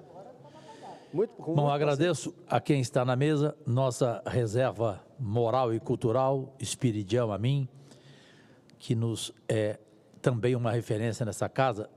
Querido Bittar, sobre a PEC, eu conversava de longe aqui com o Cleitinho, eu não sei se você está lembrado que em fevereiro de 2019 eu entrei com uma parecida, mas com algumas diferenças que eu gostaria que você refletisse se a gente de repente pode chegar a um comum acordo. Qual? Primeiro, o limite de idade mínima, 55 anos. Para quê? Para nunca mais o Brasil ter um ministro do Supremo com 35 anos de idade e ficar lá até 70 anos. Sim.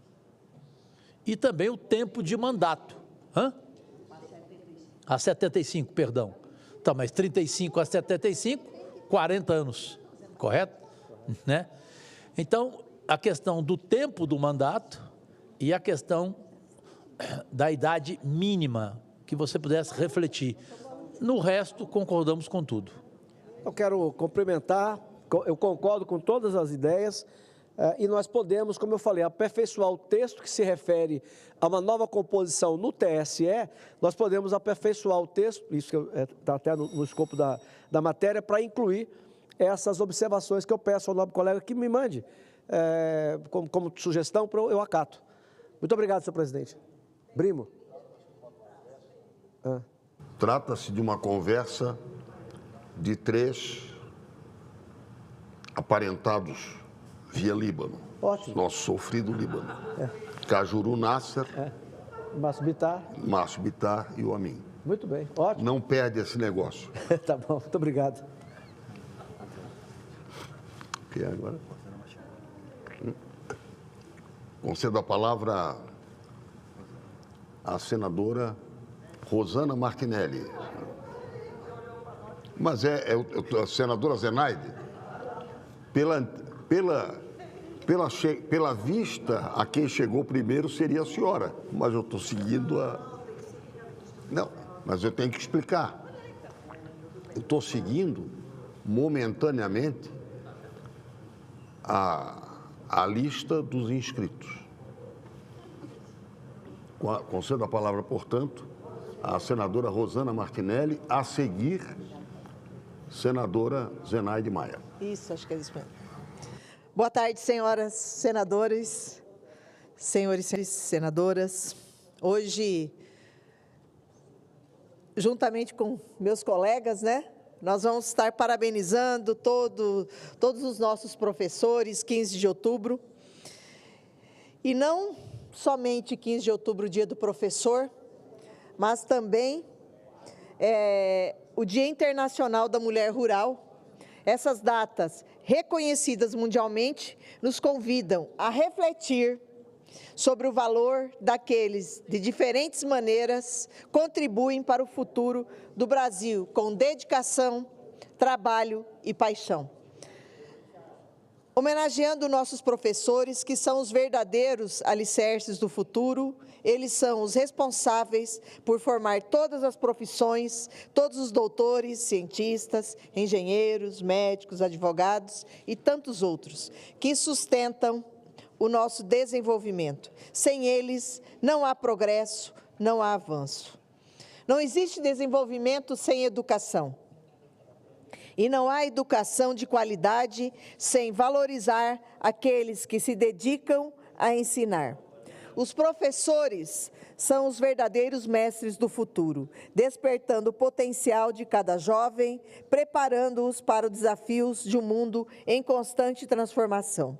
Eles são a chave para um país mais justo, mais equilibrado e mais capacitado para enfrentar os desafios do século XXI. Mas eu quero ressaltar, e eu falo como experiência de prefeita, que os nossos professores, eles precisam de estrutura, eles precisam de uma formação continuada. E nós precisamos melhorar a nossa educação do país, porque hoje, infelizmente, nós somos o penúltimo país, né, a nível da educação, e nos deixa até constrangidos e envergonhados por esse número. Porque o tanto que nós gastamos, mas não tem efetividade, o gasto, muitas vezes, não é direcionado, senador Cajuru, não é corretamente, porque nós temos que continuar formando. E eu dou esse exemplo porque começa lá da base. Os prefeitos precisam de estrutura, comprometidos com os 25% que são obrigados a investir na educação. E eu dou exemplo, porque quando prefeito a gente aumentou acima da média nacional o IDEB dos nossos alunos. Mas foi desde o primeiro ano trabalhando, investindo na formação continuada dos nossos professores, nas reformas da escola, colocando o ar-condicionado das escolas a todas as salas, cantina, biblioteca, parquinhos para incentivar as crianças e, principalmente, não deixamos faltar recursos de maneira nenhuma na educação, investimos. Se nós quisermos trabalhar com uma educação e realmente homenagear os nossos professores, nós temos que dar estrutura. É assim que nós vamos mudar o Brasil. Enquanto nós, gestores, não mudarmos a mentalidade, não adianta. O dinheiro precisa ser bem direcionado, bem gasto, para que realmente lá as nossas crianças, que é a base, possa realmente transformar o nosso país, Flávio. Senador Flávio, realmente é isso. Senão não adianta. Não adianta a gente ficar falando lindo, maravilhoso, que nós não vamos chegar a lugar nenhum. E hoje, nós, na Comissão da Educação, pela segunda vez, nós estamos tentando aprovar o incentivo ao FIES, que os alunos que usam FIES na sua formação sejam isentos, desde que trabalhem para o serviço público, para que também o país que investe no aluno em formação na faculdade e universidade tenha e dê a sua contribuição para o país. Tem que ser assim. Não foi possível hoje, a colega senadora pediu vistas e hoje ela pediu novamente que seja feita uma audiência pública para melhor ser debatido. Mas eu espero que dê continuidade, porque nós precisamos formar cidadãos desde a base até na faculdade e nós precisamos incentivar, porque muitos não conseguem pagar a sua faculdade, o FIES é primordial. Foi, na gestão do presidente Bolsonaro, foi isento, quem estava com dívidas, foi zerado juros e multa, mas esse projeto é justamente dar melhor condição e isentar aqueles que contribuem com o serviço público, porque o serviço público também precisa de profissional, precisa de médicos e precisa de professores, enfim, todos principalmente na área da saúde. Precisamos, o Estado, o país contribui e é uma maneira do cidadão de bem estar contribuindo com o que ele recebeu, para que possa outros seguirem avançando e fazerem o mesmo. Nós precisamos melhorar, e isso contribui até na formação e incentiva a outros entrarem a fazer faculdade. Então, é muito importante, nós não podemos ser, senador Flávio, hipócritas, nós temos que mudar muita coisa na questão da educação, principalmente seriedade. Com a fala, senador. Me permita a parte, senadora. Hoje está sendo um dia de surpresas, né? Infelizmente, surpresas desagradáveis. A senhora não se referiu ao nome de quem, mais uma vez, procrastinou um projeto tão meritório, nem eu quero saber.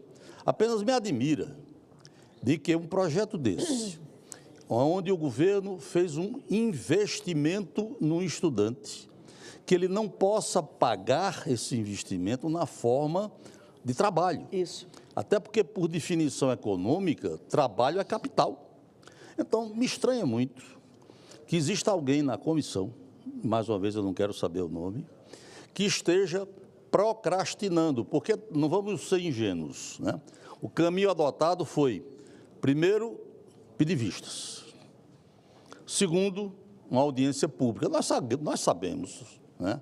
Até faço uma meia-culpa, já usei este artifício para procrastinar uma decisão.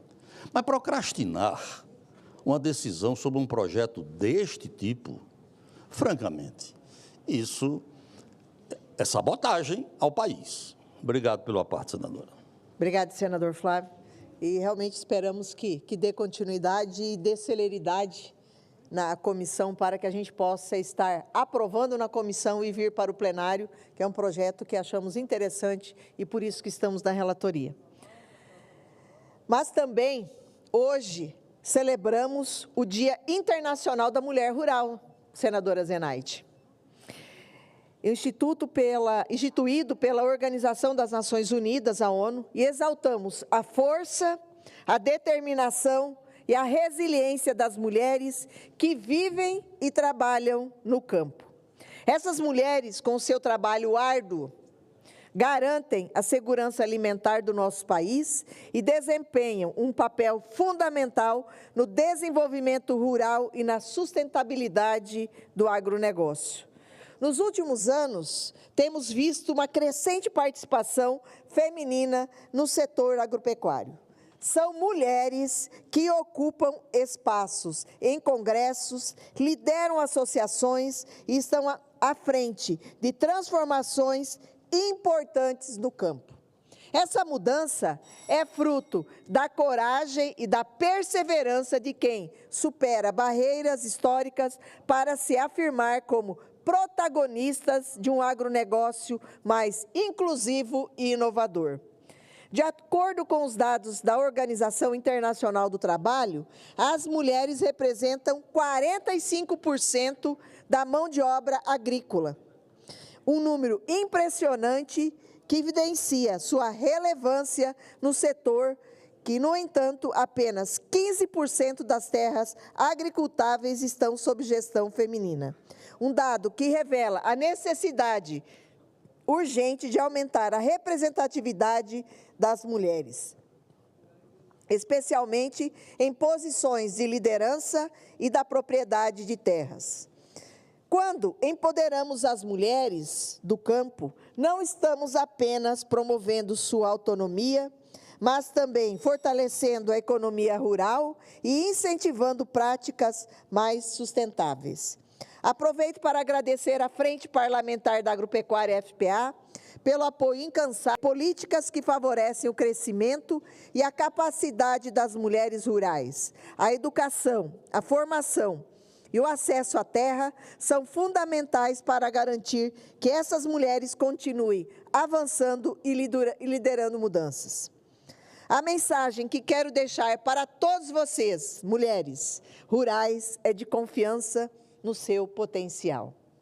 Vocês estão no centro de uma transformação que valoriza a sensibilidade, a competência e a inovação, que são marcas de sua presença no campo, e vocês têm e terão cada vez mais um papel de liderança nesse processo, presidente. Para concluir, esse dia especial, reforço o meu compromisso de lutar por mais igualdade de gênero e apoiar políticas públicas que promovam a inclusão e a capacitação das mulheres, que vamos continuar avançando lado a lado e celebrando cada conquista. E eu quero aqui falar do movimento da Agroligadas do Estado de Mato Grosso, que justamente é esse movimento que promove a interlocução entre o campo e a representatividade, levando o bem-estar e promovendo a política social, valorizando as mulheres. E eu estou falando aqui das mulheres, da pequena propriedade até a maior. Então, todas são extremamente importantes e relevantes. Parabéns a todas as mulheres do campo e todos os nossos professores por seu papel essencial na construção de um Brasil melhor. E eu quero deixar o meu abraço a todas agroligadas, principalmente na presidente Luleide, que é a nossa presidente da Agroligadas, lá da região do município de Sinop. Um grande abraço e parabéns a todos vocês, todos nós, que de alguma forma nós somos todos professores. Um grande abraço a todos, muito obrigada.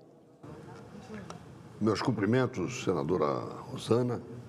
Quero cumprimentá-la especialmente pela sua participação e pelo exemplo que dá na condição de uma liderança que vem do nosso campo e, com toda a legitimidade, nos traz os melhores exemplos.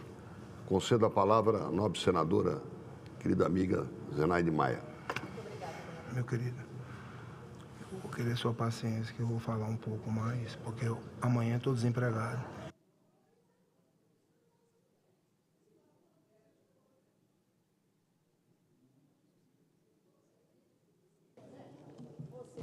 Senhor presidente, Espiridião Amin, senhoras senadoras e senhores senadores e a todos que estão nos assistindo. Semear o amanhã é missão de almas raras. As professoras e os professores deste país, cujo dia celebramos hoje, merece todo o nosso agradecimento e apoio para que o reconhecimento profissional signifique salário justo e boas condições de trabalho.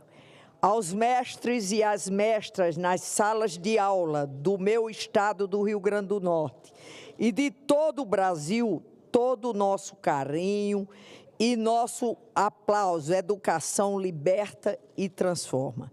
Minha memória afetiva se dirige hoje especialmente a um abraço caloroso aos meus professores de vida e de escola e aos professores dos meus filhos e netas.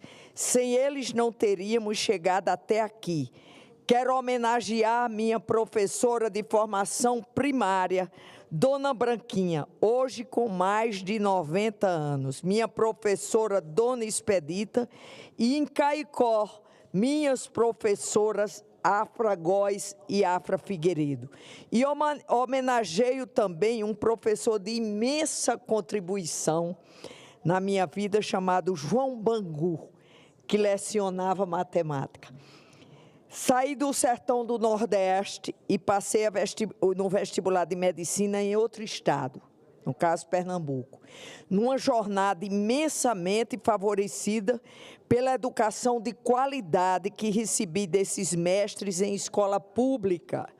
Cada lição transformadora é inesquecível e cada momento de aprendizado guardado aquece meu coração.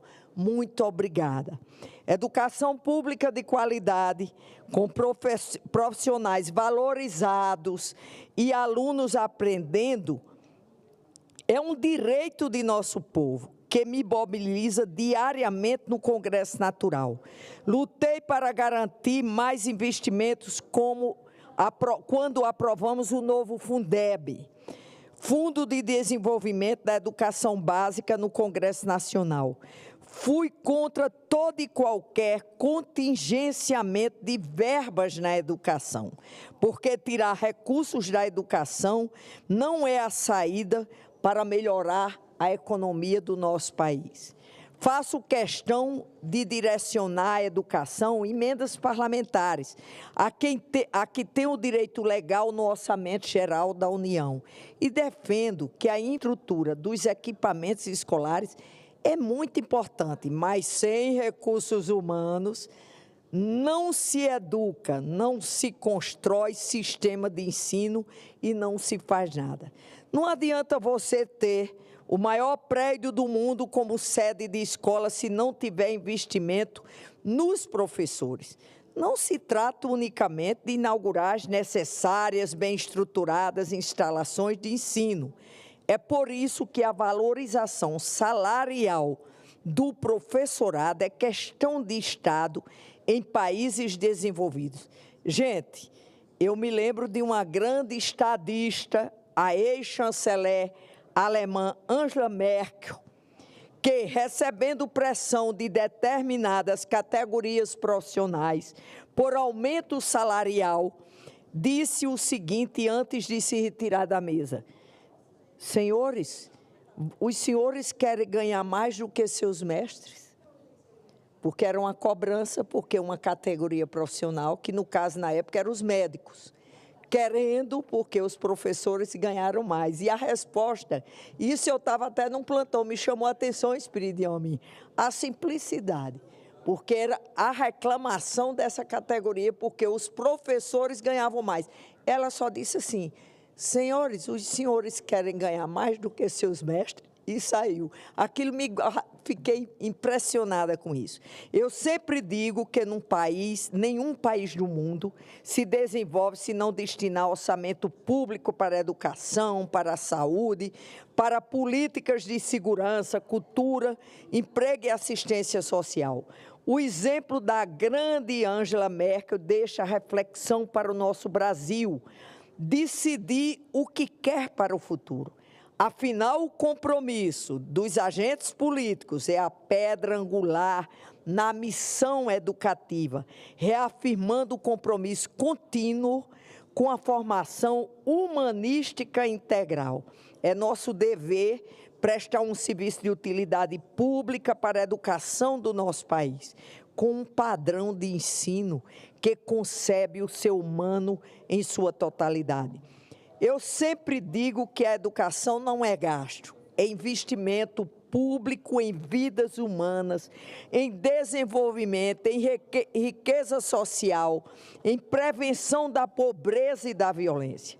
A trajetória exitosa das universidades e dos institutos federais, por exemplo, prova que o ensino de qualidade transforma famílias, comunidades, cidade e o país como um todo, como falou minha colega aqui, como falaram todos sobre isso. Parabéns, minha amiga, na defesa das mulheres. Os jovens ganham um diploma, uma profissão, trabalham, levam para frente consigo toda a família, realizando sonhos e melhorando a vida. No dia de hoje, dedico meu carinho e a minha gratidão emocionada a todos os mestres e todas as mestres que educam e capacitam nossas crianças, formam os jovens na faculdade e ajudam o Brasil a se desenvolver. Os professores são trabalhadores incansáveis, que edificam este país com amor e dedicação, e informação é poder. Conhecimento é poder, E educação é nosso passaporte, a nossa esperança para um futuro mais justo e bonito. O que a gente aprende com bons exemplos de educadores e educadoras é a semente de um mundo com mais justiça social, equidade e oportunidades, e de respeito e união entre as pessoas. Digo aqui o seguinte: o que mais me chama, Espírito a mim, é sobre o nosso patrono da educação, é que eu acho que o mérito dele não era só alfabetizar. O que ele mostrava para aquela população de Angicos, no sertão do meu Rio Grande do Norte, ele mostrava para aquelas pessoas que viviam na miséria, que eles não estavam naquela miséria porque Deus quis, e sim porque o Estado brasileiro não lhe oferecia a oportunidade de se educar e ter uma vida mais digna como cidadãos.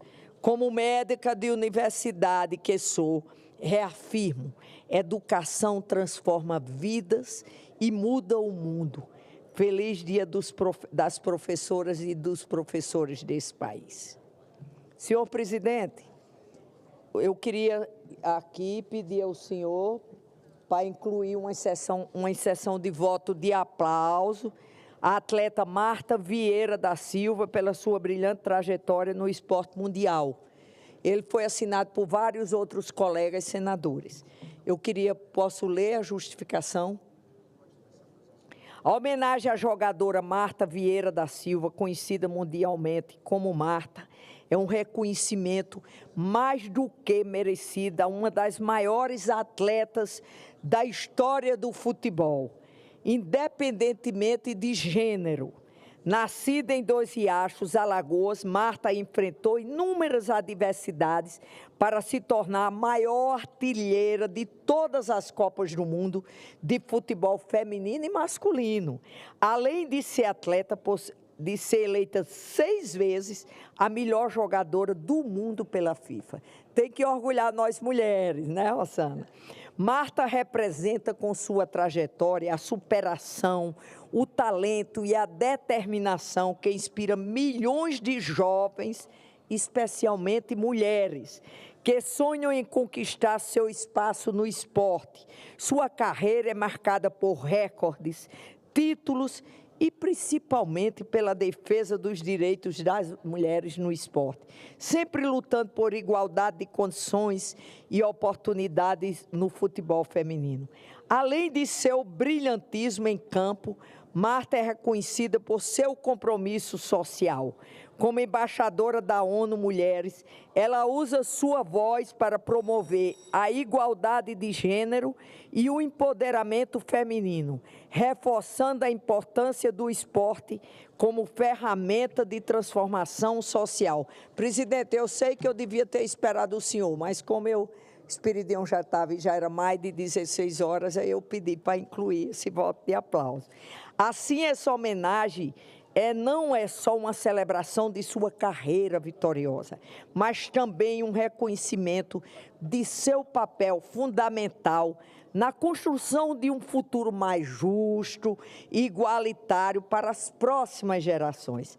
Marta é um ícone, uma referência nacional e internacional que orgulha o Brasil. E esta homenagem simboliza o nosso respeito, admiração e gratidão por tudo que ela representa para o esporte e para a sociedade. Obrigada, senhor. Obrigado, senadora Zenaide Maia. Voto proferido pela senadora Zenaide Maia de homenagem e louvor à atleta Marta será encaminhada à publicação na forma regimental com a adesão dessa presidência. A Marta é um grande motivo de orgulho nacional e Vossa Excelência, em boa hora, faz essa homenagem a essa extraordinária atleta, que tem o mesmo nome da minha mãe, Marta, já falecida. Minha mãe faleceu em 2005 e minha mãe tinha uma profissão da qual ela se orgulhava muito, e eu também me orgulho muito de ter sido filho, de ser filho de uma professora.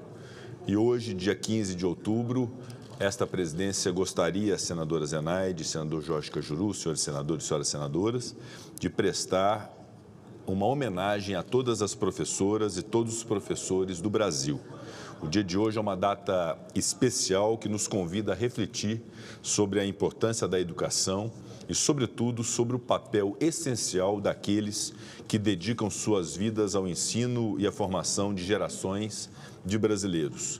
Ser professor é mais que uma profissão, é uma missão. Uma missão que carrega consigo a responsabilidade de transformar vidas, de abrir portas para o conhecimento e de preparar cidadãos para os desafios do futuro. Na história de cada médico, engenheiro, advogado, cientista, de cada um de nós que temos o privilégio de ocupar esse plenário, existem professores competentes e dedicados que iluminaram os nossos caminhos e nos guiaram ao longo da nossa jornada. Apesar disso, não podemos nos esquecer dos enormes desafios que esses profissionais enfrentam no seu dia a dia. Baixos salários, precariedade da infraestrutura escolar, falta de recursos são problemas antigos, tão antigos quanto urgentes e que precisam de solução. Um outro problema gravíssimo, a insegurança dos professores hoje na sala de aula, com o advento de uma novidade que é do profundo desrespeito a professores, alimentados inclusive pelas redes sociais, mais chamativas do que os ensinamentos de professores em sala de aula. Por isso, em boa hora, uma iniciativa em estudo e gestação pelo governo federal de se identificar formas de limitar o uso do acesso a redes sociais e a telefones celulares, no momento de uma sala de aula que o aluno tem que estar dedicado a sua atenção ao professor que ali está exercendo uma missão divina de ensinar uma outra pessoa. Por isso, devo dizer que, apesar de todos esses obstáculos, os nossos professores brasileiros e professoras brasileiras continuam firmes na sua missão de educar, de inspirar, de transformar a realidade dos nossos jovens brasileiros.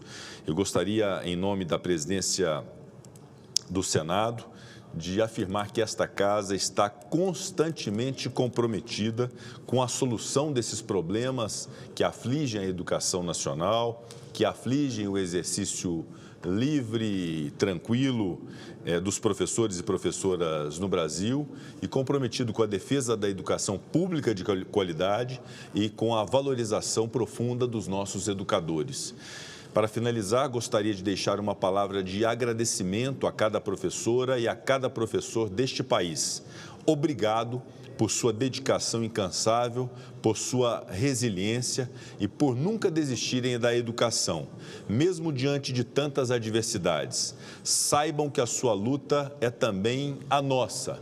E devo dizer também que nunca o Brasil precisou tanto dos professores e das professoras, como agora, num momento profundo de falta de educação, de falta de civilidade, de falta de rumos, que o Brasil precisa ter, e o caminho original e o caminho óbvio é a valorização da educação e de seus professores. Por isso, esse registro da presidência nesse 15 de outubro, que celebra o Dia do Professor.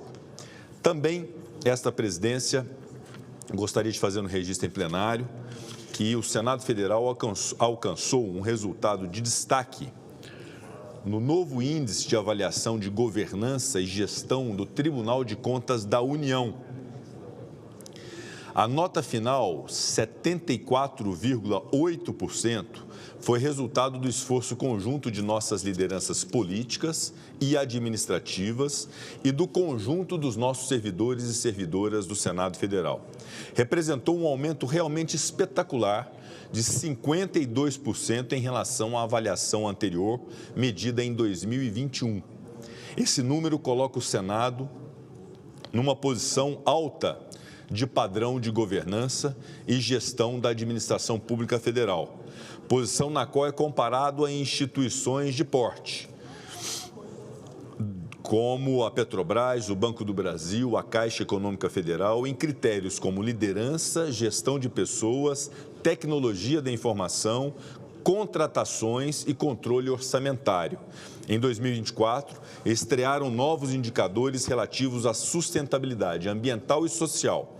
E foi justamente nessas categorias, em relação às quais a maioria das 376 instituições mensuradas teve muitas dificuldades, que o nosso desempenho se mostrou mais positivo, 92,4% na vertente ambiental e 98% na vertente social. Esses números, senhores senadores, senhoras senadoras, não são apenas estatísticas, são o testemunho concreto da dedicação e da entrega de toda esta casa, inclusive de suas lideranças parlamentares, ao cumprimento de nossa missão institucional. Eles representam o zelo e a responsabilidade em cada projeto desenvolvido, em cada decisão tomada e em cada ação implementada. Refletem nosso compromisso contínuo para com este jovem Senado de 200 anos, Senado que momentaneamente encarnamos em nome das cidadãs e dos cidadãos dos nossos estados e do Distrito Federal. O reconhecimento dado pelo Tribunal de Contas da União é mais uma prova de que estamos no caminho certo, fortalecendo cada vez mais nossos esforços em prol da transparência, da eficiência, da sustentabilidade e da governança de nossas operações. Continuemos, portanto, todos nós, parlamentares e colaboradores do Senado, aos quais penhoradamente agradeço, a trabalhar com esse mesmo entusiasmo e essa mesma integridade, buscando aprimorar ainda mais os nossos resultados. Juntos, estamos não apenas elevando a qualidade da governança do Senado, mas também contribuindo para uma administração pública mais eficaz e mais preparada em todo o Brasil. Parabéns a todos pelo excelente trabalho e por esse louvável reconhecimento. Encerrado o período do expediente, declaro aberta a ordem do dia e concedo a palavra pelo sistema remoto, pela ordem, a senadora Tereza Leitão. Muito obrigada, senhor presidente. Muito obrigada, senhor presidente. Parabéns por esses dados tão importantes da governança do Senado. Isso atinge positivamente a todos nós, senadores e senadoras. Muito obrigada pela belíssima fala sobre o Dia do Professor. Essa sessão inicial foi muito destinada, né, com vários pronunciamentos sobre o Dia do Professor, e eu me inscrevi justamente, mais remotamente fica mais difícil de ver, para fazer uma parte. A senadora Rosana, querendo parabenizá-la pela abordagem também que ela fez sobre o Dia da Mulher Trabalhadora Rural, e no ensejo da comemoração do Dia do Professor, a senadora citou o projeto de lei de autoria do senador Isalci, 1124, da qual a senadora é relatora e ao qual eu pedi, cumprindo o regimento e aos direitos que tenho de legislar, um requerimento pedindo audiência pública sobre esse referido projeto. Não sei por que causou tanta estranheza, não a senadora, evidentemente, até porque ela, além de relatora, estava hoje presidindo com muita segurança a Comissão de Educação.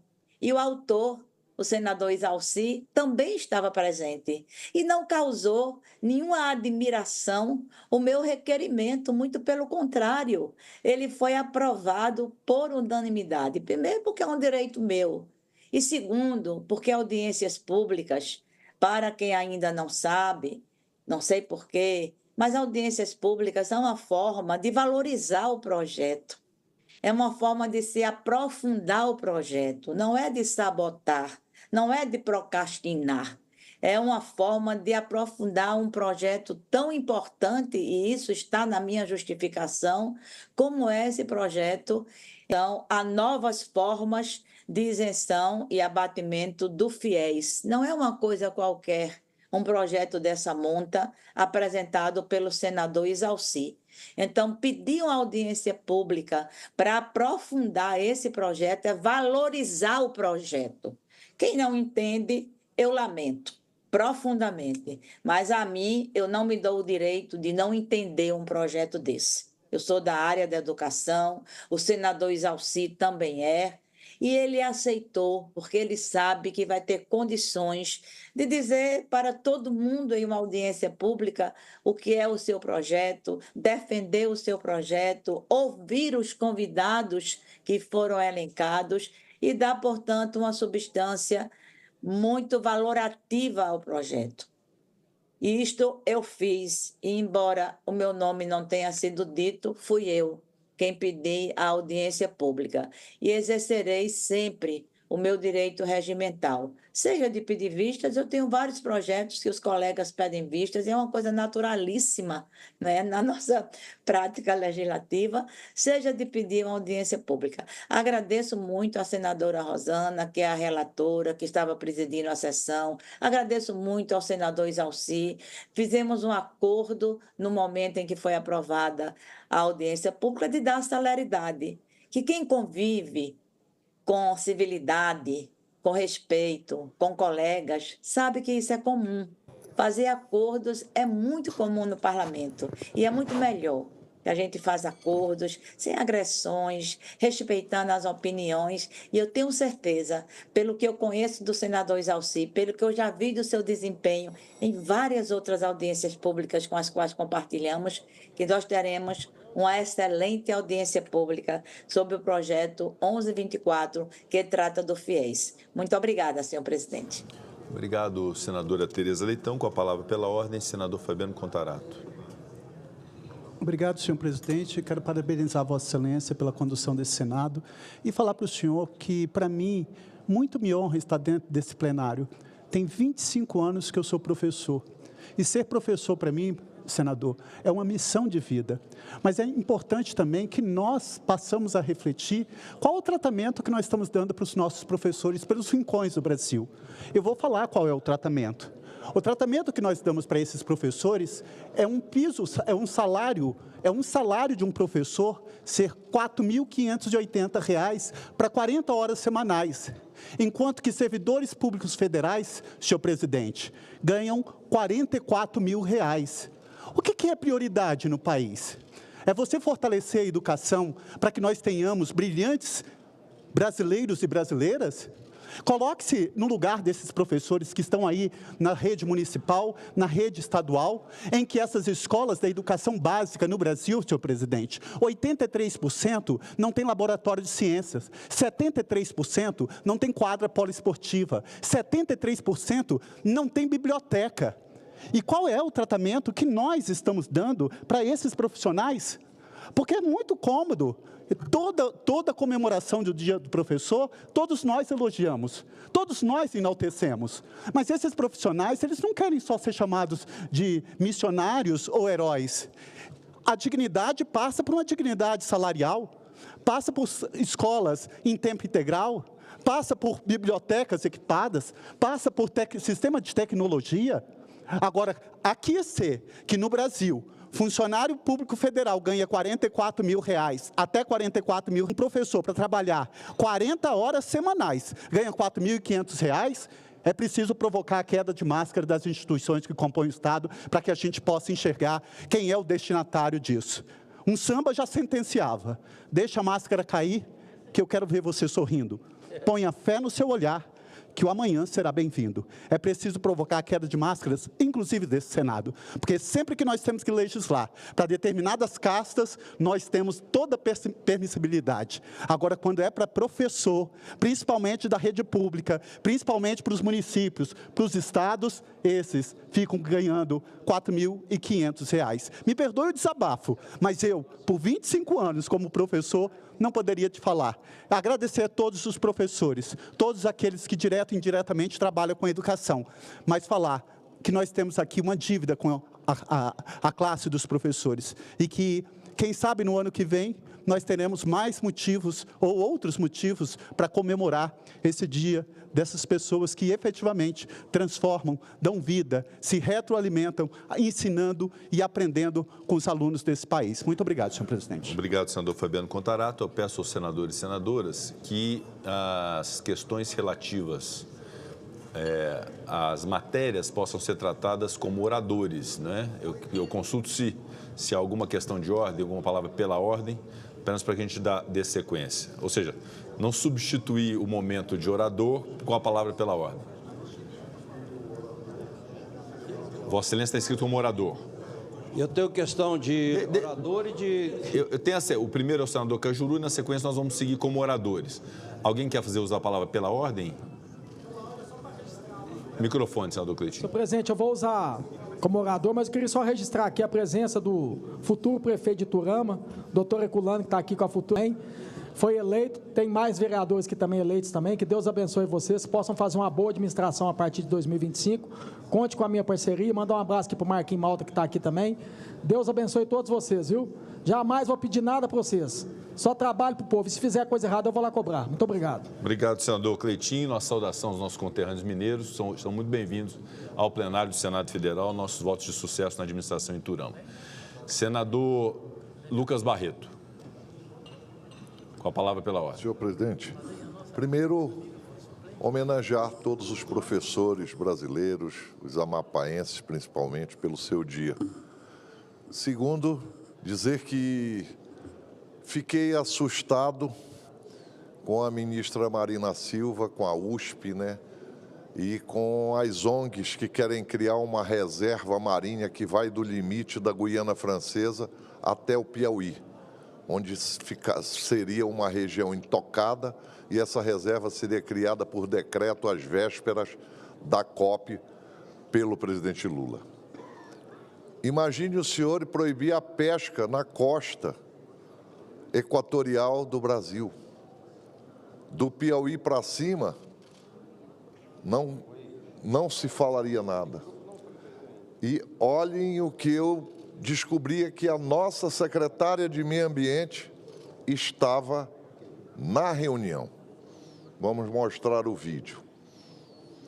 E aí, estando na reunião, é porque foi autorizada pelo governador.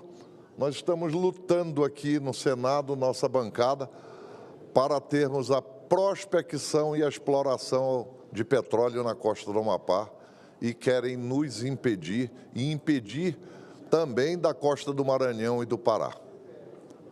Então, senhor presidente, fica aqui o nosso repúdio veemente à participação da secretária, tanto que na Comissão de Infraestrutura convidei a ministra Marina Silva e vamos convidá-la também. Se não vier, vamos convocar para saber por que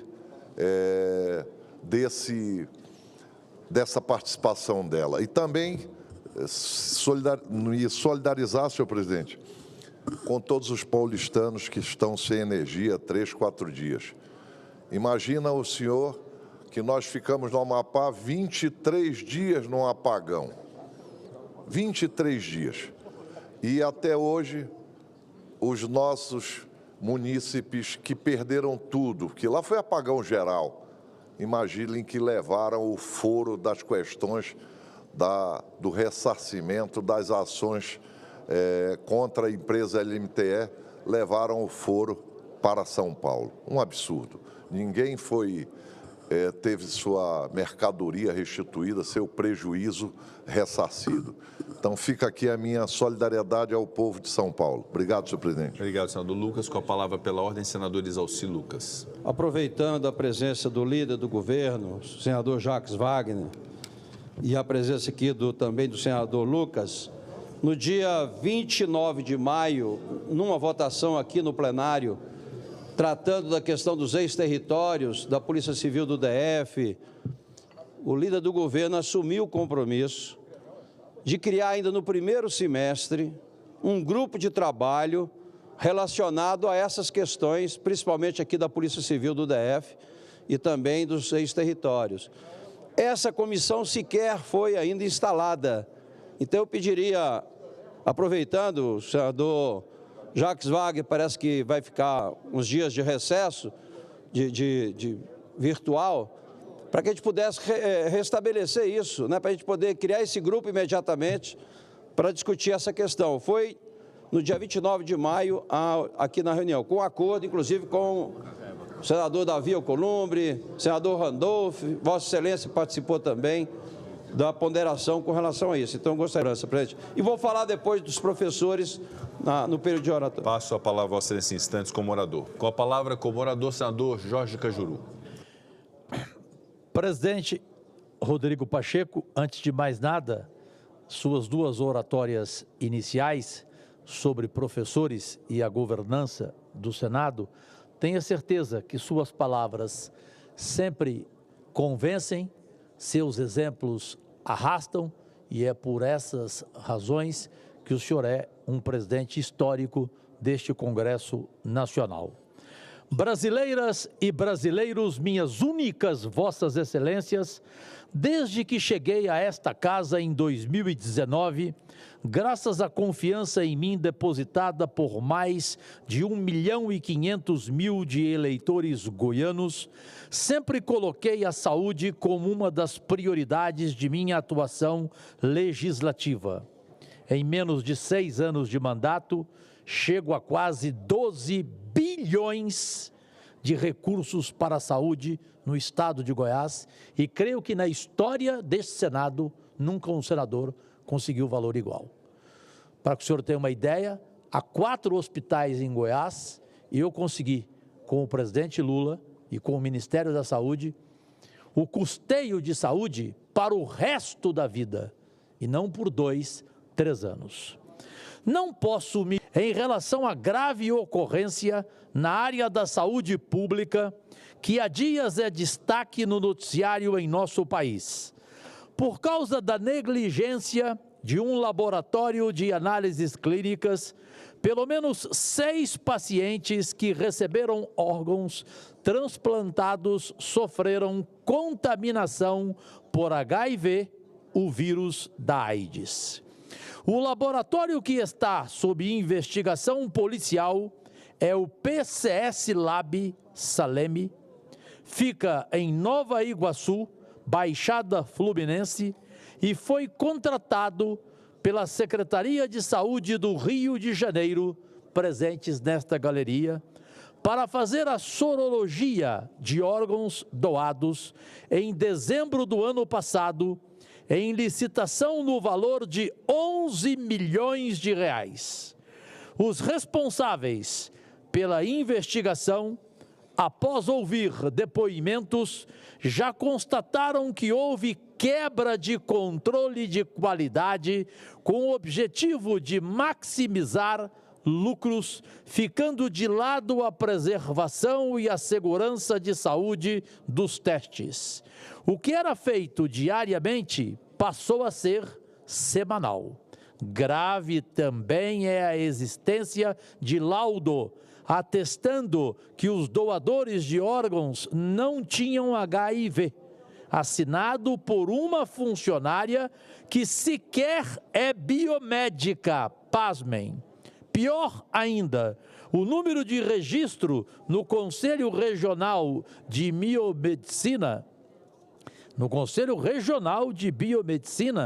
que aparece no documento como sendo de outra pessoa que mora fora do Rio de Janeiro e não exerce mais a profissão. Gente, isso é de uma estupidez, de um absurdo absal. Um caso de polícia que envolve a saúde pública e vale como alerta, porque um país que tem um sistema com a grandeza do SUS não pode permitir que dele façam parte laboratórios e também clínicas e hospitais geridos por pessoas irresponsáveis, canalhas, sórdidos. O que aconteceu no Rio de Janeiro exige que seja realizado, inclusive nos demais estados, um amplo processo de fiscalização, mediante monitoramento e controle de qualidade em toda a rede de laboratórios que atende o governo. Quem não se enquadrar, que perca o credenciamento. O fundamental é manter a credibilidade do nosso programa de transplantes, o segundo maior do mundo, atrás apenas do norte-americano. Só no ano passado, quase 30 mil transplantes aconteceram no Brasil. Um programa de tamanha magnitude, que é referência internacional, não pode ser maculado por causa da sabotagem de um pequeno grupo de irresponsáveis. Para eles, cadeia. E como estou falando de saúde pública, vou me permitir encerrar reverenciando um médico, Geraldo Alckmin, vice-presidente da República, que ontem à noite reafirmou a sua dimensão de homem público em entrevista de raríssimo brilho ao programa Roda Viva da TV Cultura, infelizmente de pequena audiência. Com leveza, ponderação e equilíbrio, deu uma verdadeira aula de conhecimento do Brasil, discorrendo com propriedade sobre nossas idiosincrasias e nossas potencialidades, sempre com otimismo e sabedoria política. Recomendo a quem não viu. E o faço repetindo a frase de Santo Agostinho, que Alckmin citou 2 vezes no programa de maneira descontraída. Qual é? Prefiro os que me criticam porque me corrigem aos que me elogiam porque me corrompem. Fecha aspas. Agradecidíssimo. Obrigado, senador Jorge Cajuru. Meus cumprimentos por seu pronunciamento. Anuncio o item 1 da pauta, projeto de lei 6.120 de 2019, do deputado federal Flávio Nogueira, o Inventário Nacional de Substâncias Químicas, a avaliação e o controle do risco das substâncias químicas utilizadas, produzidas ou importadas no território nacional e da outras providências. Pareceres número 9 de 2024 da Comissão de Ciência, Tecnologia, Inovação e Informática. Relator, senador Beto Faro. Relator ad hoc, senador Fernando Dueire. Favorável ao projeto e emenda número 1. Número 30 de 2024 da Comissão de Meio Ambiente. Relator, senador Beto Faro. Relator ad hoc, senador Fabiano Contarato. Favorável ao projeto e contrário à emenda número 1. Parecer número 49 de 2024 da Comissão de Assuntos Sociais. Relator, senador Fabiano Contarato. Favorável ao projeto e à emenda número 1, nos termos da subemenda número 1, que apresenta. A presidência esclarece que será dada preferência ao parecer da Comissão de Assuntos, nos termos do artigo 227, parágrafo 2º, inciso 2 do Regimento Interno. Perante a mesa foi apresentada a emenda número 2, já disponibilizada na tramitação da matéria, que será encaminhada à publicação. Apresentado o requerimento número 94 de 2024 da Comissão de Assuntos Sociais, solicita urgência para a matéria. A presidência submeterá o requerimento à votação simbólica. Votação do requerimento. As senadoras e os senadores que o aprovam permaneçam como se encontram. Aprovado o requerimento. A emenda número 2 depende de parecer. Faço a designação do senador Fabiano Contarato para proferir parecer de plenário. Tem a palavra. Senhor presidente, o relatório já foi disponibilizado e, nesse contexto, eu acolho a emenda de número 2. Parecer é favorável à emenda número 2 de redação. Concluída a instrução, passa-se a discussão na matéria.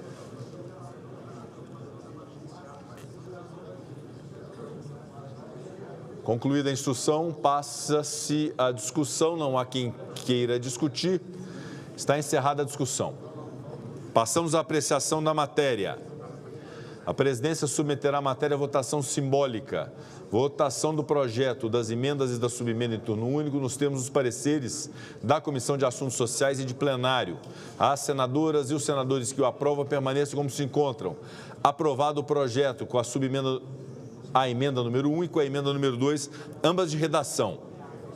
O parecer da comissão diretora oferecendo a redação final será publicado na forma regimental. Discussão da redação final. Encerrada a discussão, em votação, as senadoras e os senadores que a aprovam permaneçam como se encontram. Aprovada a redação final, a matéria vai à sanção. Será feita a devida comunicação à Câmara dos Deputados. Anuncio o item 2 da pauta, projeto de lei 1533 de 2023, número 7.392 de 2017, na casa de origem do deputado federal Misael Varela, que altera o artigo 98 da lei 8.171 de 91 para dispor sobre o uso das faixas de domínio ao longo das rodovias. Sobre o item 2 da pauta, tem a palavra a liderança do governo, senador Fabiano Contarato. Senhor presidente, requer em nome do governo um período maior para a gente analisar e se debruçar melhor sobre esse tema. Então, nesse contexto, solicitamos que ele seja retirado de pauta. Fica acolhido o requerimento da liderança do governo, retirado de pauta, com a inclusão oportuna do projeto em pauta do Senado Federal. Com a palavra pela ordem, senador Jorge Cajuru. Senhor presidente, gostaria de solicitar como extra pauta, como fiz em todos os anos anteriores, a inclusão do requerimento número 677/2024, de minha autoria, que trata da realização de uma sessão especial destinada a celebrar o Dia Mundial do Diabetes. Essa sessão será de enorme importância, especialmente agora em novembro, dia 14, quando a data é oficialmente celebrada. O Dia Mundial do Diabetes, comemorado em 14 de novembro, levanta discussões essenciais sobre a conscientização e prevenção dessa doença que afeta quase 30 milhões de brasileiros e brasileiras. Será uma oportunidade para reafirmarmos nosso compromisso com políticas públicas que garantam diagnóstico precoce, acesso contínuo a tratamentos e melhoria da qualidade de vida dos afetados. Por isso, presidente, solicito a inclusão dessa relevante sessão na pauta e aproveito rapidamente, sabendo do seu conhecimento, de inclusive ir a Goiânia para conhecer o Centro Diabético, que é o maior da América Latina hoje, que já fez mais de 10 mil cirurgias bariátricas e diabéticas, as chamadas metabólicas, que tem 12 médicos diários, que atendem desde os podólogos, a unha encravada, as questões terríveis do pé, a perna, o rim, enfim, tudo o que representa essa doença. E aqui quero fazer, não sei se o líder do governo, e eu sou vice-líder, Jacques Wagner está aqui. Não é o Jacques Wagner ali, é Sérgio Moro. Ele estava ali agora mesmo. Não sei se ele está aqui, mas, Jacques, eu estou aborrecido com o seu presidente Lula, e muito. E você sabe que eu, aborrecido, eu vou para cima mesmo. Eu não tenho nenhum compromisso com Lula, nenhum. Se errar, eu bato, mas bato para valer. E qual é o respeito que o presidente Lula tem com os diabéticos? O mesmo que o Bolsonaro teve? O meu projeto foi aprovado e o homem que o sancionou está aqui. O vice-presidente da República, general Hamilton Mourão, que para mim tinha que ser presidente, ele sancionou esse meu projeto de lei em 2019, que era qual, presidente? Era o SUS oferecer o primeiro socorro aos diabéticos e depois a insulina aos diabéticos, o que é muito difícil para quem tem condições financeiras de dificuldade financeira, o que é uma insulina. Tem gente que tem que usar 6 insulinas por dia. O senhor sabe, o senhor já teve preocupação com diabetes. Simplesmente, o presidente, na época, Bolsonaro, não regulamentou um projeto meu que foi sancionado.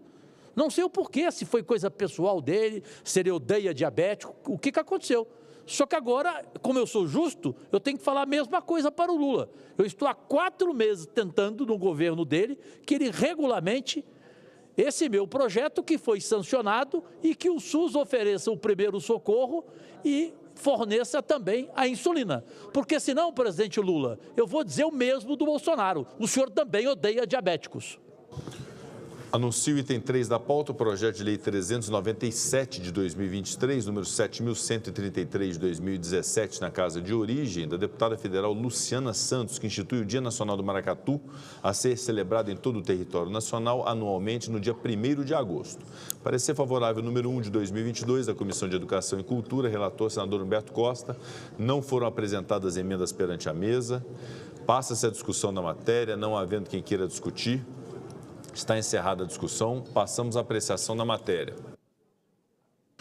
A presidência submeterá a matéria à votação simbólica. Votação do projeto em turno único nos termos do parecer. As senadoras e os senadores que o aprovam permaneçam como se encontram. Aprovado o projeto, a matéria vai à sanção, será feita devida comunicação à Câmara dos Deputados. Requerimento número 677 de 2024, do senador Jorge Cajuru e outros senadores que solicitam a realização de sessão especial destinada a celebrar o Dia Mundial do Diabetes. Votação do requerimento, as senadoras e os senadores que o aprovam permaneçam como se encontram. Aprovado o requerimento, a sessão requerida será agendada pela Secretaria-Geral da Mesa. Próximo orador inscrito, o senador André Amaral. Eu quero ser o último, quero ser o...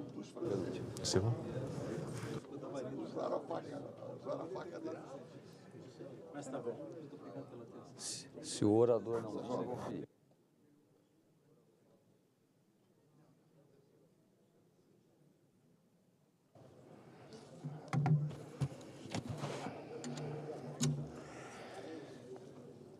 Senhor presidente, Rodrigo Pacheco, parece que foi ontem, e foi ontem mesmo. 120 dias atrás, o senador Efraim me deu a oportunidade de aqui compor esta alta corte como senador da República.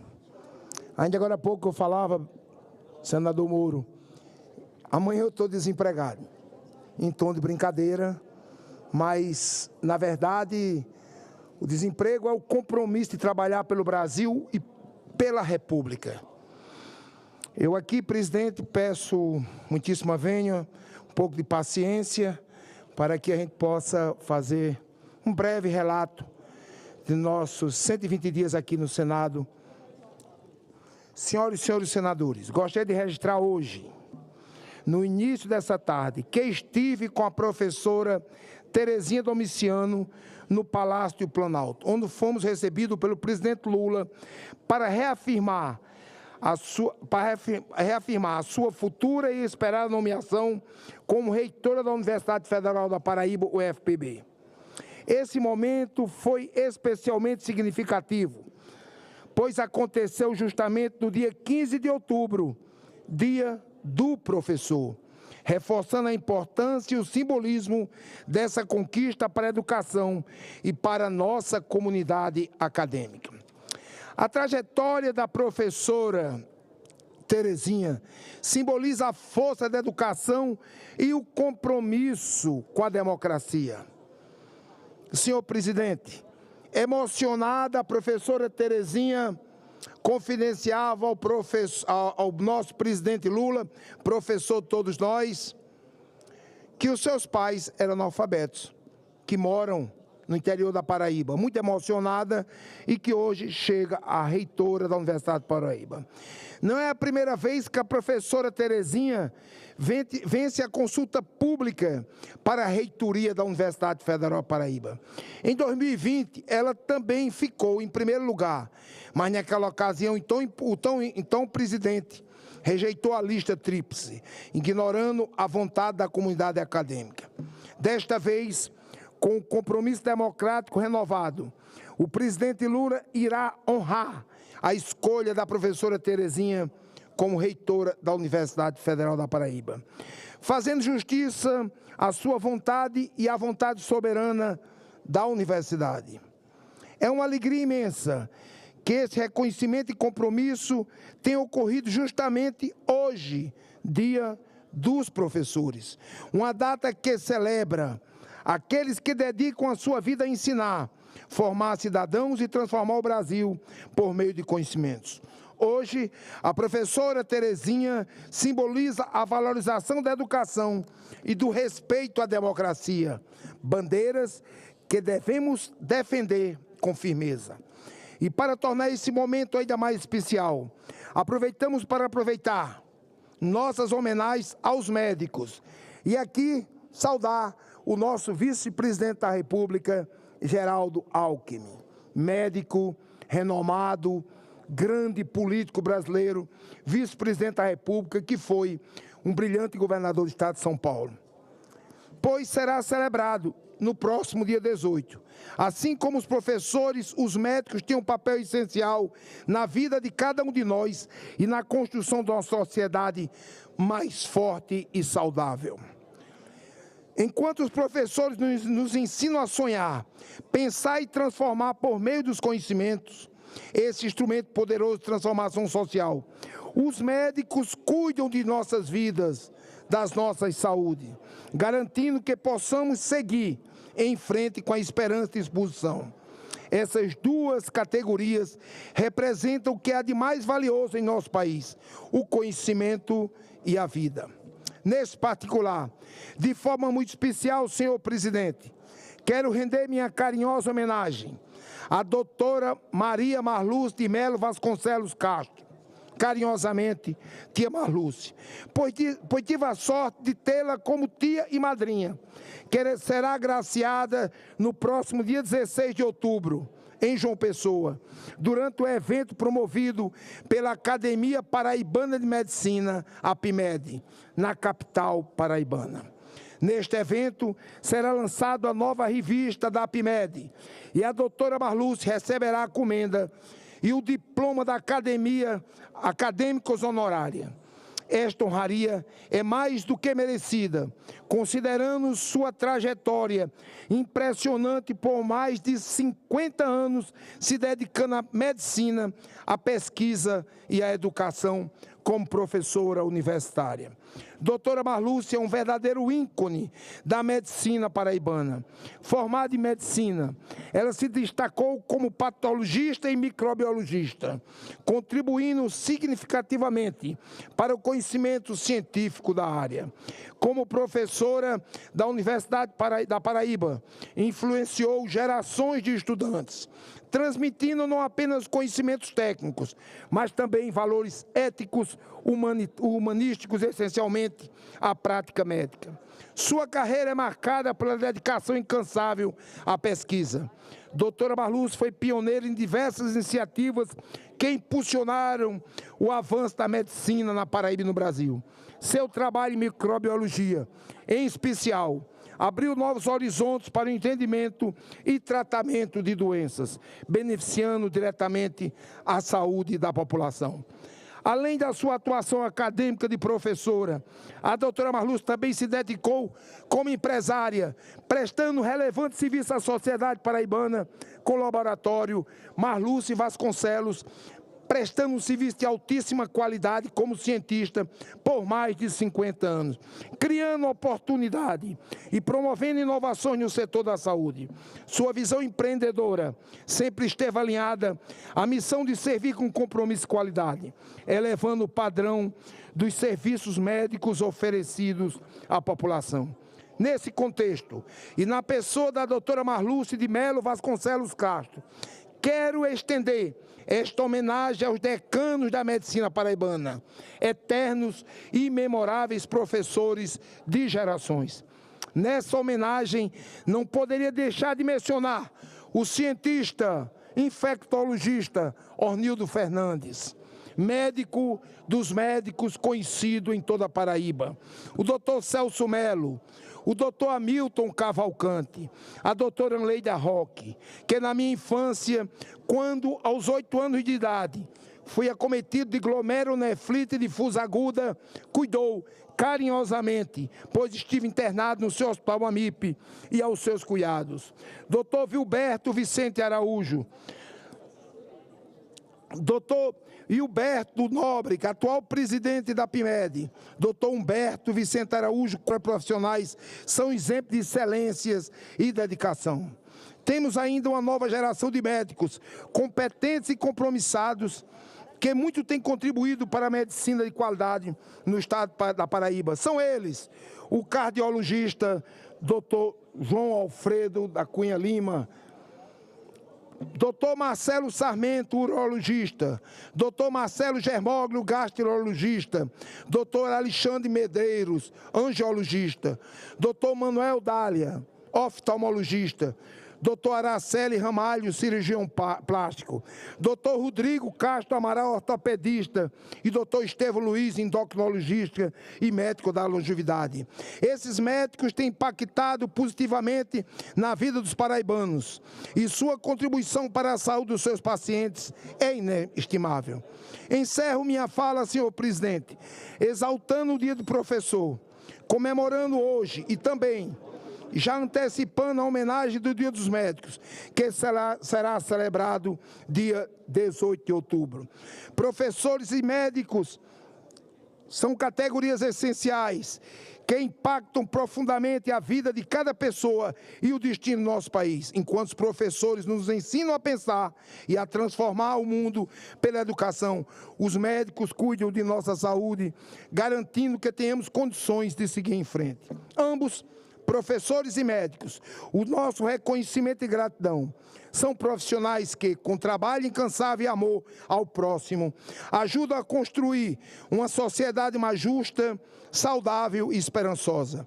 Que possamos sempre valorizar e respeitar essas duas categorias juntas, fazem a diferença na vida de milhares de brasileiros. Senhor presidente, amanhã é o último dia da minha presença no Senado. Que coisa maravilhosa, o senador Veneziano Vital do Rego presidindo esta casa, logo hoje, quando volto à Paraíba, minha terra amada, e o senhor que aqui continua o legado, junto com Efraim Filho, de tanta qualidade, representando a Paraíba no Senado Federal. E eu aproveito para pedir ao senhor um pouco de paciência, que agora eu vou fazer a leitura, porque a gente tem que agradecer. Pedir é bom, mas agradecer é muito melhor. Senhor presidente, e aí faço questão de dizer, Veneziano Vital do Rego, o nosso querido Vené, que nos orgulha a sua fala, pela riqueza do vocabulário. E eu costumo dizer que ele tem que publicar o vernáculo, porque ele é rico em conhecimento e em cultura. Venho hoje, senhor presidente, a esta tribuna com dois propósitos. O primeiro é de prestar contas sobre o gratificante, embora curto período que passei nesta casa. O outro é agradecer a oportunidade que tive aqui de conviver com os senhores e senhoras e de participar da vida do Legislativo brasileiro. Trata-se, para mim, de experiência riquíssima e inesquecível. Como sabem, estive aqui como suplente do ilustre jovem senador Efraim Moraes Filho, na nobre missão de representar a Paraíba nessa casa. Como disse, foi um período curto e também interrompido pelos recessos parlamentares e pelas eleições municipais. Ainda assim, querido senador Exalci, que tive a felicidade de ser seu eleitor quando o senhor foi deputado federal aqui no Distrito Federal. Foi para mim um período intenso, em que tive o privilégio de participar do debate de todas as matérias apreciadas em plenário e nas comissões de que fiz parte. Foram discutidos, nesses 4 meses em que aqui estive, projetos relacionados ao desenvolvimento econômico, as políticas públicas sociais e as questões de infraestrutura e de segurança pública, bem como outros temas de interesses para a melhoria de vida dos paraibanos e dos brasileiros. Participei de todas elas, nos debates e nas votações. Senti muito orgulho de poder representar a Paraíba nesta casa. Olho para trás e encontro a satisfação do dever cumprido. Mas a atividade parlamentar não se resume a debater e votar projetos. Tive a satisfação, por exemplo, de participar de 2 sessões do Parlamento do Mercosul, com experiência riquíssima para mim. Vejo o Parlamento do Mercosul como lugar de excelência para debater os desafios enfrentados em nossa sociedade. É um fórum onde a democracia representativa, não apenas na visão da democracia, da diplomacia social oficial, mas dos nossos países, e me fiz muito mais presente. Ali tive a oportunidade de manifestar sobre dois temas de maior importância, lá no Mercosul. Primeiro, o trabalho infantil e a participação da mulher na vida da política dos nossos países. Pude dizer aos membros do Fórum Regional contra o Trabalho Infantil, na recente sessão plenária do Parlamento do Mercosul, que combater a pobreza e combater o trabalho infantil não são combates diferentes, são batalhas inevitáveis, interligadas. O esforço regional dessas 2 direções é, sem dúvida, um fator que reforça e amplifica os serviços de cada país que se faz em seu próprio território. Já no primeiro Fórum das Mulheres Parlamentares, pude me manifestar dizendo que é uma similaridade indesejável nos ainda baixos índices de representação parlamentar feminina. Citei a Amazônia, citei a Argentina, onde, graças à legislação de 1991, o invejável índice de representação política feminina é de cerca de 45% do parlamento daquele país. Como solução para esse problema, apontei o fortalecimento da governança eleitoral e a implementação de sistema de cotas de aperfeiçoamento no sistema eletivo, até mesmo na legislação.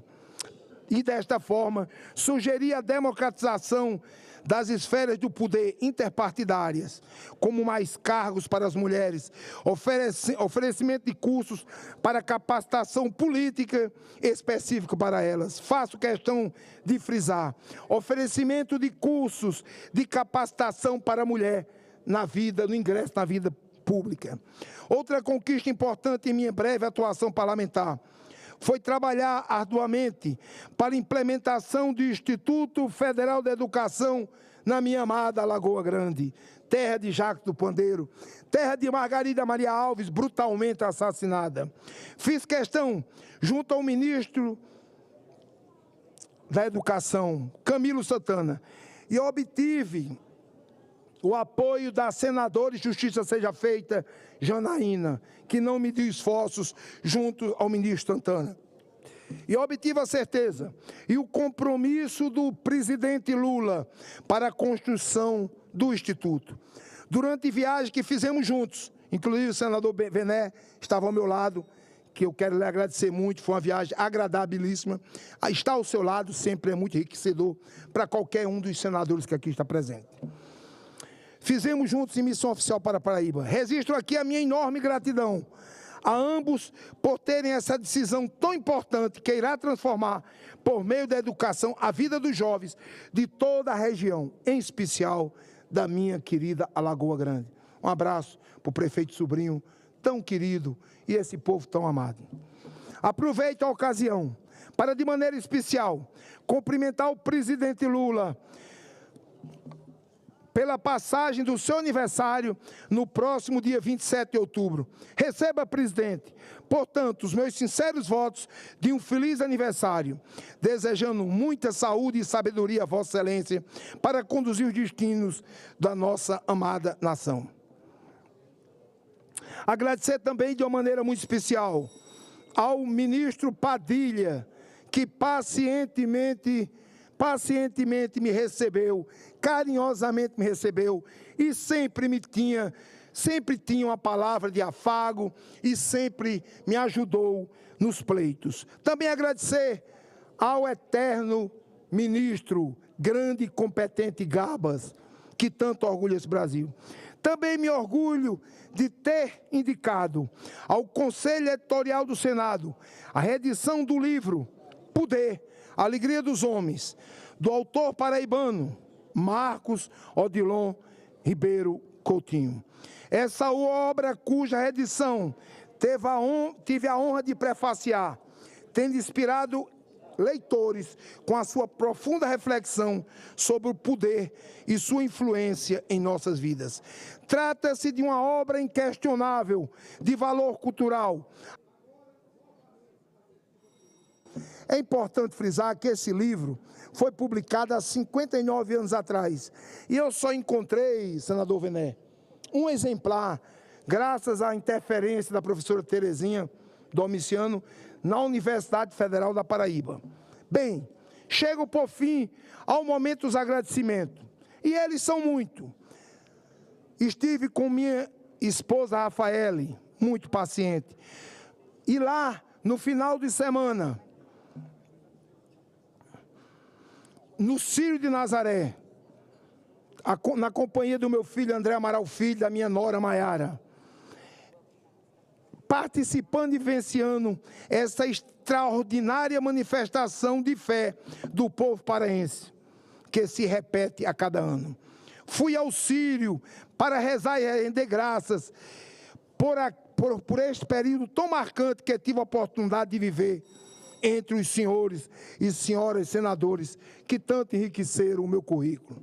Na capital paraense, fomos recebidos com a calorosa acolhida da família dos empresários Geraldo, Ciro e Cleusa, e dos seus filhos, Geraldo Ferreira, presidente do Grupo Ideal, Tiago e o doutor Sebastião, médico e pré-candidato ao Senado da República, em parceria com o senador Barbalho.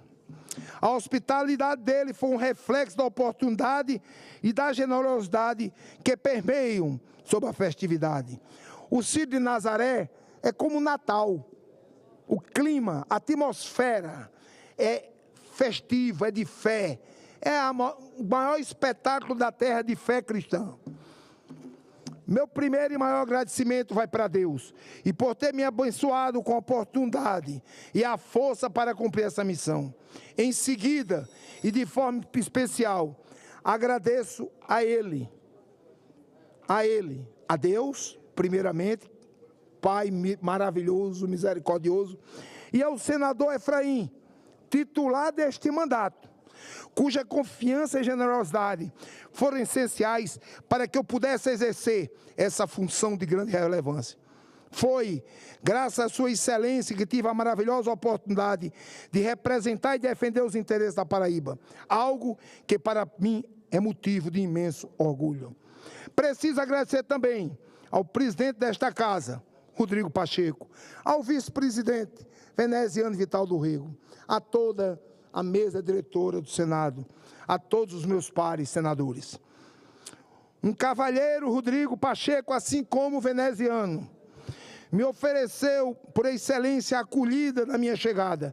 Agradeço a atenção e o carinho recebido por todas as lideranças parlamentares dessa casa, em particular, Davi Alcolumbre, líder do meu partido União, ao senador Alan Rick, a senadora Dorinha Seabra, ambos vice-líderes do nosso partido, a senadora. Agradeço ainda ao querido senador Jacques Wagner, líder do governo nesta casa, de quem recebi todo o apoio, a senadora Damares Alves, pela atenciosa e calorosa acolhida no Senado. Sou muito grato a todos.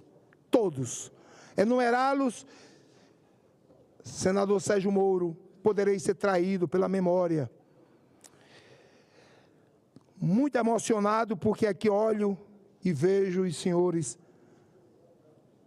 uma partilha, um enriquecimento nesse curto período aqui nesta casa. Sou muito grato de verdade. Afinal, a todos os senhores senadores dessa casa, com quem tive o privilégio de conviver e aprender, seria uma falha minha, de minha parte, não agradecer aos senhores servidores desta casa, dedicados, abnegados, competentes, o meu muito obrigado. E aqui quero fazer esse agradecimento na pessoa da diretora-geral, Ilana.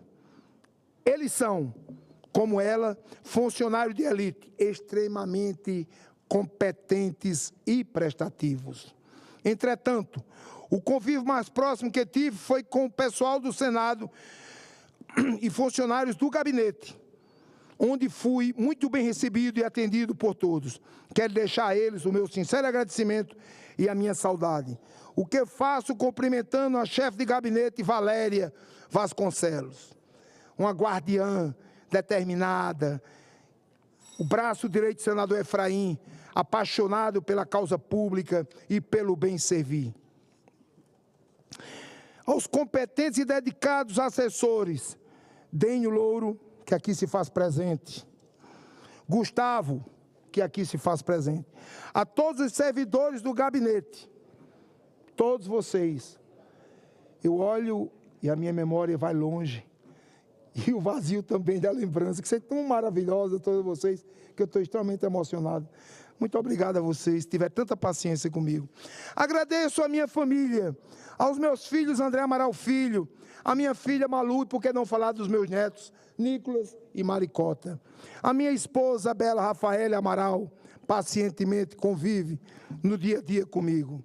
Peço perdão pela minha ausência nesse período, que compreenderam a importância da missão que recebi e me apoiaram em todos os momentos.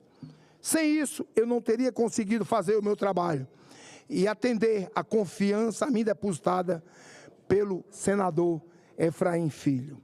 E pelos nossos conterrâneos paraibanos, meu muito obrigado. Meu muito obrigado. Aos familiares, aos meus irmãos, Lula, Esté, Bartol, Gustavo, Rodrigo, meu muito obrigado. Por fim, agradeço a Deus e ao povo da Paraíba pela honrosa oportunidade e missão de representar nosso Estado como senador. Sigo o compromisso da missão cumprida por um Brasil mais justo para todos os brasileiros. Deus abençoe a todos. Sinceramente, a cada um dos senhores, recebo o meu abraço. Meu abraço de agradecimento. Enriquecedor. Conviver com os senhores. Enriquecedor. Que Deus abençoe. Muito obrigado por ter tido a oportunidade de conviver com vocês esses 4 meses. Presidente. Senador Exalci. Presidente, primeiro quero agradecer, o meu querido colega, senador André Amaral, que tão bem representou a Paraíba neste período aqui. E ele sabe, substituir o Efraim não é fácil, mas ele realmente contribuiu muito com os projetos apresentados, com a questão da reforma tributária. E é um amigo, E meu eleitor estimado. Espero que em 2026 você transfira o título para cá para votar em mim novamente. 2026 eu vou votar em Efraim para governador. Parabéns pelo seu trabalho aí. Foi uma honra muito grande participar desse período E contigo. veneziano para o Senado. Obrigado. Presidente, está aqui com a gente também a nossa querida ministra Luciana Santos, só para registrar, porque o projeto que nós acabamos de aprovar é de autoria dela. Iria, senador Exalci, evidentemente ainda o farei, com a permissão do colegiado, mencionar a participação e essa despedida por hora do senador André Amaral, mas tenho, além da incumbência a mim conferida pelo presidente Rodrigo Pacheco, de saudar a nossa ex-companheira de Câmara e atual ministra Luciana Santos, também o farei pela condição que nós somos desde as épocas em que Luciana respondia pelo Executivo Municipal de Olinda e nós respondíamos por Campina Grande. E naquele tempo já fazíamos e mantínhamos laços de amizade, principalmente no campo da cultura. Então, antes de se ausentar, o presidente Rodrigo Pacheco deixou-me essa missão de congratularmos-nos com a sua presença, querida ministra, parabenizá-la pela autoria da proposta, que traduz-se de forma inequivocamente acertada de constituirmos o 1º de agosto, Dia Nacional do Maracatu, que é uma das expressões mais ricas e belas do nosso amado povo pernambucano. As nossas saudações, casa sempre se envaidece com a sua presença. Senador Exalci. Eu tenho algumas, não sei se o senador, alguém vai falar sobre o senador André Amaral, mas eu quero depois, na sequência, fazer aqui as questões de ordem ainda, presidente. Mas, presidente, senador Exalci, se Vossa Excelência que já pacientemente esperou, a mim me parece que o senador Beto, o senador Esperidião, gostariam de tecer algumas palavras em relação à despedida do senador André Amaral. E ao término das explanações, Vossa Excelência passará a ter de volta a condição de fazer a sua questão de ordem. Pode ser assim? Senador Beto, senador Esperidião. Eu concedo a palavra ao senador Esperidião pela antiguidade. Eu queria que ele falasse primeiro, porque eu só quero me somar ao que ele vai dizer. Mas já que vou ter que falar antes, eu não posso deixar de compartilhar aqui a minha alegria por poder ter convivido neste inicial espaço de tempo com um senador ativo, dedicado, que tem um apreço muito especial pela nossa querida Paraíba e merece o apreço e o respeito de todos nós. Grande abraço, André.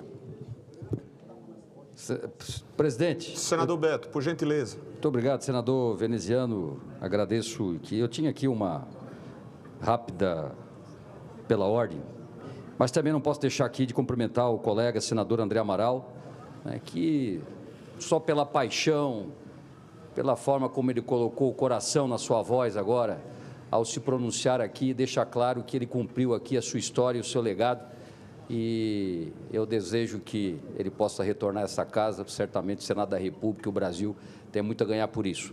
Parabéns pelo seu trabalho, senador André Amaral. Senador, rapidamente, presidente, só para uma rápida pela ordem aqui, eu queria citar que hoje nós temos uma ilustre presença aqui no Senado da República, do doutor Philippe Hubrecht.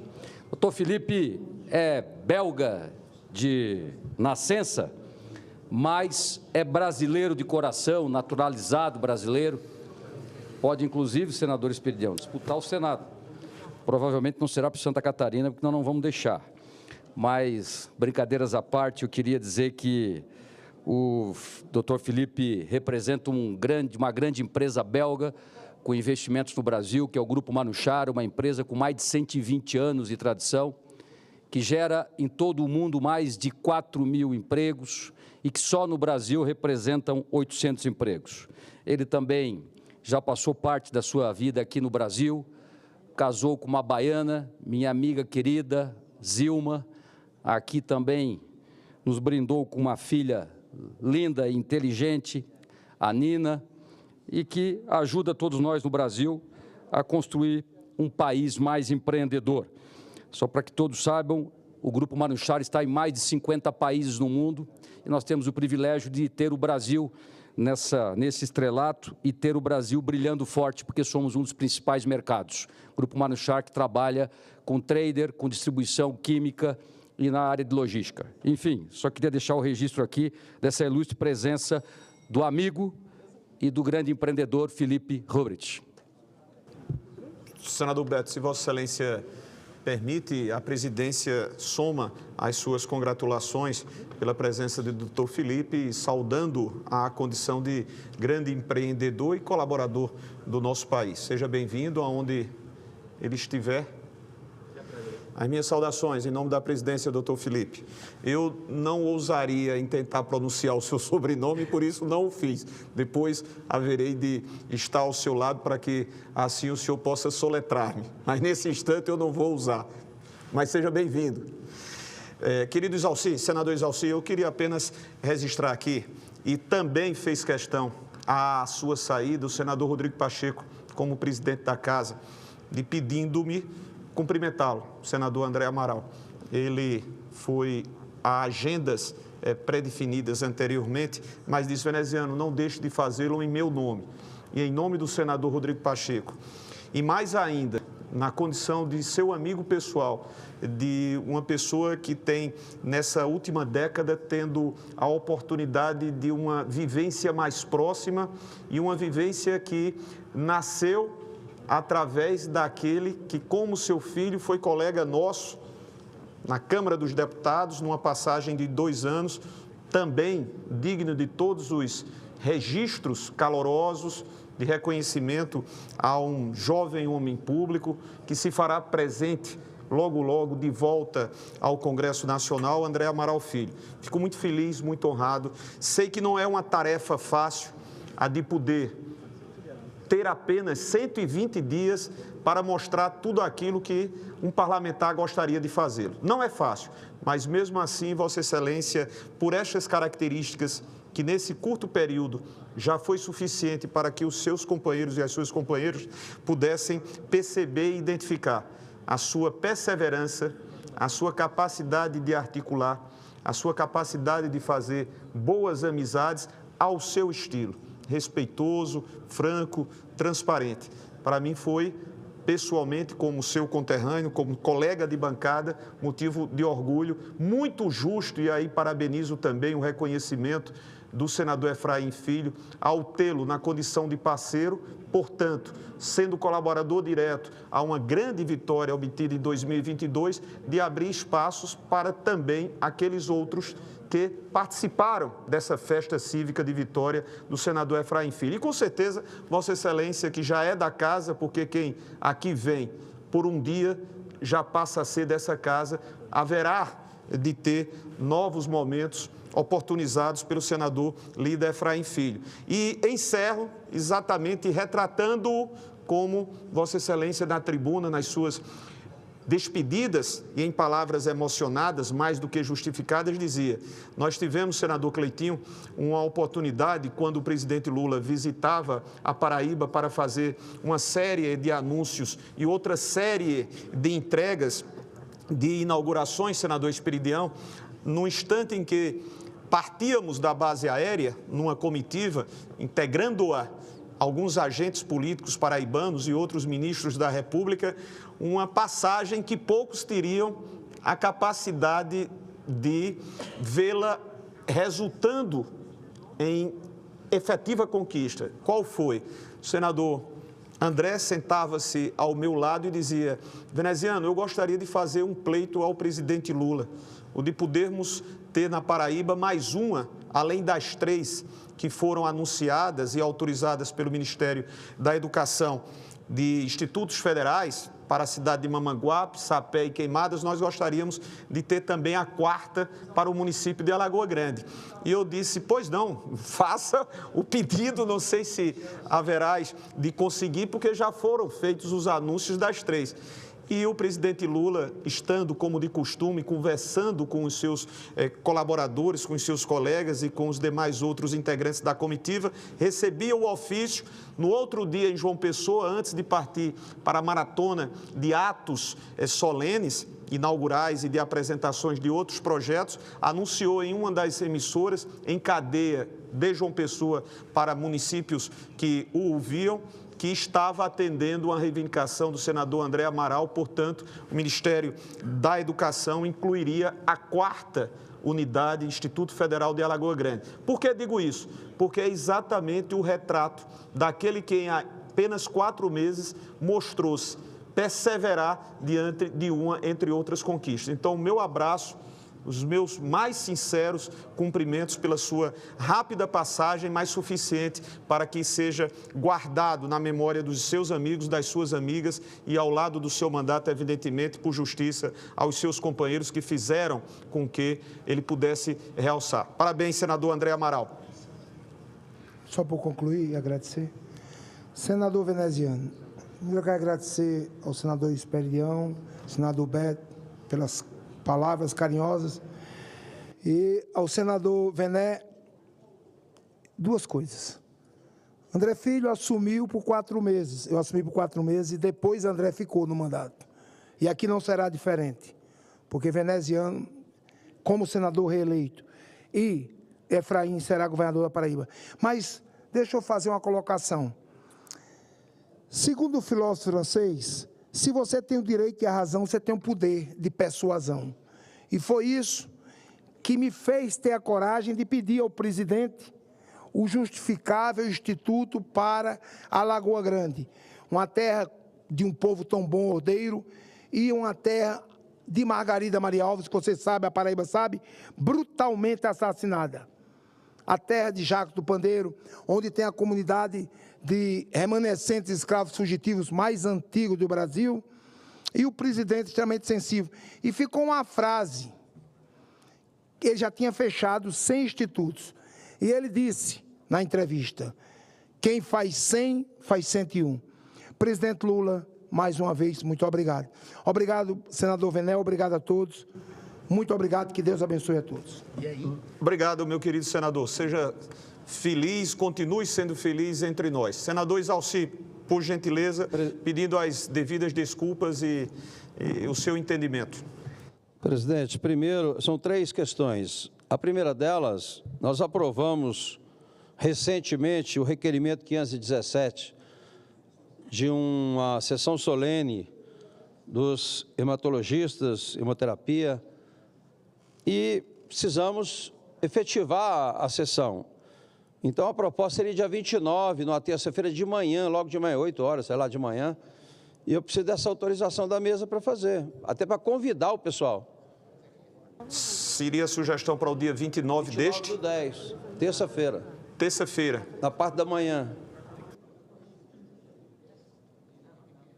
estou recebendo aqui, é evidente, senador Exalci, Vossa Excelência está a observar por Ivan e por Sabrina, apenas para que o presidente Rodrigo Pacheco possa fazer essa confirmação. Eu peço aos companheiros da SGM... falar com ele Pronto, diretamente. perfeito. Eu estou pedindo aqui, encarecendo a sensibilidade dos meninos, para que amanhã, através do nosso secretário Gustavo Saboia, lembre ao presidente Rodrigo Pacheco, para que ele assim possa deferir a data que Vossa Excelência está a sugerir. E caso não haja outra, o que provavelmente não deve, por força de ser, 2 dias após o processo de disputas em segundo turno. E dia Mas 29 eu já pedi. é porque eles estarão reunidos em Brasília, então Perfeito. é muito mais propício. Mas, presidente, a outra questão, eu vi aqui algumas falas, e eu também gostaria muito, já falei na Comissão de Assuntos Econômicos, na Comissão de Educação, né, parabenizando todos os professores. Né? Eu sempre digo aqui que eu sou contador, sou professor, estou senador. Né? Então, a minha homenagem a todos os professores. Mas para que as pessoas entendam, porque todo dia 15 de outubro sempre tem um discurso muito bonito de todo mundo, porque nós sabemos que no Congresso Nacional e em todos os políticos do Brasil, educação sempre é prioridade. No discurso, né? Mas na prática a gente não vê realmente a educação avançar. Nós perdemos muito a qualidade na educação. E não é com pé de meia, com alguns projetos assim, que vai recuperar isso. O que a gente precisa, de fato, é uma estrutura decente nas escolas, uma valorização dos professores, e não é só salário, tem também infraestrutura que não tem laboratório, não tem cultura, não tem esporte, não tem nada nas escolas, muito menos internet. Então, eu vi aqui falas, inclusive, de lideranças do governo. Eu só quero lembrar que a política, a execução da política pública é do Executivo. Então, se o presidente da República, através do Ministério da Educação, tiver realmente uma política de valorização, caminha para essa casa e a gente aprova. Mas não cabe a nós, senadores, apresentar uma emenda de aumento salarial. Já fizemos isso uma vez, inclusive, Vossa Excelência estava comigo lá na Câmara, quando nós aprovamos em 2011 o piso salarial dos professores, que não havia. E depois disso, a gente teve vários problemas com relação a essas matérias que precisam de realmente ter o respaldo econômico e orçamentário. Então, é só para a população entender que quem executa as políticas públicas é o Executivo. Portanto, quem pode tomar alguma iniciativa mais concreta de infraestrutura, de valorização dos professores, chama-se Executivo. Então, presidente, feito essas considerações, eu também vou fazer uma questão de ordem que eu ia fazer para o presidente, já fiz uma vez, vou reforçar. Nós estamos hoje com o projeto talvez mais importante do país, que trata da reforma tributária. Essa reforma tributária, a gente vem discutindo há 30 anos. Eu era deputado ainda, criança, não é? Em 2006, quando a gente debateu isso na Câmara, 2006, 2010 e etc. Então, aprovamos a emenda constitucional, agora nós estamos regulamentando. Veio para essa casa com regime de urgência, foi retirado o regime de urgência. Uma matéria como essa, não passar pela comissão de mérito, que é a Comissão de Assuntos Econômicos, é um absurdo. Nós já fizemos hoje, completou 20 audiências.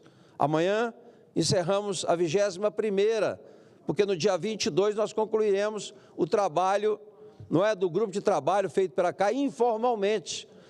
Mas, mesmo que seja o senador Eduardo Braga, também o relator na CAI, porque ele também é membro da CAI, é indispensável, não tem lógica, não tem sentido uma matéria como essa não ser discutida na Comissão de Assuntos Econômicos. Então, eu peço a Vossa Excelência também o apoio disso. Nós temos um requerimento assinado por 40 parlamentares.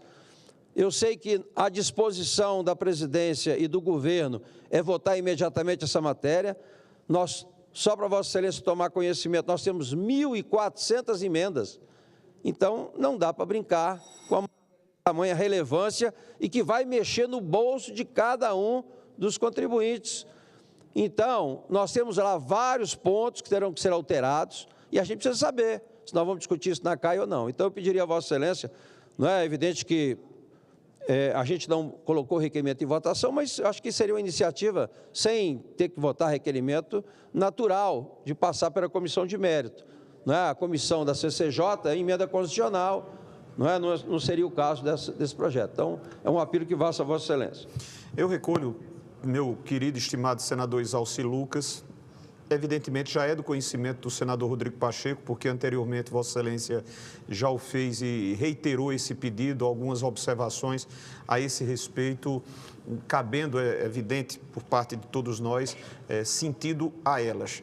O presidente Rodrigo Pacheco já fez algumas considerações, inclusive entre as quais a de fazer a apreciação no CCJ, vindo para o plenário, e o plenário soberanamente se definir que necessário se faz passar pela CAI através de requerimento apresentado, assim ele cumprirá. Mas, ao término da sessão, levarei...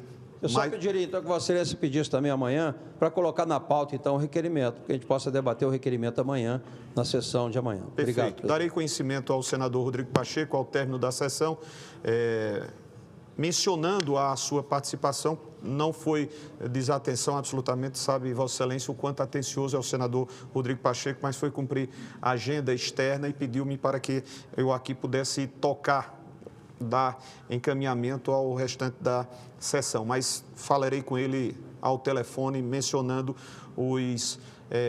as abordagens que Vossa Excelência nos trouxe. Perfeito? Senador Zequinha Marinho, Vossa Excelência... senador Cleitinho, perdoe-me, meu irmão, é porque eu olhei para...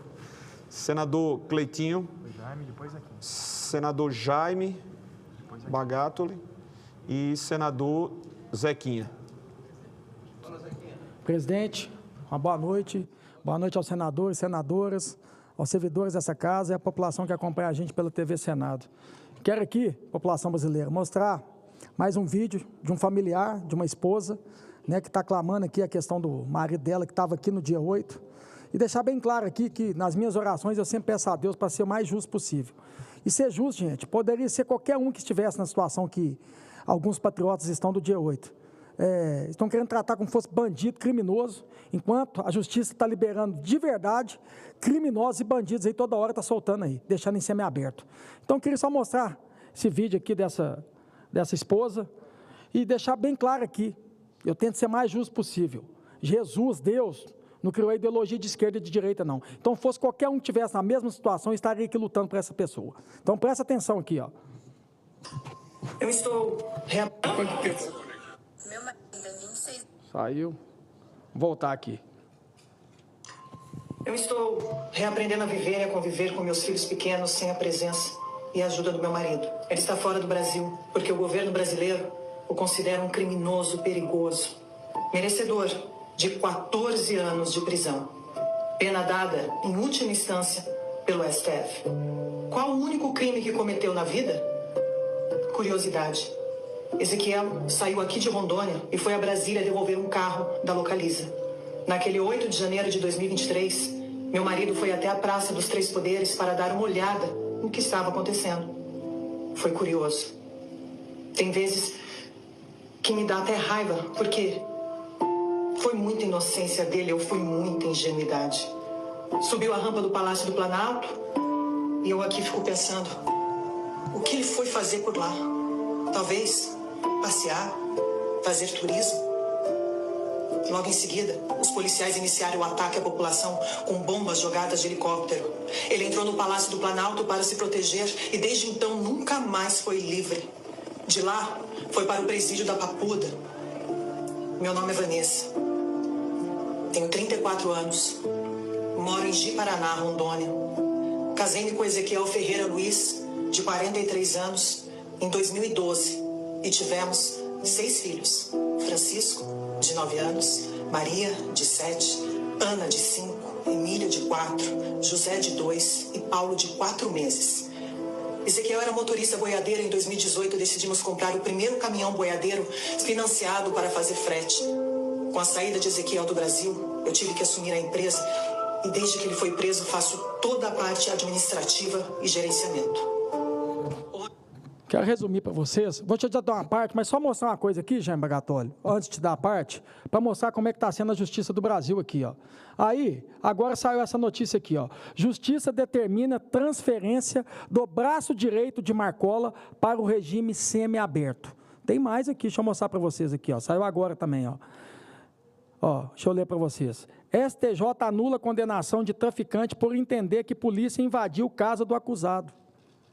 Essa turma aqui, bandido, criminoso, está tudo solto, ó. Está tudo liberado. Agora, um pai de família desse aqui, que estava aqui, pegar 14 anos, gente, isso aqui é a maior injustiça que existe. E quanto eu tiver, independente da ideologia que eu falei, não precisava ser patriota de direita, não. Se fosse qualquer um que tivesse, que eu estaria lutando por essas pessoas, que isso aqui é injustiça. Você viu a história que ela contou aqui?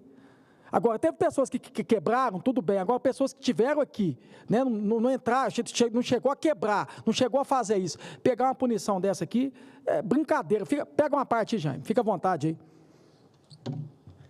Obrigado, senador Cleitinho. Presidente veneziano Vital do Rego. Eu quero falar sobre essa situação do Ezequiel. Eu que pedi para o presidente Bolsonaro gravar esse vídeo com essas crianças. E eu peço ao senhor, presidente, para nós irmos no Supremo Tribunal Federal, porque essa situação é gravíssima. Esse cidadão que está foragido trabalhou para mim, terceirizado. Tem 4 caminhões, igual a esposa dele está falando aí.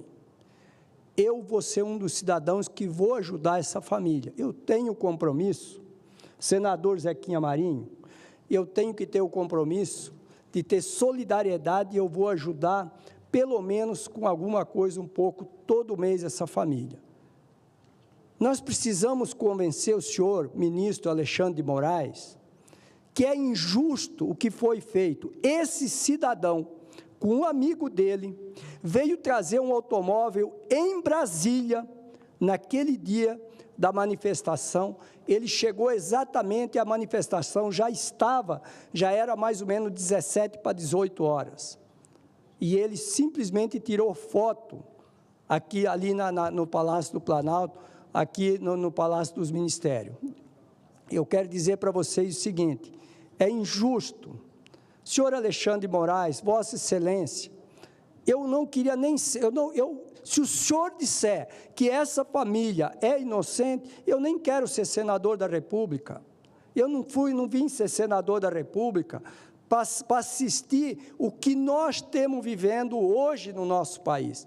O que o senador Cleitinho está falando é a coisa mais correta do mundo. Quantos bandidos nós vemos soltos pelo país afora?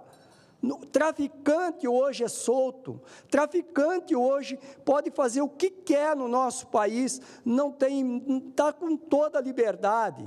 Olha o que aconteceu com a corrupção com a Lava Jato. Gente, olha o que aconteceu com a corrupção nesse país. Todas essas pessoas foram inocentadas, todas foram inocentadas, não tem mais ninguém mais está sendo culpado por isso. Agora, tem que dar um basta nisso. Por isso eu faço uma convocação aos senadores do nosso país. Nós temos 36 assinaturas, 36 assinaturas. Eu quero hoje aqui até fazer um elogio ao PT, ao Partido da Esquerda. Pelo menos, parabéns para vocês. Vocês têm uma posição dizendo, olha, nós somos contrário à cassação do Alexandre de Moraes. Nós somos contrário. Mas cadê os 10 senadores do PSD, os 9 do MDB, 3 do União Brasil, 3 do PP, 1 do nosso partido, do próprio PL, e mais alguns demais senadores? Gente, não é uma questão de querer tirar um ministro do Supremo Tribunal Federal. O Supremo Tribunal Federal, ele tem que ser guardião da Constituição brasileira. Isso é o papel, senador Cleitinho, esse é o papel do Ministério da Justiça, esse é o papel do Supremo Tribunal Federal. Eu peço aos demais ministros do Supremo Tribunal Federal que nos ajude. Nós precisamos dar um basta nessa situação que aconteceu no dia 8 de janeiro. Agora, o Senado da República não pode ser mais omisso a tudo isso que está acontecendo. É muito triste o que está acontecendo pelo Brasil afora. E não é só o caso do Ezequiel, tem mais 2 casos lá em Rondônia, tem mais um que também tem 3 crianças, também está foragido, que veio junto, naquele mesmo dia aqui. Eu me sinto, porque eu conheço.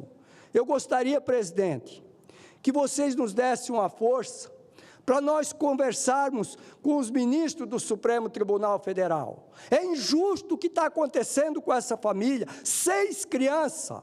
É 6 crianças.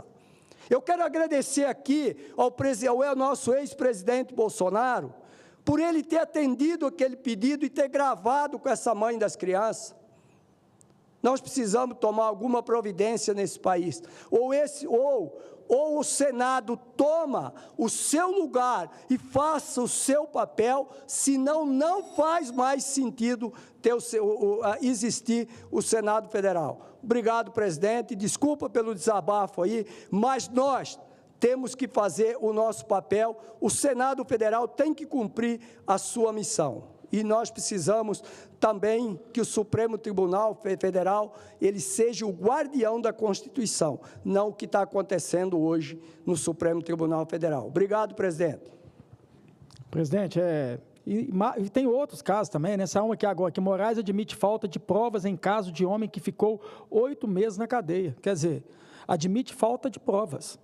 Eu queria muito que o ministro Alexandre de Moraes, como fala sempre de defender a democracia, receba os 36 senadores. Receba para a gente conversar, para ele poder esclarecer sobre isso aqui que eu estou mostrando, para ele poder esclarecer sobre essa família que tem um pai foragido. E até porque, como ele está no STF, né, é o guardião da Constituição, é a maior corte do Brasil, para poder falar sobre essa situação também, de liberar traficante que está liberando toda hora aí. Eu fico vendo uma situação que me deixa revoltado, porque todo mundo aqui sabe que os 81 senadores, tantos 513 deputados federais, 99% que estava aqui, gente, não faz mal para ninguém na sociedade, não é criminoso, não é bandido, entendeu? Veio na hora aqui da bagunça aqui, que é errado, que fique claro, invadir, quebrar, está errado, mas não é criminoso, não é bandido. Tem um Sérgio Cabral que pegou 400 anos de prisão, eu sempre canso de falar dele aqui. Para cumprir a pena dele, tem que ressuscitar no mínimo de 4 a 5 vezes. Esse cara está solto e está querendo falar que vai vir candidato daqui 2 anos. E eu estou falando aqui todos os dias sobre isso, porque eu não tenho medo de falar sobre isso. Um cara desse nunca, com um país sério, seria novamente candidato. E dando entrevista falando que quer ser candidato a deputado federal. Outro, Eduardo Cunha. Eduardo Cunha foi para Dubai com a esposa e gastou dinheiro público na cara do povo. E fora outras coisas que fez. Essa turma aí estava presa. E agora está querendo falar que vai vir candidato. E isso sim é criminoso, é bandido. E não pegou 17 anos, 14 anos de cadeia, não. Está solto aí querendo vir de novo, candidato. Eu não consigo entender esse país. Pezão, gente, Pezão, foi governador também do Rio de Janeiro também, foi preso, Pezão. Sabe o que aconteceu com ele? Foi candidato na prefeitura lá do Rio de Janeiro, foi eleito. Aí, eu estou aqui para ser cobrado. Mas eu queria aqui chamar a atenção da população brasileira também. Como é que um cara desse ainda é eleito nessa cidade ainda? Consegue ser prefeito de uma cidade dessa? Gente, esses caras roubaram dinheiro público, desviou dinheiro público. O cara ainda consegue ser prefeito da cidade, cara. Cadê você, a população brasileira, gente? Para com isso. Para de passar a mão na cabeça de vagabundo e de bandido. Esse cara tinha que estar na cadeia. E se tivesse lei de verdade nesse país que precisa mudar, esse cara nunca mais na vida seria candidato. E aí a gente está discutindo aqui uma lei que pode ser aprovada aqui também, que já foi pela... Vou finalizar, viu, presidente? Que está discutindo uma lei aqui para flexibilizar a lei da ficha limpa, para poder beneficiar esses caras. Gente, nós temos que poder afunilar mais ainda. Eu vou colocar a emenda aqui, porque polícia como o Sérgio Cabral, o Eduardo Cunha, esse cara igual esse de Pezão, que virou prefeito novamente, esses caras nunca mais poderiam ser candidatos, gente. Esses caras nunca mais na vida poderiam ser candidatos. É brincadeira uma situação dessa. Esses caras, você sair na rua, um país sério, e ver o que esses caras fizeram com prefeitura e com governo, esses caras iam apanhar na rua. E tinha que ter lei para esses caras que acontecesse nada com quem fosse bater, não. Eu gostaria de parte. Fica à vontade. Vossa Excelência, eu estava no meu gabinete e nem viria ao plenário. Mas essas injustiças me provoca muita inquietação. Ao ouvir Vossa Excelência, eu falei, vou lá. Vossa Excelência cita nome de figuras conhecidas no Brasil, que assaltaram, que desviaram, que assumiram perante juízo os roubos, os assaltos que fizeram. Assim, é como se a Lava Jato tivesse apagado. E assim, toda a culpa disso é do Moro, de ter revelado o ladrão. O Moro virou o bandido porque revelou o ladrão. Ah, porque Moro tinha interesses políticos. Vamos lá que tivesse. Mas revelou um esquema sórdido de assalto à coisa pública. E esse assalto confirmado pelos próprios delatores. E delatou pessoas. Quando você vê o dono do Brasil dando um depoimento, Emílio Odebrecht, fala que há 30 anos o sistema assalta, o filho fica preso, faz acordo de leniência. Todos eles disseram, olha, nós desviamos, tinha departamento para dar dinheiro para político. O Joesley é preso e disse que deu dinheiro para 1.800 políticos no Brasil. E quando a tampa do esgoto foi aberta, assim, Deus nos mostrou lá embaixo a podridão, e todos eles têm nome e apelido. A podridão do Brasil tem nome e apelido. Você pode citar o nome e o apelido, mas o culpado é Moro. Mas tudo isso virou normal. É a democracia relativa. Você, com o discurso que está fazendo aí agora, você é um antidemocrático. Você pode até sofrer uma retaliação, porque você é antidemocrata. Democratas são eles. Aí você cita Pezão, que ganhou a eleição. Quero citar aqui um cara chamado Adail Pinheiro, que ganhou a eleição lá em Quari. Senhor presidente, sabe quem é Adail Pinheiro? Um pedófilo. Eu fui prender no Amazonas. Ficou preso um tempão. Preso. A Operação Luz da Infância, da Polícia Federal, com todos os áudios. A secretária dele, chamada Lândia, que dizia que era da Assembleia de Deus, eu disse em Quari, a Polícia Federal é perigoso, nós estamos indo sozinhos, o senhor está indo sozinho, porque os senadores que iam comigo, simplesmente eu esperei no aeroporto, eles desapareceram. Eles não foram, eles receberam telefonemas, e não foram, eu fui só. Disse em Quari, ele caiu fora. Botei os áudios da Polícia Federal, que estão aí no relatório da CPI, da pedofilia, nos cofres. Mas tem backup dessa zorra. Eu sei o que eu estou falando. Eu sei o que eu ouvi, o que eu coloquei no ar. Lá tem conversa cruzada de autoridades. Meu senador, só para um registro, e sei que Vossa Excelência é extremamente atencioso, nós já estávamos na fase conclusiva do pronunciamento do senador Cleitinho, e por trás de Vossa Excelência há um companheiro nosso, senador Zequinha, que eu já o vejo... Não, ele está inscrito, né? Não está por trás de mim, não. Ele está por trás, inscrito, desejando falar, e se Vossa Excelência se permitir, ao concluirmos... Não me permite, é porque eu me empolguei por conta do excesso de injustiça. Perfeito, mas Vossa Excelência pode. Farei. Guardando. A Vossa Excelência, que voltou às origens, deixou o cabelo crescer novamente, e respeito à volta às origens, que lhe deu tantas eleições, com o cabelo cortado você vai perder. Então, você deixa seu cabelo crescer. Cleitinho, esse cidadão virou prefeito. E aí eu vejo uma postagem do presidente da Frente Parlamentar Evangélica, elogiando a eleição. Esse cara cumpriu cadeia por pedofilia. Quem nunca ouviu falar de Adail Pinheiro? Voltou agora e foi eleito prefeito. Que justiça é essa? O antidemocrático sou eu. Então, Vossa Excelência está de parabéns pela coragem, todos os dias, de vir aqui e colocar esse assunto. Realmente, eu olhei ali, você estava no minuto final, mas eu tenho certeza que o presidente vai repor seu tempo. Dá ele mais uns 5 minutos, porque ele fala bem. Presidente, vou finalizar aqui só dizendo o seguinte: que pena que nós fomos criados com um discurso de princípios e valores morais, e hoje somos obrigados a viver com os princípios e os valores do morais. Resumindo, não temos mais valores morais. Muito obrigado, senhor presidente. Obrigado, senador Cleitinho. Senador Zequinha Marinho, por gentileza, como próximo inscrito, em seguida, senador Magno Malta.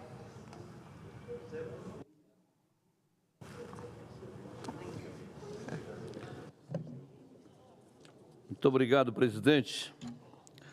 Trago para o pronunciamento de hoje algo que vem preocupando não apenas a mim, mas a bancada da região norte. Gostaria aqui de me unir ao senador Lucas Barreto, do Amapá, que denunciou a nova tentativa da ministra Marina Silva em inviabilizar o desenvolvimento da região amazônica. A ministra, nas suas discussões sobre a exploração de petróleo na margem equatorial brasileira, tem dito que prevalecerá a visão técnica para a aprovação ou não da licença.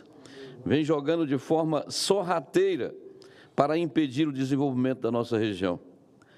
Falam na criação de uma unidade de conservação marinha de 35 milhões de hectares, que ocupará todo o mar territorial brasileiro, pegando a fronteira da Guiana Francesa até o limite territorial marinho do Piauí, com o estado do Ceará. Olha o tamanho dessa área.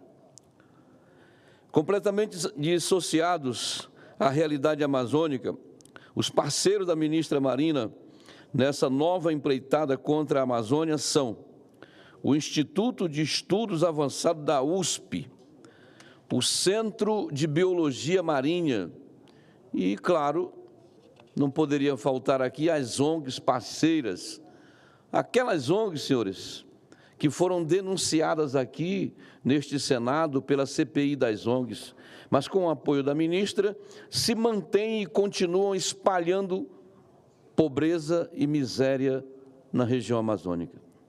Interessante que no estudo em que os parceiros da ministra justificam a criação da tal unidade de 35 milhões de hectares, eles alertam para o perigo do peixe-leão, uma espécie invasora que teria sido registrada na região e que poderia impactar no ecossistema marinho. Ora, eu pergunto aqui aos abençoados da USP, se eles já registraram e têm percebido o comportamento predatório de um agente chamado miséria. Esse agente tem detonado com a vida do povo daquela região, que por décadas tem vitimado os cidadãos brasileiros que vivem ali na Amazônia. A ministra Marina, que é da região, pelo visto, já esqueceu, ou pior, ignora duramente a realidade do seu povo. É uma verdadeira picaretagem que os abençoados da USP, apoiados pelo Ministério do Meio Ambiente, pela ministra, que é contra a Amazônia, enxergam riscos na exploração de petróleo na margem equatorial brasileira e que tentam ignorar solenemente esses mesmos riscos na região lá do pré-sal. Região do pré-sal, pesquisa, tudo, não teve problema nenhum. Passou liso, sem nenhum debate, sem nenhuma ressalva, mas foi embora. Agora, aqui perto da Amazônia, não se pode fazer absolutamente nada, não é? Absolutamente nada. Arruma até uma narrativa, diz que é na foz do Amazonas. Que mentira deslavada. Fica a 500 quilômetros de distância em linha reta. Nunca foi na foz do Amazonas. Mas, lamentavelmente, o complô contra aquela região é alguma coisa assustadora. Essa dita política de preservação da ministra, que não passa de uma perseguição contra os amazônidas, é burra, inconsistente e só tem conseguido disseminar pobreza nos territórios amazônicos. Nosso estado do Pará, lamentavelmente, lidera o ranking dos estados com insegurança alimentar no Brasil. Mais de 20% dos domicílios paraenses apresentam insegurança alimentar moderada ou grave, sendo que desses, 10% estão na pior condição, a insegurança alimentar grave. Será que os diplomados da USP têm conhecimento dessa realidade? De repente, um peixe que deveria ter vindo de um outro continente, num porão de navio, que é jogado aqui na margem brasileira, começa a depredar algumas espécies, esse é localizado e esse precisa ser tratado. Para isso tem que se paralisar tudo, criar reserva, mas lamentavelmente no que diz respeito à questão social, os iluminados da USP jamais disseram uma palavra que pudesse trazer algum tipo de alento àqueles que passam fome e vivem na miséria na região amazônica, incluindo no meu estado. Olhem para o Marajó, o nosso grande arquipélago, para a realidade do povo marajoara. Aquele povo não consegue sobreviver apenas de Bolsa Família. A miséria e o subdesenvolvimento têm condenado um povo tão bom que merece mais atenção e respeito de nossas autoridades. Será somente para as ações, ou digo melhor, será somente com as ações de desenvolvimento que iremos romper com a bruta realidade marajoara. Tenho feito minha parte. O projeto que visa estimular a agricultura familiar na região tem avançado aqui no Congresso, mas isso não basta. Precisamos muito mais, precisamos de atenção e política pública. Ora, se a exploração do petróleo se apresenta como uma possibilidade de desenvolvimento, por que não permitir que os amazônidas experimentem dos mesmos efeitos positivos que se verificaram, ou que se verifica agora ali na vizinha Guiana? A produção de petróleo no pequeno país localizado na fronteira com Roraima e o Pará saltou de 380 mil barris dia em 2023 para 640 mil barris dia agora em janeiro de 2024. Até 2027, a meta é chegar a um total de 1,2 milhão de barris por dia.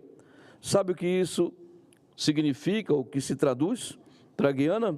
Simplesmente projeção por parte do FMI, o país que mais vai crescer em todo o mundo, elevando o seu PIB para 33,9% em termos de crescimento nesse ano. A ministra Marina sabe quanto está sendo projetado para o crescimento atualmente no Brasil? Aqui a projeção de crescimento, se der, é 2,5%, quase que 14 vezes menor que o crescimento da Guiana. Aos abençoados professores e iluminados da USP, peço que deem um tempo ao coitado do peixe-leão e me respondam. Os senhores sabem qual é o PIB per capita na Amazônia brasileira? Provavelmente eles desconhecem, assim como ignoram a realidade do povo da Amazônia. Dados do IBGE ilustram bem a situação econômica da região. Olhando para o indicador do PIB per capita, verifica-se que o valor é R$ 31 mil por ano, 29,3% inferior ao do resto do Brasil. Quero aqui dizer que exercerei meu papel de representante e defensor dos interesses amazônidas e irei combater qualquer tentativa, seja ela da ministra, de ONGs ou qualquer outra instituição, que seja contra o desenvolvimento da nossa região, tão bela, tão boa, mas que lamentavelmente discriminada e é o paraíso daqueles que falam de meio ambiente, esquecendo-se das pessoas, esquecendo-se do ser humano. Não iremos tolerar que o povo da Amazônia seja mais uma vez submetido à condição de subdesenvolvimento para que esse governo e a ministra Marina Silva cheguem à COP30 com um discurso para gringos ver, discurso que é contra o Brasil, que é contra o meio ambiente, que é contra a Amazônia. Tem uma farsa, um pano de fundo que jamais foi verdade. Era esse, senhor presidente, o registro que gostaria de fazer nessa oportunidade. Obrigado, senador Zequinha Marinho. Como último inscrito, nosso senador Magno Malta. Convalescendo ainda, mas já está sem a muleta, o que é um sinal que a convalescência vai estar indo bem, senador Magno.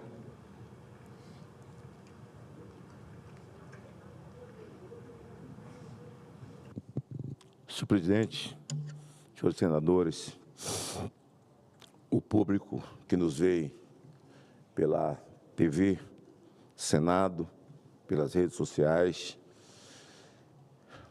Ontem eu estive nessa tribuna e fiz um registro sobre o papel dessa casa, da importância dessa casa na Constituição brasileira. A gente vem de um processo eleitoral, senhor presidente, e ainda vivendo o segundo turno em diversos lugares, visto que muitos atores que aqui deveriam estar não estão, ou também na Câmara, por conta de estarem nos seus estados. Mas a gente vem vendo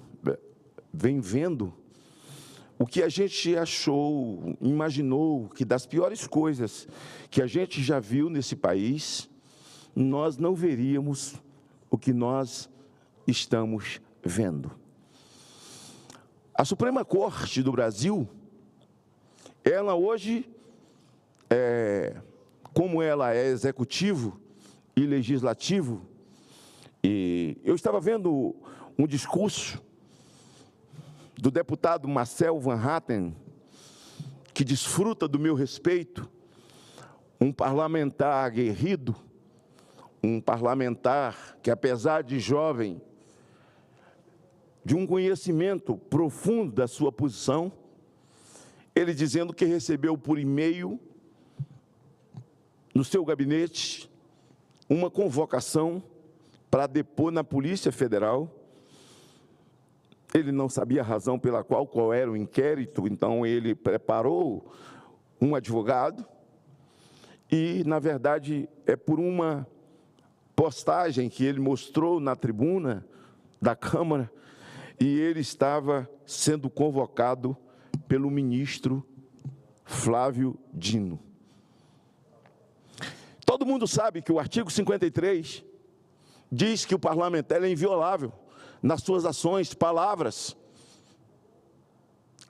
É a coisa mais elementar, que o mais simplório dos vereadores, Vossa Excelência foi prefeito, e certamente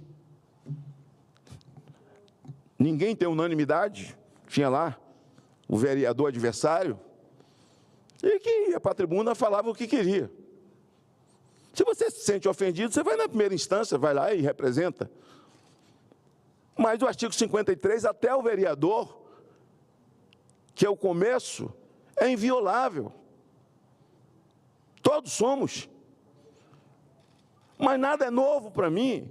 Eu, ouvindo o Van Hatten falar, vindo de um comunista que se gloria de ser discípulo de Lenin, ser leninista, de um comunista que foi governador, que foi deputado federal, que conhece a lei, a rota, até saber um pouco mais daquilo que é de verdade, que foi senador e que nessa casa foi aprovado com a vênia da maioria e ficou aqui ainda uns dias como senador, sendo elogiado, cantado, decantado, e entrou no Supremo e o Lula disse até que, enfim, colocamos um comunista dentro da Suprema Corte. Não, aquilo ali já é um partido comunista.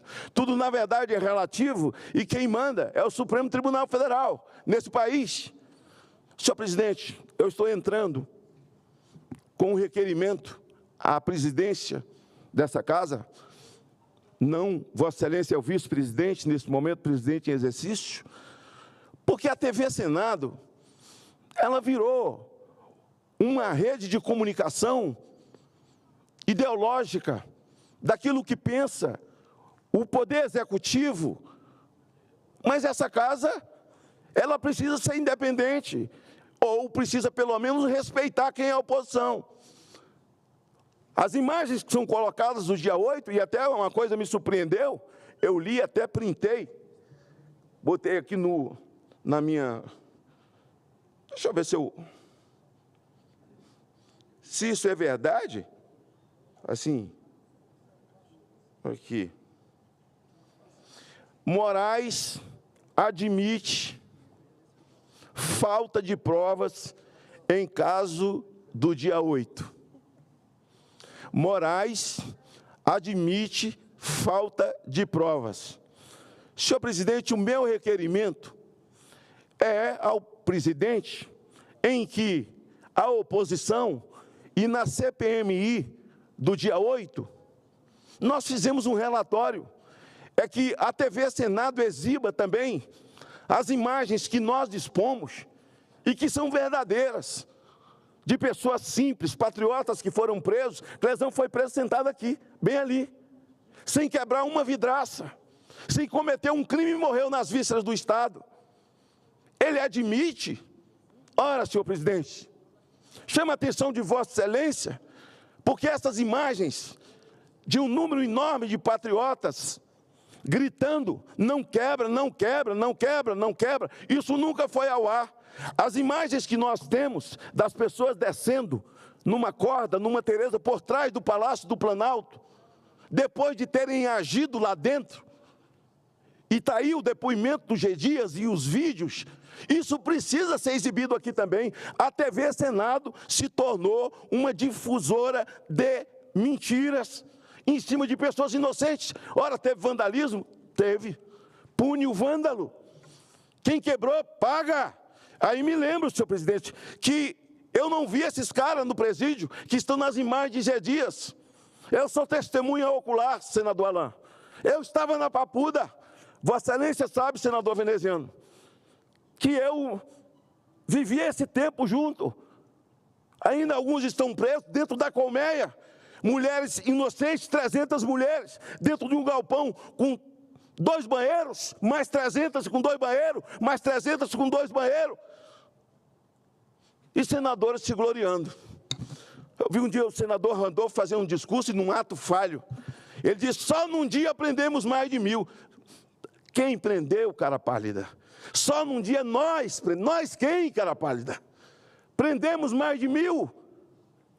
E eu pedi ao Marinho, marca uma audiência com a ministra Rosa Weber, que ela é presidente dessa casa.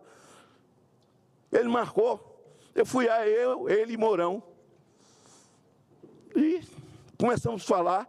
Ela disse que estava abatida, muito triste, com o semblante caído, com o que foi feito, essa invasão no Supremo, no Senado, a casa de Rui Barbosa. Ela estava muito arrasada e tal. E aí Mourão, a senhora do Rio Grande do Sul e tal, sua família, eu também sou, não é? E tal, o que é sua família? Não, minha família é do agronegócio. Pô, são a favor do MST. Bom, a conversa rolou. Falei, ó, ministra, eu estou falando aqui como testemunha ocular, vim pedir à senhora para fazer uma visita à colmeia. Eu tenho pedido, a Comissão de Direitos Humanos não reage, o senador Paim não reage. Comissão de Direitos Humanos, né? Mas pode visitar Cesare Battisti, pode exaltar o Drauzio Varela, que entra no presídio para exaltar um pedófilo desgraçado que abusou de uma criança, para mostrar como coitado. A relatora da CPMI, muito menos. Ninguém visita ninguém, você está sendo acusado de alguma coisa, não pode se defender. Vossa Excelência algumas vezes participou da reunião lá, e Vossa Excelência via a minha insistência. São seres humanos, independente de ter partido ou não ter partido.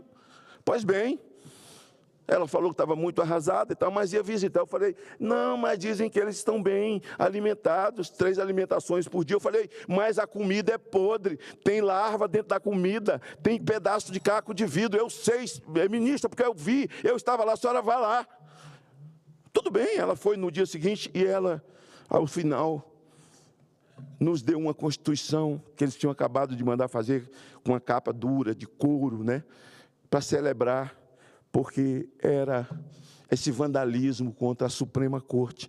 Eu disse, ministra, assim, eu estou vendo que a senhora está triste mesmo. Vendo no rosto da senhora, eu que lhe conheço, a senhora está abatida mesmo. A senhora está tão triste. O rosto da senhora está igual em 2016, quando o MST e os Black Blocs queimaram a esplanada dos ministérios, tentaram invadir o Supremo, e a senhora ficou com esse rosto triste também. 2 pesos, 2 medidas. Aí me deu a Constituição, segurei a Constituição, dei um beijo nela e falei, saudade dessa falecida. A falecida Constituição, porque a democracia é relativa.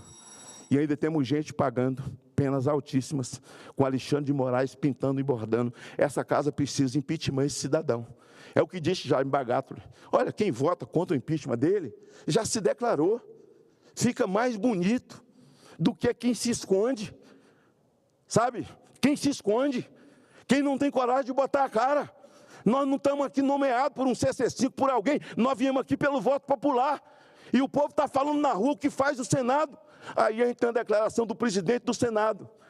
A Câmara vota para conter o avanço, senador Alain.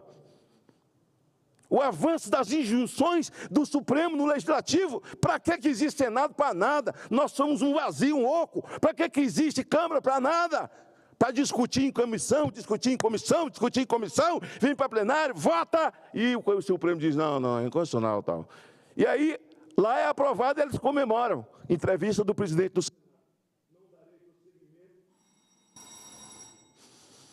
Não darei prosseguimento, porque é inconstitucional. Não é o senhor que diz que é constitucional ou não é constitucional. O senhor é presidente dessa casa. O senhor não tem que dar entrevista, o senhor consultou quem? Você foi consultado, Alain? Eu também não fui, não. Reuniu quem? Falou pelo telefone com os mais próximos? Ligou para quem? Para dar essa declaração? Porque eu não sei. Eu sou senador, eu sou alguma coisa aqui. Aí o presidente Pacheco, você vota na CCJ, Pacheco? Você vota nas comissões de mérito? Não, qual é o seu papel? É o rito da casa, é agir como presidente e votar o que for aprovado na CCJ. Ele tem um conhecimento jurídico muito profundo, e eu sei disso, respeito, né? Tem um conhecimento jurídico, mas se fosse candidato a ministro supremo, jamais teria meu voto, porque eu jamais vou... Porque nunca julgou nada. E vai para lá, a lei, quanto mais frouxa, melhor para eles. Qual é essa relação, então? Que o Supremo dá uma ordem e o presidente dessa casa cumpre. Já vai dando entrevista dizendo, nem vem que não tem. E aí ele fala, né, nas decisões monocráticas, que também não foi uma iniciativa dele. Saiu dele. Ele foi o autor da PEC, mas foi por força do plenário. Foram os senadores se posicionando. Se posicionando. Então, presidente Pacheco, então, quer dizer que tudo é a revelia, o senhor dá entrevista e está tudo certo, está tudo resolvido, combinou com o governo, combinou com o Supremo Tribunal Federal, que manda em tudo. Alexandre de Moraes precisa pagar pelo sofrimento que está impondo a homens, mulheres, filhos, órfãos, adolescentes, gente grande, mulheres viúvas, nesse país, está na conta dessa gente, e ele não faz isso sozinho. Os deuses do Olimpo no Brasil, que são eles. Eu não vou me calar. Eu não vou me calar. Onde estão as provas? Ele cria as provas. No aeroporto de Roma, deram um tapa no pé do vidro do filho dele. Meu Deus, que coisa trágica. Bateram no filho do ministro. O ministro já mandou investigar, a Polícia Federal está atrás. No final descobre que é o filho do ministro que bateu no cara. Que porcaria é essa? Hã? Que é isso, cara?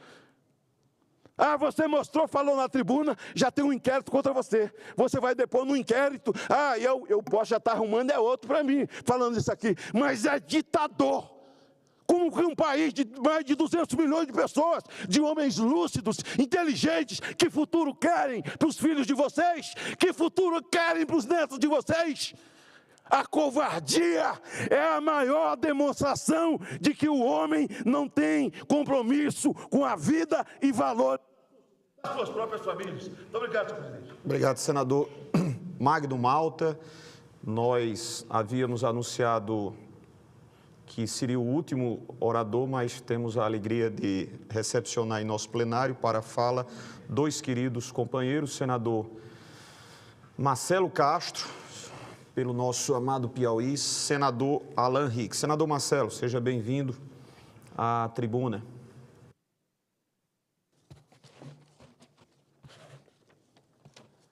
Senhor presidente, senhoras e senhores senadores, em primeiro lugar, senhor presidente, agradecer a gentileza costumeira de Vossa Excelência em me conceder essa palavra já depois de declarado que teria o último orador. Eu me atrasei um pouco porque estava numa audiência no Ministério, mas como sou um velho professor, não poderia passar essa data tão importante sem um pronunciamento aqui nesta casa. Então, senhor presidente, senhoras e senhores senadores, gostaria de parabenizar todos os professores e professoras pelo dia que celebramos hoje em todo o Brasil.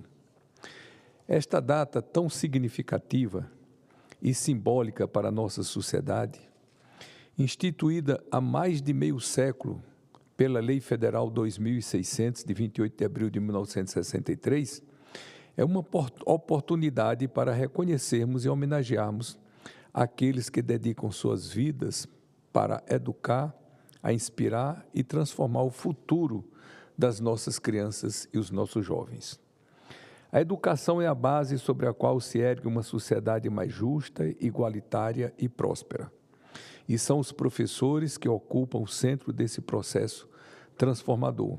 Cada aula ministrada, cada desafio enfrentado, cada aluno motivado a sonhar e a lutar por um futuro melhor é uma contribuição inestimável para a nossa nação. Para tanto, é essencial que os nossos docentes sejam valorizados. A carreira deve encontrar atrativos para novos profissionais, bem como meios de capacitar e reter aqueles que são mais eficientes. Infelizmente, não é o que temos hoje no Brasil. Para se ter uma ideia, em 2018, a organização Todos pela Educação apresentou pesquisa em que se verificou que 49% dos professores não recomendariam o próprio ofício aos seus alunos. Um dado preocupante e que evidencia o desalento de milhares desses profissionais. Isso pode ser justificado pelos baixos salários, quando comparado a profissionais da mesma qualificação, poucos incentivos à capacitação e ao crescimento na carreira, insegurança no ambiente escolar, entre tantas outras dificuldades.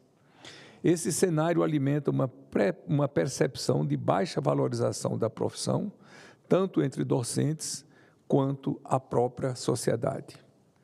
Este parlamento já aprovou diversas políticas públicas que tratam da educação, da valorização dos profissionais da área, como a Lei de Diretrizes e Bases da Educação, LDB, e a legislação referente ao Fundo de Manutenção e Desenvolvimento da Educação Básica e Valorização dos Profissionais da Educação, o nosso famoso e abençoado Fundeb.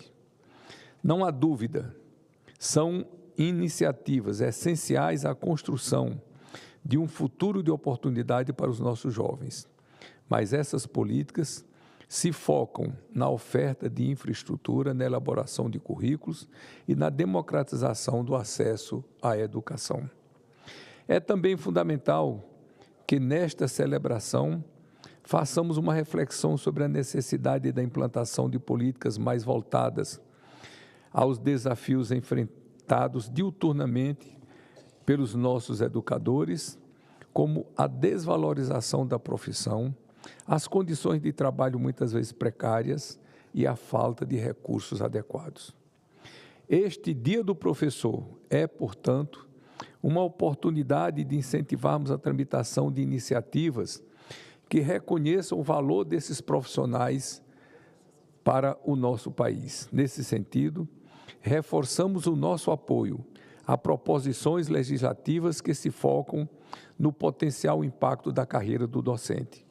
Alguns colegas desta casa, como os senadores Petecão, Flávio Arnes, a senadora professora Dorinha Seabra, apresentaram propostas com esse viés, que buscam não apenas a construção de políticas estruturantes, como também a valorização da docência. E, em vista disto, nesta oportunidade, lembro da minha contribuição aqui no Senado Federal mediante a apresentação do projeto de lei 865 de 2024, que institui o Índice Nacional de Valorização Docente. Essa iniciativa propõe a criação de um índice específico para a valorização docente, compreendendo aspectos fundamentais, como a formação inicial continuada, a remuneração e os planos de carreira. Ao fazer isso, esse projeto não apenas aperfeiçoa a legislação existente, mas também oferece um mecanismo de avaliação e promoção contínuas que pode orientar políticas públicas mais efetivas na área. Por fim, nobres pares, acredito que o magistério fortalecido, apoiado numa educação adequada, inclusiva e de qualidade, é o passaporte para um Brasil desenvolvido.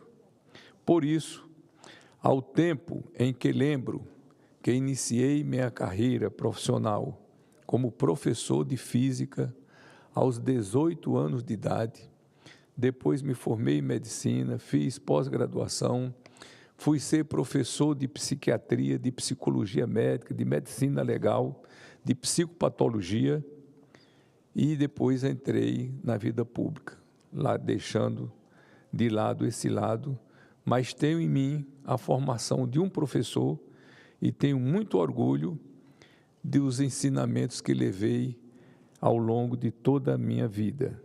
E por isso mesmo reforço as minhas felicitações a todas as professoras e professores que nesta data celebram o futuro da nossa nação. Muito obrigado. Muitíssimo obrigado, senador Marcelo Castro. E Vossa Excelência, quando eu anunciava que estávamos para dar por encerrada a sessão, Vossa Excelência, ao lado do senador Alan Rick, adentravam ao plenário, mais ainda feliz foi saber que o tema que traria a ela tribuna seria os mais justos cumprimentos a todos os milhões de brasileiros, professores que fazem esse sacerdócio diário. Então, eu queria subscrever ipsis literis as suas saudações e as suas considerações, querido professor, senador Marcelo Castro, e carregue consigo também os nossos cumprimentos pela valorosíssima vitória que o seu MDB do Piauí obteve. Minhas saudações. Senador Alan Rick, Vossa Excelência que também foi um grande vitorioso no seu estado, o Acre, seja bem-vindo à nossa tribuna. Parabéns. Eu que agradeço, presidente veneziano Vital do Rego, que tanto enobrece o seu estado, o estado da Paraíba, no nosso Senado e no cenário brasileiro da nossa política, a boa política que todos nós buscamos fazer. No mesmo escopo do nosso senador e ministro Marcelo Castro, eu quero parabenizar todos os professores do meu estado do Acre e do Brasil, lembrando de conquistas importantes, de votações que, ainda como deputado federal, consolidaram conquistas que hoje fazem parte da história dos professores em todo o Brasil. Me refiro, por exemplo, ao novo Fundeb, que nós ajudamos a tornar permanente, ainda como deputado federal, aumentando também o poder de investimento do Estado de 10% para 23% e garantindo também o uso desses recursos para a remuneração dos professores, uma parte importante dos recursos para a remuneração dos professores. E também, no ano de 2022, nós garantimos na Câmara dos Deputados o maior reajuste nacional já dado aos professores no Brasil, com 33,24% de reajuste. Lembrando aqui que do Fundeb nós asseguramos que 70% dos recursos fossem destinados à remuneração dos nossos profissionais da educação básica efetivos em exercício. Lembrando que são os professores que formam as futuras gerações, que formam aqueles que vão ocupar essas tribunas, que vão conduzir estados e municípios, que vão conduzir empresas, que ocuparão espaços no Executivo, no Legislativo, no Judiciário, no Serviço Público, na saúde e também serão novos formadores de mentes e de corações. Por isso, parabéns aos nossos mestres e professores. Jamais esquecerei os professores, os mestres que me ensinaram tanto, que ajudaram na formação do nosso caráter lá no estado do Acre. Mas, senhor presidente, eu aproveito este momento para falar de um importante evento que faremos no estado do Acre, no mês de novembro, nos dias 7 e 8 de novembro, realizaremos um seminário de desenvolvimento regional. A Amazônia sofre com graves problemas que eu diria até datam da Idade Média. São problemas que países desenvolvidos já venceram há muito tempo e nós ainda precisamos enfrentar e vencer. Me refiro, por exemplo, ao saneamento básico. Os municípios da Amazônia não conseguiram se adequar à nova legislação dos resíduos sólidos, o novo marco legal do saneamento, que nós aprovamos na Câmara e no Senado no ano de 2020, e, portanto, carecem do apoio do Parlamento, do Executivo, uma vez que são municípios com baixa arrecadação, baixo índice de desenvolvimento humano, pequenas condições para realizar investimentos desta envergadura, que é a construção de aterros, de modernos aterros sanitários, como hoje preconiza a legislação, a construção de um moderno sistema de tratamento de esgoto, de redes de esgoto em todo o perímetro urbano, inclusive alcançando as áreas rurais, sistemas de abastecimento de água que permitam a dignidade de cidadãos terem água tratada 24 horas em suas casas. Quero exemplificar, nos últimos meses, nós visitamos municípios muito pobres do Acre, o que nós chamamos de municípios isolados, querido município de Porto Walter e o amado município de Marechal Thaumaturgo. Ali, senhor presidente, senhoras e senhores, nós pudemos entregar em algumas comunidades isoladas, comunidades distantes do perímetro urbano, sistemas de abastecimento de água, onde eu tive o privilégio de ouvir testemunhos de senhoras de idade, cujos filhos já tinham ido embora daquela localidade devido à ausência de serviços básicos como o abastecimento de água. E aquela senhora em Porto Walter me dá um abraço e diz: meu filho, todos da minha casa já foram, e eu fiquei aqui, 69 anos morando aqui, nesta comunidade em Porto Walter, e vou ter água no chuveiro pela primeira vez, vou ter uma torneira na minha casa. Imaginem, senhoras e senhores, uma coisa que é tão básica para todos nós, e nós temos comunidades no Brasil que ainda enfrentam a condição desumana de carregar água em baldes, trazendo águas de riachos, de rios, de igarapés ou de poços, que muitas vezes secam no verão extremo que nós estamos sofrendo agora na Amazônia, ou ficam insalubres durante o período invernoso pela contaminação da água, e pela primeira vez aquela senhora de 69 anos teria a condição de ter um chuveiro na sua casa e uma pia na sua cozinha e outra pia no seu banheiro. Algo, sabe, que é o mínimo, que é o básico da condição humana, da dignidade humana. Assim também fizemos no município de Marechal Thaumaturgo, onde, subindo o rio Amônia, chegamos a uma aldeia, a aldeia Hilda Siqueira, e ali recepcionados pelos irmãos indígenas da tribo Arara, pelos moradores, 34 moradias que não tinham abastecimento de água, que não tinham água tratada em suas torneiras, não tinham a condição de poder usar uma pia para lavar uma louça com água na torneira. Enfim, são essas situações na Amazônia, não é? Ainda persistem e que precisamos vencer, que precisamos avançar. Daí a importância deste seminário, daí a importância, Aida, deste amigo do Acre, o ministro Valdez Góes, que tem nos ajudado nos momentos mais difíceis, como nas últimas cheias do rio Acre e dos nossos rios, como o Juruá, o Purus, o Iaco, os igarapés, que cortam o município de Rio Branco, e também nesse período de seca extrema. São essas mudanças climáticas que têm gerado tanto prejuízo e dano às pessoas na Amazônia e em todo o Brasil. Então, a ida do ministro, de sua equipe, ao Acre para tratarmos destes temas, a correta destinação do lixo produzido nas cidades, do lixo hospitalar, do lixo que é tóxico, a construção de um modelo de saneamento básico que contemple todos os municípios do Acre. Pasmem, senhoras e senhores, o Acre inteiro, todo o estado, que ainda não chegou a 1 milhão de habitantes, tem por volta de 900 mil habitantes, apenas 18% do estado tem esgoto tratado. É um número que nos envergonha, que nos entristece. Mas a falta de investimento, a falta de recurso do próprio estado e dos municípios tem impedido o avanço desse modelo que nós defendemos, um sistema universal de água 24 horas. Mas como se faz?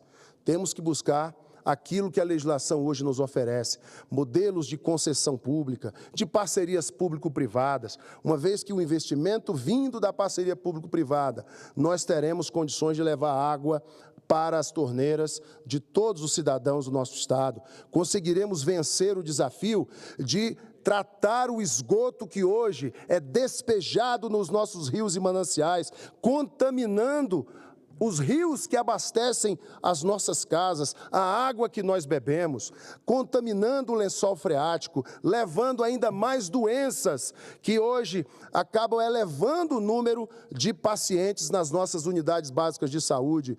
Cada real gasto com o saneamento básico, nós economizamos R$ 5,00 em saúde. Portanto, é um momento importante, um momento de grande debate para buscarmos a solução. Eu defendo, senador Efraim, o modelo moderno, o exemplo que estamos dando, implantado ali pelo ministro Valdez Góes no Amapá. Outros estados também implantaram modelos de eficiência, modelos de excelência na destinação correta do lixo e também na parte de saneamento básico como um todo, esgoto tratado, água tratada nas casas dos cidadãos. Portanto, faremos um grande debate acerca disso, um debate que vai apontar os rumos, os caminhos e vamos, enfim, vencer estes problemas que lá no início da minha fala eu dizia, problemas medievais, problemas de séculos passados, que países desenvolvidos já venceram. E para que nós levemos desenvolvimento à Amazônia, qualidade de vida, gestão focada na eficiência, nós precisamos usar a legislação que hoje nos possibilita modernos modelos de gestão de saneamento básico em nossos estados da Amazônia. Muito obrigado, senhor presidente. Forte abraço a Vossa Excelência, o senador Efraim, nosso grande líder do União Brasil nesse Senado. Obrigado a todos. Muito obrigado, senador Alan Rick. Mais uma vez, acolha da presidência os nossos cumprimentos pelo bom êxito político-eleitoral e também, evidente, ao trazer, como de costume, temas importantes para o seu amado estado do Acre. Nossas saudações, um grande abraço. Antes de concluirmos, queremos registrar o retorno a partir de amanhã ao exercício, à titularidade do mandato de senador da República, representante do nosso estado da Paraíba, do senador Efraim Filho, líder do nosso bloco. Tivemos a oportunidade de saudar a participação nesses últimos 120 dias do nosso companheiro senador André Amaral, primeiro suplente do senador Efraim, que como gesto maior fez esse pedido, né, de licença para cumprir aquilo que é devido a bons parceiros, oportunidade àqueles que também colaboraram, e fiz questão de dizer com a maiúscula vitória, justificada vitória do senador Efraim no pleito próximo passado do ano de 2022. Seja bem-vindo à casa, meu querido amigo, irmão, companheiro da Paraíba, senador Efraim Filho. A presidência informa às senhoras e aos senhores senadores que estão convocadas as seguintes sessões para o dia de amanhã, quarta-feira. Sessão especial semipresencial, às 10 horas, destinada a comemorar o Dia do Médico. Por fim, sessão deliberativa ordinária semipresencial, às 14 horas, com pauta divulgada pela Secretaria-Geral da Mesa. Cumprida a finalidade dessa sessão, a presidência declara o seu encerramento, sem que antes desejemos boa sorte à nossa seleção brasileira na noite de hoje. Grande abraço, boa noite a todos. E tem precisado.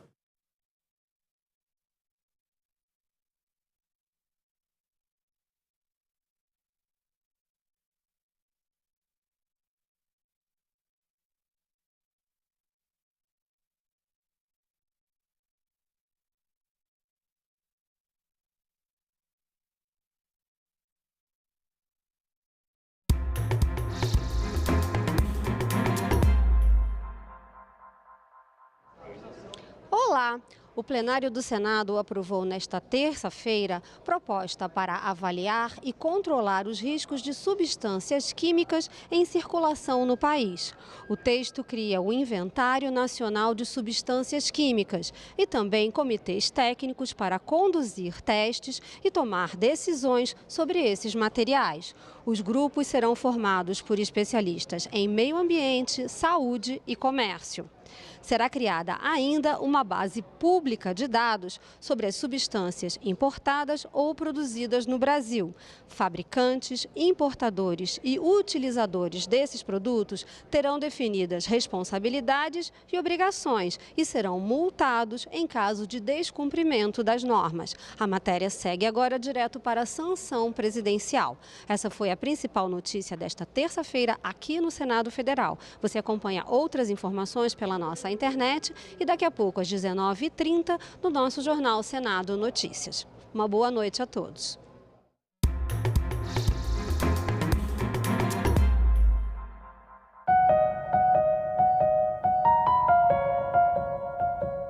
Hoje em dia você tem mais apostadores em aposta esportiva do que investidores na bolsa, em fundo de investimento, em previdência privada. Então, realmente as pessoas estão acreditando que vão conseguir ter uma prosperidade financeira a partir das apostas esportivas, né? Como é um evento aleatório, você não tem controle, você tem essa ilusão do... Agenda Econômica. Hoje, 20h, aqui na TV Senado. Ele prevê que o período máximo de internação para um adolescente em conflito com a lei e considera-se ato infracional todo crime ou contravenção praticado por adolescente de no máximo 3 anos. Eu vou dar um exemplo que aconteceu no Espírito Santo. Um rapaz de 17 anos entra numa escola e efetuou vários disparos, matando várias pessoas. O máximo hoje que ele vai ficar internado são 3 anos. Isso foge à razoabilidade. Isso não é crível, isso não é razoável. Então eu proponho que jamais redução da maioridade penal, porque isso não pode. Essa é uma cláusula pétrea prevista na própria Constituição Federal. Mas você pode aumentar o período de internação. Então, por exemplo, esse projeto que eu apresentei é ato infracional praticado com violência ou grave ameaça à pessoa nos equiparados hediondos, o período de internação vai-se até 5 anos e esse prazo a gente pode debater, aumentando-se inclusive ou não. No dia 27 de outubro, 51 cidades vão eleger prefeitos e prefeitas no segundo turno das eleições. Cobertura conjunta da TV Câmara, da TV Senado e da Rádio Senado. Você acompanha flashes de todo o Brasil, diretamente da nossa rede legislativa. E a partir das 5 da tarde, a apuração dos resultados. Eleições 2024. Esperamos vocês.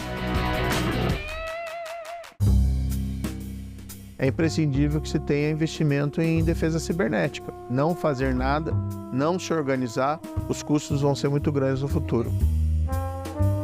Quais são as ameaças? Uma das formas de você subjugar um país militarmente é você atacar a parte cibernética e paralisar os equipamentos militares. Salão Nobre, nesta quarta, 20h, aqui na TV Senado. Eu sou o filho mais novo de uma família de 3 irmãos. Bom dia, a gente vai trabalhar muito hoje. Minha mãe me teve aos 42 anos. Meu pai foi deputado estadual, era um comerciante, mas depois foi sequelado por um problema de saúde, um AVC. Portanto, ela foi o carro-chefe da nossa família. E eu digo com muita humildade, mas com muito reconhecimento, que ela nos fez gente. Esse nosso espaço aqui de trabalho, ele tem uma presença pernambucana muito grande. Nós temos aqui, por exemplo, a manta do Caboclo de Lança.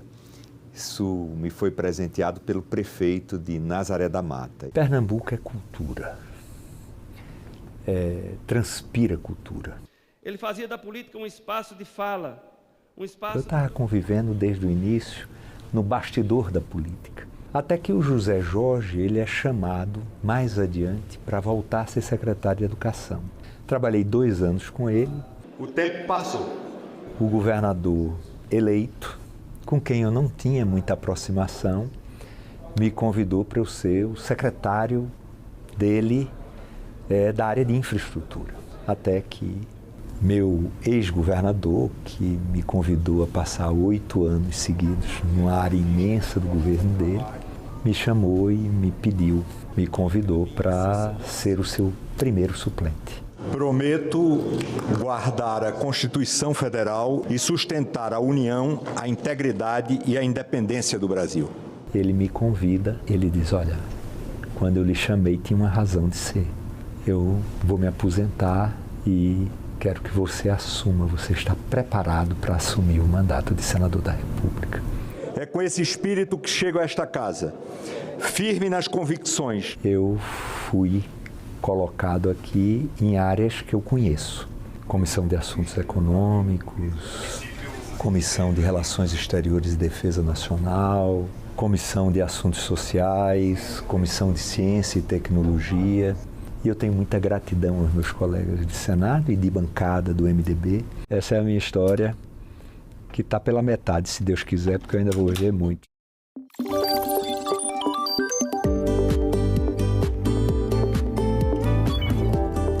Entre os dias 12 e 29 de outubro, é proibida a prisão ou a detenção de candidatas ou candidatos que vão concorrer ao segundo turno das eleições, salvo em flagrante delito.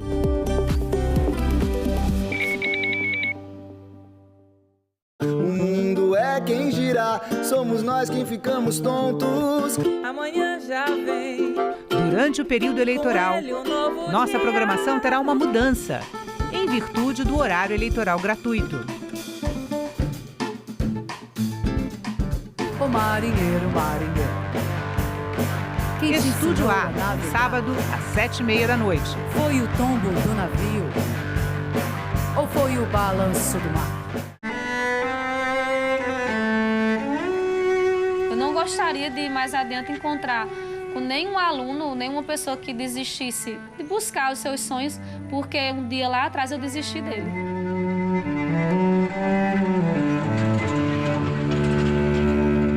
E eu faço essa escolha todo dia quando eu acordo, cheia de problema na escola, que os alunos não querem vir, que está faltando água, que não tem transporte, que não tem merenda. Aí eu levanto com aquela coragem de novo e eu digo, eu sou professora. Dos profissionais que a gente tem hoje no nosso país, os educadores, com toda a fragilidade que nós podemos ter do ponto de vista da formação, ainda é um grupo muito engajado. E o professor acaba entendendo que é possível, sim, fazer educação em condições adversas.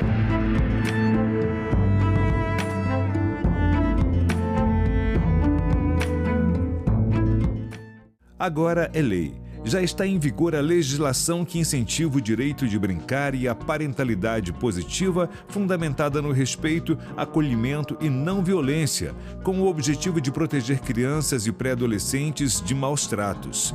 A lei determina ao Estado, à família e à sociedade que promovam o apoio emocional, a supervisão e a educação não violenta às crianças de até 12 anos de idade. O Senado votou, agora é lei. Transporte aéreo de animais domésticos, o drama da morte, em busca da regulamentação. Se não tiver regulamentação, tanto do Legislativo quanto da ANAC, vai ficar como está nos dias de hoje. Cachorros que sumiram, que conseguiram abrir a caixa de transporte, que ficaram correndo no aeroporto, que desapareceram. Quem maltrata uma vida animal, maltrata uma vida humana. Em discussão, nesta quinta, 8h da noite, aqui na TV Senado. Há 200 anos, o Brasil dava seu primeiro passo na criação do Senado.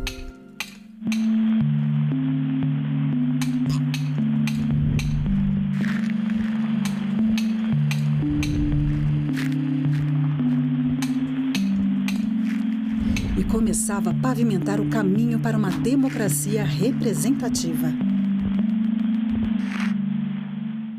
O Senado teve um papel decisivo para a manutenção da estabilidade política da maior parte do período monárquico do Império Brasileiro. O maior desafio do Brasil era a manutenção da integridade territorial do país. Ao longo de 2 séculos, em 3 endereços diferentes, o Senado foi palco de discussões que definiram os rumos do país. O Senado está presente em todas as decisões que culminam com a aprovação de leis que vão ser decisivas para o andamento da vida brasileira ao longo do século XIX. O Senado participou dos debates e da votação das chamadas leis abolicionistas. E o Senado teve muita importância na resolução de conflitos. Ao longo de toda a República, todas as grandes crises políticas que aconteceram no Brasil foram resolvidas no Parlamento. E quando o Parlamento não conseguiu resolvê-las, houve a ruptura. Fundamental para a estabilidade política do Brasil, o Senado promoveu o debate, aprovou leis transformadoras, aboliu injustiças, conquistou direitos, atravessou crises, foi calado, fiscalizou, investigou, julgou, reformou, inovou. O conceito de democracia que nós temos hoje não existia no século XIX. Nas últimas décadas, o Senado começa a se transformar. Porque pessoas que estão mais diretamente ligadas às condições gerais da população brasileira. Ela não deixa de ser representativa, mas vai tentando ser cada vez mais participativa. Quanto mais o tempo avança e se amplia a participação política da sociedade brasileira, mais o Senado se aproxima da real fisionomia da sociedade brasileira. Casa da Pluralidade Política. Espaço de diálogo. Berço de leis que expandiram os horizontes do Brasil. Guardião da democracia.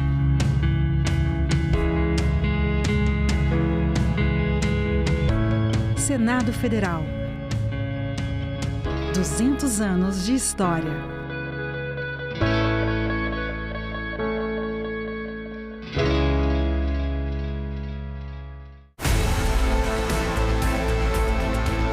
Nós seguimos aqui diretamente do TSE. Estamos aqui ao vivo em Rondônia. Temos o segundo turno aqui em Curitiba. As eleições aqui no estado de Goiás. Foi um dia tranquilo aqui no Rio de Janeiro. Falo sim de Caxias do Sul, no interior do Rio Grande do Sul. A apuração aqui no estado do Amapá. Rede Legislativa nas eleições municipais. Aqui, na TV Senado. Como prevenir o câncer de mama? Qual a importância do acompanhamento psicológico? Presidente e fundadora do Instituto Oncoguia, Luciana Holtz, e a chefe da mastologia do Hospital do Câncer, Emanuele Valente, respondem a essas e outras perguntas ao vivo. TV Senado Live, nesta sexta, 9 horas da manhã.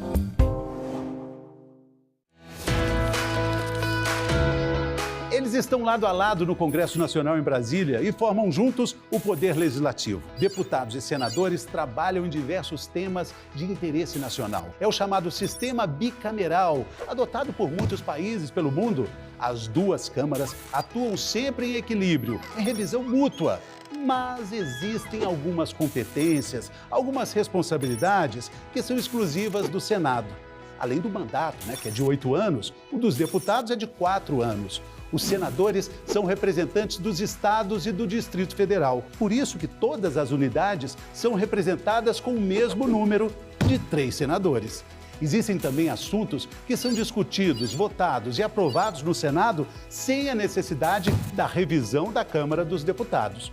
O Senado pode julgar e processar nos crimes de responsabilidade o presidente e o vice-presidente da República, os ministros e os comandantes das Forças Armadas, o procurador-geral da República, o advogado-geral da União e também os ministros do Supremo Tribunal Federal. São também os senadores que vão analisar e aprovar as indicações do presidente da República para diversos cargos, entre eles o de ministro do STF. Além disso, os senadores também são responsáveis pelas sabatinas, que é uma espécie de arguição dos diretores das agências reguladoras, dos embaixadores, do Procurador-Geral da República, isso entre outros cargos importantíssimos.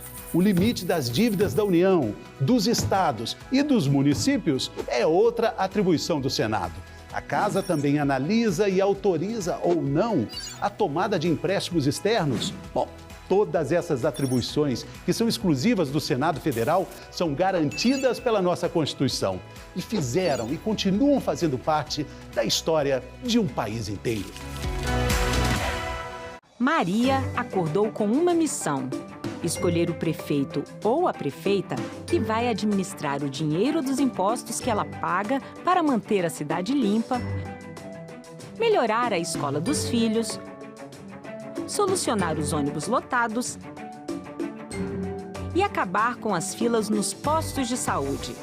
Maria sabe que o voto afeta diretamente a sua vida e pode transformar a cidade onde mora. Vote com responsabilidade.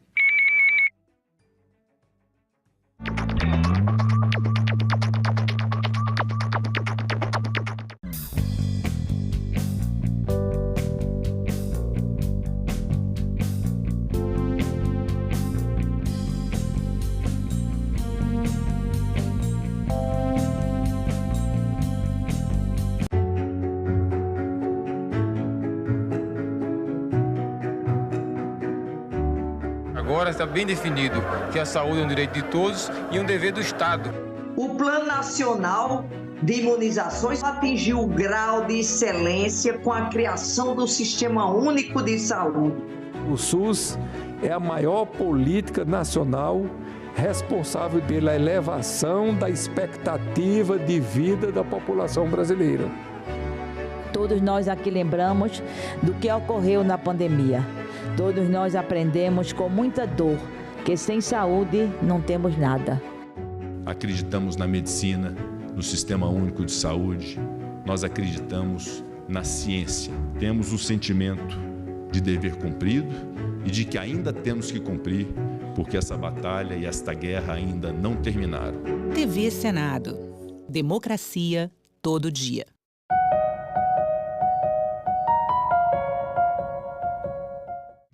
O programa a seguir é livre para todos os públicos. A proposta da Universidade Indígena é uma proposta muito mais ampla, muito mais inclusiva. Essa é uma demanda dos povos indígenas também. É uma necessidade do povo brasileiro, na verdade, uma necessidade da humanidade se apropriar desses conhecimentos que ali estão preservados, antes que eles se percam.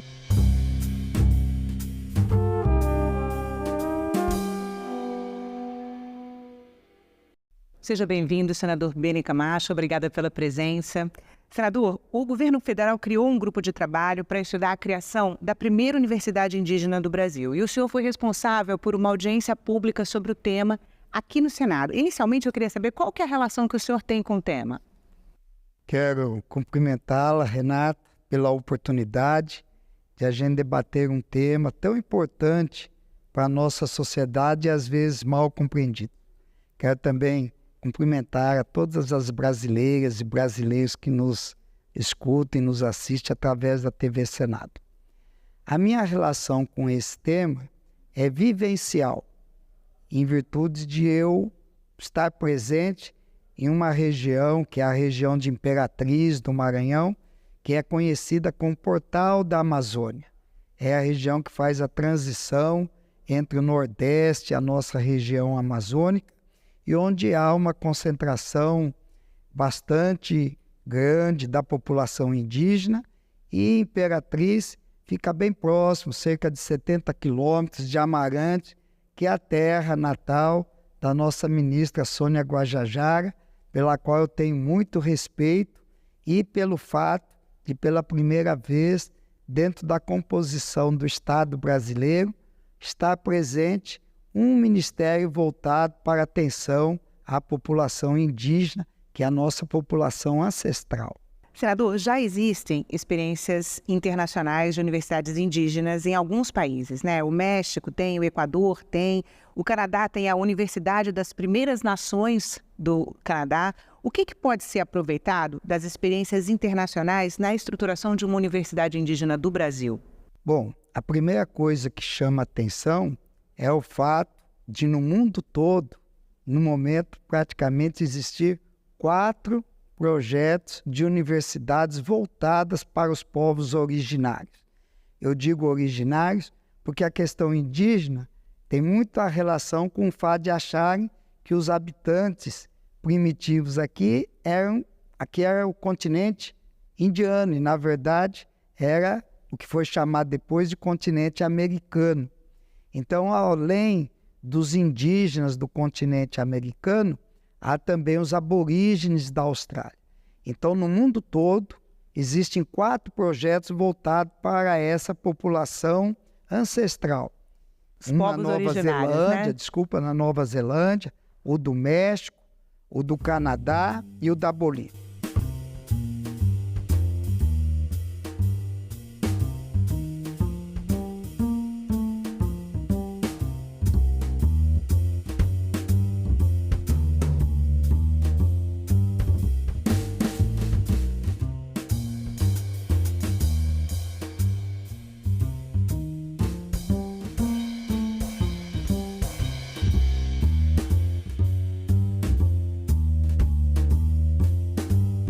No Brasil, nós temos essa ação ainda muito incipiente.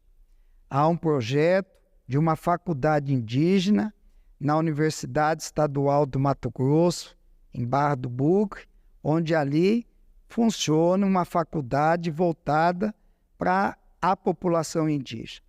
E em Amarante, há uma Casa do Saber, que está sendo como um projeto piloto, ali foi lançada a pedra fundamental, onde a Universidade Estadual do Maranhão pretende desenvolver um projeto voltado para a população indígena.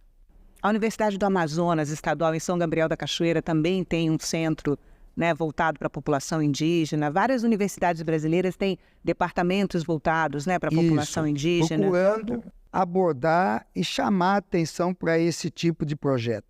Mas, na verdade, essas ações localizadas, elas são insuficientes em virtude da amplitude do nosso território, do fato de termos cerca de 305 povos dentro do nosso território, cada um com a sua peculiaridade territorial e cerca de 175 línguas. Isso cria uma diversidade muito grande de conhecimentos, de costumes e de saberes que nós devemos nos apropriar para construirmos uma nova realidade do conhecimento brasileiro. Senador, o que muda com a criação de uma universidade de povos indígenas no Brasil? Bem. O que nós devemos entender é que essa população indígena habita o nosso continente há cerca de 10 mil anos. Durante esse período, eles adquiriram um conhecimento inestimável dos nossos recursos naturais e como transformar esses recursos em benefícios para a sua população.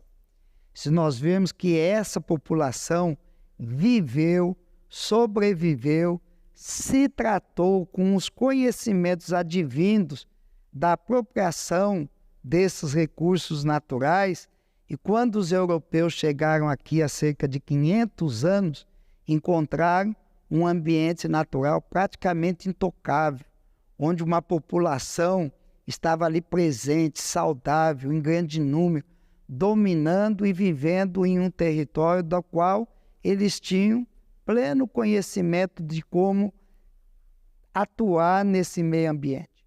E os conhecimentos que foram passados ao mundo ocidental naquela ocasião foram extremamente importantes, que construíram e mudaram os costumes, a alimentação e, inclusive, a parte cosmética e medicamentosa do continente europeu.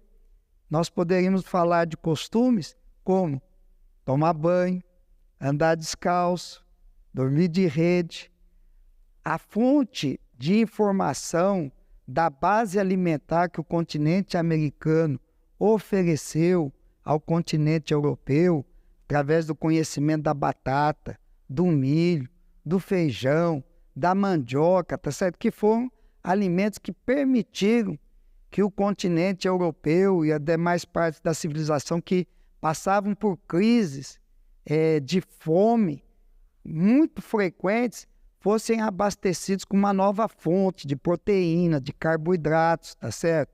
Pensarmos que qualquer um de nós hoje, que porventura tenhamos feito uso de um antibiótico, de um analgésico, de uma medicação psicoativa, que usamos algum produto cosmético, a possibilidade disso ter vindo em decorrente do domínio de um conhecimento ancestral do povo americano é extremamente grande. E é esse conhecimento imenso que ainda tem muita coisa a ser descoberto, que é transmitida por uma via oral, de conhecimento passado de geração a geração. E há um risco muito grande de se perder esse manancial de informações.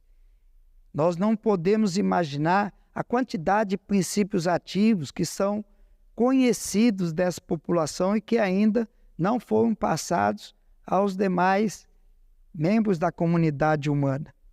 Nós não podemos imaginar a questão de princípios elementares de conduta, inclusive humana, de conhecimento, etc., que estão ali presentes e nós precisamos, além de fixar este conhecimento que pode ser perdido de uma geração para a outra, fazer com que esse conhecimento, agora unido a um conhecimento formal, possa construir um novo conhecer, um novo saber brasileiro muito mais inclusivo e rico.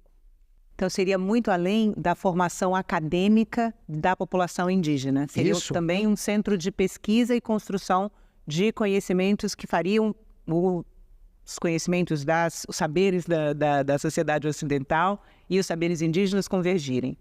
Para o conhecimento formal, já do Ministério da Educação, hoje há cerca de 100 mil membros da população indígena que estudam nas universidades, tanto públicas como privadas, que são amparados por uma série de programas de incentivo, e isso não deve ser interrompido. Isso deve ser continuado. A proposta da Universidade Indígena é uma proposta muito mais ampla, muito mais inclusiva, quer que dentro das comunidades dos povos indígenas e a maneira como vai ser construído isso, não deve ser um único campus, provavelmente vão ser campos diferentes, com um controle central, onde em cada região, conhecimentos diferentes que a fauna, a flora, a natureza regional, as línguas, que são cerca de 175 línguas dos povos originários, tá certo? Toda essa riqueza vai ter que ser construído um modelo em decorrência disso, e essa determinação não foi uma determinação aleatória. Foi uma decisão que partiu do presidente Luiz Inácio Lula da Silva, que em abril de 2024, neste ano, determinou ao Ministério da Educação, ao ministro Camilo Santana e à ministra dos Povos Indígenas, Sônia Guajajara, que organizasse um grupo de trabalho para que elaborasse os conceitos dessa universidade indígena. Mas essa é uma demanda dos povos indígenas também. É uma demanda antiga dos povos indígenas. É uma demanda dos povos indígenas mas é uma necessidade do transmissão oral. E para que esse modelo novo, diferente de conceito de universidade, onde o que vai continuar é a questão do ensino, da pesquisa, mas principalmente também do desenvolvimento.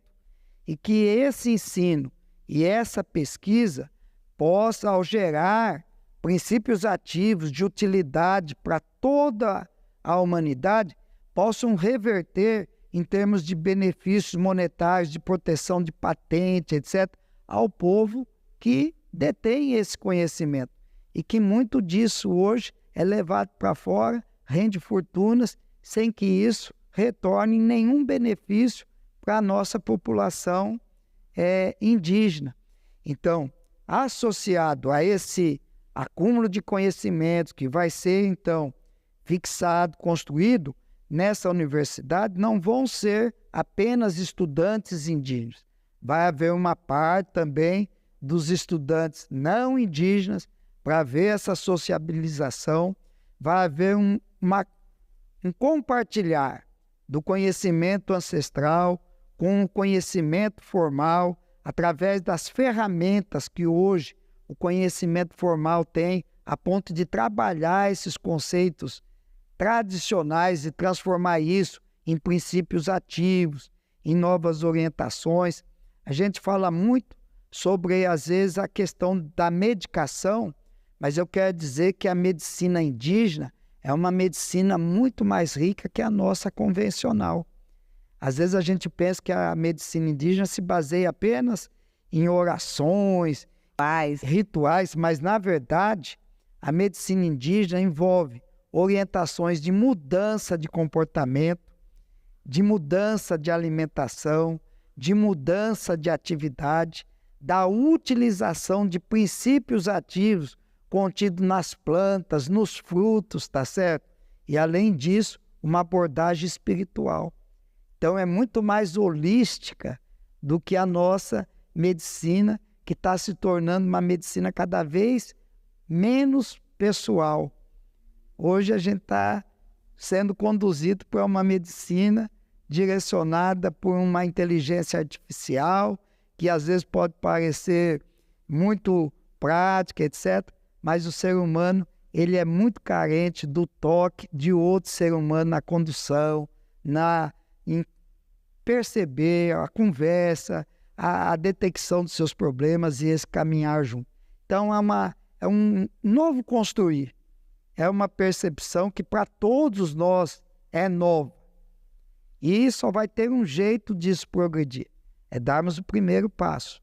E eu não vejo esse grupo de trabalho iniciou uma série de reuniões plenárias em todo o Brasil para ouvir em cada região, em cada comunidade, os anseios. E essa comunidade envolvia tanto a liderança quanto os jovens, em como deveria ser construído esse procedimento, essa nova universidade, esse novo conceito, quais seriam as disciplinas, quem seriam os professores, tá certo?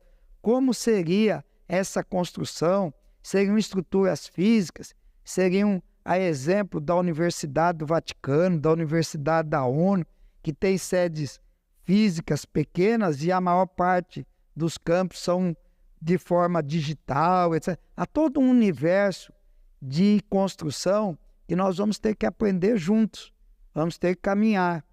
E há um prazo para que essa construção desses diálogos, etc., termine, para que tanto o Ministério da Educação quanto o Ministério dos Povos Indígenas apresente um relatório para, a partir daí, ser realmente dado o start na construção desse projeto. O primeiro passo, então, é a finalização desse relatório do grupo de trabalho do Ministério da Educação. De ouvir a quem interessa, que é o povo indígena, a melhor maneira de construir uma universidade, uma casa onde esses conhecimentos que eles detêm possam ser passados de uma maneira bem eficiente, bem eficaz, tá certo? E além dessa orientação, por quê? Porque daqui a pouco mais de um ano, nós vamos ter no Brasil, na região amazônica, a COP30. A Conferência do Clima, né? Onde as atenções do mundo todo estarão voltadas para as questões climáticas e principalmente para a maior ferramenta que o mundo hoje tem para enfrentar essa condição, que é o bioma amazônico. Mas, senador, uma estrutura tão complexa como essa que o senhor está falando e tão desafiadora de ser construída, existe alguma condição de ter alguma parte dela de pé já para a COP30 em Belém? No ano que vem? Porque é em 2025, né? Novembro de 2025. Eu acredito que construção depende de vontade política. Eu acredito que quem deu motivo e a ordem para que isso construísse vai colocar isso como prioridade, tá certo? A grande dificuldade desses tipos de projetos é sempre a questão financeira. A questão do custo depende de quanto você almeja que aquilo possa ser concretizado. O fato de ser um projeto que alcance uma população que é emblemática para a nossa região, que alcance uma fala, um discurso que tem muito a ver com a parte de proteção ao meio ambiente, mas principalmente de aproveitamento sustentável do recurso. O mundo ocidental, ele desenvolveu uma teoria econômica em que os nossos recursos naturais deveriam ser utilizados da maneira mais rápida possível para construir uma riqueza material. E o que nós vemos é que o projeto de economia da população indígena do nosso continente era um projeto de preservação do meio ambiente e crescimento com sustentabilidade. Hoje nós vemos que há um pouquinho de atrito entre a parte ambiental e a parte de produtividade. E o que a população e a sabedoria indígena nos ensina é que essas coisas não são antagônicas, elas são coincidentes e devem andar juntas. E esse modelo de bioeconomia que eu vejo presente dentro do conhecimento indígena, juntamente com essa questão outra de domínio de princípios ativos, medicamentosos, etc., é que constrói uma visão de horizonte muito promissora. E com isso, eu acredito que não vai faltar recursos do nosso governo, tanto do ponto de vista do Ministério da Educação. Na nossa audiência, eu sugeri que o Ministério do Meio Ambiente, através do Fundo Amazônia, tivesse participação nesse custeio, no custeio dessas ações, que tem muito a ver com a filosofia do Fundo Amazônia. E eu acredito também que o mundo todo vai se sensibilizar com um projeto que visa trazer um novo horizonte do saber como um todo, não é? Conhecimento ancestral junto com o conhecimento formal, construindo um novo paradigma do saber. Senador, um dos grandes desafios que vários alunos indígenas relatam das suas experiências universitárias é o preconceito e a solidão, que podem ser opressores até para o desenvolvimento acadêmico, além de toda a questão emocional, né? De um garoto, uma garota que morou em aldeia durante toda a vida e sai da sua aldeia para a experiência universitária. A universidade indígena pode assegurar uma situação mais confortável para essas pessoas? Bom, eu acredito assim. Ninguém chegou a um ambiente... Porque o senhor mesmo falou da quantidade de indígenas que hoje estão em universidades e passando por vários desafios, né? Ninguém chegou a um ambiente universitário preparado para aquele ambiente. Eu não estou dizendo só dos indígenas, não. Eu digo você, eu. Quando você entra numa faculdade, em uma universidade, é um novo ambiente para você. Um ambiente em que você vai ter que vencer uma série de desafios e construir um projeto de conhecimento que você acreditava ser adequado para você.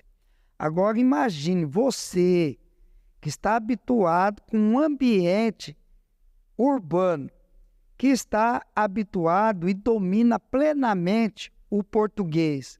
Você que já tem o costume das matérias, das disciplinas convencionais que são passadas, tem essa dificuldade. Imagine quem foi criado em uma outra língua, em um outro ambiente, com um outro tipo de cultura, de repente ser colocado em um ambiente dessa natureza. Eu fiz o meu curso de medicina na Universidade Federal do Pará, que é um dos estados que talvez detenha uma das maiores concentrações de povos indígenas. E durante os 6 anos que eu passei na minha faculdade, eu não convivi com nenhum colega indígena. Eu fui fazer residência em um local que concentrava médicos do Brasil todo, que era a Beneficência Portuguesa em São Paulo. E ali não era só na cardiologia, havia diversas especialidades. E nunca convivi com nenhum indígena dentro do meu círculo de residência. Então, nós temos que entender que essa visão de ir de encontro às necessidades daqueles que são os nossos povos originários. Às vezes a gente não entende o que quer dizer originário. Originário diz respeito a direito. É um direito que precede o direito constitucional. Se o direito constitucional é um direito básico, o direito originário de quem estava aqui antes que o Estado fosse organizado tem que se sobrepor. E essas pessoas não foram vistas com essa importância e com esse olhar de inclusão. Então, é muito importante para nós, como sociedade, mudarmos essa visão. Nós estamos aqui, em boa parte, porque fomos amparados, conduzidos, guiados, alimentados por um conhecimento que nós não dominávamos. Aqui tem muitos de nós que têm doutorado, PhD. Se você estivesse num avião e caísse em plena selva amazônica, eu queria ver o que você faria com todo esse seu conhecimento para conseguir se manter vivo.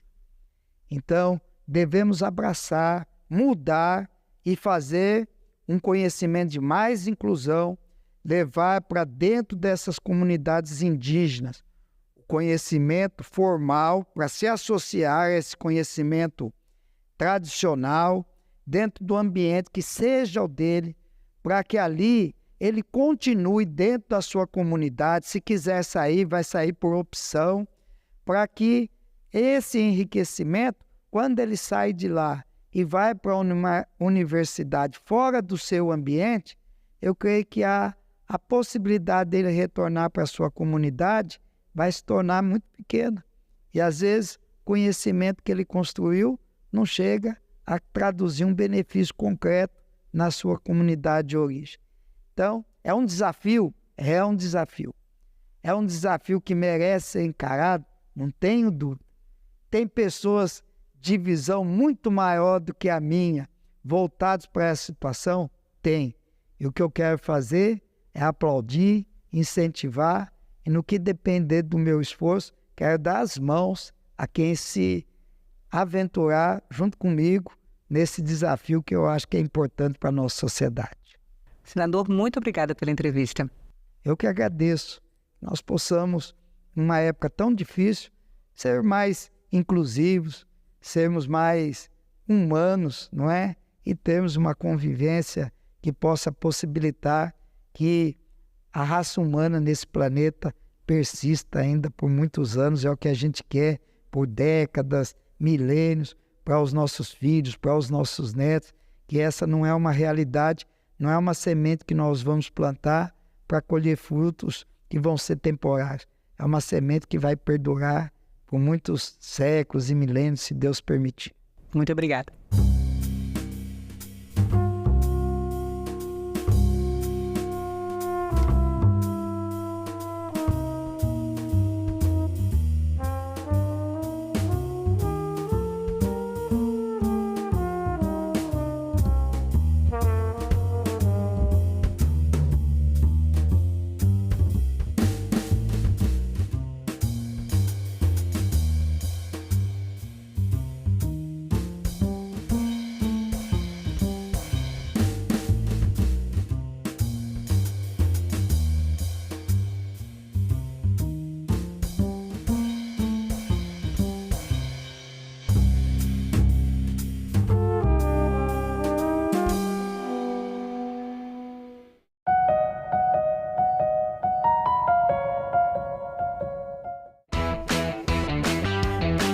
No dia 27 de outubro, 51 cidades vão eleger prefeitos e prefeitas no segundo turno das eleições. Cobertura conjunta da TV Câmara, da TV Senado e da Rádio Senado. Você acompanha flashes de todo o Brasil, diretamente da nossa rede legislativa. E a partir das 5 da tarde, a apuração dos resultados. Eleições 2024. Esperamos vocês.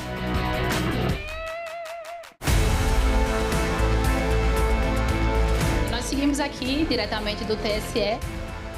Estamos aqui ao vivo em Rondônia. Temos segundo turno aqui em Curitiba. As eleições aqui no estado de Goiás. Foi um dia tranquilo aqui no Rio de Janeiro. Falo sim de Caxias do Sul, no interior do Rio Grande do Sul. A apuração aqui no estado do Amapá. Rede Legislativa nas eleições municipais. Aqui, na TV Senado.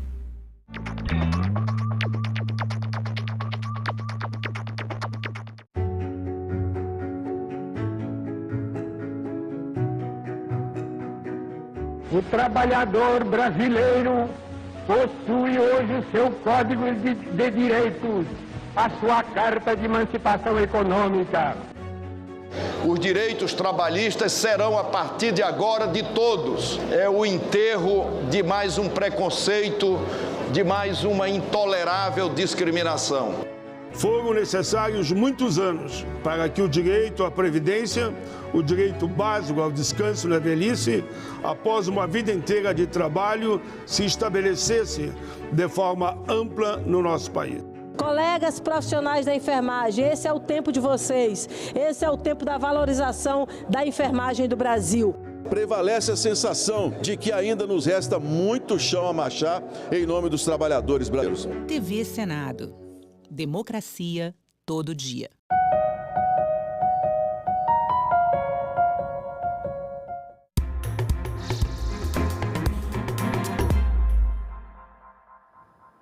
Boa noite, hoje é terça-feira, 15 de outubro e o Senado Notícias está no ar.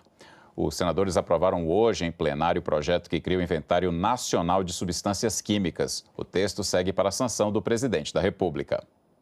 O plenário do Senado aprovou nesta terça-feira a proposta para controlar e avaliar os riscos das substâncias químicas em circulação no país. O texto cria o Inventário Nacional de Substâncias Químicas e também comitês técnicos para conduzir testes e tomar decisões sobre esses materiais. Os grupos serão formados por especialistas em meio ambiente, saúde e comércio. Será criada ainda uma base pública de dados sobre esses produtos importados ou produzidos no Brasil. Importadores, utilizadores ou fabricantes desses produtos terão definidas normas e obrigações e serão multados em caso de descumprimento. A proposta segue agora para a sanção presidencial. O desempenho do Senado no Índice de Governança e Sustentabilidade do Tribunal de Contas da União melhorou neste ano. A casa alcançou 74,8% de aprovação. Durante a sessão plenária de hoje, Rodrigo Pacheco afirmou que o reconhecimento do TCU é prova de que a instituição está no caminho certo. A nota final, 74,8%, foi resultado do esforço conjunto de nossas lideranças políticas e administrativas e do conjunto dos nossos servidores e servidoras do Senado Federal. Representou um aumento realmente espetacular de 52% em relação à avaliação anterior, medida em 2021. Em 2024, estrearam novos indicadores relativos à sustentabilidade ambiental e social. E foi justamente nessas categorias, em relação às quais a maioria das 376 instituições mensuradas teve muitas dificuldades, que o nosso desempenho se mostrou mais positivo, 92,4% na vertente ambiental e 98% na vertente social. O reconhecimento dado pelo Tribunal de Contas da União é mais uma prova de que estamos no caminho certo, fortalecendo cada vez mais nossos esforços em prol da transparência, da eficiência, da sustentabilidade e da governança de nossas operações. Hoje é o Dia do Professor. No dia 15 de outubro de 1827, o imperador Dom Pedro I criou o ensino elementar no Brasil. A data foi lembrada pelo presidente do Senado, Rodrigo Pacheco, na sessão plenária desta terça-feira. Esta casa está constantemente comprometida com a solução desses problemas que afligem a educação nacional, que afligem o exercício livre e tranquilo dos professores e professoras no Brasil e comprometido com a defesa da educação pública de qualidade e com a valorização profunda dos nossos educadores. Para finalizar, gostaria de deixar uma palavra de agradecimento a cada professora e a cada professor deste país. Obrigado por sua dedicação incansável, por sua resiliência e por nunca desistirem da educação, mesmo diante de tantas adversidades. Saibam que a sua luta é também a nossa. O presidente da CPI da manipulação de jogos e apostas esportivas, senador Jorge Cajuru, informou hoje que a comissão conseguiu intimar o jogador Lucas Paquetá, que está em Brasília para participar do jogo do Brasil contra o Peru. O depoimento de Paquetá deve ser agendado ainda neste mês. A advogada e influenciadora digital Deolane Bezerra também será ouvida. A CPI vai decidir após essas oitivas se o cantor Gustavo Lima e o atacante do Botafogo Luiz Henrique também serão convocados. Nós conseguimos ontem, aqui em Brasília, intimar o jogador Paquetá. Portanto, ele está confirmado e eu já queria essa semana. Infelizmente, por causa de sessões semipresenciais, nós voltaremos no dia 29 de outubro, que é uma terça-feira. Quarta-feira também, dia 30, reunião. Aí teremos 3 reuniões semanais e em cada reunião pelo menos 5 convocados, porque nós temos pouco antes do Natal que entregarmos o relatório que é o mais esperado no futebol brasileiro, sem nenhuma dúvida. Então, Paquetá, intimado, ele fará por videoconferência em função de jogar na Inglaterra. A Deolane também, convocada, aceitou, estará presente. Juntamente com ela, o representante da empresa Darwin, que diz ter a ver também com o cantor Gustavo Lima, mas nós optamos de ouvirmos primeiro a empresa, a Deolane, para depois termos a certeza se vale a pena convocar também o cantor Gustavo Lima ou não. É o mesmo em relação ao Paquetá. Dependendo do que o Paquetá falar, nós também vamos convocar o jogador Luiz Henrique, que a princípio, pelas informações chegadas até nós, o envolvimento dele foi puramente por inocência. A fiscalização dos novos tributos criados pela reforma tributária foi o tema central da audiência pública que a Comissão de Assuntos Econômicos realizou hoje. O projeto que regulamenta a reforma tributária já foi aprovado pela Câmara dos Deputados e segue em análise aqui no Senado. Na penúltima audiência pública promovida pela CAI para a discussão da reforma tributária, as alíquotas de transição e a fiscalização do novo regime de tributação estiveram no centro do debate. A migração para esse novo regime será gradual, entre 2027 e 2032. No caminho, os tributos atuais vão ser eliminados e as alíquotas de referência do IBS e da CBS, os novos tributos criados com a reforma, deverão ser fixadas e revisadas ano a ano pelo Senado para repor a perda da arrecadação. Essas alíquotas devem ser baseadas em cálculos realizados pelo Tribunal de Contas da União, como explica o representante do órgão. O TCU, com base nessas propostas, realiza o cálculo dessas alíquotas, encaminha até 15 de setembro para o Senado, e o Senado Federal, até 31 de outubro, fixa essas alíquotas. O diretor executivo da Instituição Fiscal Independente do Senado alertou sobre as consequências das alíquotas diferenciadas para determinadas atividades ou setores. Quanto maior forem as exceções, maior a alíquota de referência nacional, maior a complexidade do sistema, também serão maiores as dificuldades na transição e fiscalização, e já há estudos do IPEA e de outros institutos de pesquisa simulando que quanto maior as exceções, menor os efeitos positivos sobre o PIB, a produtividade e o emprego. A possível dificuldade de fiscalização dos novos tributos foi reforçada por mais debatedores, que apresentaram propostas para o projeto de lei. As administrações tributárias, elas deverão unificar a fiscalização e o lançamento, um único regulamento para IBS e CBS, um julgamento de CBS e IBS unificado por meio de câmaras de julgamento, não por estados, mas por regiões do país, que o processo administrativo seja o mesmo, que as multas sejam a mesma e que o encaminhamento do valor das multas não seja para o ente que fiscalizou. Celebrar convênios para trabalhar junto não fere legislação, não fere direito de nenhum ente tributante de fiscalizar.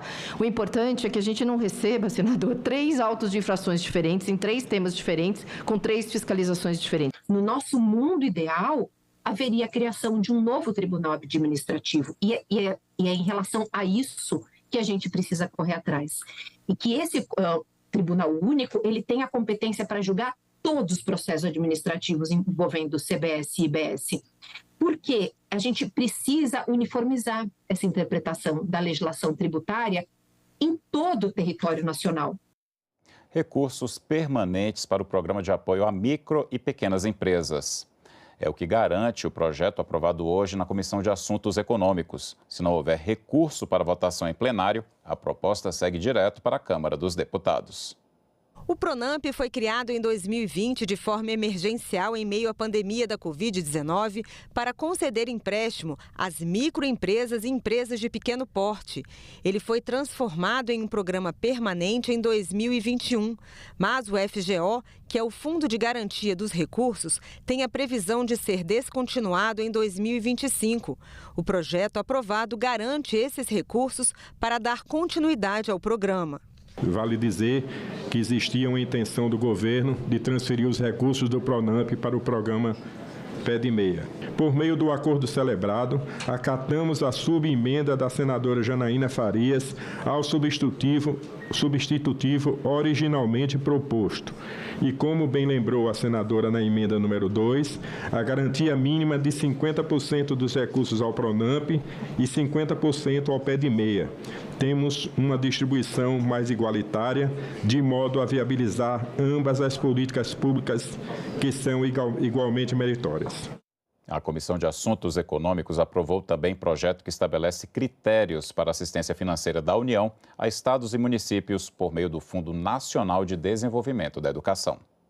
O texto altera a lei que cria o Instituto Nacional de Desenvolvimento da Educação e Pesquisa, o INDEP, e cria critérios objetivos e universais que tenham como prioridade, por exemplo, o desempenho em relação às metas estabelecidas, mensurado a partir do Índice de Desenvolvimento da Educação Básica, o IDEB, e considerando os resultados do ensino fundamental para os municípios e do ensino médio para os estados. Estipular critérios objetivos e universais estimula que estados, DF e municípios se empenhem ainda mais em alcançar as metas estabelecidas para o ensino fundamental e médio, mensuradas a partir do IDEB. Por ser critério de cálculo para a concessão dos recursos, fará total diferença se o ente obteve ou não resultados positivos concretizados no IDEB. Aqui, trata-se de premiar as políticas educacionais que estão dando certo. Suspensão da carteira de motorista para os condenados por tráfico de drogas que usaram veículos para cometer crimes. É o que determina o projeto aprovado hoje na Comissão de Segurança Pública. O texto, que altera a lei de drogas, vai agora para a análise da Comissão de Constituição e Justiça. O projeto é de autoria da Câmara dos Deputados. A proposta é que os crimes previstos na lei de drogas, quando praticados com veículo automotor, possam ser punidos também com a suspensão ou proibição de obtenção da carteira de habilitação. Segundo o relator, senador Fabiano Contarato, o juiz decidirá se esse dispositivo será utilizado em cada caso. Se o ingresso da droga estrangeira no país se dá, no mais das vezes, por embarcações e aeronaves, toda a sua distribuição interna, bem como o acesso aos portos rumo ao exterior, novamente, é efetivada por veículos automotores. Neste passo, se o trabalho das pequenas, aspas, mulas e aviões, entre aspas, ocorre ocorre no pequeno varejo, hoje existem motoristas quase que profissionais especializados no transporte de grandes quantidades de substância entorpecente em caminhões pelo país. É preciso impedir a ação desses traficantes rodoviários. É a eles que se destina a presente proposição. Contarato afirmou que o objetivo desta alteração da lei é aumentar a segurança pública. A própria Lei 9.503/97, ela estabelece como crime a embriaguez na direção do veículo automotor. E essa embriaguez não se dá apenas pelo álcool, ela se dá por qualquer substância de efeito psicoativo que determine independência, até outro que determina o artigo 306 dessa lei. Então, o que nós estamos aqui falando, que nas hipóteses de tráfico de entorpecente utilizado pelo sistema rodoviário com motorista de veículo automotor, um dos efeitos da condenação ou como medida cautelar vai ter também a suspensão ou proibição de obtenção da CNH, na certeza de que nós estamos aí promovendo uma segurança pública que atinge efetivamente a população que mais precisa. Mercado de carbono e o enfrentamento às mudanças do clima. Assuntos que vão ser destaque na COP29, a 29ª Conferência das Nações Unidas para Mudanças Climáticas, e que foram debatidos na audiência pública realizada hoje pela Comissão Mista de Mudanças Climáticas. A agenda da Conferência das Nações Unidas para Mudanças Climáticas deste ano contará com discussões em torno da finalização do acordo sobre o mercado de carbono e o financiamento necessário para enfrentar as mudanças do clima. Durante a audiência pública preparatória para a COP29, na Comissão Mista de Mudanças Climáticas, a representante do Ministério do Meio Ambiente destacou a importância dos países em desenvolvimento receberem ajuda financeira dos países desenvolvidos. Quanto mais de recurso, a partir de 2025, vai ser dada para os países em desenvolvimento implementarem as suas NDCs e fazerem as transições e financiar também coisas de adaptação. O debate sobre financiamento é, logicamente, o mais caliente, o que está com mais controvérsia, e eu diria que na pré-COP a gente conseguiu pelo menos entender o posicionamento dos diversos países, mas ainda não tem nenhum documento, nenhum acordo sobre quais são as opções que estão na mesa. Para debater o assunto, foram organizadas 3 mesas com representantes do Executivo, Legislativo e especialistas. A COP é considerada hoje a maior conferência da Organização das Nações Unidas. Desde 1995, anualmente, os países membros se reúnem por um período de 2 semanas para avaliar a situação das mudanças climáticas no planeta. Ao final, propõe mecanismos para garantir a efetividade da convenção. A nossa geração aprendeu sobre aquecimento global vendo imagens de geleiras polares derretendo, mas agora estamos sendo confrontados com uma realidade diferente e muito próxima a nós.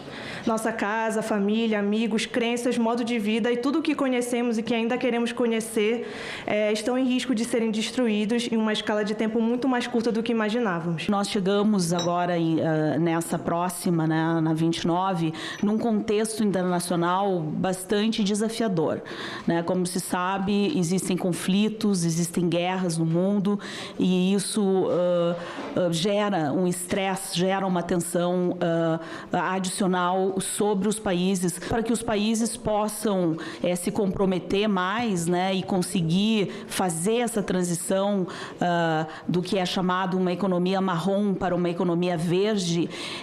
Um cenário menos conflitivo, ele seria muito mais positivo, ele ajudaria que os governos e os países e mesmo o terceiro setor pudesse fazer essa transição mais rápida.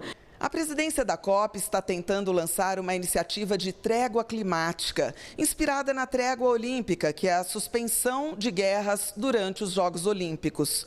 A ideia é que os conflitos em ocorrência no mundo sejam paralisados durante a conferência, para que as negociações climáticas possam ocorrer em clima de paz. A especialista em política climática do Observatório do Clima relatou os trabalhos realizados pela organização não governamental neste ano.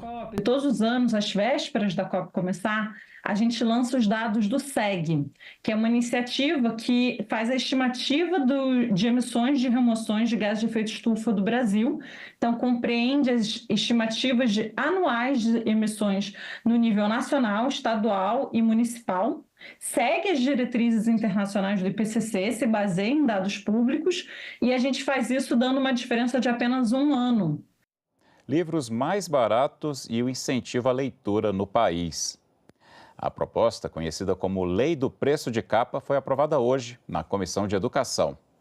Outro projeto aprovado amplia o ensino de Libras. Se não houver recurso para votação em plenário, os 2 projetos seguem para a Câmara dos Deputados.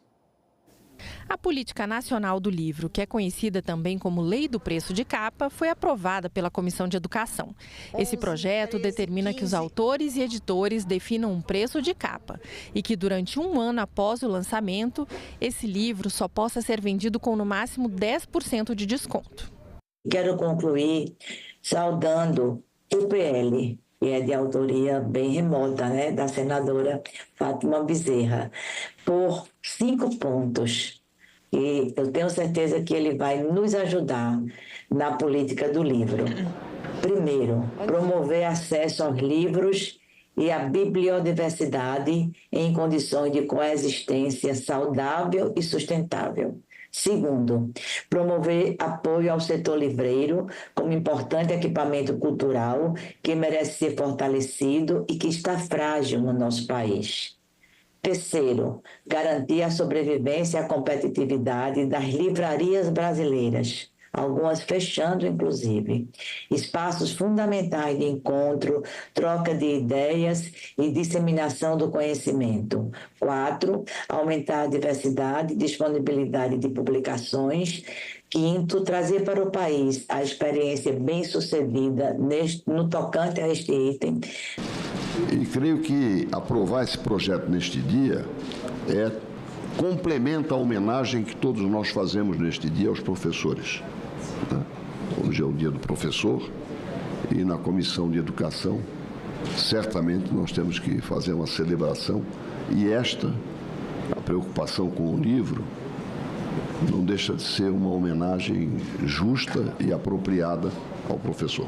A comissão aprovou também uma proposta que obriga os sistemas de ensino a oferecerem acesso ao aprendizado de Libras a estudantes ouvintes e pais de alunos com deficiência auditiva. Não pode deixar de ressaltar a contribuição da medida para a passagem a um paradigma em que a escola normal seja aquela em que as crianças apenas fazem parte do seu cotidiano, uma característica a mais para a qual estará preparada sem estranhamento. E os senadores aproveitaram a reunião da comissão no 15 de outubro para homenagear os professores. Eu que comecei a lecionar com 17 anos,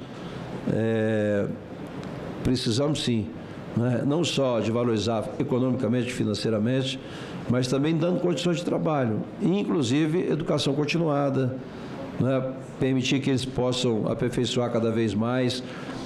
Temos que fazer uma campanha de respeito aos professores, porque também nós estamos vivendo um momento difícil, onde os alunos não respeitam mais o professor, e os pais ainda tomam, sempre contra o professor e a favor dos filhos, que muitas vezes desconhecem a realidade da escola. Eu sei que não existe educação sem disciplina, sem hierarquia e sem respeito, Então, aqui, meus parabéns aí a todos os professores, em especial os nossos professores aqui do Distrito Federal. Eu quero parabenizar todos os professores e realmente nós precisamos investir, capacitar, que a educação é o futuro desse país. E por falar em educação, nesse período de eleições municipais sempre surge uma pergunta. O eleitor está preparado para votar? Um projeto em análise no Senado prevê a educação política como conteúdo obrigatório no ensino básico.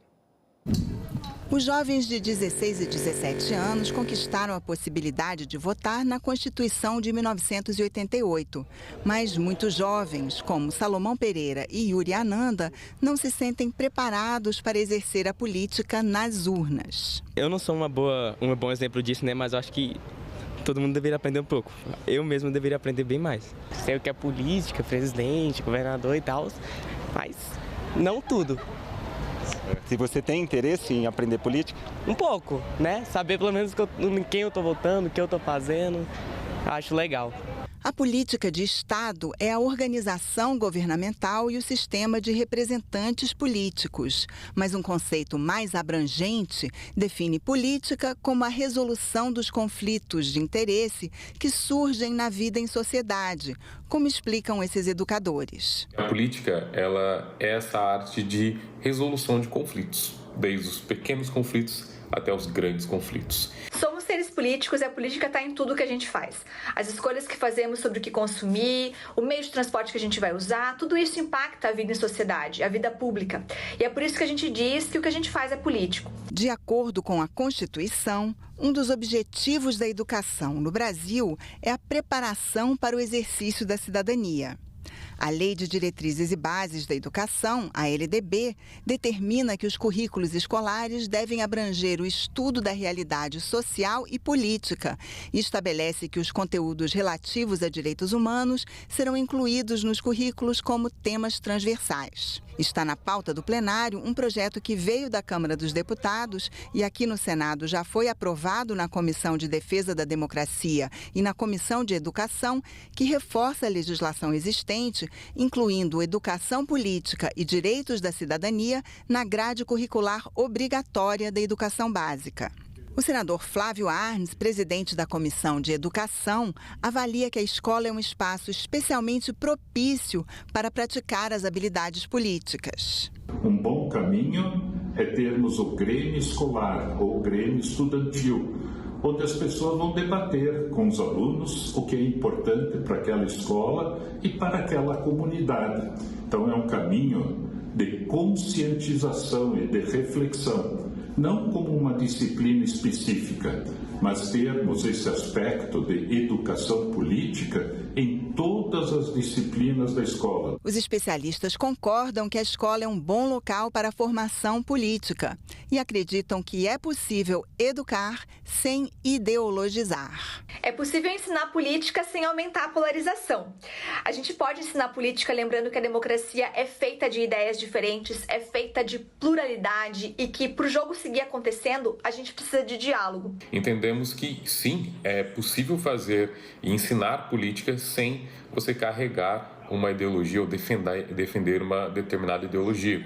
Porque quando eu falo aqui que o fazer política diz respeito à resolução de conflitos, resolução de problemas, e que necessita, né, de habilidades e competências, eu estou falando, então, que essa arte, né, de fazer política, ela exige algumas boas práticas, exige algumas ferramentas que a gente precisa saber usar. E fazer isso, você não faz isso, você não precisa fazer isso defendendo ideologia A, ideologia B ou posicionamento partidário X ou Y.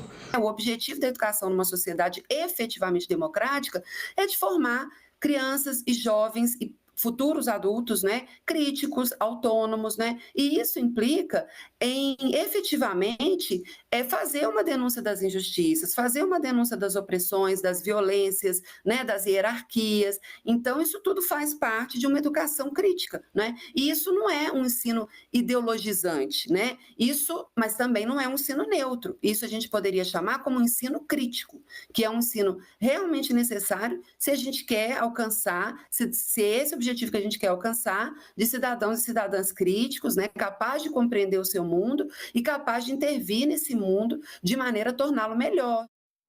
Ficamos por aqui. Você pode rever as reportagens desta edição na nossa página na internet, senado.leg.br/tv. Muito obrigado pela companhia. Até a próxima.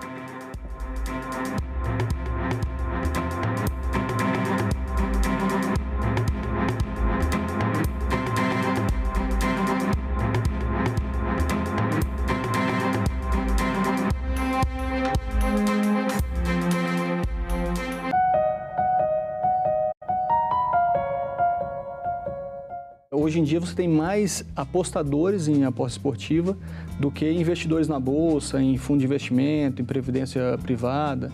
Então, realmente as pessoas estão acreditando que vão conseguir ter uma prosperidade financeira a partir das apostas esportivas, né? Como é um evento aleatório, você não tem controle, você tem essa ilusão do... Agenda Econômica. Hoje, 20h, aqui na TV Senado. A educação ficou pequena dentro da criatividade que a criança tem, que o jovem tem. O jovem ele é muito maior do que a educação que está posta aí. A gente discute muito pouco os conteúdos que a gente trabalha com os alunos. Os nossos jovens estão ficando de fora de uma festa, que eu chamo, que é a Festa da Humanidade.